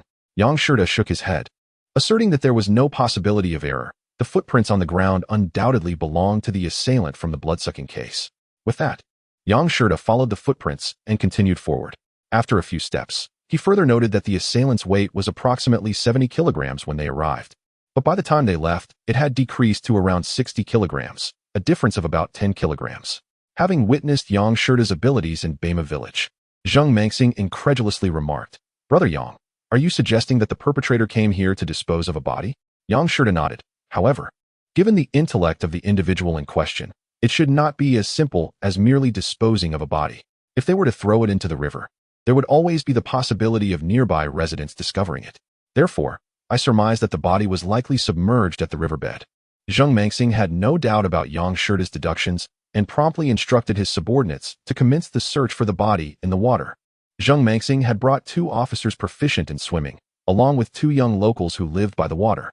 Under Yang Shida's direction, the 4 entered the river to begin their search. Roughly half an hour later, one of them emerged from the water, exclaiming, "Right here, there's a child's body beneath, tied to a stone." Zheng Mengxing immediately ordered them to remove the stone and retrieve the body. A few minutes later, the 4 re-emerged from the water, bearing a corpse that had long since become bloated. Accompanying them was a forensic expert who promptly began the autopsy. Soon, the forensic expert removed their gloves and mask, presenting the findings.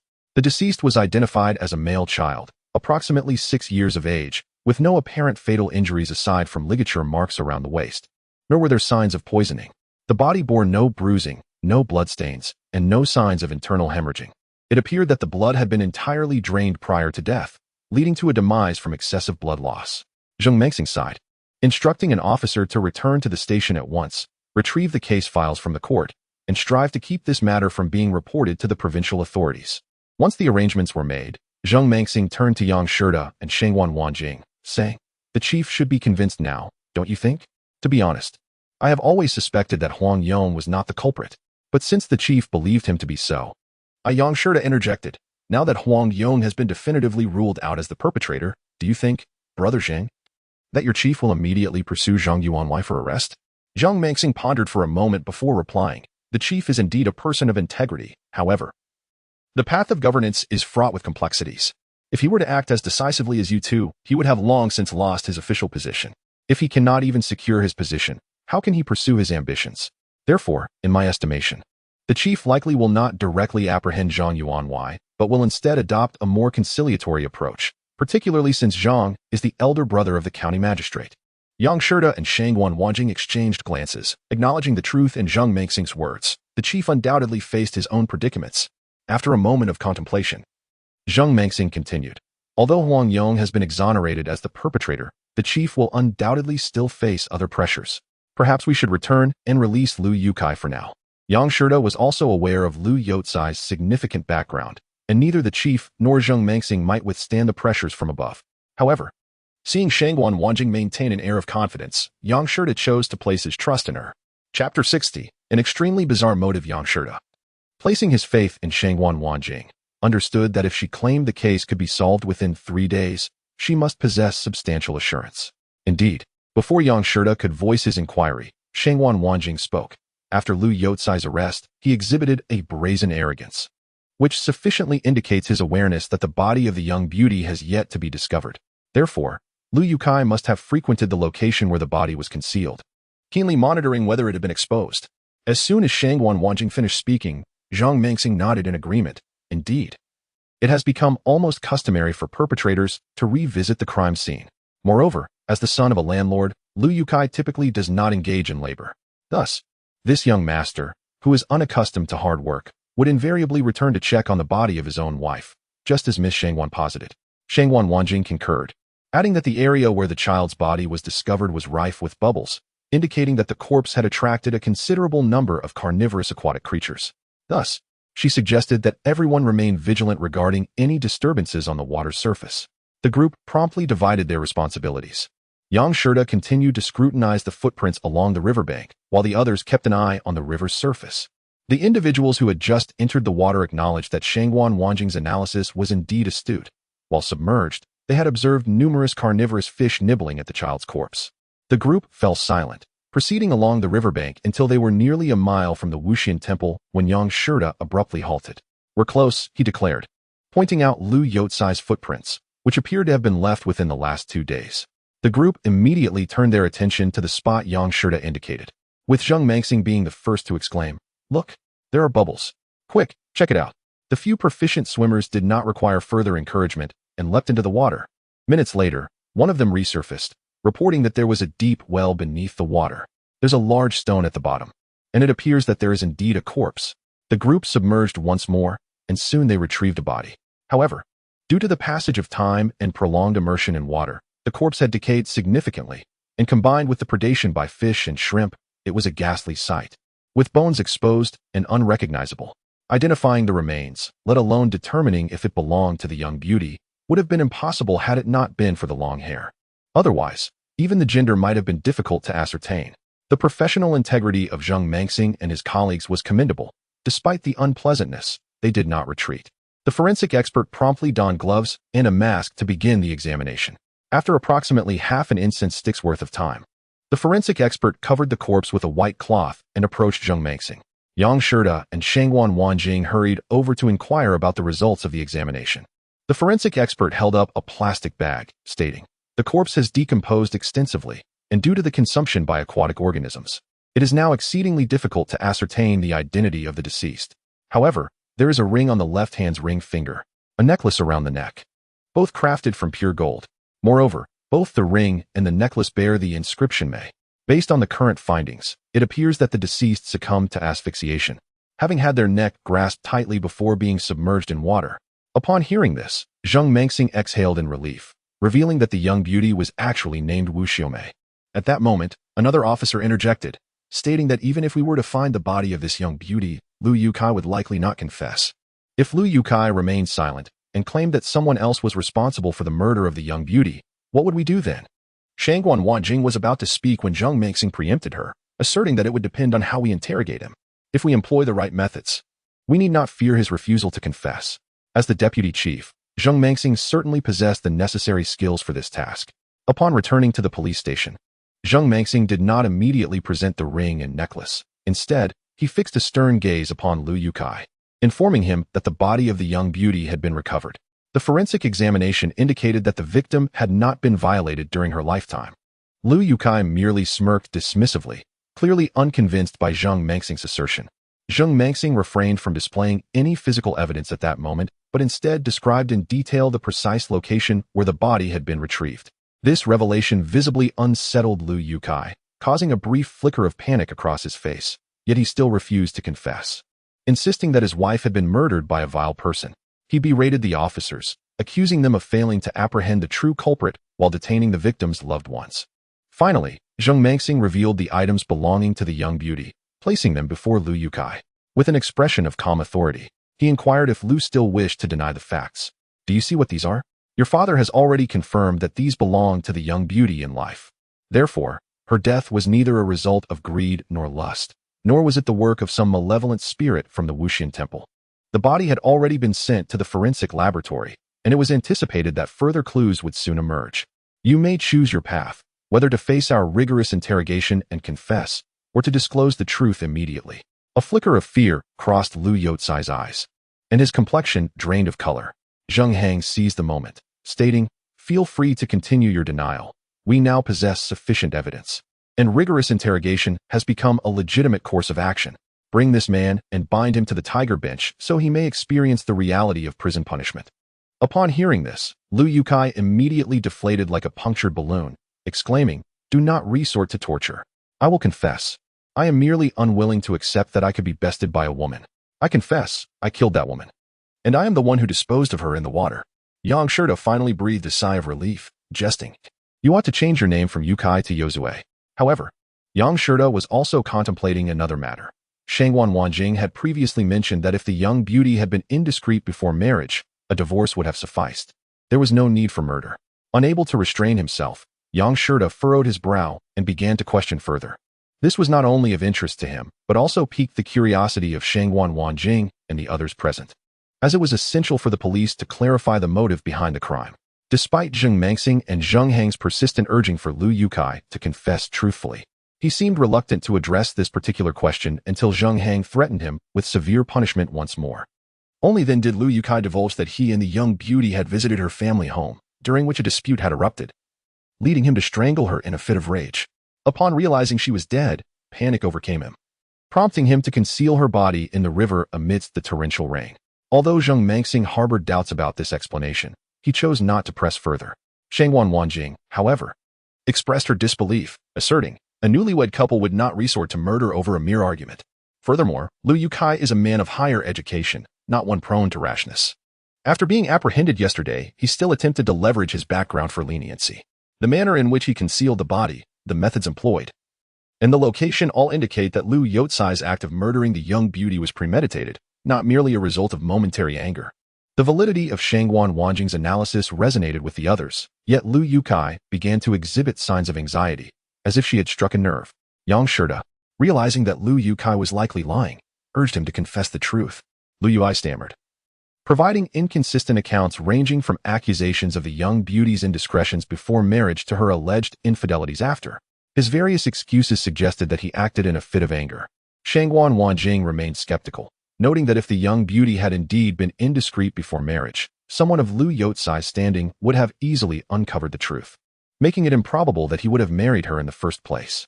Furthermore, had the young beauty been unfaithful after marriage, Lu Youcai's intelligence would have led him to confront her rather than resort to murder. Under pressure from the questioning, Lu Yukai suddenly exhibited an unexpected behavior that caught everyone off guard. He ceased to defend himself and instead hurled himself against the wall in a fit of despair. This shocking act rendered everyone momentarily speechless. By the time they reacted, Lu Yukai lay motionless on the ground, blood oozing from his head and quickly saturating the floor beneath him. Zheng Mengxing immediately summoned a doctor to hasten Lu Youcai's rescue. Yang Shirta frowned, remarking, "This level of desperation suggests that Lu Yukai truly wishes for death. But if he could confess to murder, why is he so reluctant to explain the reason behind it? It is perplexing." Zheng Mengxing shared his confusion, observing, while he showed no significant reaction during the confession, he became uncharacteristically agitated when questioned about the motive for the murder. Yet he was willing to speak of the young beauty's indiscretions. What could possibly be so difficult to articulate? Shangwan Wanjing exposed his lies, prompting him to refuse to reveal the truth even at the cost of his own life, a matter that seemed suspicious to everyone present. Zheng Hang and the others were equally baffled by Lu Youcai's unwillingness to disclose the truth. The young beauty was renowned for her beauty. Marrying such a woman and subsequently murdering her was inherently strange. Yet, what could compel Lu Yukai to prefer death over revealing the reason for his actions? What secret lay behind this reluctance? The group was shrouded in confusion, deliberating without resolution. However, one consensus emerged. Lu Youcai's murder of his new bride undoubtedly concealed a profound secret. Unfortunately, the young beauty's body had already begun to decompose, leaving little hope for discovering further clues. After a moment of contemplation, Shangwan Wanjing speculated that Lu Youcai's actions were likely driven by some unspeakable truth. She even recalled the bloodthirsty killer and noted the proximity of the two crime scenes. Could there be a connection between these cases? With this thought in mind, Shangwan Wanjing asserted, regardless of Lu Youcai's motives for killing the young beauty, now that her body has been recovered and Lu has confessed, I believe you should release Zhao Wei at once. Furthermore, I wish to meet with Zhao Wei. Could you, Director Zheng, accompany me? Zheng Mengxing nodded in agreement and led Yang Shirta and Shangwan Wanjing to the cell. Upon encountering Zhao Wei, whose demeanor was earnest yet worn, Shangwan Wanjing hesitated, struggling to find her words, and instead turned to Yang Shirta. Understanding her intent, Yang Shirta promptly inquired, "Are you Zhao Wei?" The young man nodded affirmatively, asking, "Have you found the young beauty? Is she all right?" Yang Shirta replied, "The young beauty has been murdered by Lu Yukai. Her body has been found, and Lu Yukai has confessed." Zhao Wei stood stunned for a moment before breaking down in tears, overwhelmed with grief. Yang Shirta, however, shook his head, stating, "The reason Lu Yukai killed the young beauty is all because of you.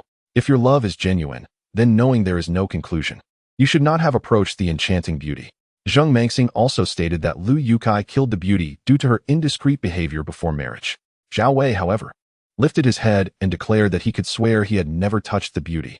Yang Shirta and Zheng Mengxing were taken aback and immediately inquired whether Zhao Wei was telling the truth. Zhao Wei, while wiping away his tears, replied, "Mimi, in my heart, is a celestial being descended from the heavens. How could I dare to tarnish her? Although we understood each other silently, we have always interacted as ordinary friends, with neither party breaking that unspoken barrier. Moreover, I am aware of my own worth. I know I do not deserve her and that there could never be a future for us. Thus, I would never compromise her for my own desires. Lu Yukai is lying. Regardless of her past indiscretions, Mimi would never behave inappropriately." Mr. Yang furrowed his brow but nodded at Shangwan Wanjing, indicating that Zhao Wei was likely not lying. After a prolonged silence, Shangwan Wanjing turned to Zhao Wei and asked, "Do you know why Lu Yukai killed the beauty?" Zhao Wei shook his head in confusion, claiming he could not fathom Lu Youcai's motives. Nevertheless, he insisted that the beauty had never acted indiscreetly. Lu Youcai's allegations were merely an excuse. Seeing that no useful clues could be obtained from Zhao Wei, the group promptly left the prison. Outside, they remained puzzled, unable to comprehend Lu Youcai's reasons for murder. Zheng Mengxing sighed and remarked that regardless of Lu Youcai's motivations, the case was essentially solved. The body had been found. The murderer had confessed, and Zhao Wei had been exonerated. As for Lu Youcai's true motives for murder, they could stem from personal issues, emotional turmoil, or perhaps a mental disturbance. It is also possible that Lu Yukai spoke the truth. In a fit of rage during an argument, he may have killed her. Zheng Mengxing's analysis, indeed, seemed logically sound. Upon learning of this matter, the chief immediately expressed his admiration for Yang Shirta and Shangwan Wanjing, acknowledging their extraordinary talents. He instructed his assistant to promptly book a celebratory banquet at the finest restaurant in the county. Zheng Mengxing added, "I initially thought this unresolved case would take a long time to solve, yet you two managed to crack it in less than a day." The chief nodded in agreement, exclaiming, "Indeed, you two are truly remarkable. How about I invite you to work at the police station during the banquet?" After leaving the chief's office, Zheng Mengxing informed Yang Shida and Shangwan Wanjing that the restaurant chosen by the chief was the most luxurious in the entire province, boasting chefs who had once served Empress Dowager Cixi. The chief was genuinely sincere in his invitation, hoping they would not refuse again. Yang Shida and Shangwan Wanjing exchanged glances and reluctantly agreed. The chief, being thorough, summoned several police officers familiar to Yang Shida, including Zheng Hang, and also invited a few female officers to accompany Shangwan Wanjing. After a few rounds of drinks, the chief expressed his gratitude once more, stating, regardless of the circumstances, "I must thank you again. You have been a tremendous help, not only in solving the lost wife case, but also in confirming that Huang Yong is indeed not the murderer. Otherwise, if this case were reported to the province, we would face disgrace once again. Let me toast to both of you." The chief stood, raised his glass, and downed it in one go. Under the chief's lead, everyone raised their glasses in a toast to Yang Shida and Shangwan Wanjing. Shangwan Wanjing, opting for tea instead of alcohol, took a sip and brought up the bloodsucking case once more. Zheng Mengxing immediately stated that had it not been for Yang Shida and Shangwan Wanjing, this case would have had to be submitted to the province, and by then, it would be too late to regret. Not only would the chief be embarrassed, but he would also certainly lose his position. The chief sat down and remarked, "It's not just you. I might not be able to keep my position either." The group could not help but lament the cunning nature of the bloodsucking case's perpetrator, who had skillfully shifted all blame onto Huang Yong. Had it not been for Yang Shida and Shangwan Wanjing, Huang Yong would have truly become a scapegoat. The chief promptly declared that he would keep his word and visit the wealthy Zhang at the police station for tea the following day. As long as Yang Shida and Shangwan Wanjing could prove that Zhang was the murderer, he would order Zhang's arrest immediately. At that moment, Shangwan Wanjing suddenly shook her head, indicating that it was unnecessary. Chapter 62. The Guardian's mission will be fulfilled. The chief and Zheng Mengxing looked at each other in confusion, expressing their lack of understanding regarding Shangwan Wanjing's statement.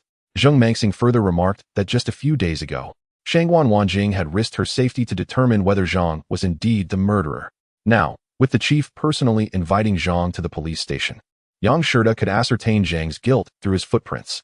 Why had Shangwan Wanjing suddenly stated it was no longer needed? Had she found evidence that exonerated Zhang? Shangwan Wanjing shook her head and turned to Yang Shida.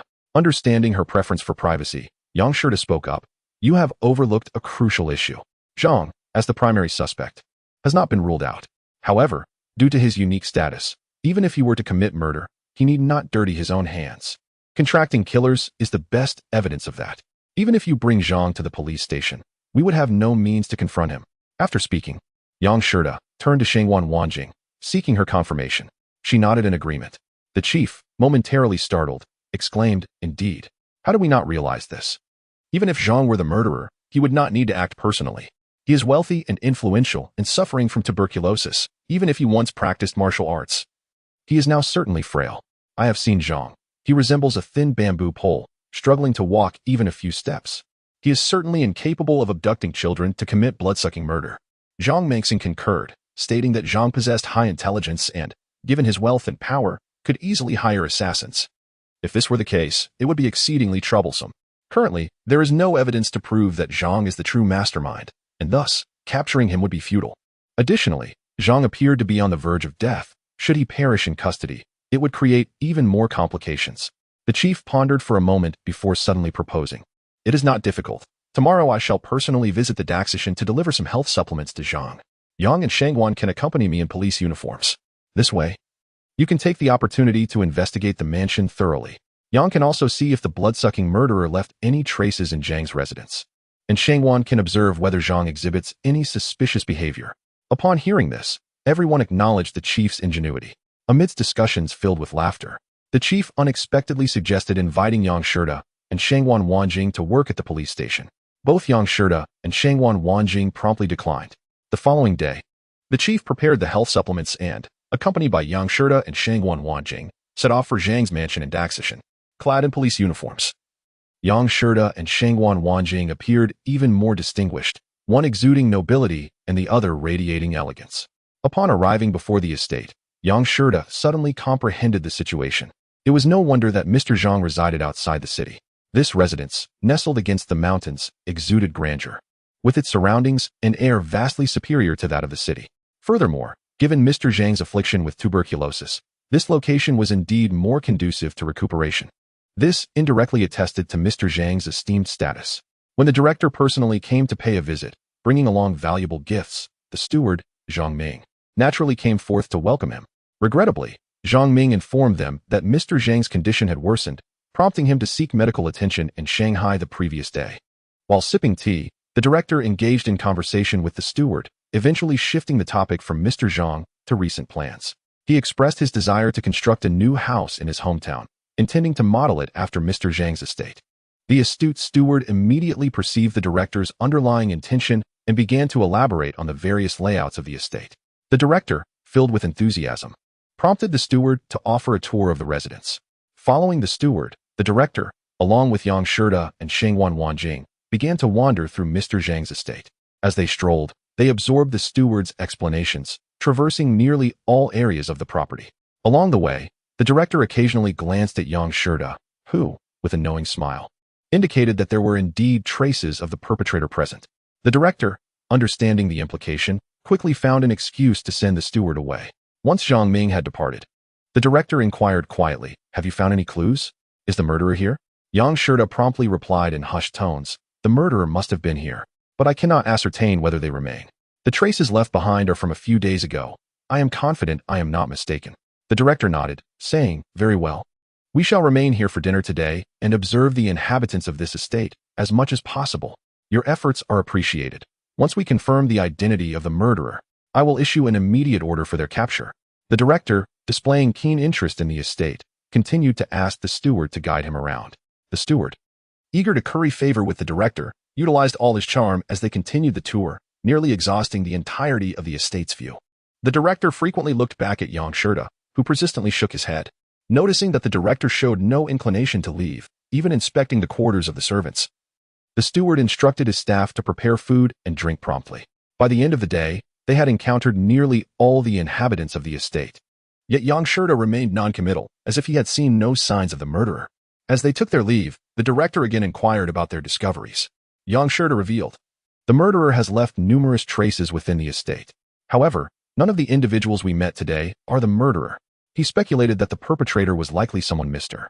Zhang deeply trusted, possibly taken to Shanghai." The director nodded in agreement, stating, "That seems plausible. If they were entrusted with such a grave matter, they must indeed be a highly trusted confidant." At this juncture, the director turned to Shengwan Wanjing to ask if she had any observations. She replied that while steward Zhang Ming appeared honest and simple, he was, in fact, quite cunning and shrewd, possessing great guile. Consequently, she had not garnered any useful clues from him. Upon returning to the police station, Yang Shida discreetly approached Zhang Mingxing. He expressed that he had been preoccupied with cases, including Huang Yang's and the missing wife's case, which had delayed matters until now. The inn they were staying in was crowded with a variety of people, making it difficult to discern anything. However, as it was an inn, anyone could stay as long as they paid. The peculiar old man with the parrot resided next door to Yang Shida, which allowed him to mimic his voice convincingly. Yang Shida conveyed his intention, requesting Zheng Mengxing to help find a relatively safe place for Shengwan Wanjing to stay, as hidden dangers lurked everywhere. After all, she was a young woman. Zheng Mengxing immediately nodded, stating that there was a dormitory at the police station, and a room in the women's dormitory was currently vacant.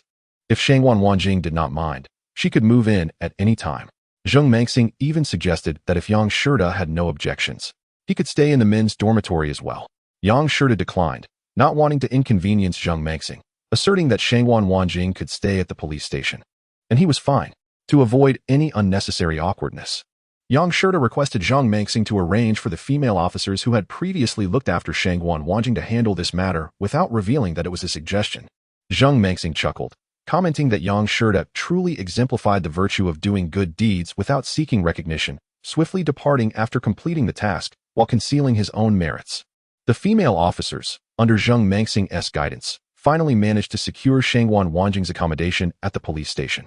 When Shengwan Wanjing informed Yang Shida that she would be moving in, he pretended to be surprised, acknowledging that the police station was indeed safer, and suggested they head to the inn to assist her in moving her belongings while it was still early.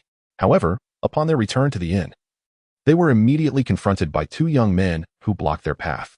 One of them coldly inquired, "Are you Yang Shida?" Yang Shida furrowed his brow, momentarily refraining from answering.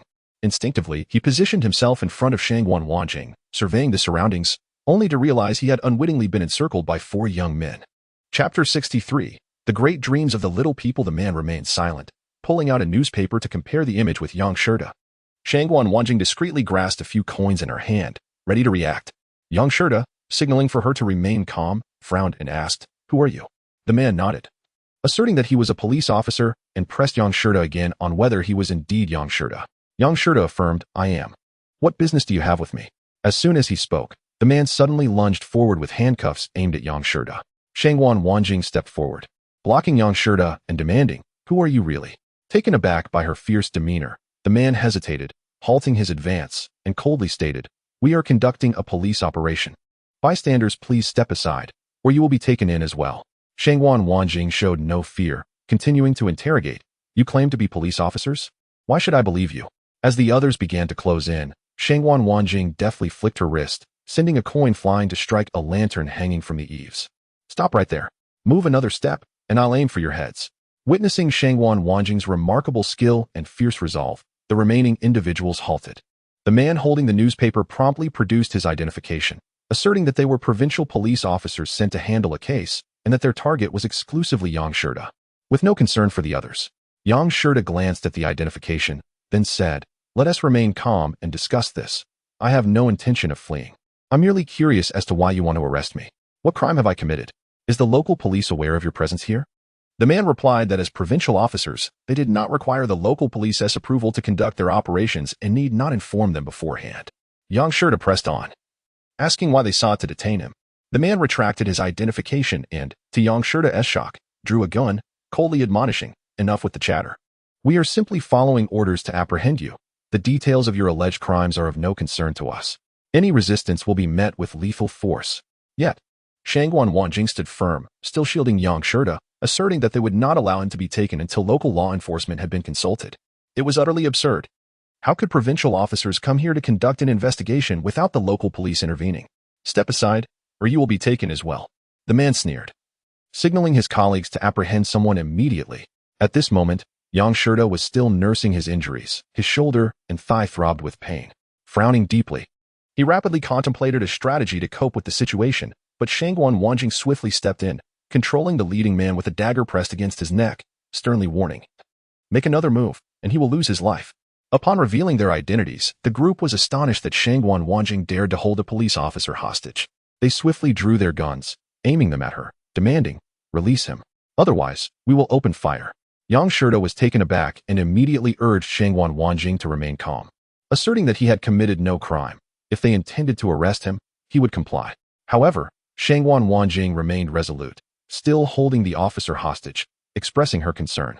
"I know you haven't committed any crime, but they clearly have ulterior motives, and they may harm you along the way." Yang Shirda recognized this possibility as well, noting that these individuals had arrived directly from the province without informing the local police department, clearly acting under someone's instructions. Yet, with their guns trained on Shangguan Wanjing, they could easily fabricate a charge of assaulting a police officer against her and shoot her at any moment. Upon realizing this, Yang Shirda pulled Shangguan Wanjing behind him, positioning himself in front of her. The officers hesitated, recognizing the precariousness of the situation, and decided that their immediate priority was to secure the release of the officer. As they clicked off their safeties, they warned, "If you do not release him, we will shoot." Yang Shirda pleaded with them not to resort to violence while simultaneously persuading Shangguan Wanjing to let the officer go. Yet, she remained unyielding, insisting that she would not allow them to take Yang Shirda without the local police present and that they could fire their weapons if they wished. The man hesitated momentarily before firing a shot into the air. Yang Shirda gasped, quickly responding, "Put down your guns, and I assure you I won't be arrested." "Miss Shangguan, please release him." Without a moment's thought, Shangguan Wanjing retorted, "I won't. They can't take you away." This group could not even articulate the crimes he was accused of, which deepened her suspicion that they would indeed harm him en route. "If you do not notify the local police department, I will not let you take him," she declared. "You may think you can accomplish the task of arresting Yang Shirda with just the 4 of you, but I can guarantee that at least 2 of you will remain here forever." Though the man kept his gun trained on Shangguan Wanjing and had yet to show any signs of retreat, the uncertainty etched on his face revealed his internal conflict. Shangguan Wanjing was correct. Given her skills, she could likely take down at least 2 of them before they could shoot her. The officer she held hostage was in immediate peril, A slight movement from Shangwan Wanjing could end his life. The thought of sacrificing 2 colleagues just to apprehend Yang Shirda weighed heavily on him. At that moment, the gunfire had attracted the attention of local police. As 2 local officers arrived and assessed the scene, they demanded to know what was happening. Shangwan Wanjing sighed in relief and urged one of them to summon Zheng Mengxing. Moments later, not only Zheng Mengxing but also the chief arrived, accompanied by a dozen officers. Zheng Mengxing rushed in, shouting, "Put down your weapons. If you do not comply, I will have you all arrested." The group realized that evading the local police was no longer an option and reluctantly holstered their weapons, displaying their credentials, claiming to be provincial officers executing orders. The leader, seemingly familiar with the chief, presented his identification, and after a brief review, the chief remarked, "While it is true you can arrest without notifying our local police department, Yang Shirda and Shangwan Wanjing are auxiliary officers within our jurisdiction. You must at least inform us why you wish to apprehend Yang Shirda." The leader responded, stating that Yang Shirda had committed murder and robbery the previous night, and they had been ordered by provincial authorities to arrest him. Upon hearing this, both the chief and Zheng Mengxing sighed with relief. The chief chuckled. "I thought it was something serious. It turns out to be this. I can personally assure you, you have misunderstood." Zheng Mengxing added, "As law enforcement, we require evidence for an arrest. You claim Yang Shirda committed murder and robbery, but whom did he kill, and what did he steal?" The leader promptly replied, "Yang Shirda stole a piece of Hetian jade from Lu, the landlord of Luwan village, and when caught, he violently assaulted him." Zheng Mengxing looked incredulously at the man, exclaiming, "Lu, the landlord of Luwan village? Is he dead?" The man nodded. "Yes, the landlord is indeed dead. Yang Shirda acted ruthlessly to eliminate witnesses." Zheng Mengxing frowned. "You must be mistaken. We arrested Lu's son, Lu Yukai, just yesterday, and the landlord died that same night. There is certainly something amiss."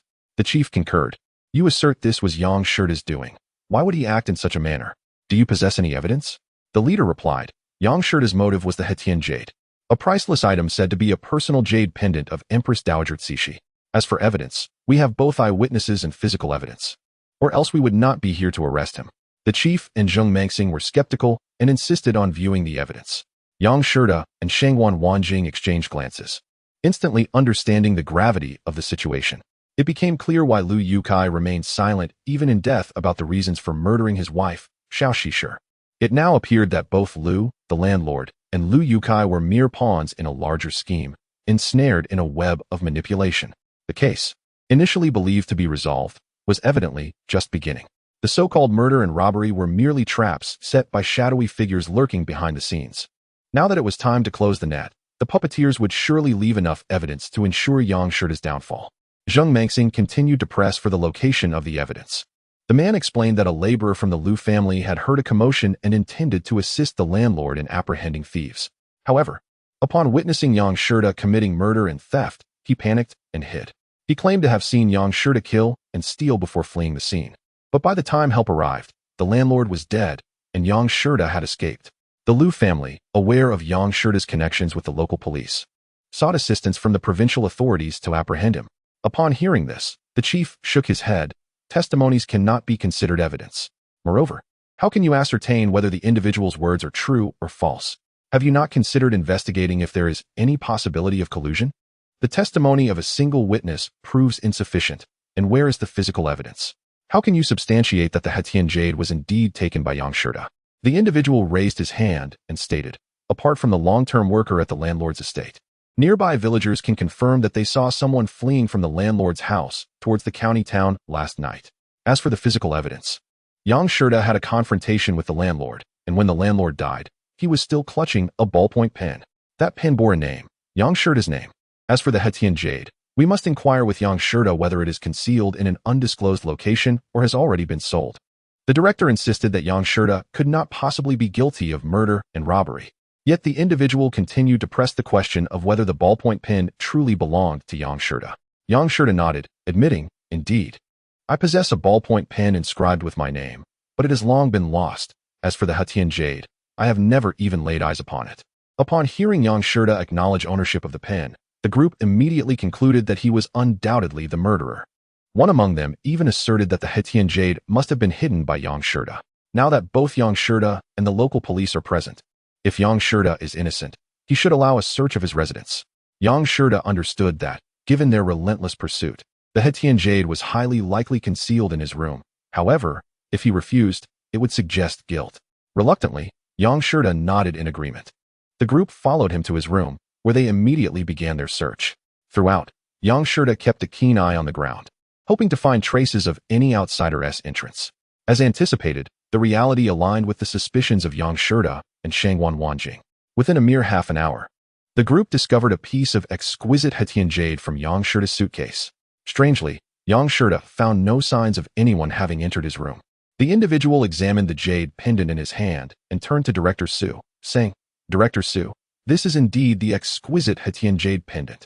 It is said to have belonged to Empress Dowager Cixi. Surely you can recognize its immense value. It is no wonder that Yang Shida was tempted by such wealth and resorted to murder and theft." Both Director Yi and Zheng Mengxing's expressions grew grave as they turned to Yang Shida, eager to hear his explanation. Yang Shida, seemingly anticipating this turn of events, calmly remarked, "Do you remember the priest? Does this scenario not seem familiar? If I am not mistaken, the mastermind behind this should be that vampiric killer." The directors nodded in agreement, expressing their belief that Yang Shida would never commit murder or robbery. However, Shangwan Wanjing raised a question. If this item holds such immense value, the landlord would certainly safeguard it. Not only Yang Shida, but even the steward of the Liu family might be unaware of its existence. How then could Yang Shida know of it? In response to Shangwan Wanjing's inquiry, the individual stated, "We have posed this question, but the Liu family explained that, due to its significant value, the landlord devised a scheme, employing the method of no silver here, deliberately treating it as an ordinary ornament, thus securing it at his waist." As he finished speaking, he turned to Director Su, asserting, "With both witness and physical evidence at hand, we must arrest Yang Shida to fulfill our duty. And we hope Director Su will not obstruct our official duties." Director Su hesitated, but Shangwan Wanjing remained adamant that they would not allow Yang Shida to be taken away. Zheng Mengxing frowned and said, "I apologize, but Yang Shida is a member of our police department. Even if he has committed a crime, it is our responsibility to investigate, and we shall proceed after our inquiries are complete." Upon hearing Zheng Mengxing's words, Director Su immediately stated that since the incident occurred here, it was only natural for them to conduct the investigation and gather evidence before transferring it to the court.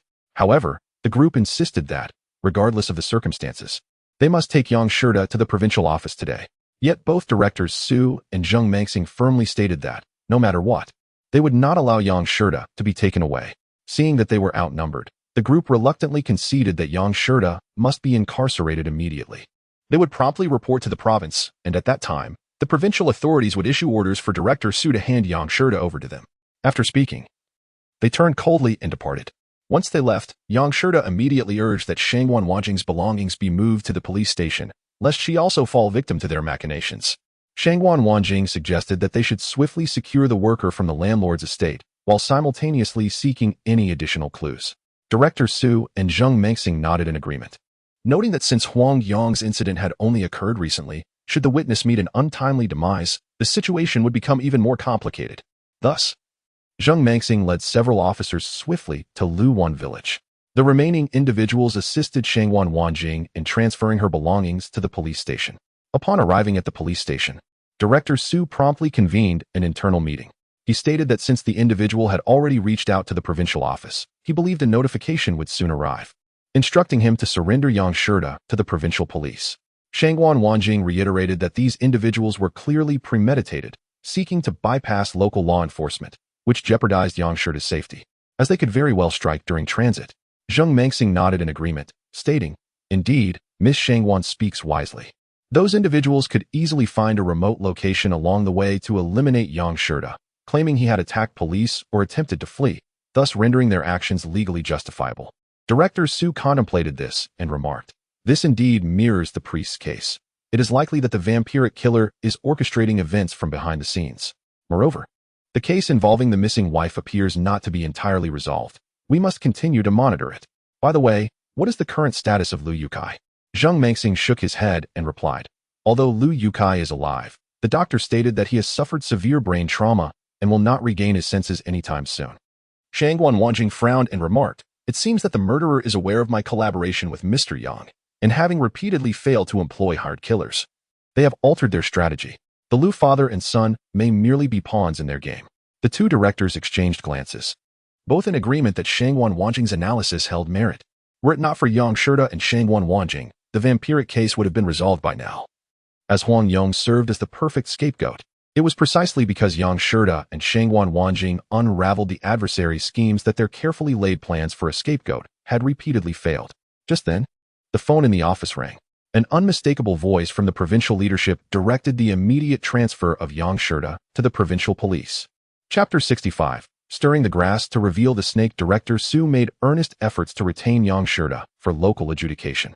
Unfortunately, those in higher authority offered no room for negotiation, and the director had no choice but to acquiesce. After hanging up the phone, he expressed his helplessness. Here, I am the director, but to the higher-ups, I am merely a subordinate who can be replaced at any moment. I am truly powerless. Zheng Mangxing immediately grew anxious. What shall we do now? Brother Yang is certainly in grave danger. Perhaps I should accompany him personally until he reaches the provincial office. At that moment, Zheng Heng suddenly stood up and said, once he reaches the provincial office, then what?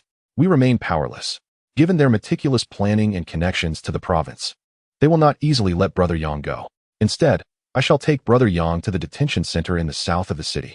A moment of silence enveloped the room as everyone quickly grasped Zheng Heng's intentions. However, both Director Su and Zheng Mangxing remained hesitant, refraining from immediate discourse. Yang Shida promptly reassured them, stating there was no need for concern and that they should proceed as instructed from above. He would ensure safety. Zheng Heng urged, time is of the essence. Once the provincial officials arrive, we will have no room for maneuver. Yet, Director Su continued to waver, prompting Zheng Mangxing to rise and assert, this is but a trivial matter. There is no need for the director to intervene personally. I can handle it. With that, Zheng Mangxing exchanged knowing glances with the others, who understood his intentions. Consequently, Zheng Heng guided Yang Shida towards the exit. Just as they stepped outside, Zheng Mangxing called out urgently, Yang Shida is a key target for capture by the province. To prevent any unforeseen complications, Zheng Heng, I hereby order you to detain Yang Shida at the Southern Detention Center. Zheng Heng immediately saluted, affirming, yes, I will ensure the task is completed. I will escort Yang Shida to the Southern Detention Center. Without allowing Yang Shida a moment to protest, he propelled him towards a police vehicle.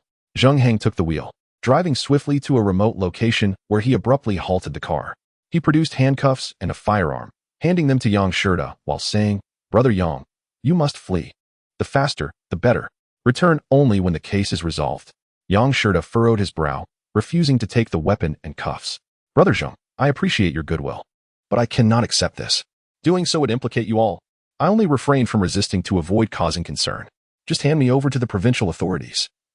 I will ensure my own safety. Zheng Heng expressed his worry. Brother Yang, at such a critical moment, why be so courteous? If I cease to be a police officer, it's merely a few days in jail, but if you are handed over to the provincial authorities, your fate is uncertain. Just as Yang Shida prepared to decline again, Zheng Heng forcefully placed the firearm in his hands, insisting, Brother Yang, do not act foolishly. They clearly fear you and Miss Shangguan, which is why they resort to such despicable tactics to eliminate you both. If one of you falls, the other will be left vulnerable. Even if they do not intend to kill you, being detained for any length of time could place Miss Shangguan in grave danger. If you truly care for us and wish to avoid implicating Miss Shangguan, flee now. Enough with the hesitation. If you linger like this, I may have to sacrifice my life to buy you some time. Seeing Zheng Heng's resolute expression, Yang Shida reluctantly nodded. Very well, I shall flee. Please take good care of Miss Shangguan and ensure her safety. With that, he exited the vehicle without further ado. Meanwhile, as Zheng Heng escorted Yang Shida away, provincial police arrived at the precinct. This time, however, Director Su displayed a complete reversal of attitude, smiling as he declared he had received directives from the province and would comply by handing over Yang Shida. He promptly led the officers to seek Zheng Mangxing, asserting that Zheng Mangxing was responsible for the case. Upon finding Director Zheng, Zheng Mangxing assured them of his compliance with the directives, stating that he had already arranged for Captain Zheng Heng to detain Yang Shida at the Southern Detention Center. As the officers exchanged doubtful glances, Zheng Mangxing clarified, though we have received the directive, we were unaware of your arrival time. Yang Shida is no ordinary individual. Hence we deemed it prudent to have our captain personally secure him in detention. The officers, recognizing the underlying complexities, could not find any immediate inconsistencies, and thus decided to proceed with the arrest. Zheng Mangxing readily agreed and led them towards the Southern Detention Center. However, en route, a police vehicle caught their attention. Zheng Mangxing quickly explained that is the vehicle transporting Yang Shida. The officers hastily stopped and approached, only to discover Zheng Heng unconscious in the car. with no sign of Yang Shida. Worried, Zheng Mengxing began to shake Zheng Hang, attempting to rouse him. After some time, Zheng Hang slowly opened his eyes, bewildered, and suddenly exclaimed, "Quick! Pursue him! That rascal Yang took advantage of my momentary inattention and knocked me out. Did you catch up to him?" Infuriated, Zheng Mengxing berated Zheng Hang. The others quickly realized they had been outmaneuvered by the local police. Aware that further entanglement would yield no results, they turned to leave.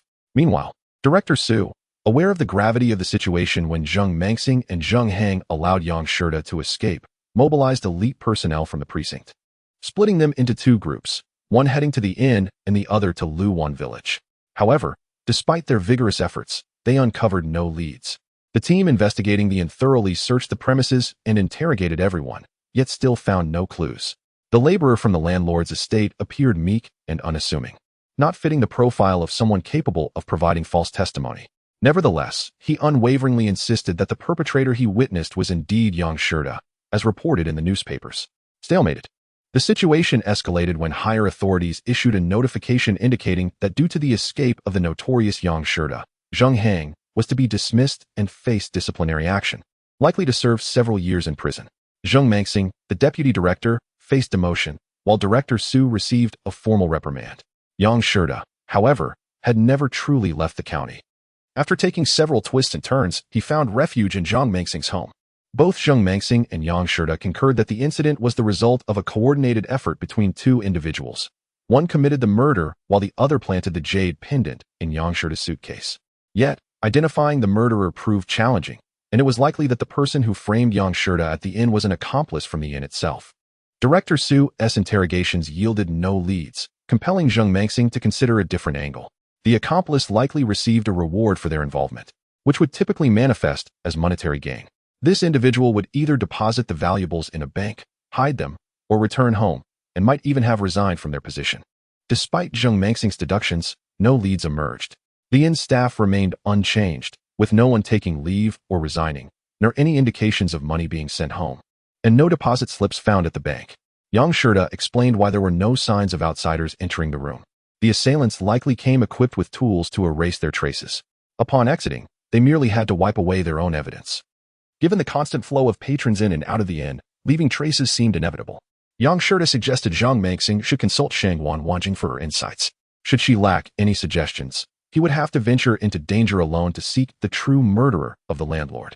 Zheng Mengxing concurred and promptly returned to the precinct.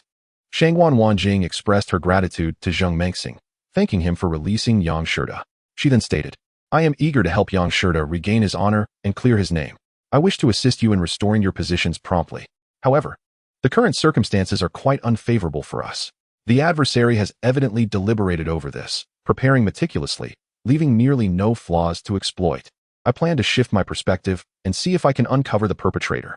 Hence, I kindly request Director Zheng to grant me some time. If I were the mastermind behind this, I would undoubtedly sacrifice the pawn to protect the king." Upon hearing Shangwan Wanjing's declaration, Zheng Mengxing sighed with relief but was perplexed. "Miss Shangwan, are you intending to deliberately rattle the snake? That seems quite challenging." Shangwan Wanjing replied calmly, "We shall turn the tables on them." Chapter 66. A path will unfold before us. Zheng Mengxing was eager to inquire about Shangwan Wanjing's plan, but she indicated that the situation was too complex, and she was uncertain of the outcome, thus she refrained from elaborating. However, she assured him that regardless of success or failure, there would be a resolution within 10 days. As for the individual who initially framed Yang Shida, he was merely a pawn and would soon be revealed as the scapegoat. Knowing that Shangwan Wanjing preferred to maintain a low profile, Zheng Mengxing ceased his inquiries but offered to dispatch two individuals to discreetly protect her.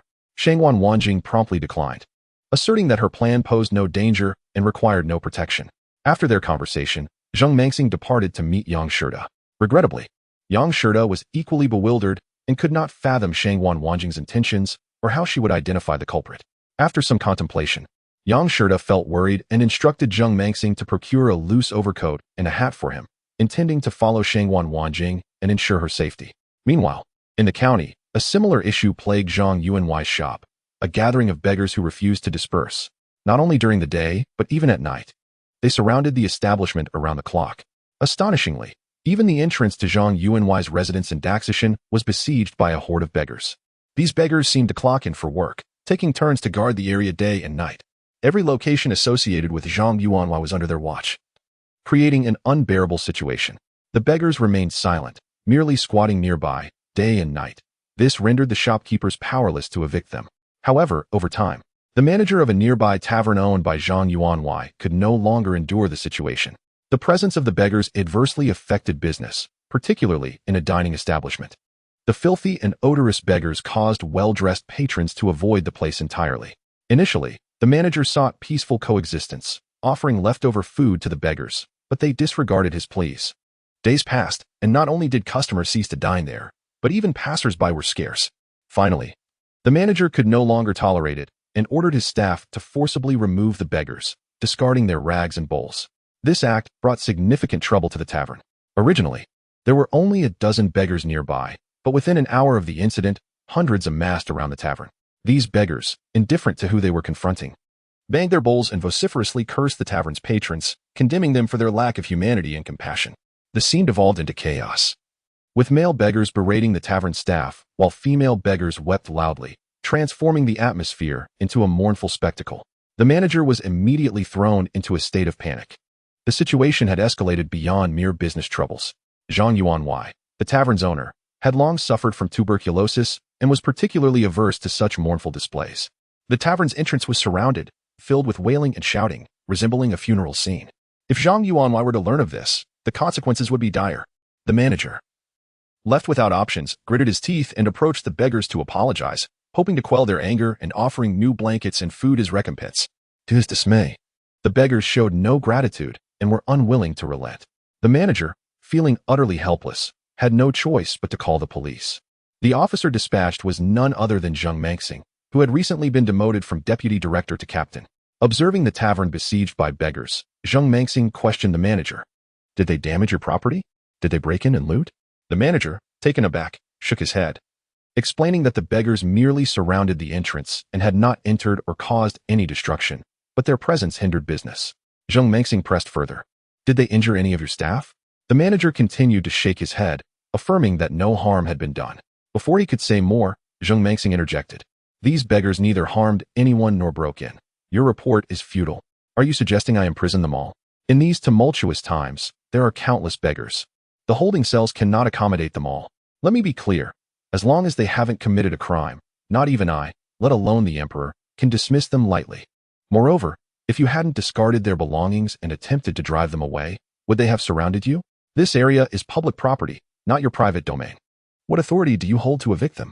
Neither you nor I possess that right. These individuals have nothing to lose. Their lives are expendable. They would gladly accept food and shelter. You brought this upon yourself by provoking them. I cannot assist you. You must find a resolution on your own. With that, Zheng Mangxing elegantly waved his hand, signaling his team to disperse as he turned to leave. The situation with the beggars swiftly reached Zhang Yuanhui's steward, Zhang Ming, who hurried to intervene. Upon arrival, he publicly chastised the manager in front of all the beggars, ordering him to leave immediately. After dismissing the manager, Zhang Ming personally apologized to the beggars, bowing deeply and inviting them all into the tavern, where he laid out dozens of tables laden with food and drink, extending a warm welcome. This maneuver not only salvaged their reputation, but also defused the somber atmosphere that had enveloped the establishment. The beggars, recognizing the hospitality, feasted and then departed. A few elderly beggars lingered at the entrance, maintaining a constant vigil. Although fewer in number, they continued to rotate shifts around the clock. The new manager, having witnessed the previous ordeal, dared not provoke them again, choosing to turn a blind eye instead. Following this incident, other managers under Zhang Yuanhui's enterprises learned from this lesson and refrained from antagonizing the beggars. The beggars themselves showed no inclination to stir trouble.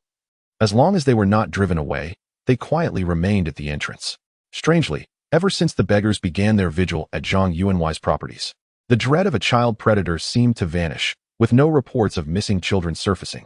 At that moment, Zheng Mangxing finally comprehended Shang Wanjing's strategy and how the perpetrator could be uncovered. As long as this situation persisted, the decline in business for Zhang Yuanhui's enterprises was inconsequential. What truly mattered was that if the predator was indeed Zhang Yuanhui, he would no longer have the opportunity to commit his crimes.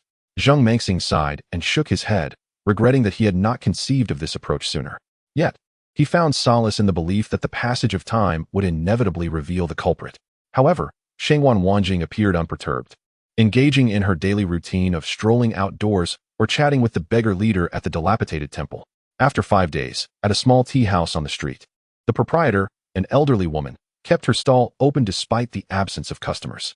She sat on a small stool, glancing about as if awaiting someone else's arrival.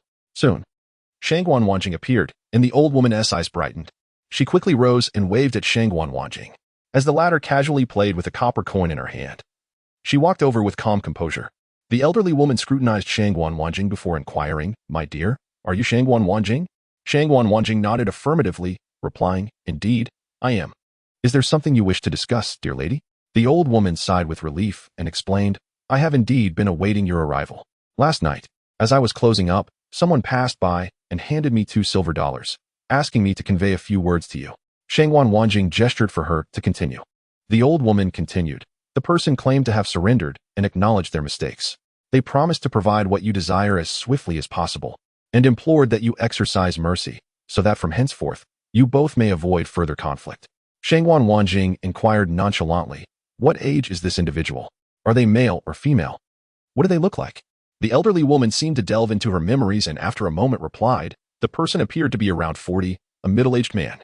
However, it was late, and he wore sunglasses and a hat, so I could not discern his features clearly." Shangguan Wanjing nodded and asked, "Is there anything else?" The old woman shook her head, indicating that was all she had to say. After appraising the elderly woman, Shangguan Wanjing stated, "Understood. If that person returns, please inform them that recognizing one's mistakes and amending them is of utmost importance." With that, Shangguan Wanjing turned and departed from the stall. After navigating several turns, she suddenly halted in an alley. Moments later, a young man clad in a suit and hat emerged from around the corner. Upon seeing Shangguan Wanjing standing there, he pretended not to notice and walked past her. Furrowing her brow, Shangguan Wanjing called out, "I know it's you. Where are you headed?" Yang Shirda paused and reluctantly turned around. Shangguan Wanjing quickly caught up, saying, "If that old woman hadn't intercepted me to relay a message, would you still be hiding in the shadows?" Yang Shirda replied, "What brings you here?" "I felt restless, so I decided to take a stroll, not expecting to encounter you." Before he could further justify himself, Shangguan Wanjing playfully retorted, "Humph, what a coincidence. I've known for days that you've been tailing me. I simply couldn't confirm it earlier because you were too far away. Did you think me a mere child?" Yang Shirda let out an awkward laugh and swiftly changed the subject, asking, "What did you discuss with that old woman?" Shangguan Wanjing openly recounted the exchange. Yang Shirda nodded and gestured for her to walk alongside him. As they strolled, he cautioned, "You must be vigilant. I heard from Brother Zheng that you're planning to leave the police station. That's extremely perilous. At the very least, don't stray far from the precinct." Upon hearing Yang Shirda address the matter seriously, Shangguan Wanjing replied earnestly, "Zheng Mengxing has been demoted, and Zheng Hang is incarcerated. I still reside at the police station, which has become rather awkward. After much contemplation, I've decided to find accommodation elsewhere. But fret not, I shall exercise caution. Regardless of where I stay, I remain vigilant. I have a habit that I believe you might find useful. I always place a strand of hair in the doorframe before leaving. Upon returning, I check the hair to see if anyone has intruded. Before retiring for the night, I leave a glass of water or a bell on the windows and doors. If anyone approaches, I awaken immediately." Yang Shirda nodded approvingly. "That habit is commendable, but you must remain extra cautious when you're alone outside." Despite Shangguan Wanjing's evident prudence, Yang Shirda continued to advise her against moving away from the police station. Shangguan Wanjing's strategy had proven effective, forcing the assailant into a position where they could no longer execute their malicious intents. Thus, if the perpetrator wished to act, they must first acknowledge their wrongdoing to Shangguan Wanjing. However, this also posed a risk, as a cornered animal may fight back, rarely one to remain silent. Shangguan Wanjing listened without retort, merely nodding in agreement. Yang Shirda exhaled in relief and expressed, "Thank you once again for helping me out of a predicament." The following morning, as the police station commenced roll call, an innkeeper suddenly burst in, wearing a distressed expression, announcing his intention to confess. Director Su and the officers were taken aback. Zheng Mengxing, however, seemed to comprehend and immediately asked, "You are the one who framed Yang Shirda, aren't you?" The innkeeper nodded, admitting, "Yes, I falsely accused him. I was blinded by greed." Upon hearing this, Director Su's eyes lit up, and he promptly ended the meeting, signaling for several officers to seize the innkeeper and escort him to the interrogation room. Once there, before the officers could even begin their questioning, he divulged everything in a torrent. The innkeeper, named Wang Shi, recounted how a few nights prior, he encountered a middle-aged man wearing sunglasses and a hat, obscuring his face. The man spoke in a low voice, instructing Wang Shi to steal Yang Shi's pin in exchange for 10 silver dollars. He emphasized the need to leave no trace and to use a cloth to wipe away any evidence. After imparting these instructions, the man departed. Wang Shi stood there in disbelief, feeling as if he had dreamt the encounter had it not been for the 10 silver dollars in his hand. Though tempted by the money, Wang Shi refrained from acting, as Yang Shi had carried that pin with him for several consecutive days, denying him the opportunity to strike. After observing Yang Shi for several days, Wang Shi finally seized his chance when Yang Shi changed attire and left the pin behind. Seizing the moment, Wang Shi stealthily entered Yang Shi's room when few patrons were around and successfully pilfered the pin. Subsequently, he returned to the designated meeting place and handed the pin over to the man, who duly rewarded him with another 10 silver dollars. The man then instructed Wang Shi to return in a couple of days, promising a more lucrative job. He even revealed that Wang Shi would receive a larger sum next time, allowing him to quit his job and establish his own venture. This proposition resonated deeply with Wang Shi. From that point onward, he frequently visited the location in hopes of encountering his benefactor again. Eventually, the man reappeared, gifting Wang Shi 50 silver dollars and a jade pendant, instructing him to place the pendant in Yang Shi's suitcase when he was absent. The man reiterated the importance of maintaining a low profile, urging Wang Shi not to resign or disclose his newfound wealth to anyone, assuring him that once the month passed, he could do as he pleased. The man even knew where Wang Shi's hometown was and the names of his family members. Overwhelmed with fear, Wang Shi confessed, "I initially thought this would be the end, but last night, that man returned and threatened me to confess at the police station, or he would kill my entire family. I am already aware of the situation concerning the landlord of Luwan village, and I am genuinely terrified." Zheng Mangxing was momentarily taken aback and immediately inquired about the landlord's affairs. However, the individual in question claimed to have only heard rumors and was completely uninformed about the specifics. Observing this slender figure, one could hardly find any resemblance to Yang Shi. Thus it was unlikely that the landlord's family would mistake him for Yang Shi. At that moment, Director Su and Zheng Mangxing exchanged glances, nodding in tacit understanding. The recording officer handed the testimony to Director Su, who then showed it to Officer Wang for immediate endorsement. Realizing that there was no turning back in this matter, the director finally sighed with relief and remarked, "This fellow was coerced into confessing. The perpetrator did not act out of remorse." "Mangxing, do you believe it was Yang Shi or Shangwan Wanjing behind this?" "Undoubtedly, both Shangwan Wanjing and Yang Shi would strive to exonerate us." Zheng Mangxing promptly responded. This was Shangwan Wanjing's idea and plan. The beggars who surrounded Zhang Yuanwai's properties were all sent by her. The director was taken aback, incredulously asking, "You mean they surrounded all of Zhang Yuanwai's properties?" Zheng Mangxing explained, "Not only surrounded, but they also took turns keeping watch around the clock.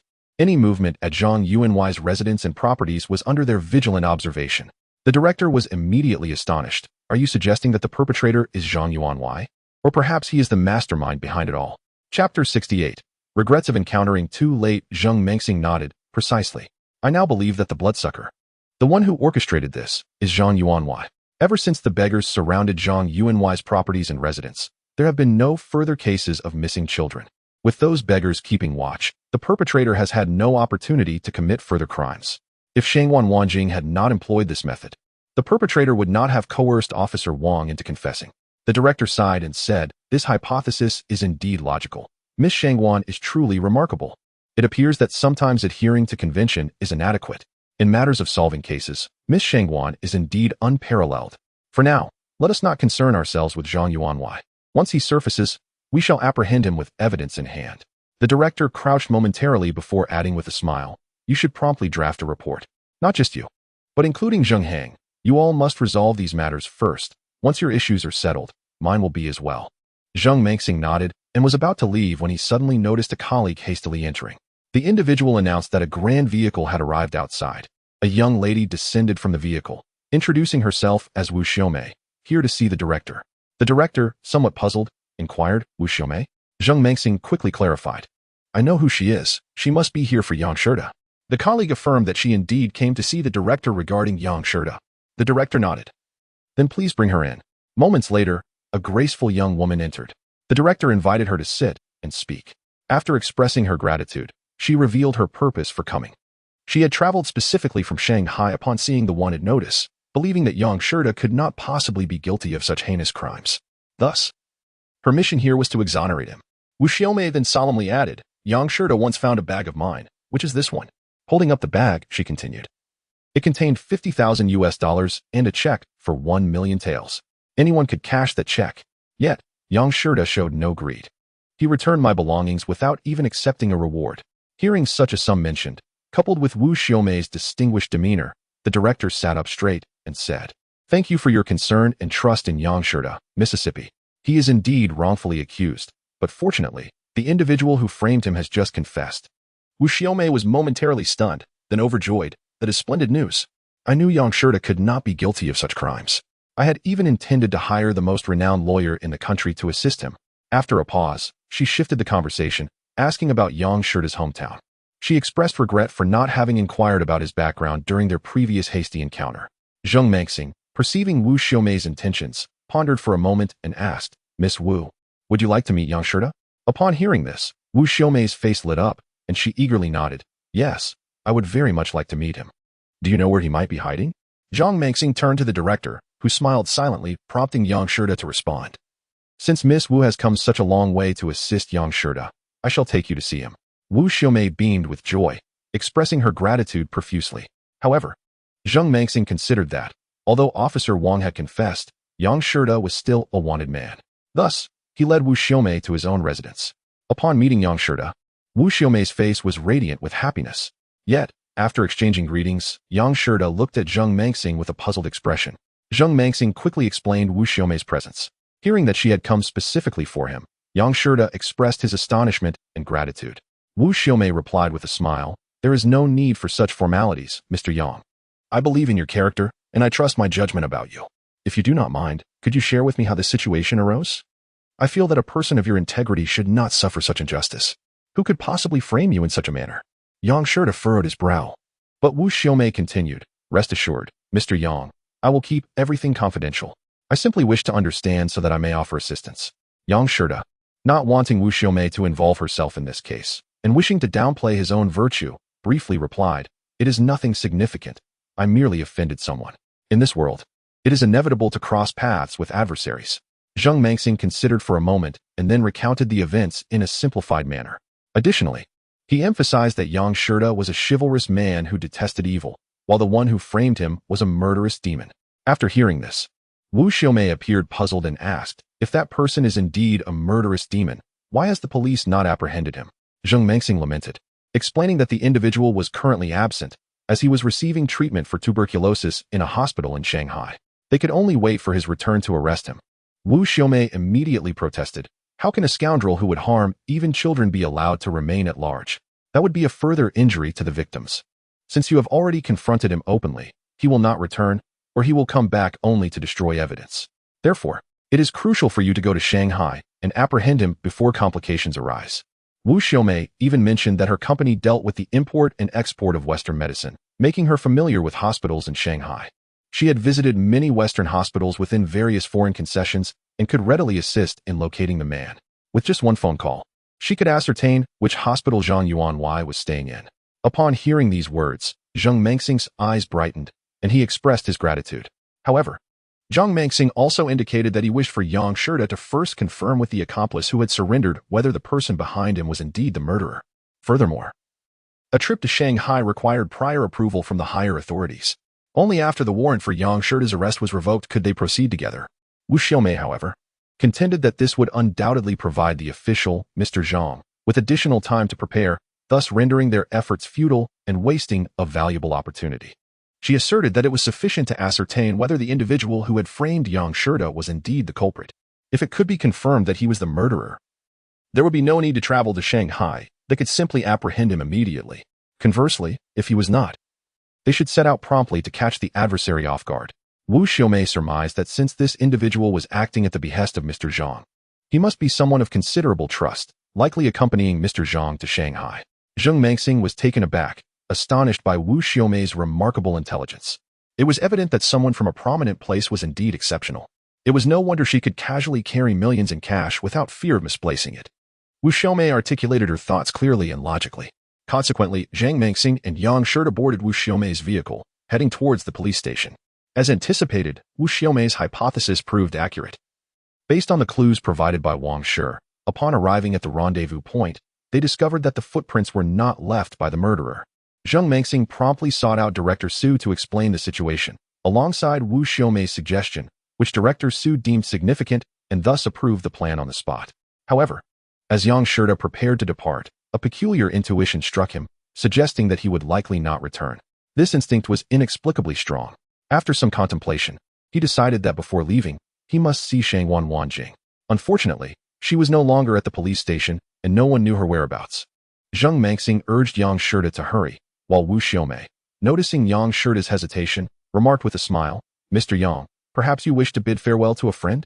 Chapter 69. Some people are merely passers-by. Zheng Mengxing chuckled. "Farewell? You'll be back in a couple of days." Yet Yang Shida remained troubled. Wu Xiaomei reassured him. "It's no problem. We can simply drive faster. A few moments won't make a difference." At that moment, a knock echoed from outside. Zheng Mengxing immediately approached the door, and to his surprise, it was none other than Shangwan Wanjing. He exclaimed, "Speak of the devil, and she shall appear. We were just about to head to Shanghai." Shangwan Wanjing nodded. "I've already heard." As she spoke, she followed Zheng Mengxing inside. Upon seeing Shangwan Wanjing, Yang Shida's face lit up, and he hurriedly approached her. Shangwan Wanjing glanced at Yang Shida, but quickly shifted her gaze to Wu Xiaomei behind him. Yang Shida paused momentarily, and then introduced. "Ah, I forgot to introduce. This is Miss Wu Xiaomei, and this is Miss Shangwan Wanjing." Wu Xiaomei smiled and extended her hand, saying, "I've heard so much about you, Miss Shangwan. Your reputation precedes you. You are even more beautiful in person than in the papers." Shangwan Wanjing returned the smile and shook her hand, replying, "Miss Wu, you flatter me."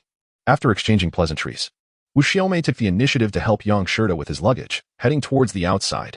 Zheng Mengxing, understanding the situation, followed suit.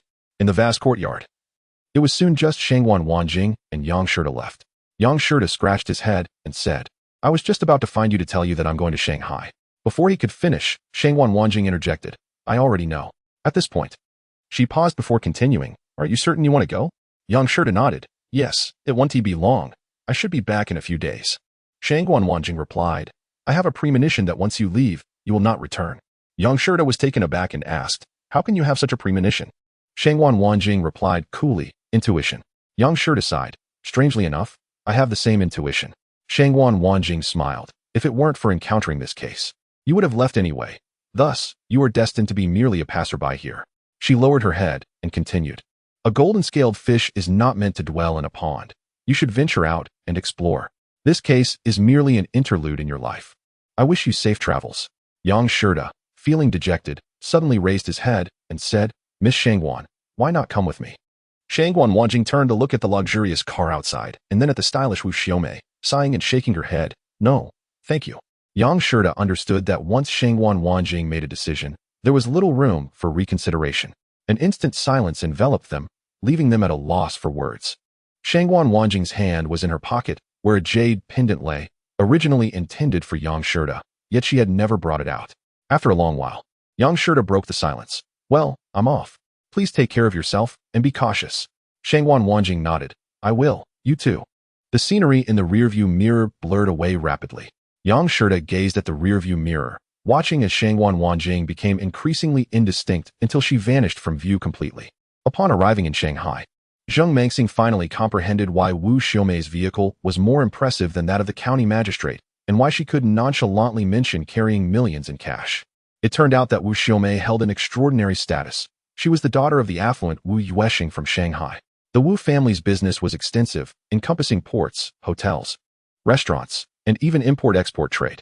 What Wu Xiaomei referred to as importing and exporting pharmaceuticals was merely the tip of the iceberg.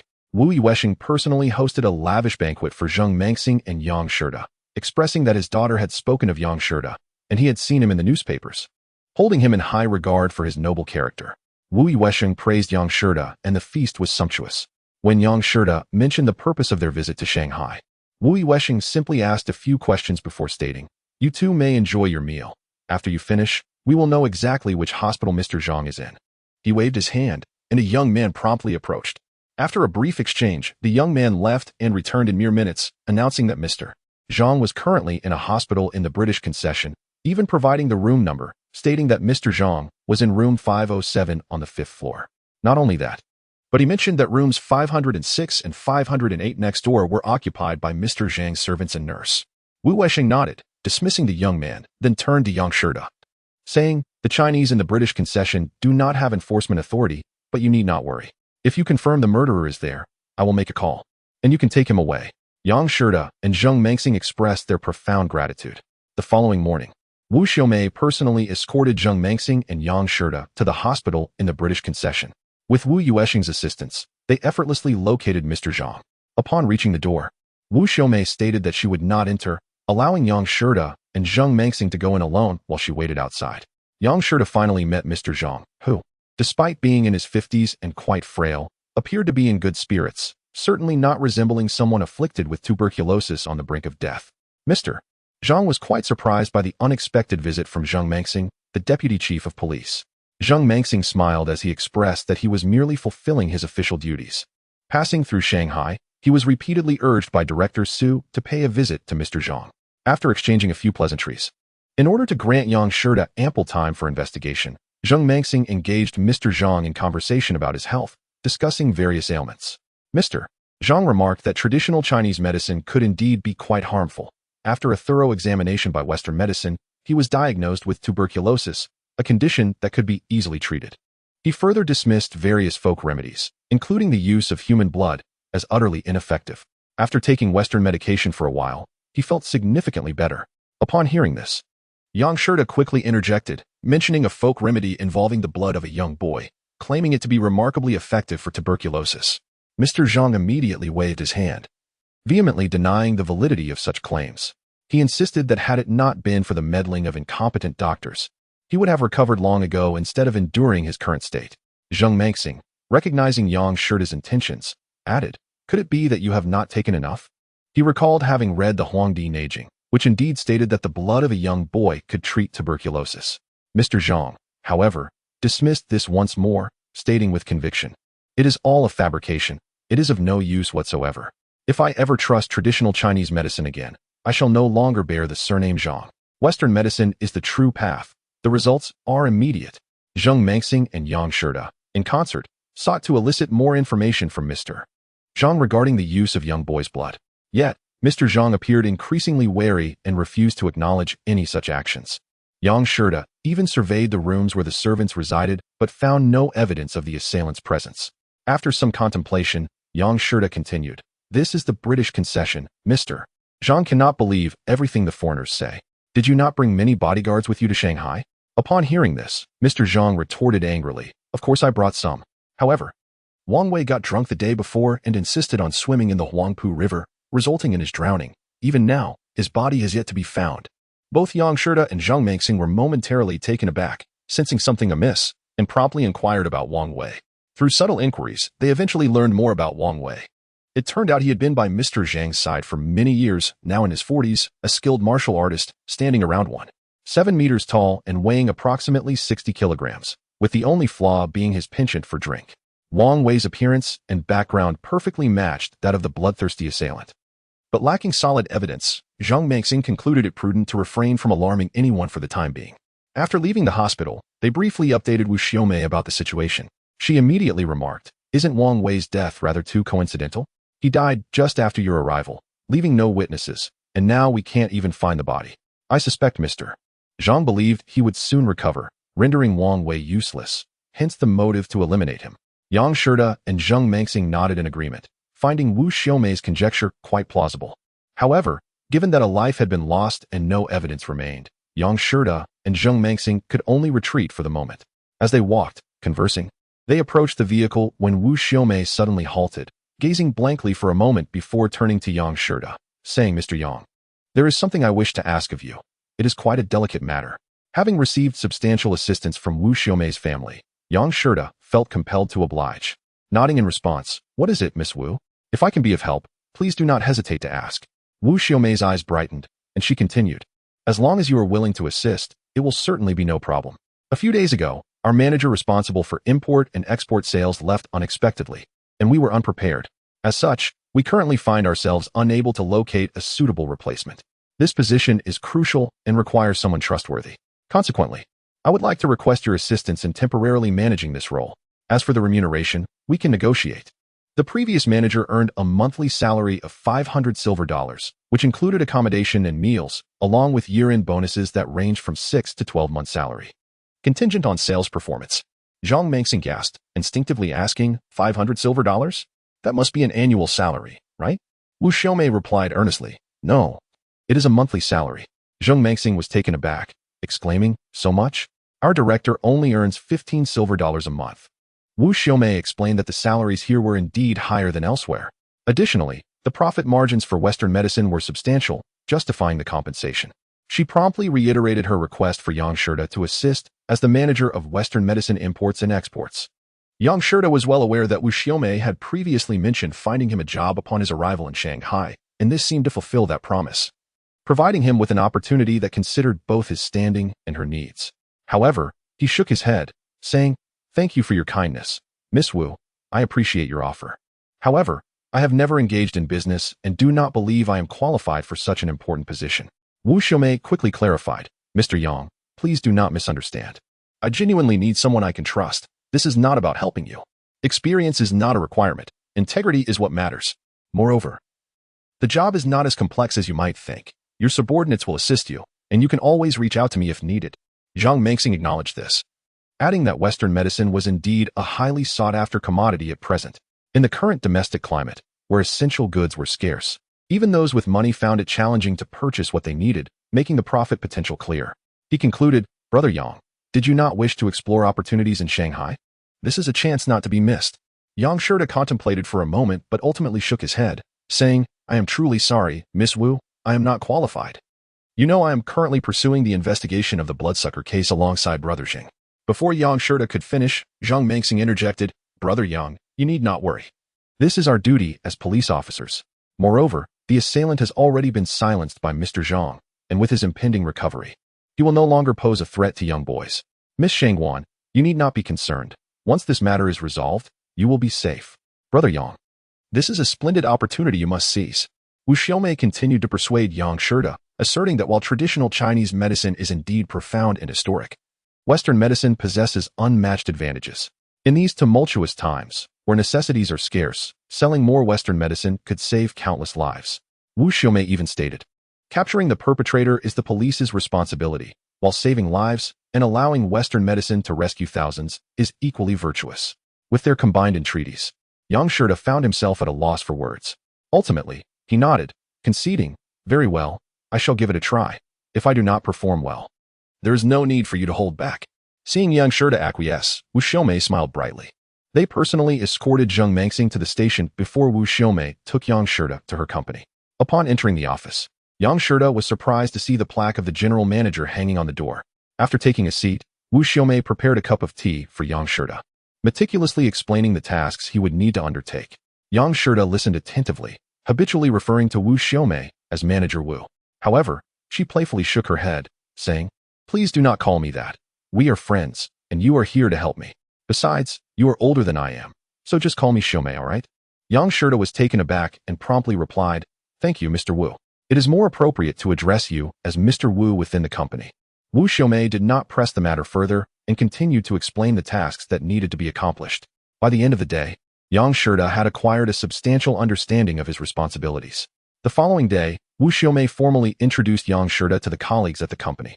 Seated in the manager's office, Yang Shida finally comprehended the immense difficulty of attaining such a position. Although slightly smaller than Wu Xiaomei's office, it was fully equipped with a bedroom, kitchen, and private bathroom. A young woman had even been assigned to serve tea to Yang Shida. As he began to review a stack of documents, the young woman entered and informed him that a distributor from Hunan wished to meet the manager. Yang Shida nodded, let him in. Shortly thereafter, the secretary escorted a middle-aged man with slicked back hair and a rotund belly into the office. The secretary introduced him as the newly appointed Manager Yang. The overweight man immediately began to flatter. Hello, Manager Yang. I have come to see you primarily because our anti-inflammatory medication has been out of stock for quite some time. Could you possibly expedite a shipment for us? As he spoke, he bent slightly and respectfully placed a stack of documents on the desk, requesting Yang Shida's signature to facilitate the warehouse dispatch. Yang Shida turned to the secretary and inquired, did a new batch of medication just arrive at the dock? The secretary hesitated before responding, yes, but the quantity is limited, manager. There are many places currently experiencing shortages. Yang Shida slowly flipped through the documents handed to him by the man, which included a shipping request form. His task was simple. All he needed to do was sign to indicate his approval. Just as he was about to sign, he suddenly noticed a check conspicuously tucked within the documents. Frowning, he examined it and saw that it was for 1,000 silvers, and it was not made out to any specific name.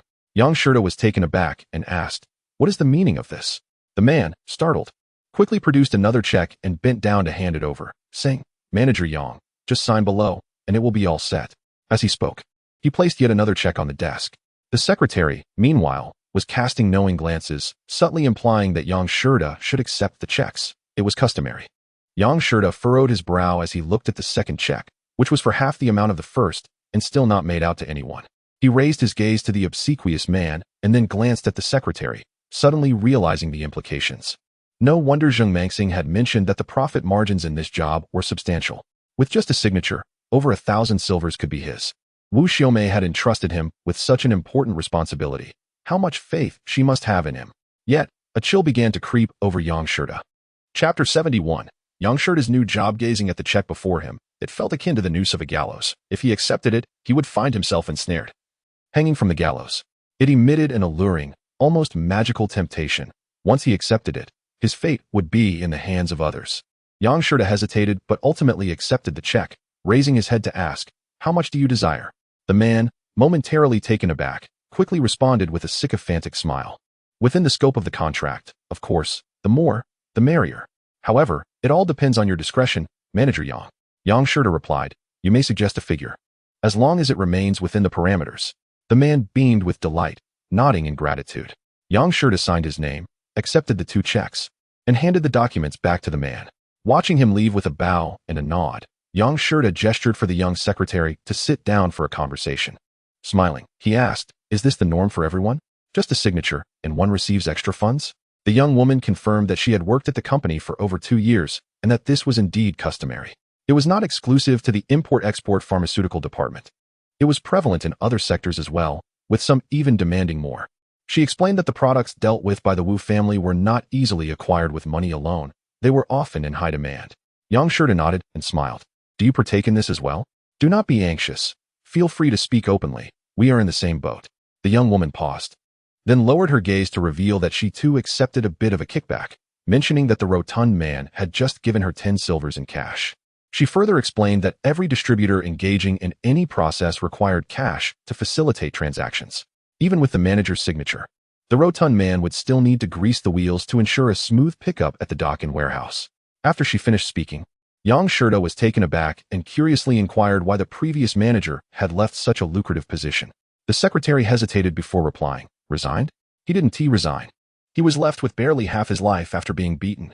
Realizing she had perhaps spoken too freely, the young woman abruptly stopped, covering her mouth. Yang Shurta chuckled. "Continue, it's all right." Yet, the young woman would not divulge any further details. Yang Shurta offered a few comforting words, expressing his curiosity, and if she truly did not wish to share, he would pretend he had not asked. After some persuasion, she finally relented, revealing that the former manager, once he had amassed some wealth, had attempted to sever ties and went solo, even contacting foreign suppliers. Yang Shurta understood the situation and smiled. "I see. He tried to eat from the same bowl while eyeing the pot. Such a fate seems well-deserved." He waved the young woman off to return to her duties while he organized the documents on his desk. Suddenly, he seized the 2 checks and made his way to Wu Xiaomei's office. Upon arrival, he discovered that her father, Wu Yuesheng, was also present. Uncertain of their discussion, Yang Shurta turned to leave, but Wu Yuesheng gestured to the sofa beside him, saying, "No worries, Shurta, come in." Wu Xiaomei smiled and added, "There is no need for such formality. If you have something to discuss, just come in." Yang Shurta had no choice but to enter. Once seated, noticing that both father and daughter encouraged him to speak freely, he produced the checks without mentioning the secretary. He explained that a distributor from Hunan had come to him for a signature and presented these checks. As soon as he finished speaking, Wu Yuesheng chuckled. "Is that all? I thought you were facing a serious issue. In matters like this, there's no need for formal reporting. You can keep it for yourself. Our country has always been one where personal connections matter. For thousands of years, it's been this way. As long as we secure our profits, the rest is yours to enjoy." Wu Xiaomei concurred, stating that this was not only the case in their company, but across all industries nationwide. Such practices were almost transparent, unwritten rules. As long as it did not affect the company's operations or profitability, they would not intervene. Both father and daughter reiterated that young Shurta should focus on his responsibilities, assuring him that as long as he did not engage in extortion, he need not worry about accepting a little extra. Wu Yuesheng further emphasized that young Shurta should adapt to local customs. Young Shurta nodded, yet he still pondered whether such practices were justifiable. Noticing that young Shurta held onto the checks as if reluctant to claim them, Wu Xiaomei continued, "It's all right. You may act as you see fit. Not everyone is the same. If you believe this to be wrong, you may simply hand them over to me in the future. However, Manager Yang, please do not disclose this matter. After all, everyone has to make a living. To cut off someone's means is akin to murdering their parents, which could lead to unnecessary trouble." Upon hearing this, Yang Shurta finally exhaled, hurriedly handing over the checks to Wu Xiaomei, saying, "Thank you, Mr. Wu. I shall maintain confidentiality. In the future, any received matters shall be entrusted to you." Wu Xiaomei turned to her father, Wu Yuesheng, and with a proud smile, remarked, "See, I told you my judgment was astute.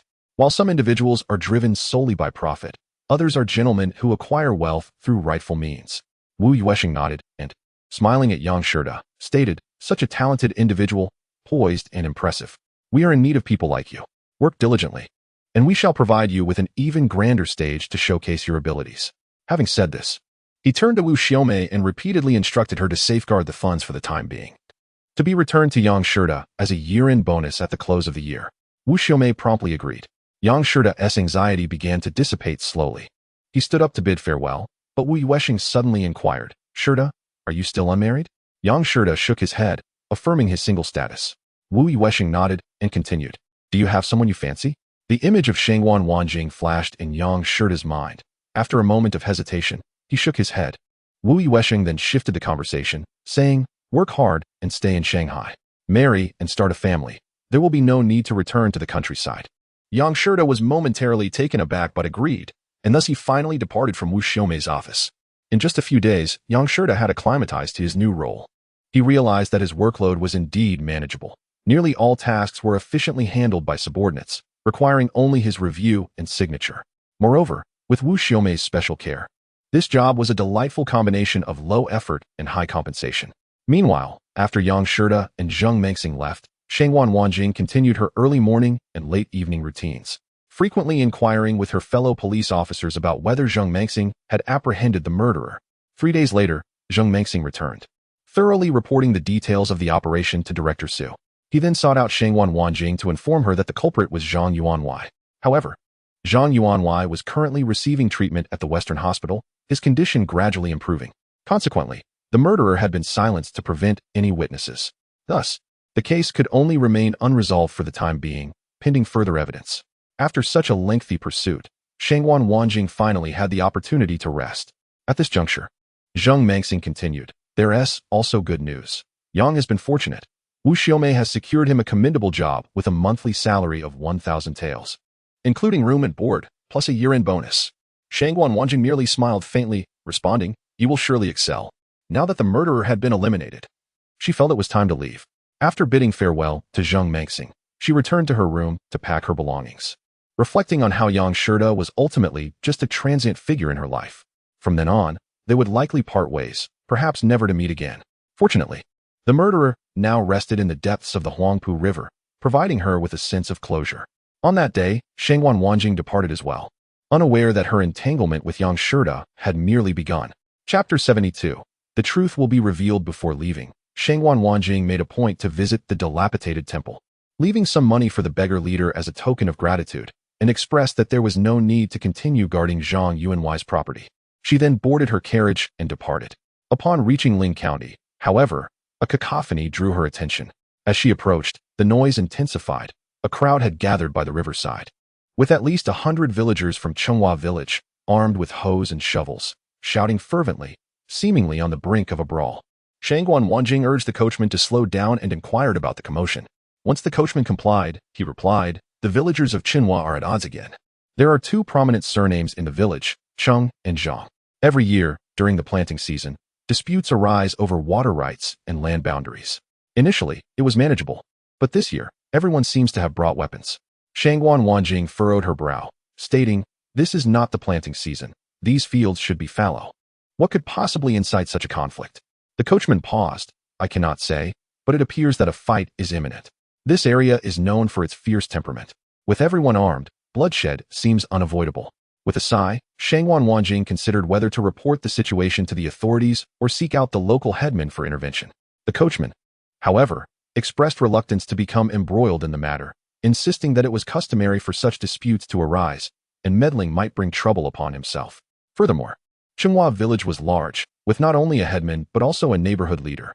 He feared that by the time the police arrived, the conflict would be resolved in violence.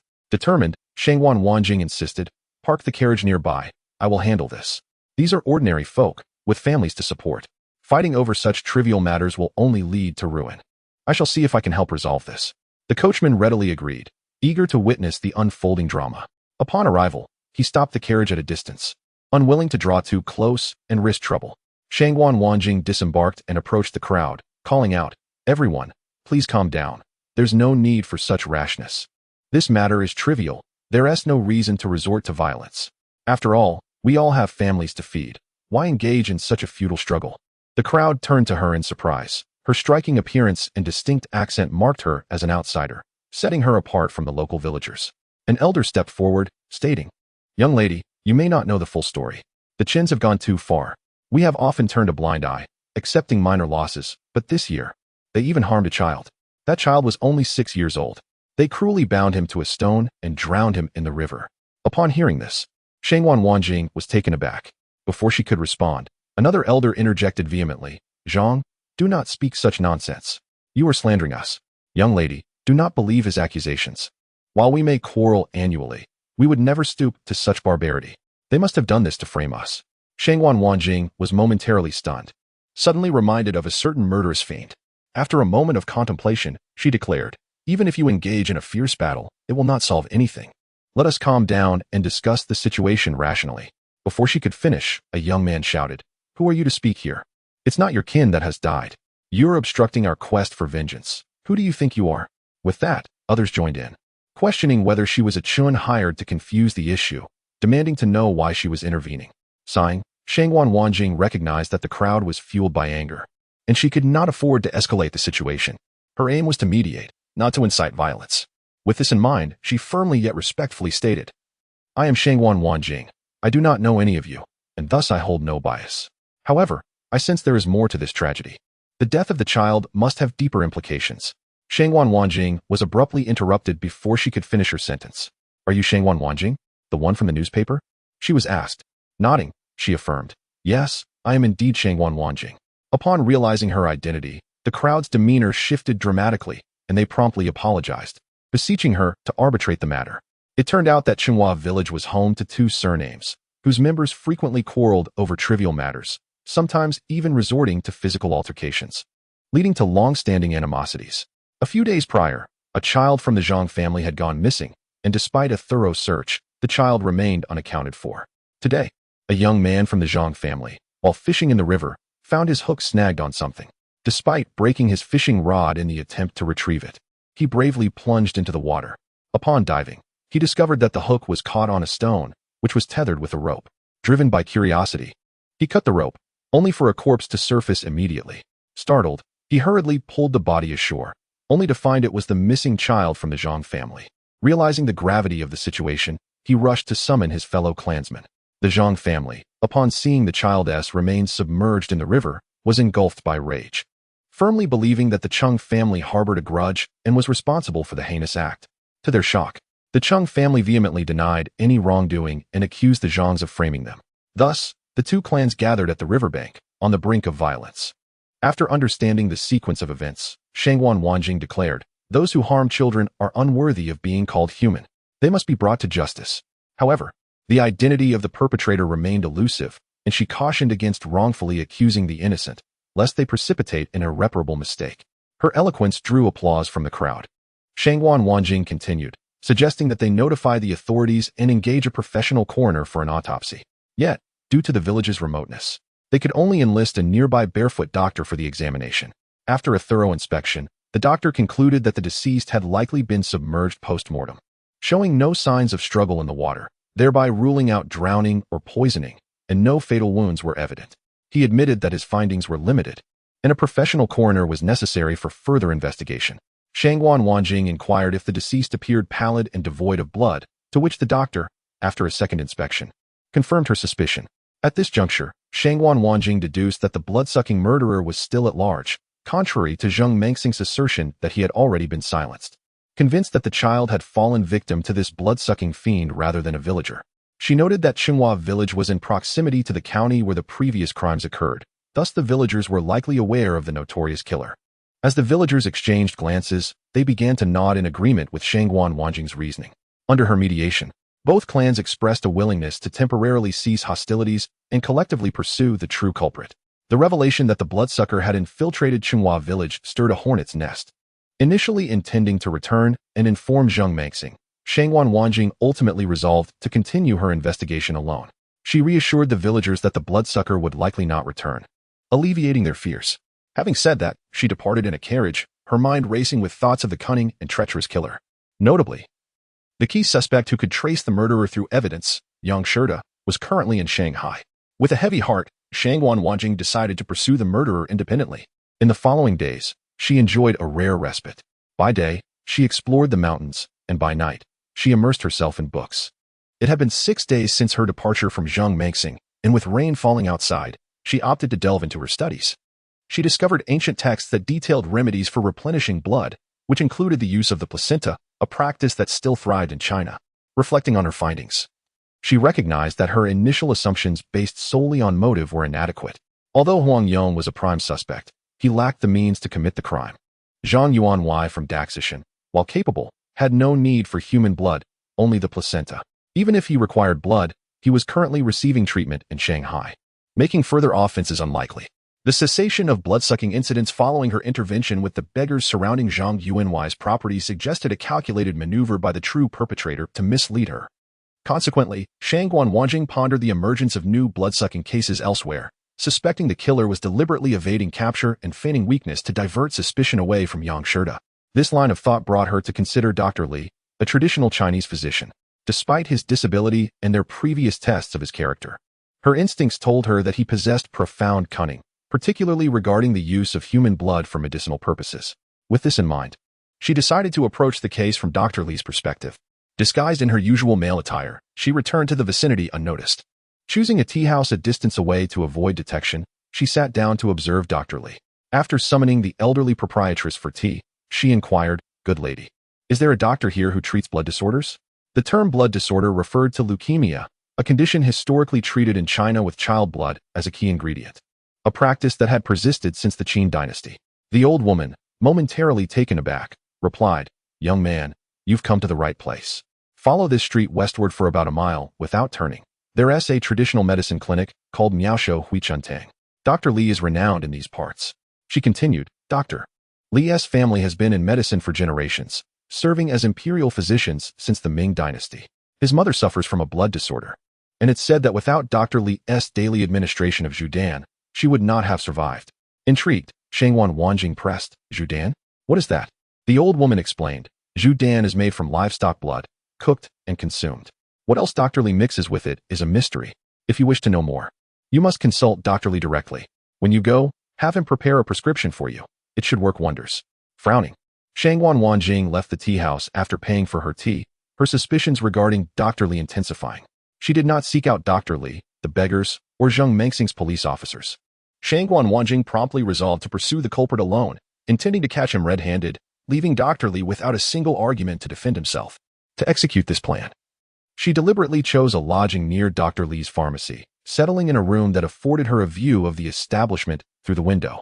She began to conserve her energy, remaining indoors during the day, but as night fell, her spirit invigorated, and she kept a vigilant watch on Dr. Li's movements. However, to her surprise, several days passed without any sign of activity from him. It was not until the 6th night that a peculiar figure appeared at the corner of the medical hall. Startled, Shangguan Wanjing peered out to see a person cautiously observing something. After a moment, the individual suddenly leapt onto the wall with remarkable agility, then jumped down and surveyed the surroundings before swiftly departing. The person's silhouette suggested they were highly trained. Shangguan Wanjing felt a surge of excitement and immediately climbed out of the window in pursuit. To avoid detection, she kept a safe distance behind the figure. Her curiosity piqued by the question of who this person was and what their intentions were, sneaking about in the dead of night. The individual, however, appeared extremely cautious. stopping every few minutes to ensure no one was tailing them before continuing onward. Shangguan Wanjing felt fortunate to be maintaining her distance. Had she followed too closely, she would surely have been discovered. Observing the figure's behavior, she became increasingly convinced that this person was indeed the bloodthirsty assailant she sought. To avoid being noticed, she kept even further back, hiding around corners as necessary. After several such instances, the figure finally seemed assured of their solitude and quickened their pace toward a village outside the city. Upon reaching the village entrance, they paused once more before stealthily entering a farmhouse. Using the surrounding stacks of firewood for cover, Shangguan Wanjing swiftly closed the distance. To ensure the success of her plan, she remained concealed in a lush tree near the farmhouse entrance, peering down to discern the individual's intentions. Once inside, the figure emitted a strange sound resembling a baby's cry. This unexpected noise startled the woman of the house awake. Shangguan Wanjing listened intently as the woman called her husband, urging him to check outside for a child that might have been abandoned at their doorstep, instructing him to bring the child inside to prevent any unfortunate incidents. The husband, already a father of 4 sons, hoped for a daughter, and with a kerosene lamp in hand, ventured outside. Just as he stepped out, the figure suddenly gestured, causing him to collapse gently to the ground. Shangguan Wanjing gasped, relieved she had not revealed herself. Otherwise, she too would have fallen victim to this person's scheme. It became clear why this individual had evaded capture time and again. Beyond their caution, they possessed substances capable of inducing unconsciousness. At that moment, the figure burst back into the house, swiftly emerging with a small child in tow. This time, rather than scaling the wall, they ambled out through the front door, pausing to survey the area before bolting away. Shangguan Wanjing was taken aback. She could not allow this person to murder an innocent child before her eyes. Resolute, she decided to intervene. Chapter 74. Infiltrating the enemy's den. The figure, agile and bearing the child, moved gracefully, yet Shangguan Wanjing hesitated to act hastily, fearing for the child's safety. After a moment of contemplation, she abandoned the idea of ambushing from behind, instead flicking her wrist to launch 2 copper coins directly at the figure. Caught off guard, the individual stumbled, nearly falling. In that very instant, Shangguan Wanjing landed and dashed toward them. Although the figure was hit, they reacted swiftly, choosing not to flee or fight back immediately. Instead, they lowered the child to shield themselves, barking, "Take another step, and this child will lose their life." Shangguan Wanjing froze, recognizing the voice as Dr. Li's. "Dr. Li, is that truly you?" she inquired, astonished. Without pretense, Dr. Li replied, "Indeed, it is I. Take one more step, and I assure you this child will perish on the spot." Shangguan Wanjing furrowed her brow but dared not approach any closer. Of course, Dr. Li continued, "I cannot guarantee that I won't gouge out their eyes first, condemning them to a lifetime of darkness. You must understand the torment of one who becomes blind later in life. Do you wish to harm or save them?" A chill ran through Shangguan Wanjing as she demanded, "Tell me, did you use the blood of a child as a catalyst in the medicine you gave your mother?" With the evidence in hand, Dr. Li appeared unfazed, responding nonchalantly, "Each person bears their own consequences. You are correct. Had it not been for that, my mother would have already perished. Though your mother lives, how many have died because of her? Do you not possess an ounce of conscience? Are you not afraid of descending into the depths of hell after death?" Dr. Li scoffed, "Filial piety is paramount. Why should I fear? I am merely fulfilling my duty as a son. What is wrong with that?" With a sigh, Shangguan Wanjing lamented, "Dr. Li, this is not devotion, this is..." Before she could finish, Dr. Li interrupted, "You foolish child. What do you know? Shinxiang harmed countless lives to save his mother. Did he not face consequences? I am no different. Killing a few children is a small price to pay for my mother's life. I have endured immense suffering while masquerading as disabled. My devotion is worthy of the heavens as my witness." Seeing Dr. Li's unwavering rationalization and refusal to repent, Shangguan Wanjing grew weary of words and rebuked him. "Filial piety is not the issue. Your methods are wrong. If you possess any humanity, release the innocent child." Dr. Li coldly laughed, "Release him? In your dreams. I know of your prowess with hidden weapons, Shangguan Wanjing. But should you dare make a move, I will immediately gouge out his eyes. My duty to my mother is my own concern. It has nothing to do with you. I suggest you go seek your Yang Shirda. Others may be blind to it, but I see clearly. You two are clearly in love. What is more natural than a young girl in love? If you delay any longer, Yang Shirda may well become another's husband." Shangguan Wanjing's brows knitted in anger as she shouted, "Cease your nonsense. Release that child at once." Dr. Li understood that even if he were uninjured, he might not be a match for Shangguan Wanjing, especially in his current state. Thus, the child became his only bargaining chip, and he adamantly refused to release him. instead pressuring Shangwan Wanjing to depart. Realizing that this stalemate was futile, Shangwan Wanjing smirked. I have no connection to this child. If you wish to gouge out his eyes, do as you please.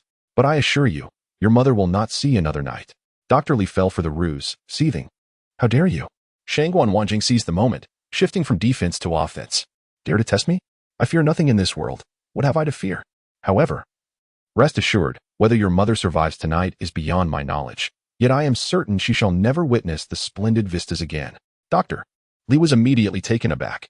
I bear no grudge against you, and my mother has never crossed paths with you. Why then do you torment us? Shangwan Wanjing scoffed. How utterly amusing. What grievance does this peasant family hold against you? What sin has the child committed? Dr. Li found himself at a loss for words. Shangwan Wanjing continued. Do as you wish. Whatever you do to her, I shall reciprocate in kind. Rest assured, I, Shangwan Wanjing, am a woman of my word. Dr. Li, devoid of options, shouted. Just watch. If you fail to catch her, it has nothing to do with me. With those words, Dr. Li flung the child high into the air. Almost simultaneously, he turned and fled. Seemingly still not at ease, he threatened while running. Should you persist? Believe that I will drug you, and then violate and kill you. Shangwan Wanjing rushed forth to catch the child as Dr. Li's figure gradually faded into the night. Dr. Li spoke the truth.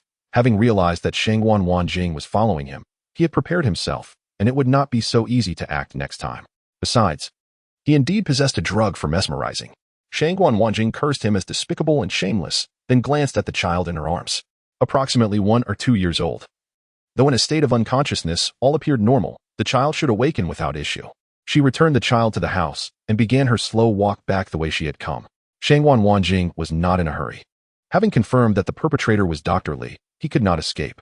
Furthermore, as Dr. Li was focused on saving his mother, he would not abandon her to flee alone.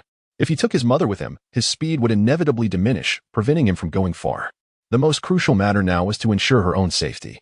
For should she encounter danger, it was likely that no one would uncover Dr. Li's fade in the near future. As she walked and pondered, Shangwan Wanjing resolved not to pursue Dr. Li, but instead to proceed with utmost caution. Yet, she could not shake off Dr. Li's words echoing in her mind. If you do not seek young Shirta soon, he shall become someone else's son-in-law. Shangwan Wanjing hesitated, uncertain if Dr. Li's statement was merely a ruse for his escape or if it held genuine significance. Upon returning to the city, Shangwan Wanjing circled around Dr.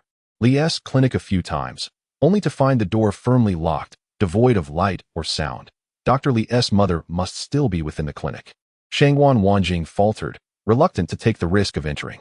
She feared for her own life, but could not ignore the possibility of Dr. Li truly defiling her. The impact of his words lingered heavily on her. After some contemplation, she chose not to enter, but instead turned towards Zheng Mengxing's residence. Zheng Mengxing was awakened from his slumber by a knock at the door. He quickly dressed and got out of bed to open it. He did not forget to slide his pistol into his waistband, standing behind the door and asking, "Who is it?" Shangwan Wanjing promptly replied, "It is I, Director Zheng. I have found the true culprit. Come with me to apprehend him." Hearing Shangwan Wanjing's voice from outside, claiming to have found the murderer, Zheng Mengxing was filled with joy and immediately responded, "Please wait a moment." Zheng Mengxing hurriedly tidied his clothes before opening the door to find Shangwan Wanjing standing there as expected. Zheng Mengxing sighed. I had thought the murderer had perished in Shanghai. Unexpected reports have surfaced recently of children going missing, and Director Su and I have been quite troubled by this matter. As Zheng Mengxing stepped out, he inquired about the whereabouts of the culprit. Shangwan Wanjing replied, "At the miraculous healing hall." Zheng Mengxing halted, bewildered, and asked, "Are you still suspecting Dr. Li? His legs are impaired. How could he?"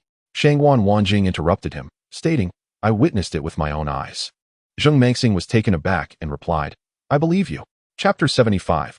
Knowing people, knowing faces, but not knowing hearts. Zheng Mengxing nodded, expressing his trust in Shangwan Wanjing, and then asked, "Could you please share what you have seen? I have great faith in you, but the perpetrator is exceedingly cunning. We have suspected many, from the priest to Zhang Yuanwei to Huang Yong, yet ultimately discovered they were merely scapegoats he had purposefully set up. These individuals, be it evidence or motive, seemed to fit the logic perfectly, yet the outcome was invariably fruitless. Director Su and I convened daily to discuss, but find not a single clue." Shangwan Wanjing nodded, conveying her understanding of Zheng Mengxing's concerns, and recounted her experiences from that evening. Zheng Mengxing then set aside his doubts, nodding, "It truly is a case of knowing people by their faces, but not their hearts. I had no idea Dr. Li was hiding so deeply. I shall accompany you to apprehend him at once. Seeing Zheng Mangxing no longer hesitating, Shangwan Wanjing suggested, Director Zheng, do not rush. I recommend you gather a few more colleagues to prevent unforeseen complications. Zheng Mangxing pointed to his firearm and asserted, can't the two of us apprehend a single Dr. Li? Shangwan Wanjing sighed. He is a traditional Chinese physician, likely carrying mesmerizing drugs and perhaps other means. It is better to be thorough. Given Shangwan Wanjing's serious demeanor, Zheng Mangxing nodded in agreement. The two hurried to the police station, locating Zheng Hang and enlisting 3 or 4 others before proceeding to the clinic together. Upon arrival, Shangwan Wanjing stated that only she and Zheng Mangxing needed to enter. The others would guard the exits to prevent anyone from entering or leaving. If they saw Dr. Li attempt to flee, it would signify that Zheng Mangxing and Shangwan Wanjing had fallen into his trap, and those outside would simply apprehend him.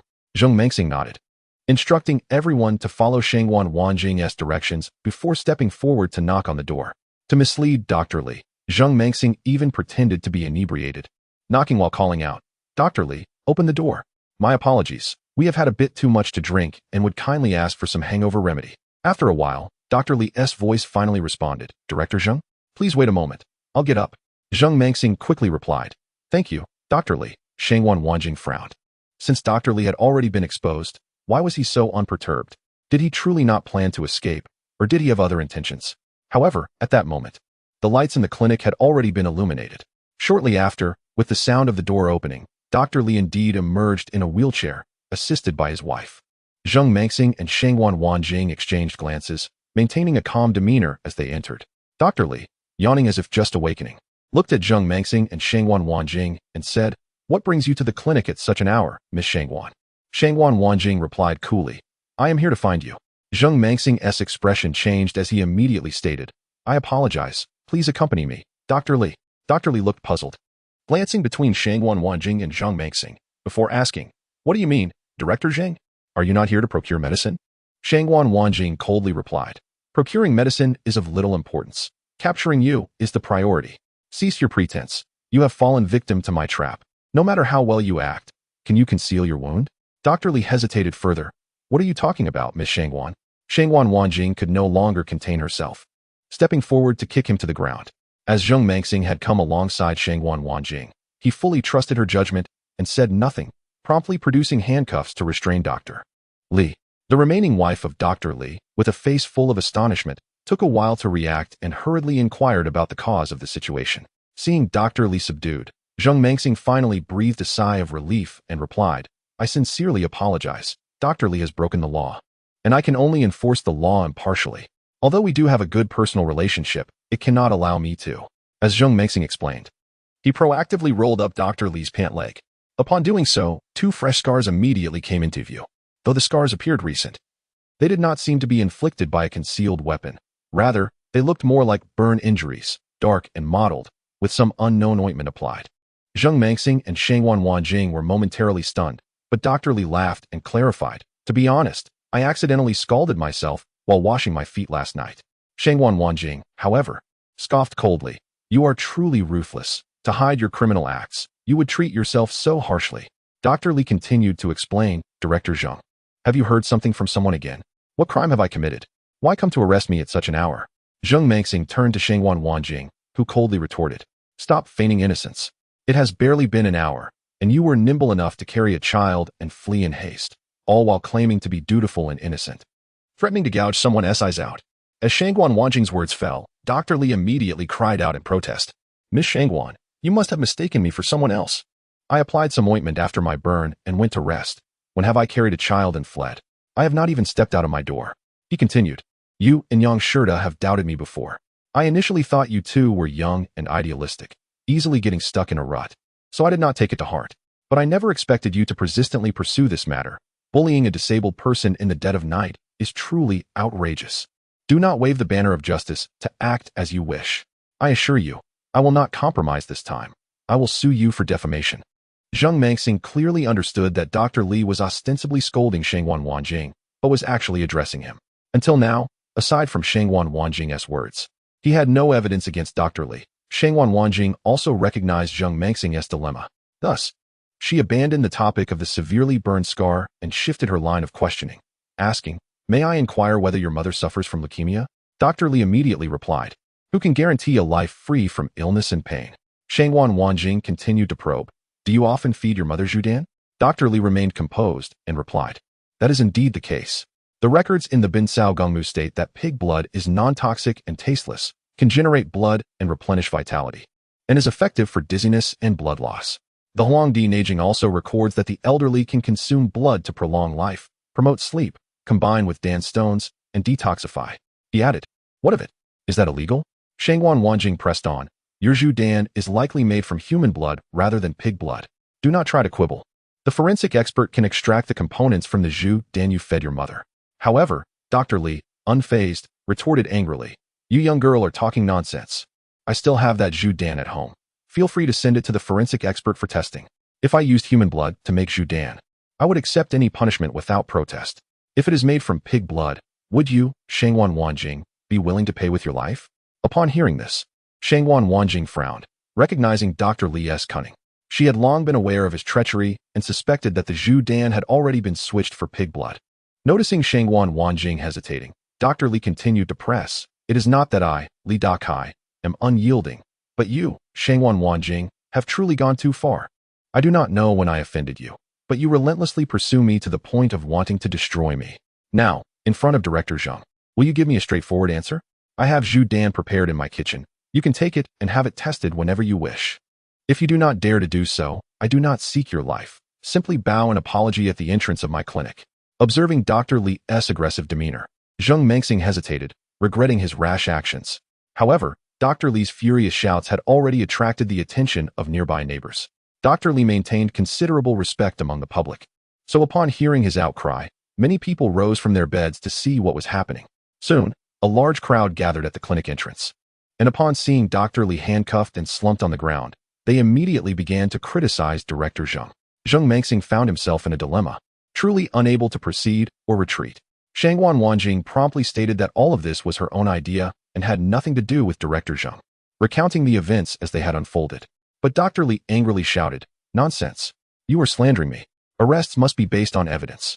Just because you, Shangwan Wanjing, say it was me, does that mean it truly was? I, Li Dakai, have been disabled for decades yet pride myself on my kindness, having saved countless lives. How could you humiliate me so?"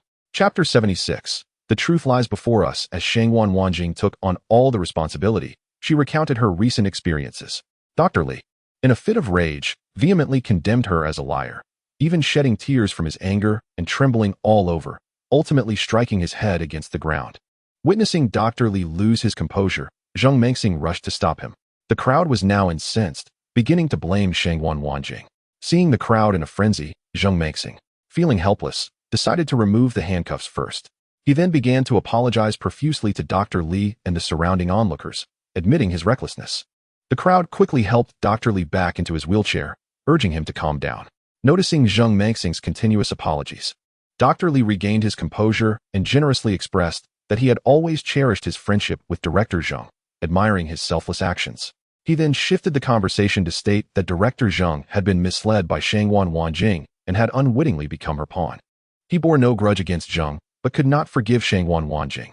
Upon hearing this, the crowd turned their ire towards Shangwan Wanjing, declaring that she had misjudged people, claiming justice while wronging a good person, nearly leading to the downfall of someone like Dr. Li. Zheng Mengxing, displaying some manliness, began to seek reasons within himself, explaining on behalf of Shangwan Wanjing while urging her to also admit her mistake. However, Shangwan Wanjing coldly replied, "It is impossible for me to apologize to such a beast. Moreover, I am not wrong. He is the murderer." Zheng Mengxing, in a panic, urged, "Miss Shangwan, do not say any more. Do you remember the old parrot? Is it possible that the real murderer disguised himself as Dr. Li?" Shangwan Wanjing remained adamant. "I am certain that the murderer is Li Dakai. While appearance and demeanor can be faked, certain facts cannot be fabricated. When I struck, I knew precisely where I was injured. Although Li Dakai deliberately made the wound appear as a burn, the location of the injury cannot be changed."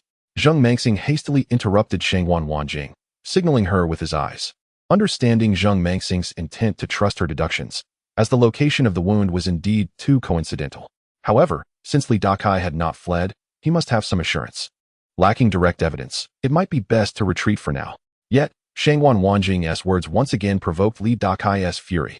At that moment, It was clear that even if Shangwan Wanjing apologized and admitted her mistake, he, Li Dakai, would never forgive her. Pointing at Shangwan Wanjing, he furiously exclaimed, "I am already over 50 years old, and this is the first time I have been wronged. Did you not accuse me of being the murderer? Did you not claim that the vermilion powder I gave to my mother was made from human blood? This medical hall is not vast. Feel free to search. The vermilion powder is in the kitchen, and you may take it for testing at any time. If you can find even the slightest evidence proving I am the murderer, I, Li Dakai, will submit to your judgment. But if you fail to find evidence, will you dare to take your own life in atonement?" Zheng Mengxing, fearing that Shangwan Wanjing would lose her composure, repeatedly tugged at her sleeve, signaling her to remain calm. However, Shangwan Wanjing coldly responded, "If within 3 days I cannot find evidence that Li Dakai is the vampire murderer, there is no need for further discussion. I would not deserve to live any longer. At that time, I shall certainly atone with my life." Li Dakai, filled with indignation, pointed at Shangwan Wanjing, rebuking her for her stubbornness. "Such obstinacy. If you do not receive the punishment you deserve, who knows how many innocents will suffer and die at your hands. I, Li Dakai, will choose to trust you this once, yet I shall not engage in further arguments. I do not seek your life. Only that you bow and admit your fault in this medical hall." Unexpectedly, Shangwan Wanjing interrupted, "There is no need for such superfluous words. In 3 days, we shall meet at the medical hall. By then, it will either be my death or you facing justice." With that, she turned and walked away. Zheng Mengxing grew anxious. He understood that the situation had escalated. Based on Li Dakai's wounds, Zheng Mengxing still believed in Shangwan Wanjing's deductions. Li Dakai was indeed the vampire murderer. However, Li Dakai was exceedingly cunning. How could Shangwan Wanjing gather evidence in just 3 days? Given her temperament, if she failed to find evidence, she would surely choose to end her own life. Contemplating this, Zheng Mengxing remarked that Miss Shangwan is indeed stubborn and overly confident. A lesson would do her good. Perhaps I should take some vermilion powder back for testing, to ensure she is humbled in her defeat. Li Dakai immediately agreed, showing no hesitation. He even stated that the medical hall was open for thorough examination. Seizing the opportunity, Zheng Mengxing called in Zheng Hang and the others. After a thorough search, they found, unsurprisingly, no clues or evidence. Ultimately, Zheng Mengxing had to brazenly return with a few pieces of vermilion powder. Without delay, that very night, Zheng Mengxing had Zheng Hang personally deliver the vermilion for testing in the province. This case had lingered unresolved for far too long, and the impact was substantial. Hence, the testing results were available the same day. Regrettably, it turned out that the vermilion was indeed made from pig's blood. Director Su and Zheng Mengxing sat in the conference room, both faces etched with worry. Finally, Director Su sighed and spoke first. "Like you, I believe in Miss Shangwan's deductions. While one's appearance can be fabricated, the location of the wounds cannot be altered." Zheng Mengxing nodded in agreement. "Indeed, I too believe in Miss Shangwan's reasoning. Li Dakai is the vampire murderer. However, we currently lack evidence, and that Li Dakai has been so ruthless as to transform his wounds into burn marks. Thus, even if we apprehend him now, even under severe torture, he is unlikely to confess. Moreover, I suspect that Li Dakai is deliberately employing a strategy of feigned injury to counter Shangwan Wanjing." Director Su shook his head. "I do not believe that to be the case. It appears that this time, Miss Shangwan has indeed caught him red-handed, and he, unwilling to flee with his elderly mother, has resorted to desperate measures. As for the vermilion powder, there is little need for further explanation. An hour is ample time for him to substitute it." After a pause, Director Su suddenly said, "I have a solution. As the saying goes, one tree cannot make a forest. Alone, one cannot achieve much. Miss Shangwan is indeed astute and possesses an exceptional intellect, with countless methods for solving cases. Meanwhile, Yang Shurda possesses unparalleled skills in uncovering clues and evidence. If these two join forces, it is indeed possible they could find evidence within 3 days." Zheng Mengxing was taken aback, immediately grasping Director Su's implication. "Director, are you suggesting I should bring Yang Shurda back? I happen to have Wu Xiumei's business card. I will contact her right away." Director Su smiled. "Precisely. I am keen to see whether this vampire murderer is more formidable or if the duo of heroes prevails." Chapter 77. The truth will eventually emerge. Director Su paused before continuing. "We have been in a passive position, led by the nose by the opposing party, resulting in numerous losses and erroneous judgments. We need to learn from our experiences and refrain from hasty actions to avoid repeating mistakes. Currently, we can only rely on Shangwan Wanjing and Yang Shurda. Let us see if they can make any progress." Zheng Mengxing nodded in agreement. "I have faith in them. I believe they will not disappoint us." Miss Shangwan has already identified the murderer. We now only await Yang Shirda's ability to uncover evidence. As he spoke, Zheng Mengxing walked towards the conference room exit, declaring, I will contact Wu Xiaomei now. Zheng Mengxing dialed Wu Xiaomei's number, exchanged pleasantries, and expressed his desire to discuss matters with Yang Shirda. Wu Xiaomei asked him to hold for a moment, and then signaled her secretary to notify Yang Shirda. Upon connecting the call, Yang Shirda listened to Zheng Mengxing's brief overview of the situation and replied, Brother Zheng, you must ensure Shangwan Wanjing's safety. I will return as swiftly as possible.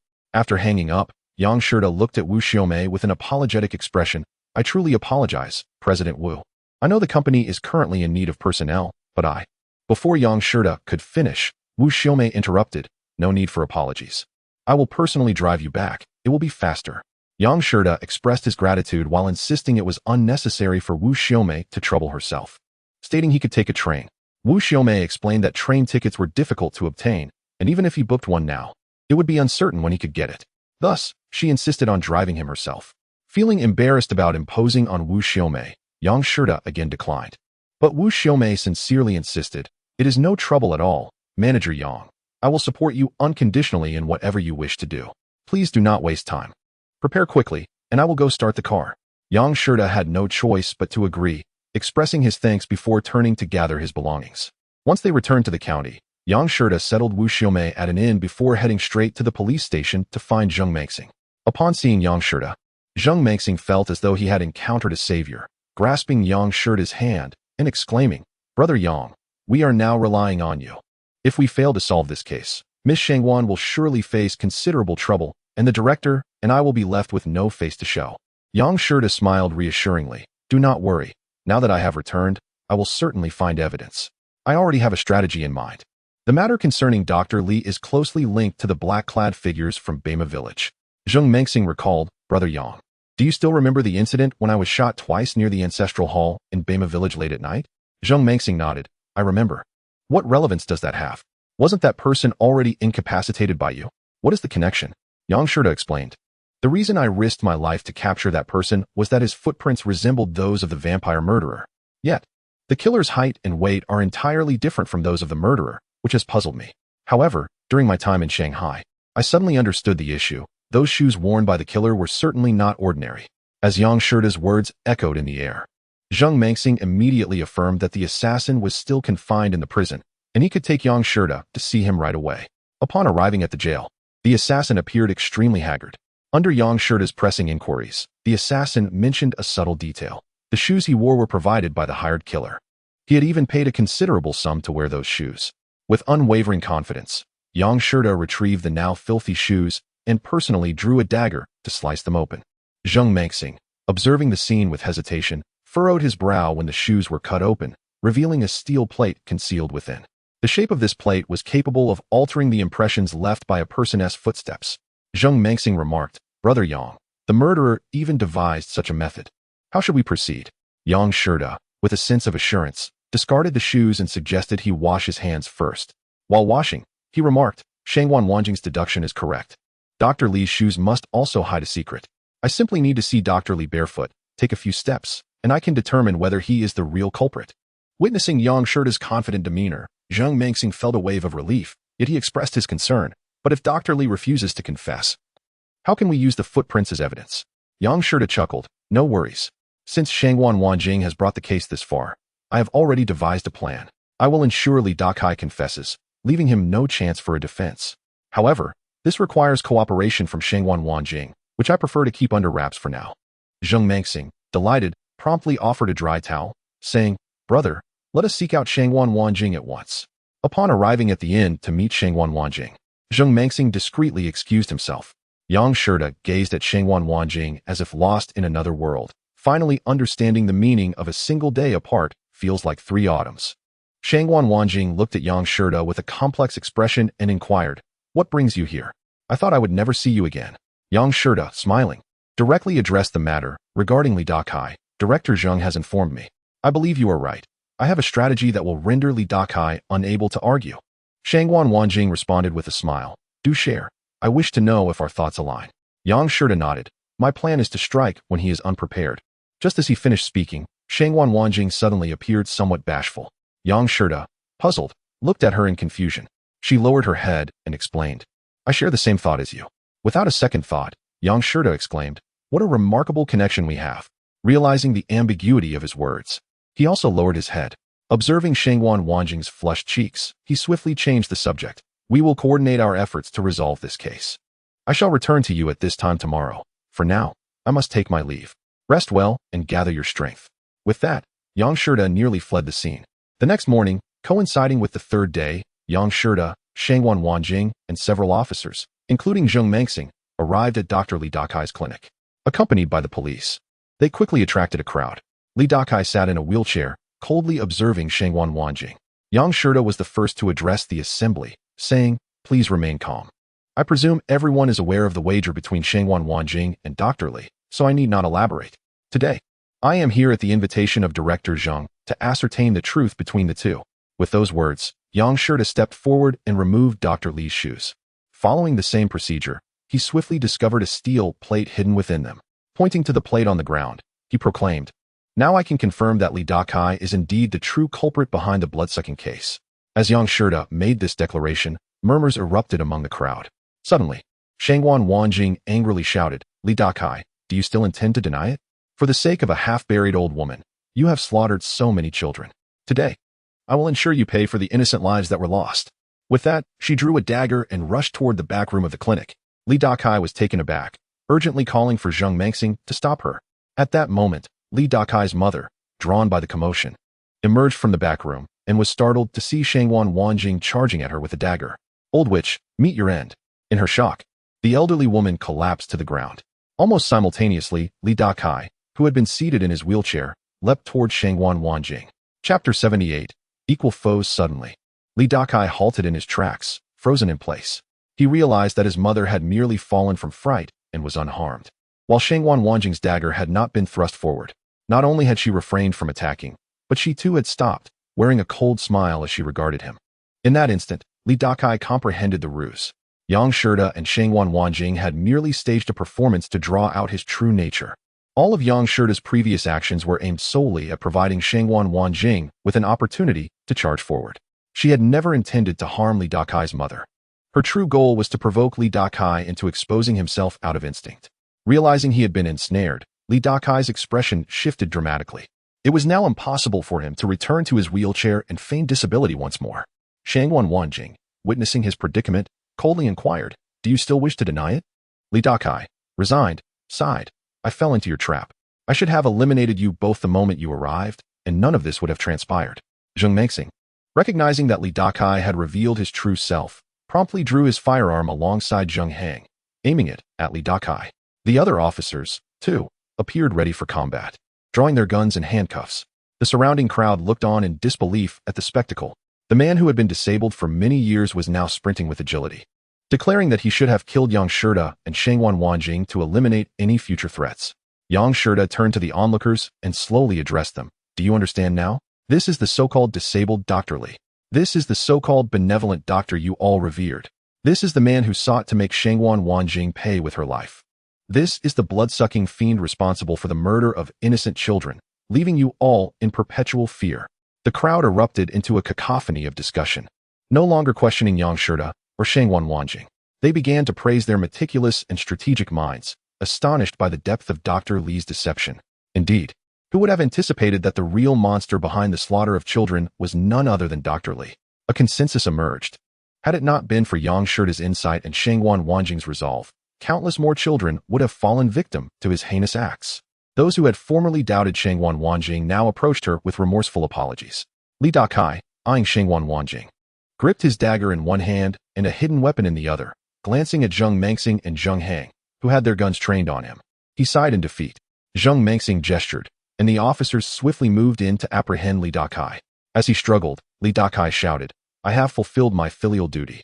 What law have I broken? On what grounds do you arrest me? Zheng Mengxing delivered a swift kick towards Li Dakai, causing him to collapse before Shangwan Wanjing. With a fierce reprimand, Zheng exclaimed, Did you not demand that Miss Shangwan pay with her life for her supposed transgressions? At that moment, Li Dakai's mother rushed forward, frenziedly shielding her son while angrily demanding to know why he was being apprehended. Zheng coldly responded, The crimson pills your son has given you are made from human blood. Do you have any idea how many innocent children he has slaughtered? The elderly woman retorted, insisting that regardless of her son's actions, he must not be captured. Li Dakai shouted in defiance, "Filial piety comes first. I feigned disability to save my mother. Do you truly comprehend what I have endured?" Yang Shida, unable to endure any longer, approached them and stated icily, "There is nothing wrong with being filial, but your methods are flawed. Your mother is a mother. But what of others' mothers? How do you think the mothers of those children you murdered feel? Why not use your own blood to save your mother?" After a pause, he pointed at Shangguan Wanjing and continued, "Your heinous acts of child murder are already a grave error. Yet you have repeatedly hired assassins with the intent to kill both me and Miss Shangguan. You feign innocence while attempting to coerce her into suicide. A person of such righteous indignation was nearly driven to despair by your actions. You claim to be filial. Is this your version of filial piety?" The crowd erupted in condemnation of Li Dakai. Yet he showed no remorse, bellowing, "I am in the right. I honor my mother. What is wrong with that?" His words only incited further outrage. The townspeople, having been deceived by Li Dakai for so long, could no longer contain their anger and rushed forward, unleashing a torrent of punches and kicks upon him. Yang Shida turned to Shangguan Wanjing and spoke gently, "This case has finally been resolved. We were nearly lost in its complexity. It is time for the truth to come to light, and we can finally account for this matter." Shangguan Wanjing nodded in agreement. Their eyes met, and an inexplicable warmth surged between them. Yang Shida, captivated by Shangguan Wanjing's smile, suddenly exclaimed, "Now that the case is resolved, would you care to accompany me to Shanghai? If it does not suit you, I shall ensure your safe return." Being a perceptive individual, Shangguan Wanjing understood his unspoken intentions and lowered her head, softly murmuring her assent. Her bashful demeanor stirred something within Yang Shida. As he saw her agreement, his spirits lifted. At that moment, more and more people gathered, and amidst the uproar against Li Dakai, Zheng Mangxing ordered the police to escort Li to prison. However, just as he was leaving, Li Dakai suddenly turned to Shangguan Wanjing and declared, "Do not revel in triumph. The outcome remains uncertain. The fate of the deer is yet to be determined, and I will see to it that you pay for this with your life." Yang Shida paused, realizing that Li Dakai did not appear to be threatening Shangguan Wanjing. A thought struck him. Despite Li Dakai's lack of denial regarding his identity as the blood-sucking fiend, his financial means could not possibly allow him to repeatedly hire killers. The news of Li Dakai being the vampire murderer spread like wildfire throughout the city. Director Su cast a cold glance at the handcuffed Li Dakai before approaching Yang Shida and Shangguan Wanjing, expressing sincere gratitude. "Thank you both, on behalf of the entire city and the families of the victims, for your unwavering assistance in this matter." As his words resonated, thunderous applause erupted around them. The group then proceeded to the conference room, where Director Su personally brewed tea and invited them to share their investigative journey. While Shangguan Wanjing remained reticent, Yang Shida eagerly recounted the details.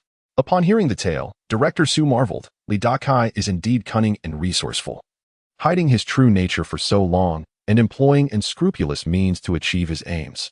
If it were not for your efforts, this case might have dragged on indefinitely, and countless children could have suffered further. Director Su insisted on hosting a banquet to honor Yang Shida and Shangguan Wanjing. However, Yang Shida suddenly recalled someone, Wu Xiumei, whom he had arranged to stay at the inn. He felt it would be remiss to neglect her, as she had traveled a great distance to escort him back. Upon realizing Yang Shida's intentions, Director Su promptly stated, "Since Miss Wu has journeyed so far to bring you here, we must not disregard her. Let us extend an invitation." Just as Yang Shida was about to express his gratitude, a police officer entered, announcing that the county magistrate had called. The magistrate was aware of the capture of the vampire murderer and had already arranged a banquet to personally thank Yang Shida and Shangguan Wanjing, inviting the director and deputy director to join. Director Su nodded. "Very well, we shall be there."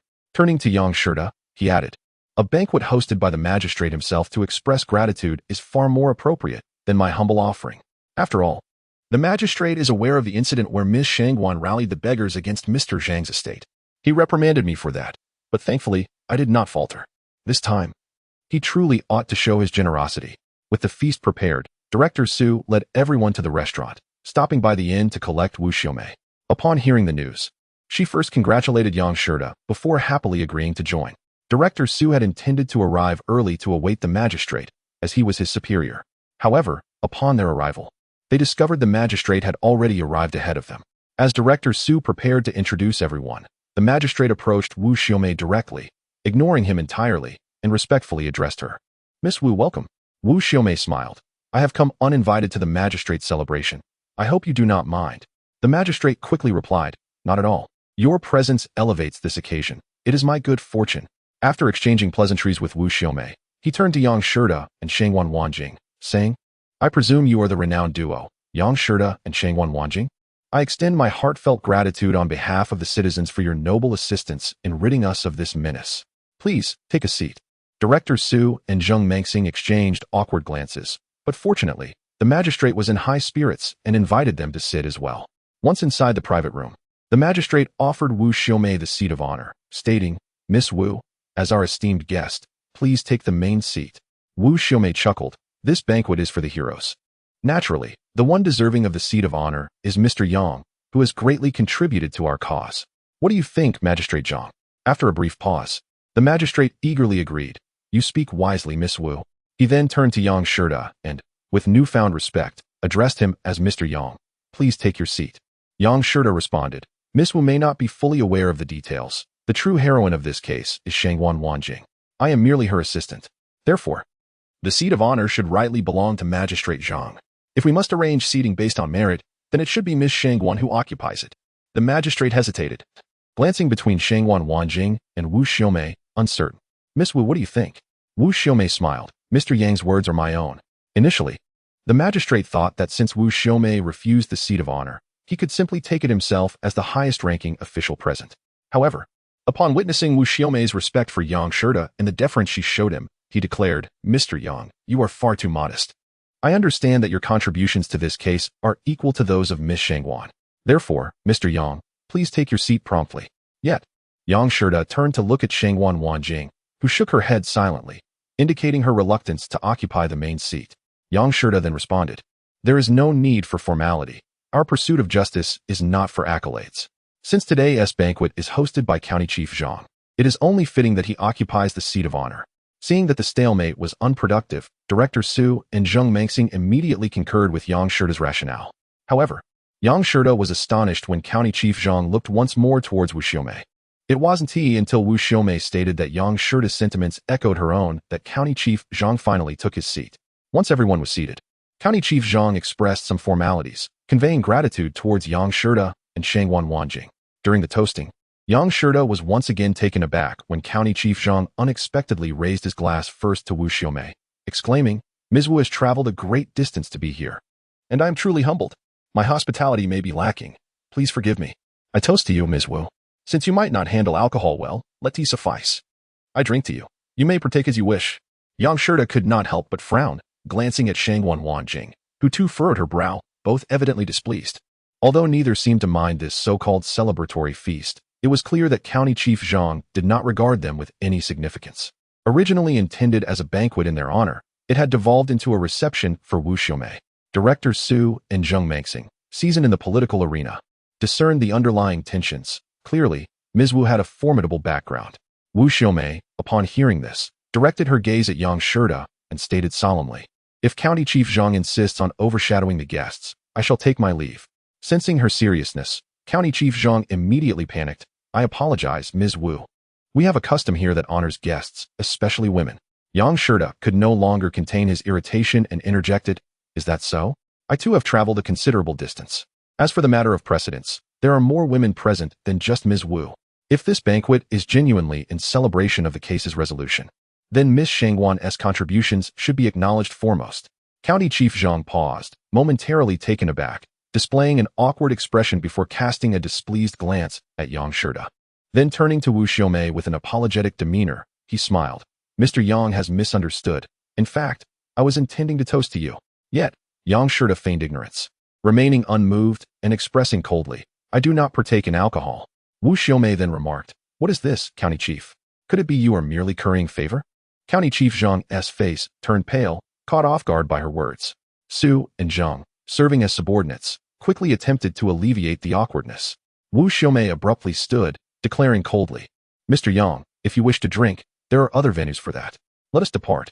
In light of the significant accomplishments you and Miss Shangwan have achieved, I, on behalf of our company, would like to reward you both with 10,000 silver dollars. This is to express my gratitude for your service to the community and to show my respect for you both. Realizing that he could not afford to offend Yang Shida, County Chief Zheng hastily rose, apologizing to Wu Xiaomei while inviting Shang Wanjing to take her seat. Su and Zheng, attempting to smooth over the situation, understood that if the three were to leave, it would be a significant embarrassment for County Chief Zheng. After some deliberation, Yang Shida resolved that while he could disregard the County Chief's dignity, he should still consider the feelings of Su and Zheng. Thus, he nodded and took his seat, urging Wu Xiaomei not to leave. She complied, stating that Yang Shida's words were her own. The banquet eventually concluded without further incident, albeit with some initial turbulence. The officials, particularly County Chief Zheng and Director Su, regarded Yang Shida and Shangwan Wanjing with newfound respect. However, as they departed, Shangwan Wanjing quietly sighed, her expression complex. Outside the restaurant, Wu Xiaomei beckoned Yang Shida to get into the car, indicating their imminent departure for Shanghai. Yang Shida looked to Shangwan Wanjing, hoping she would join them. Wu Xiaomei paused momentarily, then forced a smile. Very well, there is room for one more. Shangwan Wanjing, perceptive as she was, recognized Wu Xiaomei's reluctance and promptly declined. Thank you, Ms. Wu, but I suffer from motion sickness. You may proceed without me.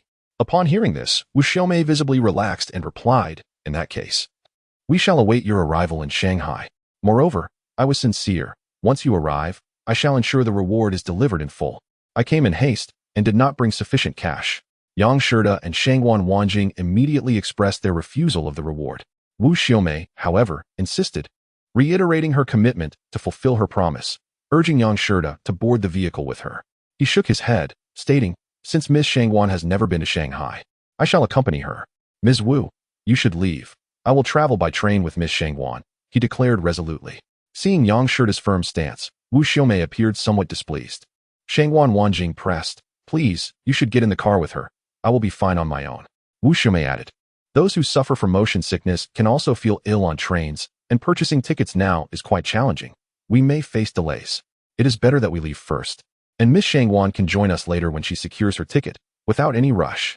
Yang Shida once again declined. Wu Xiaomei, slightly disappointed, replied, very well. I support your decision. Please take care. I shall depart now. Until we meet again. With that, Wu Xiaomei drove away, her expression laden with complexities. Once she had left, Shangwan Wanjing playfully chided, why must you provoke Ms. Wu? Did you not see how displeased she was? I would have been fine going alone. Yang Shida explained. The distance to Shanghai is considerable, and it is a place of hidden dangers. I worry for your safety. Despite your exceptional abilities, you are still a young woman, and your beauty may attract unwarranted attention. Should anything happen, I would never find peace in my heart. Thus, I wish to accompany you for your protection. Shangwan Wanjing paused, a warm sensation coursing through her, and replied, what if, as Ms. Wu posited, I were to feel nauseous on the train? Yang Shida promptly responded, then we shall not take the train. We will hire a carriage instead. If you are still unwell in the carriage, I shall walk alongside you. Shangwan Wanjing lowered her gaze, unsure of how to respond. Concerned about impeding Yang Shida's obligations, she resolved to retrieve her luggage and promptly board the train. The two successfully boarded the train, and Yang Shida soon realized that Shangwan Wanjing exhibited no signs of motion sickness. He understood then that her earlier comments were merely to avoid traveling with Wu Xiaomei. With little else to occupy their time, the pair resumed their discussion concerning Li Dakai. Convinced that he was indeed the vampire murderer, a supposition they felt could not possibly be incorrect. Shangwan Wanjing had witnessed the events firsthand, noting the remarkable coincidence of the injury's location. Additionally, Li Dakai had feigned disability for an extended period, which could serve as evidence. From a logical standpoint, Li Dakai's behavior corresponded with the criminal profile, and he had never denied the accusations leveled against him. However, there lies a conundrum that Shangwan Wanjing could not fathom. Given Li Dakai's financial standing, it seemed implausible that he could repeatedly hire assassins. Upon hearing this, Yang Shida remarked, let us not even broach the subject of the assassin's fee, to ensure the murderer dons his own shoes. He has been known to part with $100 silver right off the bat. This hardly aligns with the demeanor of a traditional Chinese medicine practitioner, who often refuses payment in order to maintain a benevolent image. Yet, is it conceivable that Li Dakai possesses a substantial inheritance, perhaps wealth handed down from his ancestors? Alternatively, could there be someone backing him? Shangwan Wanjing nodded in agreement, acknowledging the validity of Yang Shida's analysis. Yang Shida continued, moreover, we must not overlook a crucial detail. When Li Dakai was apprehended, he uttered that the fate of the deer in the hunt remains uncertain, and insisted that he would make you pay with your life. It strikes me that Li Dakai is not merely speaking in anger. There is something more to it. Shangguan Wanjing admitted she too was pondering this, yet remained perplexed as to where Li Dakai derived his audacity. She had previously investigated Li Dakai's background and discovered he had 6 siblings, 3 older sisters and 2 younger sisters. Logically, it seemed implausible that any of them would take the fall for him out of vengeance. After providing a brief overview of Li Dakai's background, Shangguan Wanjing smiled and added, "Since we have resolved to uphold justice, we must not be daunted." Due to their timely purchase of tickets, the two arrived at their destination the following day. Wu Xiaomei welcomed Shangguan Wanjing with great enthusiasm, attending to her every need with utmost care. Not only did she personally greet her, but she also meticulously arranged for Shangguan Wanjing's accommodations and meals. Once Yang Shida resumed work, Wu Xiaomei approached Shangguan Wanjing privately and, with warmth in her voice, said, "I perceive you are younger than I, so I hope you will allow me to call you Wanjing, my younger sister. As you are new here, you may not be familiar with the local intricacies, so allow me to offer a brief introduction. Although this place is filled with allure, it is also home to a myriad of individuals from all walks of life, their influences intricately intertwined. With your striking beauty, you may easily attract unwanted attention. I am aware of your impressive skills, but in this environment, one must often conceal their prowess." Calmly, Shangguan Wanjing replied, "Thank you for your warning. But what is it you wish to convey, Director Wu?" Wu Xiaomei then produced a check and handed it to Shangguan Wanjing, continuing, "This place is not as idyllic as it may seem, and we currently have no plans to hire additional staff. A person as exceptional as you could live quite comfortably back home. There is truly no need for you to be here." Realizing Wu Xiaomei's intentions, Shangguan Wanjing promptly rejected the money, stating, "Thank you, Director Wu, but I cannot accept your generosity. I had already planned to seek employment tomorrow, and I do not wish to impose upon you." Seeing Shangguan Wanjing's determination to remain, Wu Xiaomei shifted her approach, saying, "I hold great admiration for Mr. Yang, and I shall do my utmost to support him in all his endeavors. As women, I trust you understand my sentiments, dear Wanjing." Shangguan Wanjing nodded subtly, maintaining her silence. Wu Xiaomei continued, "Thus, I do not wish to see Mr. Yang's attention diverted to any woman other than myself." Shangguan Wanjing responded coolly, "I understand, but I believe Mr. Yang will make his own decisions. Whom he chooses to focus on is entirely his prerogative." Noting the directness of her words, Wu Xiaomei laughed lightly, "Indeed. This place is filled with opportunities, yet one must possess both strength and backing. Otherwise, a captivating young lady like yourself may find herself in peril. Those with ill intentions are cunning, and not all of the striking women in Shanghai willingly accompany men to drink and sing. I do not intend to frighten you. I merely wish to share this for your own safety. Every day, countless individuals meet untimely ends here. Are you aware of that?"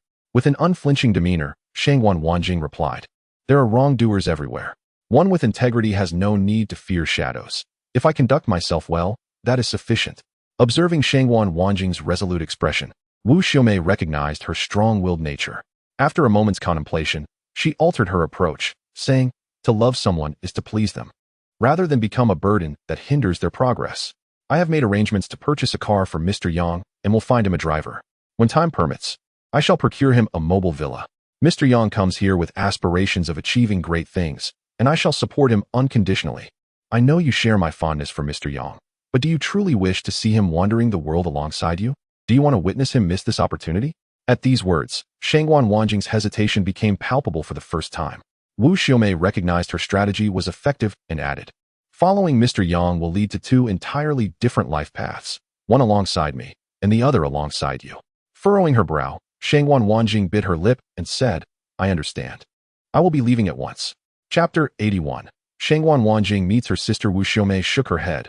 "Wanjing, if you leave immediately, Mr. Yang will grow suspicious." Shangguan Wanjing paused, lowering her gaze as she replied, "Then I shall remain for a few more days. After that, I will inform him that I dislike this place, as it is too noisy, and then I will depart." Yet Wu Xiaomei still shook her head, "That too will not suffice. While he may not suspect you, he will not feel compelled to keep you here. What if he decides to leave with you?" Shangguan Wanjing looked up at Wu Xiaomei and, after a moment, inquired, "Will you wholeheartedly assist him in carving out his own niche?" Wu Xiaomei nodded solemnly. "I swear I will do everything within my power to support and assist him in whatever he wishes to pursue." With a sigh, Shangguan Wanjing slowly replied, "I understand. I shall ensure he relinquishes any thoughts of seeing me again. You must keep your word, Director Wu. If you fail to do so, I will pursue you to the ends of the earth." Wu Xiaomei's heart leaped with joy, yet she stifled her excitement, nodding, "Thank you. I assure you I will keep my promise." Pausing, As if still uncertain, she continued, "What, dear Wanjing, do you plan to do?" Shangguan Wanjing hesitated briefly before revealing her intentions. Upon hearing her plan, Wu Xiaomei could no longer contain her delight and once again offered Shangguan Wanjing the check, insisting she accept it. However, Shangguan Wanjing refused to even glance at it. Seeing Shangguan Wanjing's steadfast refusal, Wu Xiaomei did not press further, stating, "If you will not accept, then let us move on. We should call Yang Shida. I hope you can maintain your composure and not reveal any weaknesses." The two rose and proceeded towards the room. The following day at lunch, Wu Xiaomei remarked, "It rained all day, but thankfully it has finally stopped. While work is important, we must not neglect our friends. As this is your first visit, I believe we should take you out to explore." Yang Shida glanced at Shangguan Wanjing, seeking her thoughts. Seeing her expression of anticipation, he nodded. "Thank you for your kind offer, Director Wu. I was just lamenting my lack of time to show her around." Shangguan Wanjing promptly expressed her gratitude to Wu Xiaomei. After their meal, Wu Xiaomei personally drove Yang Shida and Shangguan Wanjing away from the hotel. After visiting several attractions, Shangguan Wanjing suddenly exclaimed, "I just remembered my sister works at the newspaper. I haven't seen her in ages, and I don't even know where the newspaper office is." Wu Xiaomei responded immediately, "The newspaper? There is only one in this area. I know its location. Shall we head there next?" Shangguan Wanjing nodded eagerly. "Thank you, Director Wu." Shangguan Wanjing expressed her desire to visit her sister, to which Yang Shida readily agreed. The three of them boarded the car and headed towards the newspaper office. Upon arrival, they inquired about Shangguan Weihan, and fortuitously, she was present at the office today. After a brief announcement, a young woman who appeared to be of similar age to Shangguan Wanjing emerged, smiling as she greeted her. "Ah, Jinger, what a surprise. You didn't give me a heads up. I could have come to fetch you."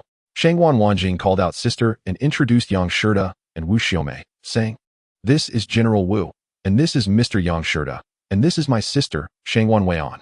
After exchanging pleasantries, Shangguan Weihan warmly invited them to sit inside. Yang Shida was somewhat taken aback, for although Shangguan Wanjing and Shangguan Weihan were sisters, their appearances differed significantly, with only subtle resemblances. Once in the office, as Shangguan Weihan prepared tea, she remarked, "Jinger, you have reached the age of marriage yet still behave like a wild child, running about everywhere. But, on a fortunate note, I have some news for you. Wu Yangchen has also begun working with us. Jinger, why don't you join us as well? It would save you both from the distress of being apart." Yang Shida and Wu Xiaomei simultaneously turned to Shangguan Wanjing, inquiring about Wu Yangchen. A blush crept onto Shangguan Wanjing's face, making her hesitant to respond. However, Shangguan Weihan chuckled, "What era are we in? The Qing dynasty has long since fallen. There should be nothing left unspoken." She then clarified that Wu Yangchen was the childhood betrothed of Shangguan Wanjing, with the two having grown up together, akin to childhood sweethearts. Yang Shida's expression shifted dramatically, his heart sinking heavily. Instinctively, he glanced at Shangguan Wanjing, who did not deny anything, thus revealing that her prior mention of a betrothal was no jest. After serving tea to each of them, Shangguan Weihan continued, "Enjoy your tea. I shall call Wu Liangchen over, so we can have dinner together tonight." Soon after, Shangguan Weihan returned with a tall, slender, and refined young man. After greeting Yang Shida and Wu Xiaomei, his gaze settled on Shangguan Wanjing as he said, "Jinger, you've come. Just last week. My parents were asking when we would be married." Shangguan Wanjing lowered her head, unable to meet Wu Liangchen's gaze. Wu Liangchen then glanced at the time and suggested, "It's dinner time. How about we find a restaurant to chat and dine together? A friend of Jinger is a friend of mine. Tonight, I shall treat." Shangguan Weihan eagerly invited Yang Shida and Wu Xiaomei as well, suggesting that they all enjoy a lively meal together. Suddenly, Yang Shida stood up, saying, "I have matters to attend to. I appreciate your kindness, Mr. Wu, but let us gather another time." Upon seeing Yang Shida rise, Wu Xiaomei also stood to decline. Looking at Shangguan Wanjing, she asked, "Miss Shangguan, shall we leave together?" Before Shangguan Wanjing could respond, Shangguan Weihan interjected with a smile, "Jinger will stay with me. We happen to be hiring here, so I'll have Wu Liangchen help her get acquainted with the work environment." Finally, Shangguan Wanjing spoke up, "Thank you, General Wu and Mr. Yang, for your hospitality these past days. I will stay with my sister, and I appreciate your previous care, Mr. Yang." Wu Xiaomei replied with a smile, "Such clerical work is indeed suitable for young ladies. If that is the case, we shall take our leave." Yang Shida cast a complicated glance at Shangguan Wanjing, but ultimately swallowed his words and turned to depart. As Yang Shida sat in the car, he remained motionless, resembling a puppet. Wu Xiaomei remarked, "It seems that matters of fate are truly predestined. Even with mountains and seas between them, despite social disparities or enmity, those destined to be together will ultimately reunite." Just look at Shangwan Wanjing and Wu Liangqin. Regardless of their experiences, they are bound to meet again. Yang Shida remained silent, seemingly unperturbed by her words. Sensing his despondence, Wu Xiaomei changed the subject, suggesting, "The hour is late. Shall we dine out before heading back?" Yang Shida nodded faintly, still silent. Wu Xiaomei instructed the driver to stop at a quaint tavern. Typically composed, Yang Shida entered the tavern and immediately began pouring himself drinks, consuming nearly an entire bottle in a few gulps. Wu Xiaomei observed him with a complex expression but did not discourage him. Instead, she encouraged the staff to continue serving drinks. As she poured another glass for Yang Shida, she cheerfully said, "Drinking alone is rather dull. Mr. Yang, let me keep you company." Yang Shida, without acknowledging her, lifted his glass and downed it once more.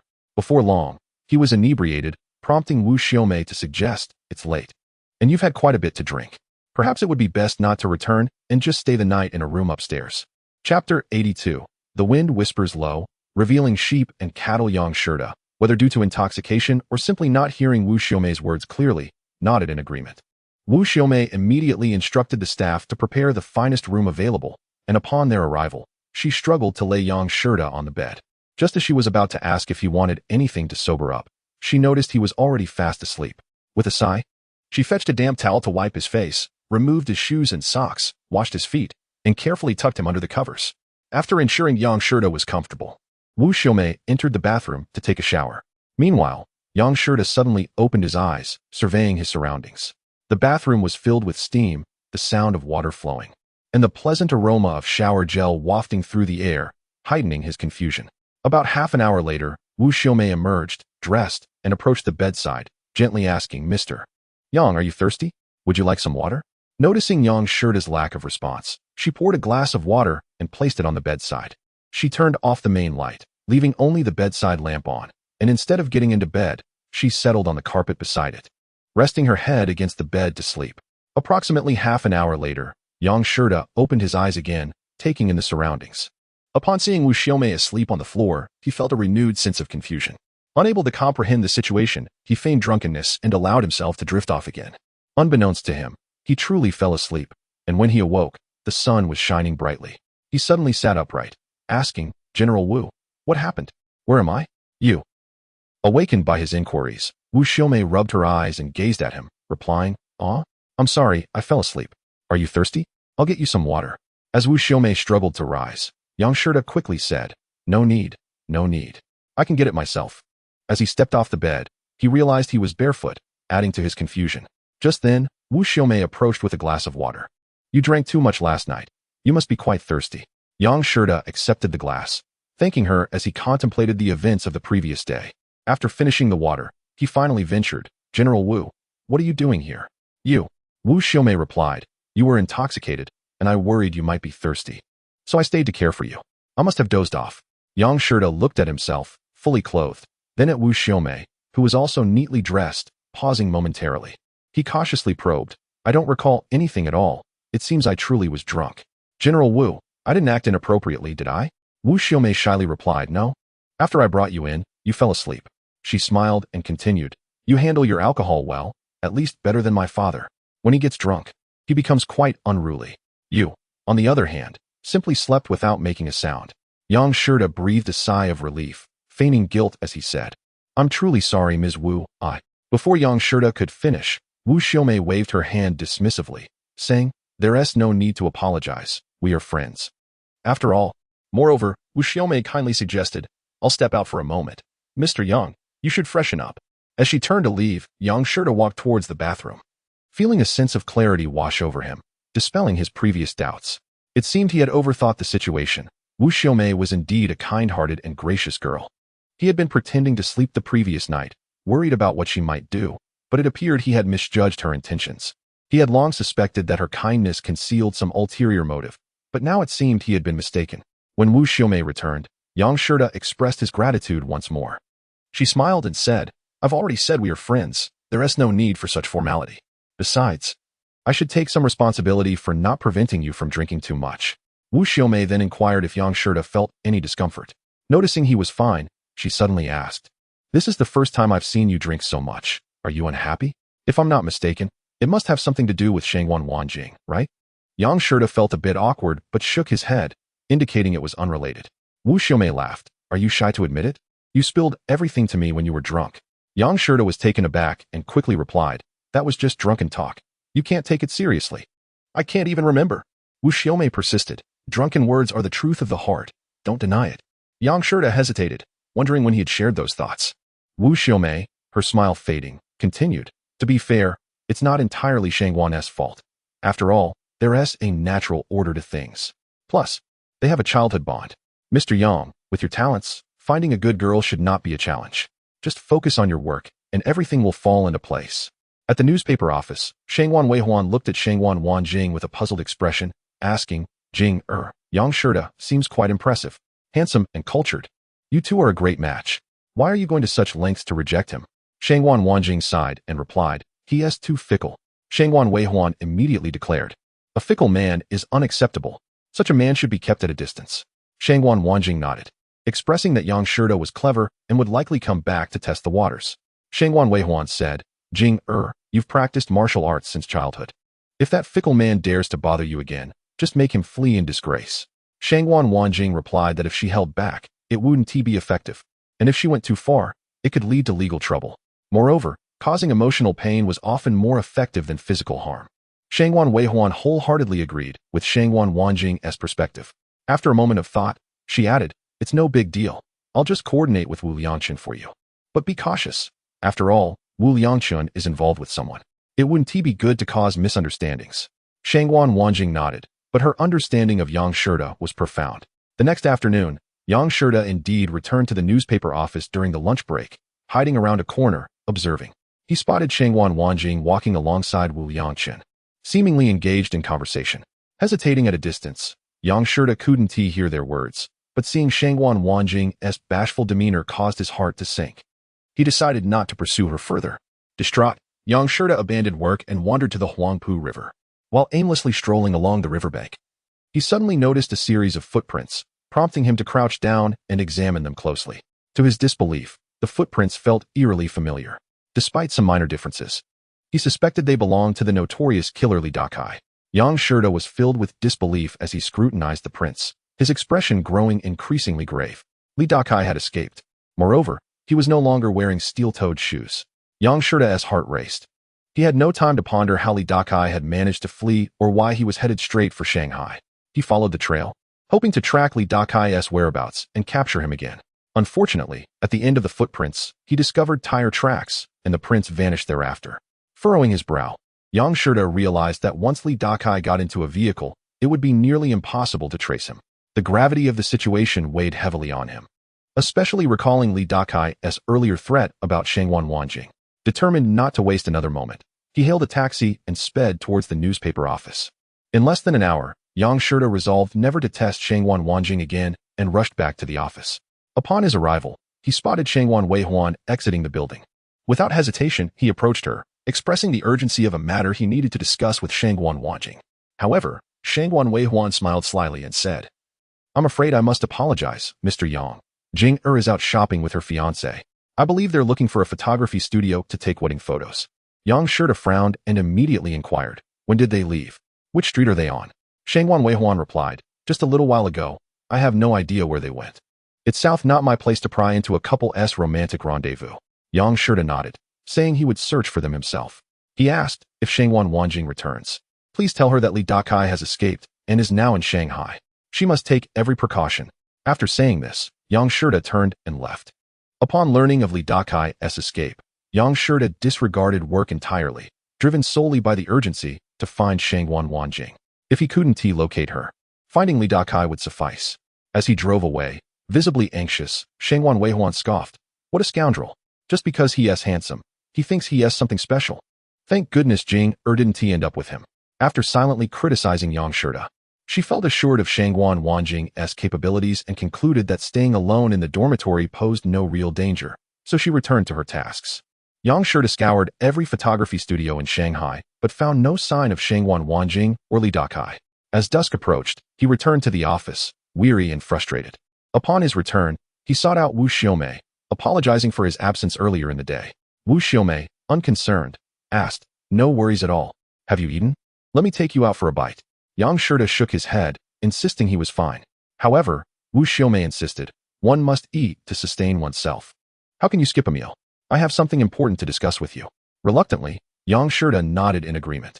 Once they arrived at the restaurant, he inquired, Ms. Wu, you mentioned you had something to discuss. What is it? Wu Xiaomei smiled and fixed her gaze on him, her expression turning serious as she replied, it's about dinner. Food is of paramount importance to the people. Is it not a matter of great significance? Yang Shida was taken aback and replied, thank you, General Wu. Wu Xiaomei chuckled. There is no need for such formality. Please enjoy your meal.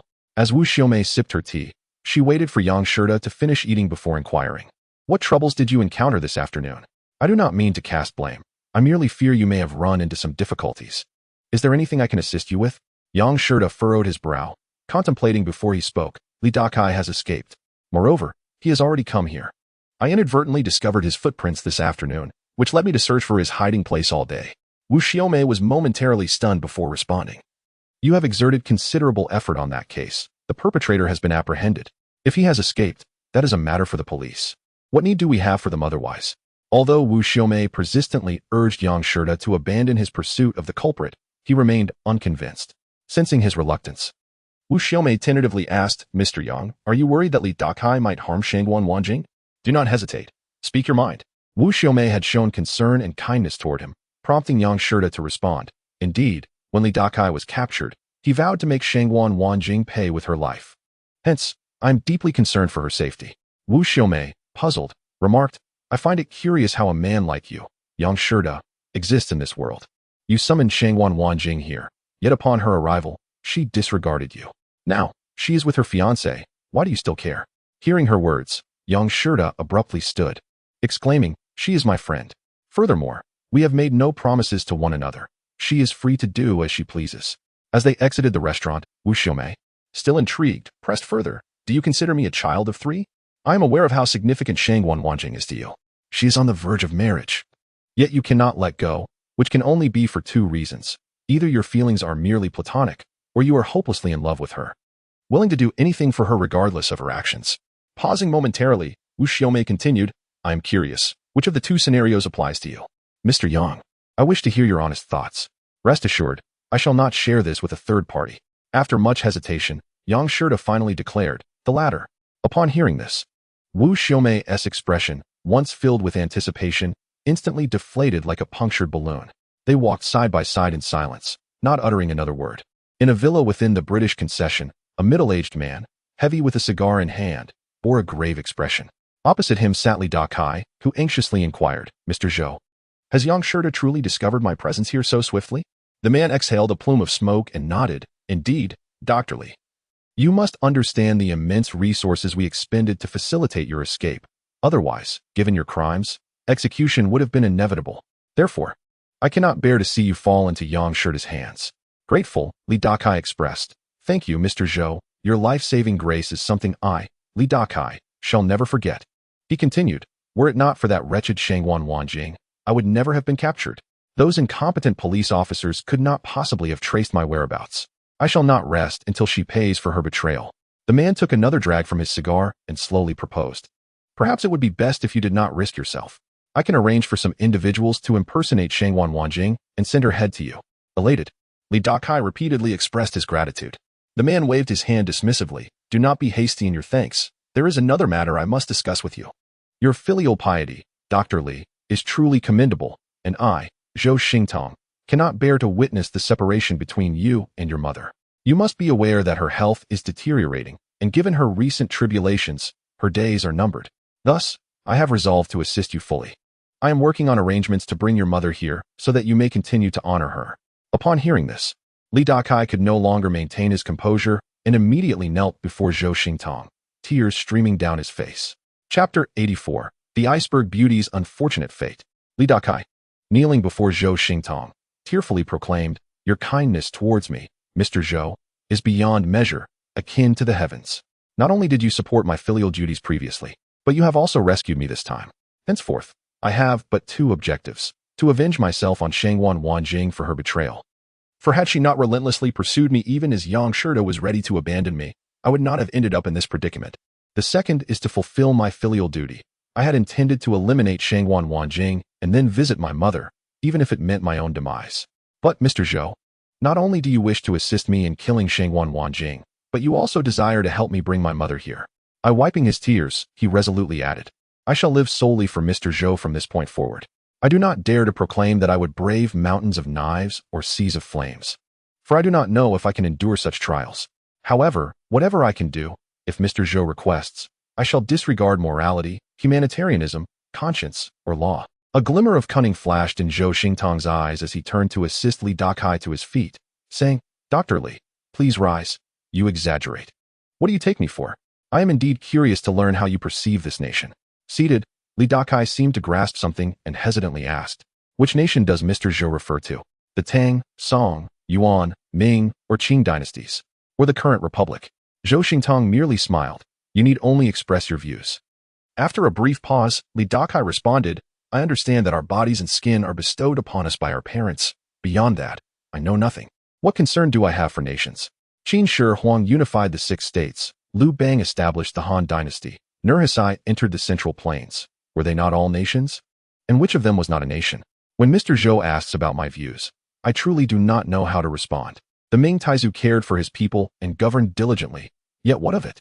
The Ming dynasty lasted but 2 centuries. If every citizen were truly patriotic, how could the Qing dynasty have arisen? As the sage said, the people are paramount, the monarch secondary. It is the masses that matter most. Without a home, how can there be a nation? I, Li Dakai, do not believe in anything but filial piety. Upon hearing this, Zhou Xingtang clapped, exclaiming, Excellent. Doctor, Li is indeed a sage. I shall speak plainly. Throughout our 5,000 years of history, each dynastic change signifies failure. Each transition has brought suffering to the common folk. As the saying goes, the rise of the people brings suffering. The fall of the people brings suffering as well. Now consider Japan. It has remained a unified entity since ancient times, with no dynastic changes. Thus, I aspire to help this nation undergo a transformation. Li Dakai was taken aback, quickly realizing, and replied, Mr. Zhou, you are a visionary. As long as you require my assistance, I, Li Dakai, shall not flinch, willing to offer my utmost service. Zhou Xingtang chuckled. That is splendid.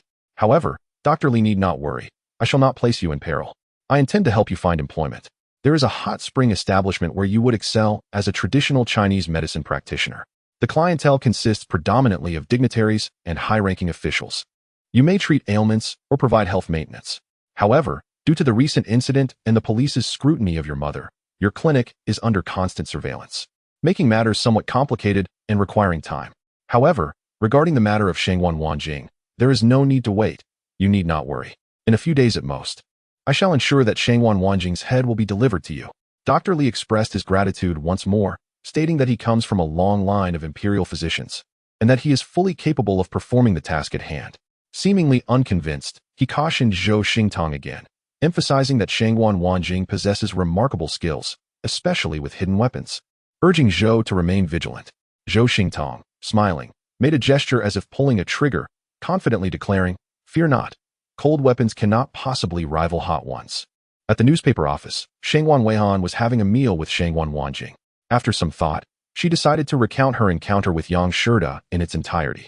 She mentioned that Li Dake had escaped and arrived here, with Yang Shida advising Shangwan Wanjing to be cautious. Upon hearing this, Shangwan Wanjing remained remarkably composed, continuing her meal while casually responding, If he has come, then so be it. The case is already solved, and the rest is up to the police. Shangwan Weihan was somewhat astonished, exclaiming, I thought Jinger would be taken aback. It is indeed good that you can think this way. It saves a lot of trouble. Shangwan Wanjing merely nodded in acknowledgement. After finishing their meal, Shangwan Wanjing remarked, This place truly is a melting pot of all sorts, a land of opportunity. I wish to explore a bit in the coming days. I understand you are busy with work, so I shall go alone. Shangwan Weihan replied that she would only be available on weekends, and since Shangwan Wanjing wanted to explore, she should go ahead, but not stray too far from the newspaper office. The next day, Shangwan Wanjing began to wander around the vicinity of the office, remaining extremely alert as she searched for any sign of Li Dake. After wandering for half the day with no leads, she was about to return when a voice suddenly called out from behind her, Miss, may I trouble you for a moment? Shangwan Wanjing, gripping the hidden weapon in her hand, turned to see an elderly woman, frail and worn. The old woman had a large box at her feet, which served as a bellows for her fire. Shangwan Wanjing scanned the surroundings, noting that it was just the two of them, and approached to ask, "What is the matter, grandmother?" The old woman pointed to the box, gasping, "Dear girl, I am feeble and cannot carry this heavy box. Might I trouble you to help me lift it?" Shangguan Wanjing nodded, lifting the box and deliberately stating, "It is indeed heavy. How about this? I shall find a carriage to take you home." The old woman immediately shook her head, insisting that she lived nearby and did not require a ride. Shangguan Wanjing further insisted that she would cover the fare, but the old woman continued to decline, saying, "How could I spend your money, dear girl? I live just a few steps away." Shangguan Wanjing, sensing something amiss, ceased her insistence and helped the old woman carry the box as they walked slowly forward. After covering a distance of about 10 meters, the old woman pointed to a corner ahead, claiming her home was just around there. Following her direction, Shangguan Wanjing escorted her to the doorstep and said, "We have arrived at your home, so I shall take my leave now." However, the old woman warmly grasped Shangguan Wanjing's arm, saying, "Do not rush off, dear girl. Let me brew you a cup of tea to quench your thirst, and while you are at it, help me bring this box inside." At this moment, Shangguan Wanjing's suspicions intensified, suspecting this was a trap. After a brief contemplation, she feigned ignorance and replied, "Very well, I happen to be a bit thirsty." Upon hearing her agreement, the old woman eagerly opened the door. To Shangguan Wanjing's surprise, as soon as the door swung open, she swiftly concealed herself behind the old woman and kicked the door wide open. Almost simultaneously, a sinister laugh emanated from behind the door, and a gun was thrust forward. Before the assailant could utter a word, Shangguan Wanjing flicked her wrist, using the old woman as a shield while she unleashed 2 concealed weapons. The assailant, caught off guard by Shangguan Wanjing's alertness, found their weapon knocked from their grasp before they could react. Not relenting in her vigilance, Shangguan Wanjing kept a watchful eye on her surroundings, sternly commanding, "Make another move, and you shall not see the light of tomorrow." The elderly woman, now firmly grasped by Shangguan Wanjing by her hair and in evident pain, pleaded, "Please, let me go. It hurts. I am innocent. I am being coerced." The one who had been shot in the arm also began to plead. Yet, Shangguan Wanjing noticed something alarming. The gunman's eyes reflected not fear, but rather an unexpected pain. With a surge of determination, she tightened her grip on the old woman, warning fiercely, "Come out." The individual hesitated but soon shook their head and replied, "I will come out now." Chapter 85. Shangguan Wanjing encounters a crisis. Shangguan Wanjing coldly barked, "Stand still. Those inside, reveal yourselves immediately. Otherwise, do not blame me for being merciless." The injured individual appeared taken aback and quickly declared that no one else was present. Shangguan Wanjing, however, increased the pressure on the old woman, who cried out in agony, "Ah, please, gentle girl. It hurts so much." Shangguan Wanjing continued without a word, maintaining her force. Finally, the old woman could bear it no longer, exclaiming, "Old 3, come out quickly. I can't hold on any longer. My scalp feels like it's being torn off. Please, spare me." As expected, no sooner had the old woman spoken than a young man emerged slowly. He approached, shouting, "Let go of my godmother. She has nothing to do with this." Shangguan Wanjing scrutinized the young man and then glanced at the injured one, noticing fear finally flickering in the latter's eyes, which allowed her to breathe a sigh of relief. Yet, remaining vigilant, she continued to grip the old woman tightly as she advanced, using her foot to kick the gun away from the ground before forcefully releasing the old woman and swiftly subduing the 2 young men. Witnessing Shangguan Wanjing's swift and decisive actions in taking down the 2, the old woman trembled in fear. Initially, she intended to flee, but her legs would not obey her, leaving her rooted in place as she repeatedly begged for mercy. Shangguan Wanjing commanded the old woman to crouch down and remain still while she searched the individuals for weapons. Finding none, she interrogated sharply, "Who sent you to do this?" The last young man to emerge replied, "We thought you were too beautiful, so we intended to abduct you and sell you to a nightclub." Shangguan Wanjing coldly interrupted, "Speak the truth, or I shall not be lenient." Looking into her eyes, the young man confessed, "It was because you are so beautiful that my brother and I wanted to enjoy you first before selling you to the nightclub. I swear, no one else." Without further ado, Shangguan Wanjing brandished her dagger and plunged it forcefully into his thigh, twisting it slowly. The young man let out a blood-curdling scream, drenched in cold sweat. The previously injured individual gaped in shock, forgetting to close his mouth. None of them had anticipated that Shangguan Wanjing, who appeared gentle and demure, could wield such ruthless decisiveness. The elderly woman crouched in fear, now speechless. Shangguan Wanjing slowly withdrew her dagger, coldly stating, "I shall ask you once more, next time. It shall not be merely your thigh." Instinctively, the group covered their necks, their eyes wide with terror as they stammered, Li Dake. Li Dake is the one who instructed us. Shangwan Wanjing continued to question coldly, "Where is Li Dake?" The young man, in evident agony, replied, "I don't know. I truly don't know. Even if you take my life, I cannot tell you." Observing the expressions of the individuals before her, Shangwan Wanjing refrained from further aggression and instead turned her attention to the one who had previously wielded a firearm. That individual appeared utterly undeterred by fear. Before Shangwan Wanjing could pose her inquiry, he collapsed to his knees at her gaze, exclaiming, "I have told you everything. I swear. We genuinely do not know where Li Dakai is." Shangwan Wanjing, deliberately focusing on his neck, coldly reiterated, "I shall ask you once more. Where is Li Dakai?" The man, his face a mask of terror, wept, "I truly do not know. It was Zhou Laoda who ordered us to kill you. This has nothing to do with me. It was all Zhou Laoda's idea." Continuing her interrogation, Shangwan Wanjing inquired, "Who is Zhou Laoda? Why does he wish to kill me?" The man hesitated, sensing the peril he faced had intensified. Finally, he replied, "Zhou Laoda is Zhou Xingtong. It was Li Dakai who implored Zhou Laoda to assist in your assassination." Shangwan Wanjing pressed further, demanding, "Where is Zhou Xingtong? What is his status?" At this point, the man was thoroughly terrified and promptly responded, "Zhou Xingtong resides in the British concession. As for his exact whereabouts, we do not know. We are merely lowly henchmen. Besides, entry into the British concession is not permitted for just anyone. However, Zhou Xingtong's name is known to all." After scrutinizing the two men, Shangwan Wanjing concluded they were speaking the truth. She ceased her inquiries, wiped the dagger clean on the man's clothing, and declared, "Return to Zhou Xingtong and inform him that I, Shangwan Wanjing, harbor no grievances against him. It is he who has wronged me. I shall overlook this incident as if it never transpired, but should there be a next time, regardless of Zhou Xingtong's identity, I will not spare him." The two men immediately fell to the ground, bowing repeatedly, vowing to deliver her message. Shangwan Wanjing then turned to the elderly woman, coldly stating, "At your age, nearing the end of life, you still engage in wrongdoing. Should there be a next time, I shall expedite your journey to hell." The old woman instantly knelt, pleading for mercy. With that, Shangwan Wanjing departed. Upon reaching the doorway, she nonchalantly tucked the gun away.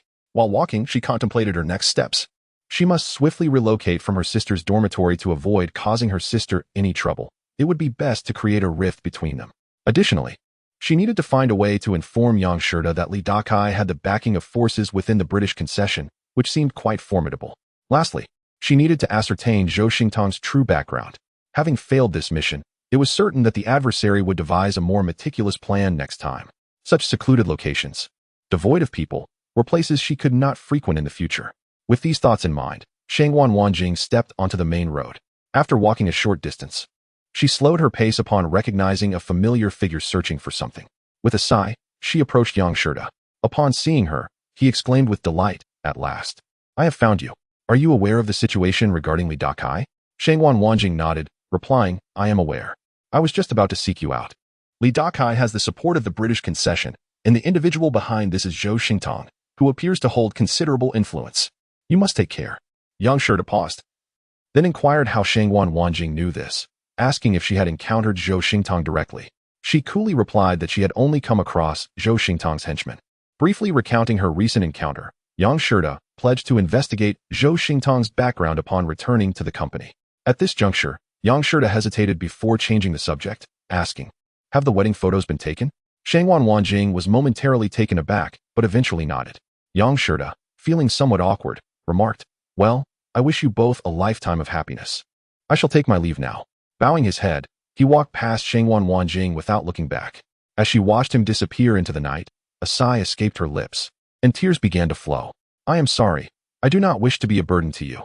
When you achieve success, I hope you might occasionally remember that you once had a friend named Shangwan Wanjing. Yet perhaps it is better if you forget." After hesitating for a moment, Shangwan Wanjing wiped her tears and turned to leave. Upon returning to the company, Yang Shirda sought out Wu Xiaomei to inquire about Zhou Xingtong's background. Wu Xiaomei was taken aback, incredulously questioning, "Zhou Xingtong? Why do you ask about him? He is our company's greatest adversary. In this realm, Zhou Xingtong is a figure who operates in both the shadows and the light. To say he holds immense power would not be an exaggeration.